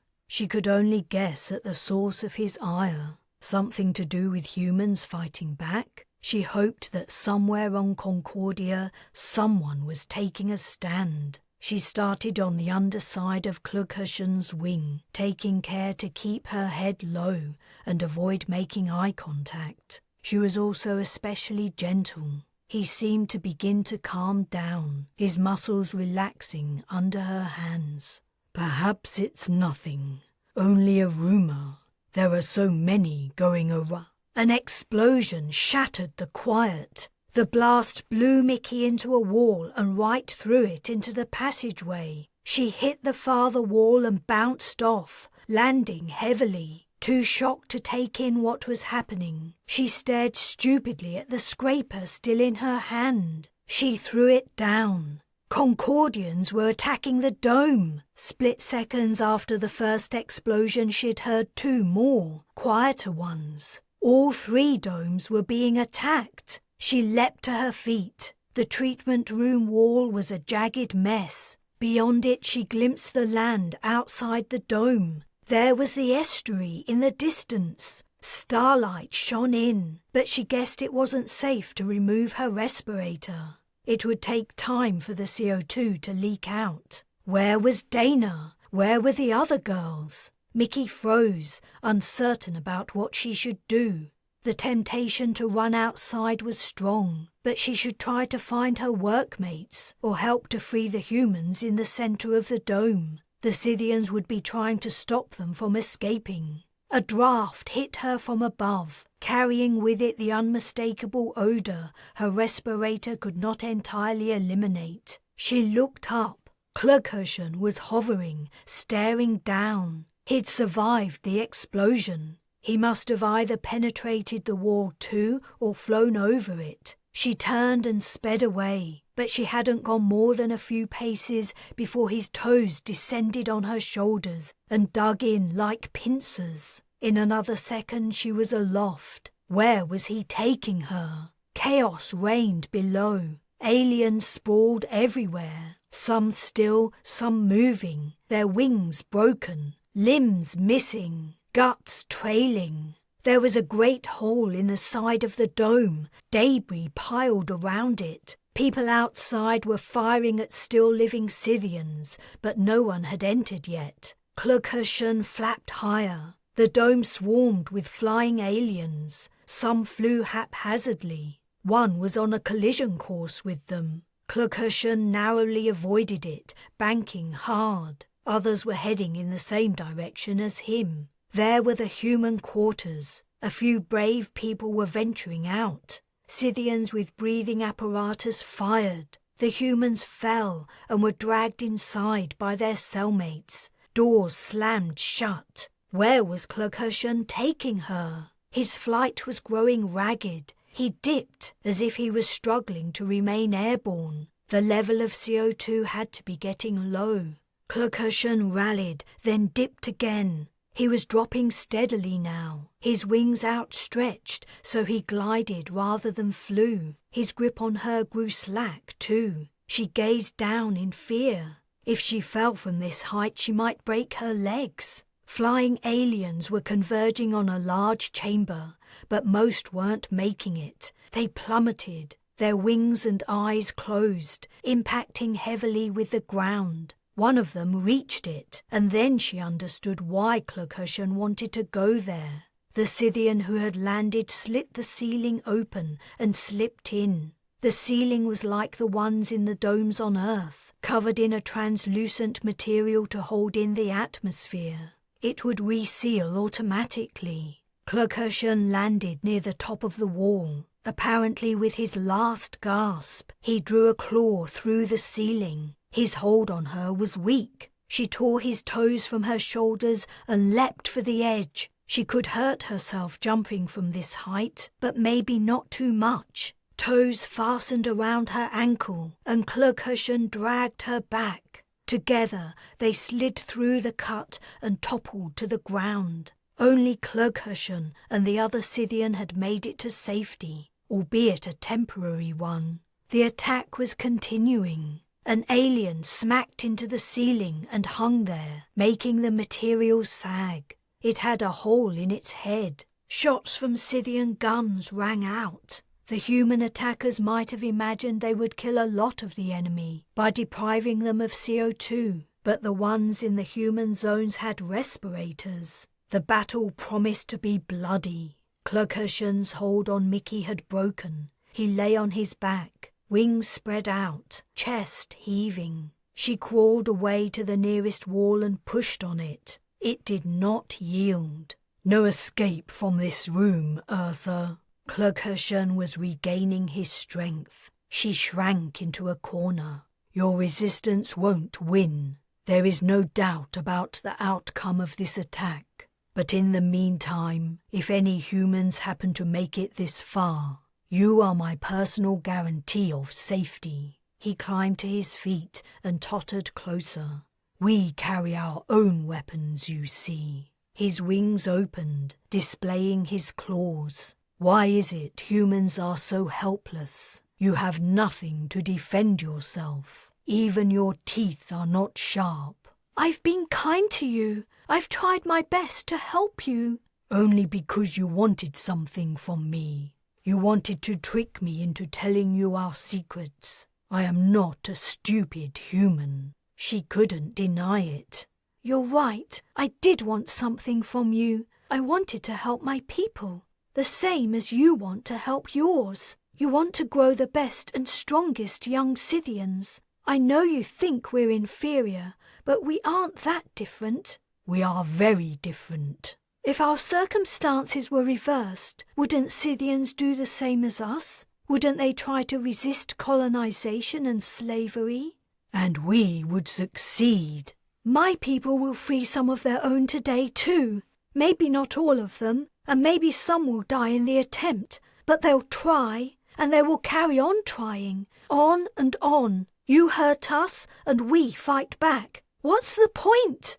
Why can't you leave us alone? I'm just a girl. My dad, my mum, and probably my sister are dead. I don't have anyone. I just wanted to do something, just one good thing with my life. Why can't you treat me like a person?" Colonization stared at her. She turned her head, avoiding his gaze. The next thing she knew, he'd grabbed her ankle and she was being dragged over the floor. He positioned her in front of him as he squatted behind her. One of his wings arched around and the tip of a claw touched her throat. He was just in time. A figure appeared at the top of the wall. Its form was murky, indistinct through the translucent ceiling, but it was clearly human. How the person had managed to climb up there, Mickey didn't know. She also didn't know why he or she wasn't escaping while they had the chance.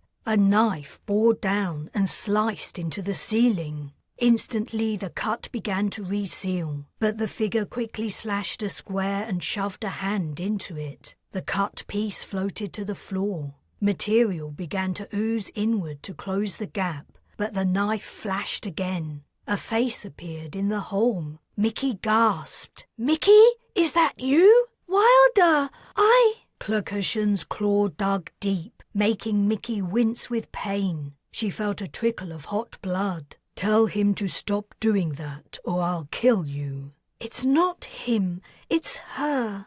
She won't understand me. My respirator translates to Scythian." "Then take it off." "If I take it off, I won't be able to breathe." The claw dug deeper still. Mickey inhaled and then pulled off her mask. "Wilder, it's me. He says if you don't let the ceiling self-repair, he'll kill me." She slapped the mask over her face and breathed again. Another person appeared next to Wilder. Niall was here too. "I can shoot him just as easily through the fabric," Wilder said. "I won't if he lets you go." Mickey relayed the message. "I will slit your throat as I die." She translated. "Will he do it?" Wilder asked. Mickey took another breath and slid the respirator to one side. "I think so." "She's just a kid, you bastard!" Niall yelled. Mickey passed the words on, leaving out the bit about Clughershon being a bastard. "Wilder and Niall are from the Sirocco like me. They're my friends. We went to Earth, but I'm not from there. My dad was. He was one of the first settlers. My mom was born here on Concordia. Please let me go. That way, neither of us gets hurt. They won't shoot you if you release me, I promise." A pause followed as Wilder and Niall stared down through the closing hole. The other Scythian, sitting in the opposite corner, only watched. Clughershon's claw didn't move from Mickey's neck. Then suddenly she felt movement behind her. Something hit her, propelling her forward. She landed on her knees. Clughershon had kicked her. He rose to his feet. "Climb onto my back, Mickey." and take care not to fall, or I might still impale you." He knelt, leaning forward. She clambered onto him, gripping the powerful shoulders. Clocution straightened up, rising to his full height as she clung on. She had to climb onto his shoulders and balance precariously in order for Niall to reach in and grab her. As soon as she was on the wall, she tore off her respirator and tossed it down. All around, the battle was raging. Scythian and human bodies littered the ground. Pulses flashed, and the noise of Scythian rounds echoed from the dome overhead. A grapple hung from the top of the wall. "Another rope?" Mickey asked. Wilder replied, "I don't want to talk about it." Chapter 44. Wilder stared morosely out to sea. They had failed. The Scythians showed no sign of leaving, which meant it was impossible to call Operation Rebirth a victory. Not only that, the resistance had been decimated, more than decimated, according to the literal meaning of the word, in its failure to take control of Concordia. Casualty estimates were still coming in, but they already numbered in the thousands. Thousands of fighters were dead, permanently disabled, or seriously injured. The resistance had also exhausted its equipment supplies. It was no longer possible to manufacture new pulse rifles or other weapons, so once they broke or fell into enemy hands, they were gone forever, never to be replaced. If humans continued to fight, they would eventually be reduced to using knives, pitchforks and flails, like the farmers at the Weimar estuary. Scythian casualties had been high too, no doubt. Many domes had been successfully blasted open. Plenty of aliens had suffocated. Others had been shot to death. But the Scythians could replenish their numbers from off-planet. The call would have gone out for more soldiers, more workers, more settlers. The human population could not replace itself so easily. And reprisals had already begun.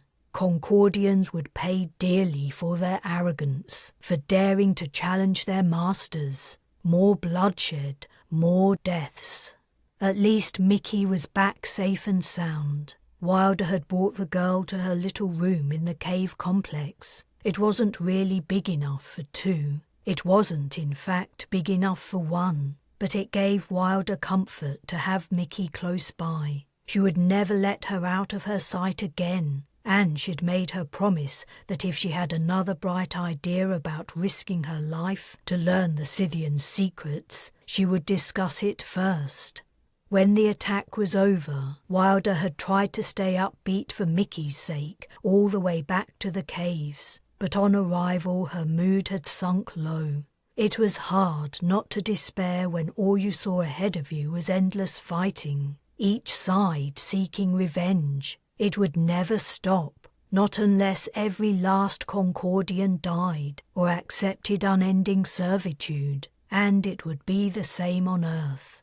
Wilder glanced at Faina, her current companion. Mickey was somewhere else in the complex. The android was activated and also taking in the ocean view. She was another depressing problem. Faina would never be able to move around independently. She also had no role to keep her occupied. She'd been designed and manufactured for a task that was long since over, an almost human consciousness trapped inside a small receptacle. She couldn't improve her situation even a little bit. One day soon, Wilder anticipated, the android would ask to be deactivated and buried somewhere no one would ever find her.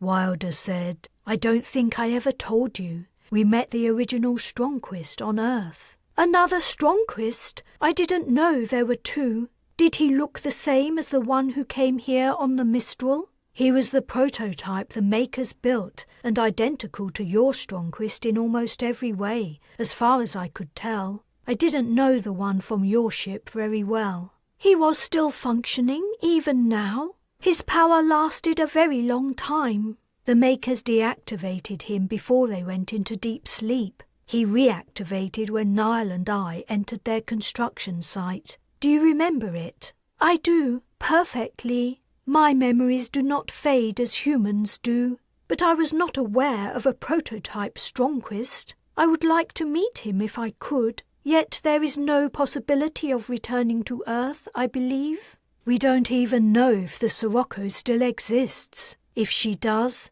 I don't see how she could enter Concordian orbit without the Scythians blowing her to pieces. And the captain, Vesey, is unlikely to attempt it. She might go back to Earth, but that would be without us. I wish I could take you there. The makers might be able to build you a new body. A new body would be very convenient. We're stuck here, unfortunately. I can't see an end to this conflict. It'll go on until I die. I've been considering the problem. It is a pity that humans have so little to offer the Scythians. All they can provide is their labour, and the aliens can take that by force. If you had something else, something the Scythians desired greatly from you, something they cannot take at will but must be freely given, Concordians would have bargaining power. If that were the case, things might be very different. Wilder froze. Very slowly she got to her feet. Then she had to hold on to the rock edge of the cave opening, her legs turning weak as a realization coursed through her.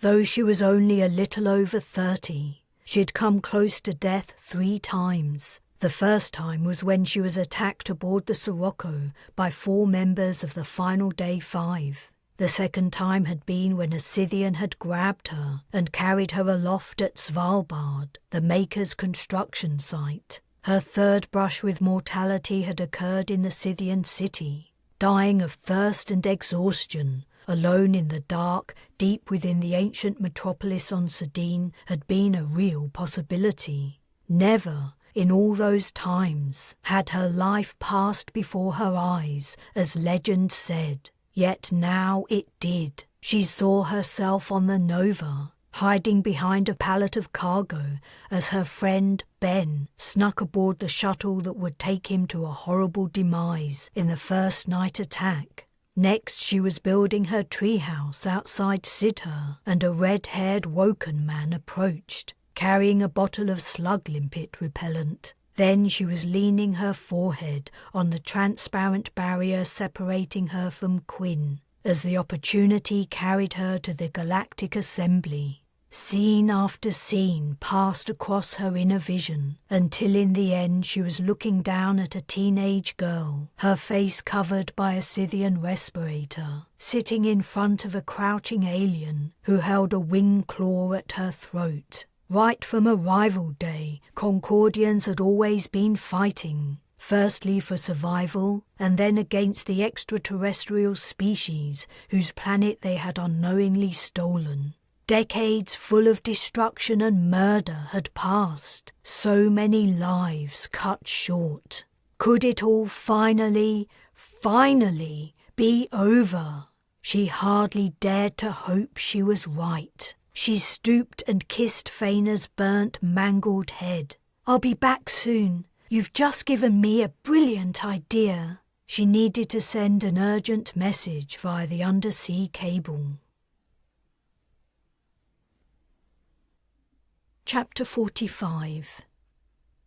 The air was thick with tension, and it was actual air. After days of negotiation leading up to the potentially watershed meeting, the Scythians had agreed to be the ones to wear breathing gear. It was a very positive sign.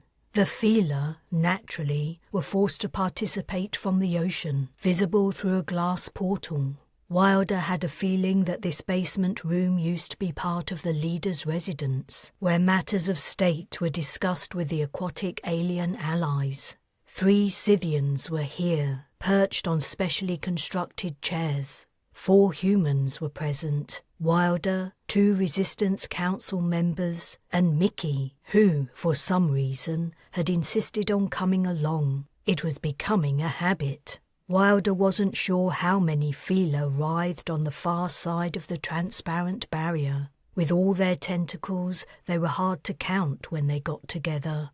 She guessed Quinn was somewhere among them. The introductions were over, formalities out of the way. The feeler would bear witness to whatever agreements were reached and report to the Galactic Assembly. Wilder cleared her throat. I propose that we start with the big stuff and work our way down to the details. She actually planned on absenting herself for the smaller arguments. She had always hated long, tedious meetings involving people arguing over minutiae. Item 1. We have something you want very much. Item 2. We want to know what you're willing to give for it. The Central Scythian replied. First, we must be absolutely clear about what this thing is you are offering. All right. We call it a jump drive. It's a kind of starship engine. It enables travel across the galaxy in leaps rather than via regular propulsion through space-time.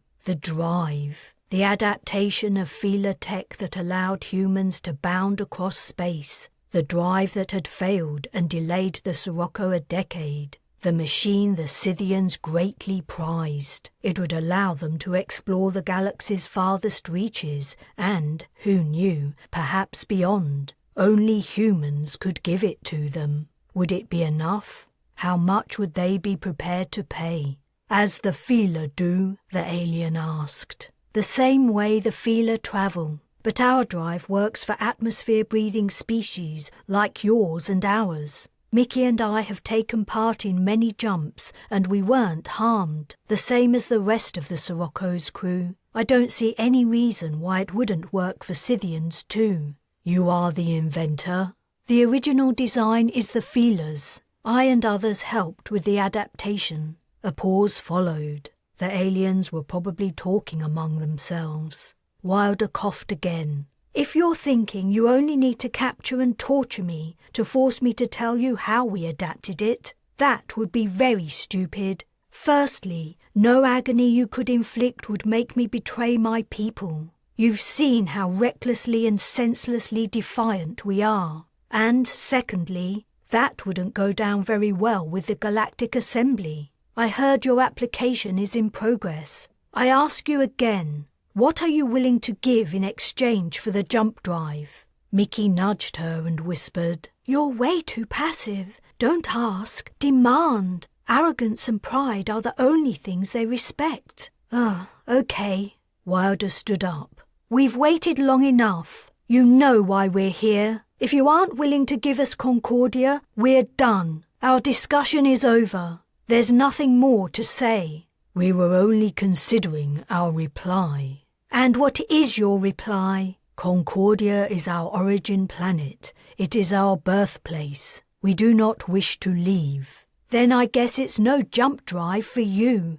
Perhaps we can achieve a compromise. Wow, Mickey breathed. That must be a first. Wilder sat down. I'll listen, but no compromises, a resistance councillor spat. You've killed thousands of our people. Enslaved tens of thousands. You need to get off our planet yesterday. And many Scythians died in the recent uprising, the alien retorted. We saved your colony from inevitable demise, and this is how you repay us. The councillor leapt to her feet. You enslaved us! What do you expect us to do? Roll over and accept our fate like obedient children?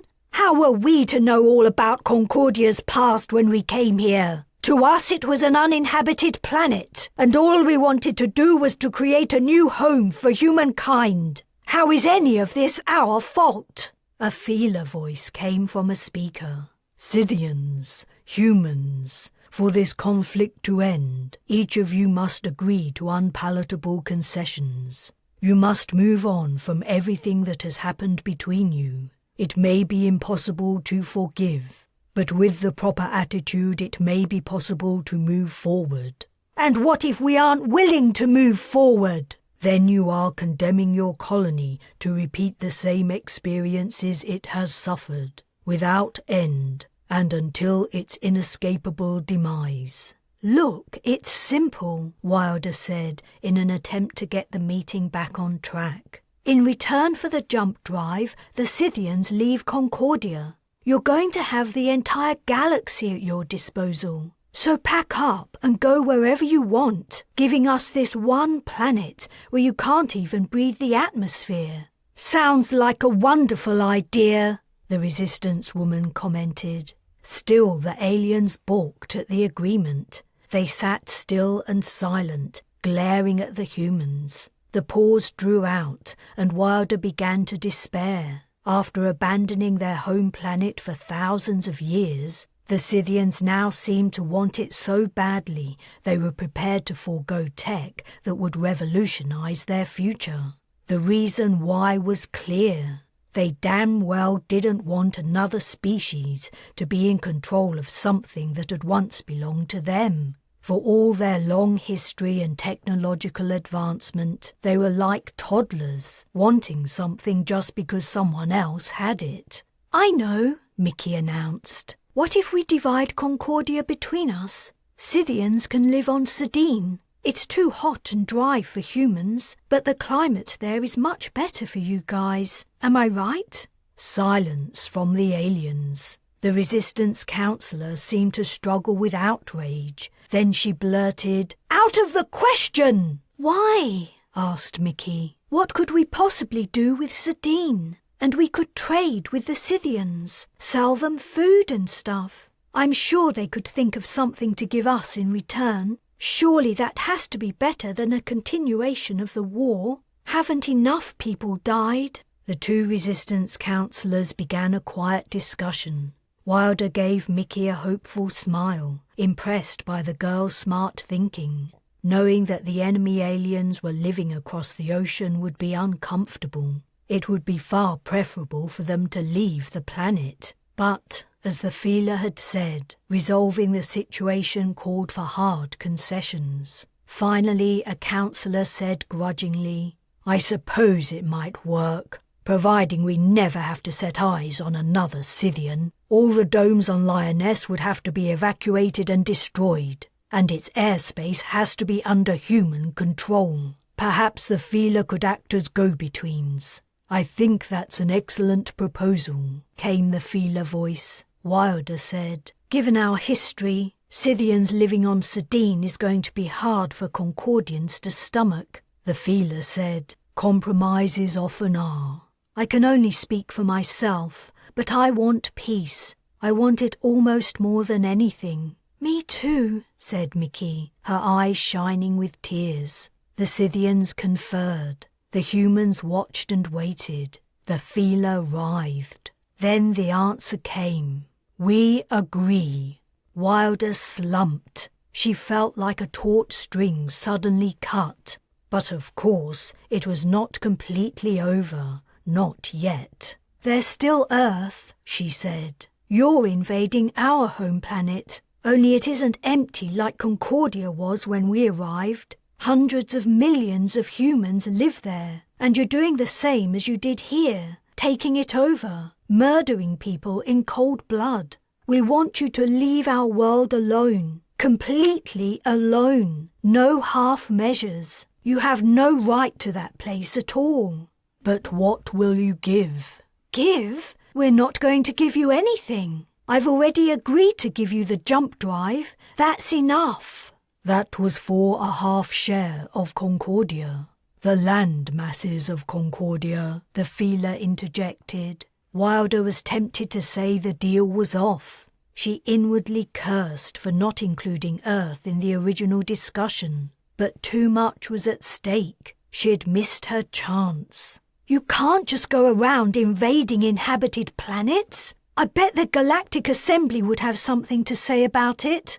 "You are possibly correct in your assertion," said the feeler. "However, humanity's origin planet is far from the Assembly's area of jurisdiction, and if it decides to adjudicate, it would require the submission of detailed evidence and testimonies. There would be hearings. The process could drag on for decades." The Scythians asked, "Do you have other technology to offer?" Wilder frowned. The idea of giving the aliens something in addition to the jump drive grated. But if the prospect of freeing Earth was on the table, she should take the opportunity. What else did humans have to offer? There was the Parvus's weapon, but she was damned if she was giving them that. Something else? Long ago, she'd won a lot of tech from the Assembly in return for... Do you have agrav? Agrav. What is agrav? Our translators do not recognize this word. Artificial gravity. A pause. You invented artificial gravity too? The aliens had a short discussion followed by, would you consider a position working for us? I would rather stick needles in my eyes, Mickey whispered. That's a no, then.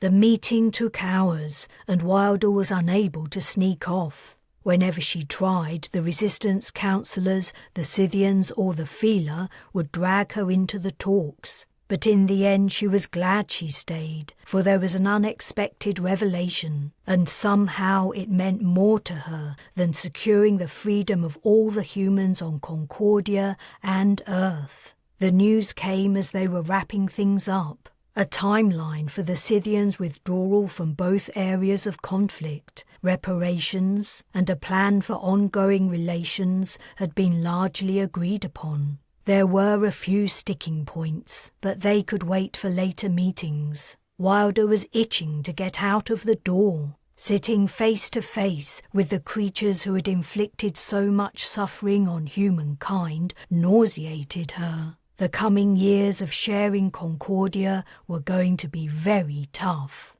Yet it was better than the alternative. They'd broken the cycle of reprisal.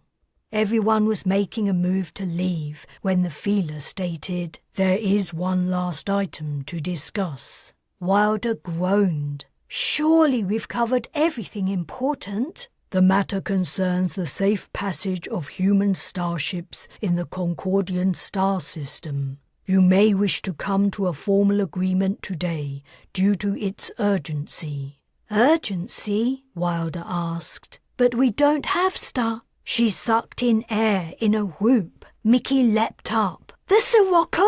She wasn't destroyed? The Assembly reports your ship remained stationed in the nearest star system. She appears to have sustained considerable damage, and the crew has been effecting repairs. If her drive is intact, we believe it would be appropriate for... Yes! Wilder yelled. Yes! Contact Vesey. Tell her the war's over and she can bring the ship here. And to bring the Ark too. She didn't bother asking the Scythians' permission. If they didn't like it, screw them. Only a fool would jeopardize everything agreed upon today. And the aliens were not idiots. Mickey was weeping. Wilder hugged her. I'm sure Nina's fine. You'll see her soon. She was weeping too. She could be here in a few hours if someone flies the shuttle down. Dragan can do it. But she didn't think Mickey could hear her. The news about the Sirocco meant even more than Nina and the rest of the crew's survival. It meant they still had all the material in the Ark. They could reseed Lioness and make it beautiful again. It also meant they could go to Earth. Wilder could see Cherry again. The long years of struggle, the battles, the bloodshed were over. It felt too good to be true. It was, of course. In reality, many problems lay ahead. Relations with the Scythians would be hard for a long time to come, perhaps forever. Replenishing Concordia's ecosystem would be difficult too. Such endeavours were complex, and they'd lost Kez, their greatest asset in the field. But they would try. They would try, as they always had, right from the beginning when the Nova Fortuna had appeared in Concordia's night sky. Unknown, unforeseen difficulties would test them, and each time they would rise to the challenge. Epilogue. It was a warm, sunny afternoon, perfect for a dip. Wilder walked down the beach to the ocean's edge, carrying her equipment. This area was clear of people. The holiday makers and day trippers were up the other end, where a pier stuck out into the sea and the water was shallow. Squeals of excited children and the loud conversations of their parents faintly reached her ears. She needed to go into the deep water.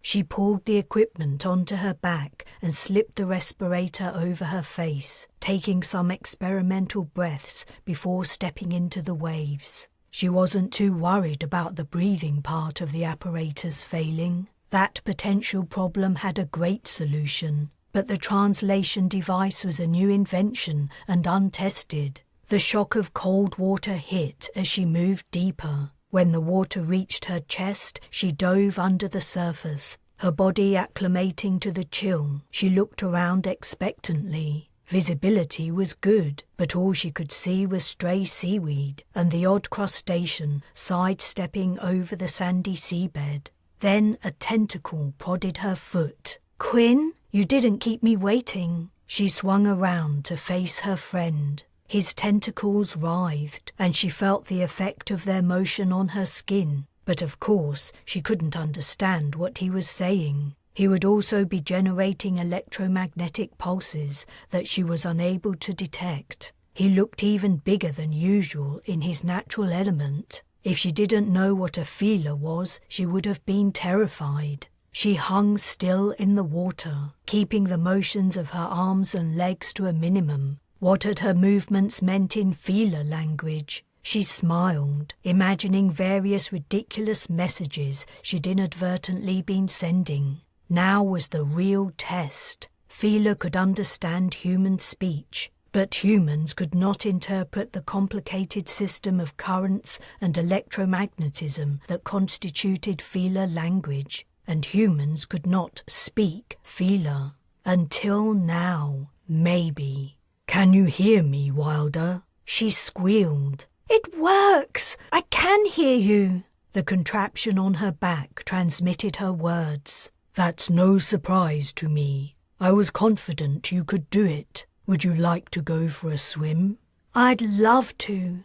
Her friend gently wrapped tentacles around her waist and arms and carried her out to sea. Her translator only worked if the human and feeler had a full view of the other, so she could only talk to and hear Quinn if they stopped and faced each other. Their journey into the ocean had to be completed in silence. It didn't matter. Despite her excitement about her new invention, Wilder found she didn't want to talk. She only wanted to be in this moment, for now the world was perfect. Word had arrived from the assembly that the Scythians had departed Earth, and the Earthers were restarting their fledgling civilization. Meanwhile, rebuilding progressed apace on Lioness. Scythians no longer blighted the landscape, and none of the aliens had been spotted in the sky for weeks. The scientists from the Sirocco had begun their reseeding program, and though it was early days, they'd already seen the first seeds sprouting through the soil. They had reported, however, that slug limpets would play an important role in the ecosystem, and had ruled out an eradication program. Mickey seemed to have entirely recovered from her time in the Scythian dome, and the many ordeals of her childhood. Perhaps it was the resilience of youth. She spent every spare moment with Nina, and though Wilder missed her young friend, she didn't begrudge her the time one bit. The two girls were thick in their plans for Mickey to run for leader when she was old enough, and Nina was her biggest supporter. Kez would have been so proud of both of them. The Sirocco's repairs were nearly finished, and soon the ship would leave for Earth. Wilder's passage was already guaranteed. She'd asked that no one informed Cherry she was coming, so it would be a complete surprise. She would take Faina with her and give her to the Makers. The android had expressed unusual excitement at meeting the original Strongquist. Quinn carried Wilder far from the shore, sweeping through the ocean as the sun blazed down, sending ripples of light from above. She felt completely safe. Her friend's care for her had been steady and unwavering ever since they'd met. When he stopped, she turned to face him, floating in the deep blue water. "I'm so glad we can do this." It's better than talking through a glass pane, right? I feel the same. Now you're in my environment, and I can show you the ways of aquatic life. I hope we can do it often, and when they're old enough, I will take your children into the ocean too. My children? She lifted her eyebrows. There's nothing like that on the horizon for me. I'm much too busy to have kids. How strange. Aren't you aware you are growing 2 babies? I'm what? She touched her stomach. No, I did not know that. Holy shit. Pregnant with twins? What would Niall say? The end. This has been Reprisal, Space Colony 1, Book 9, and the final book in the Space Colony 1 series. For more J.J. Green books, visit jjgreenauthor.com.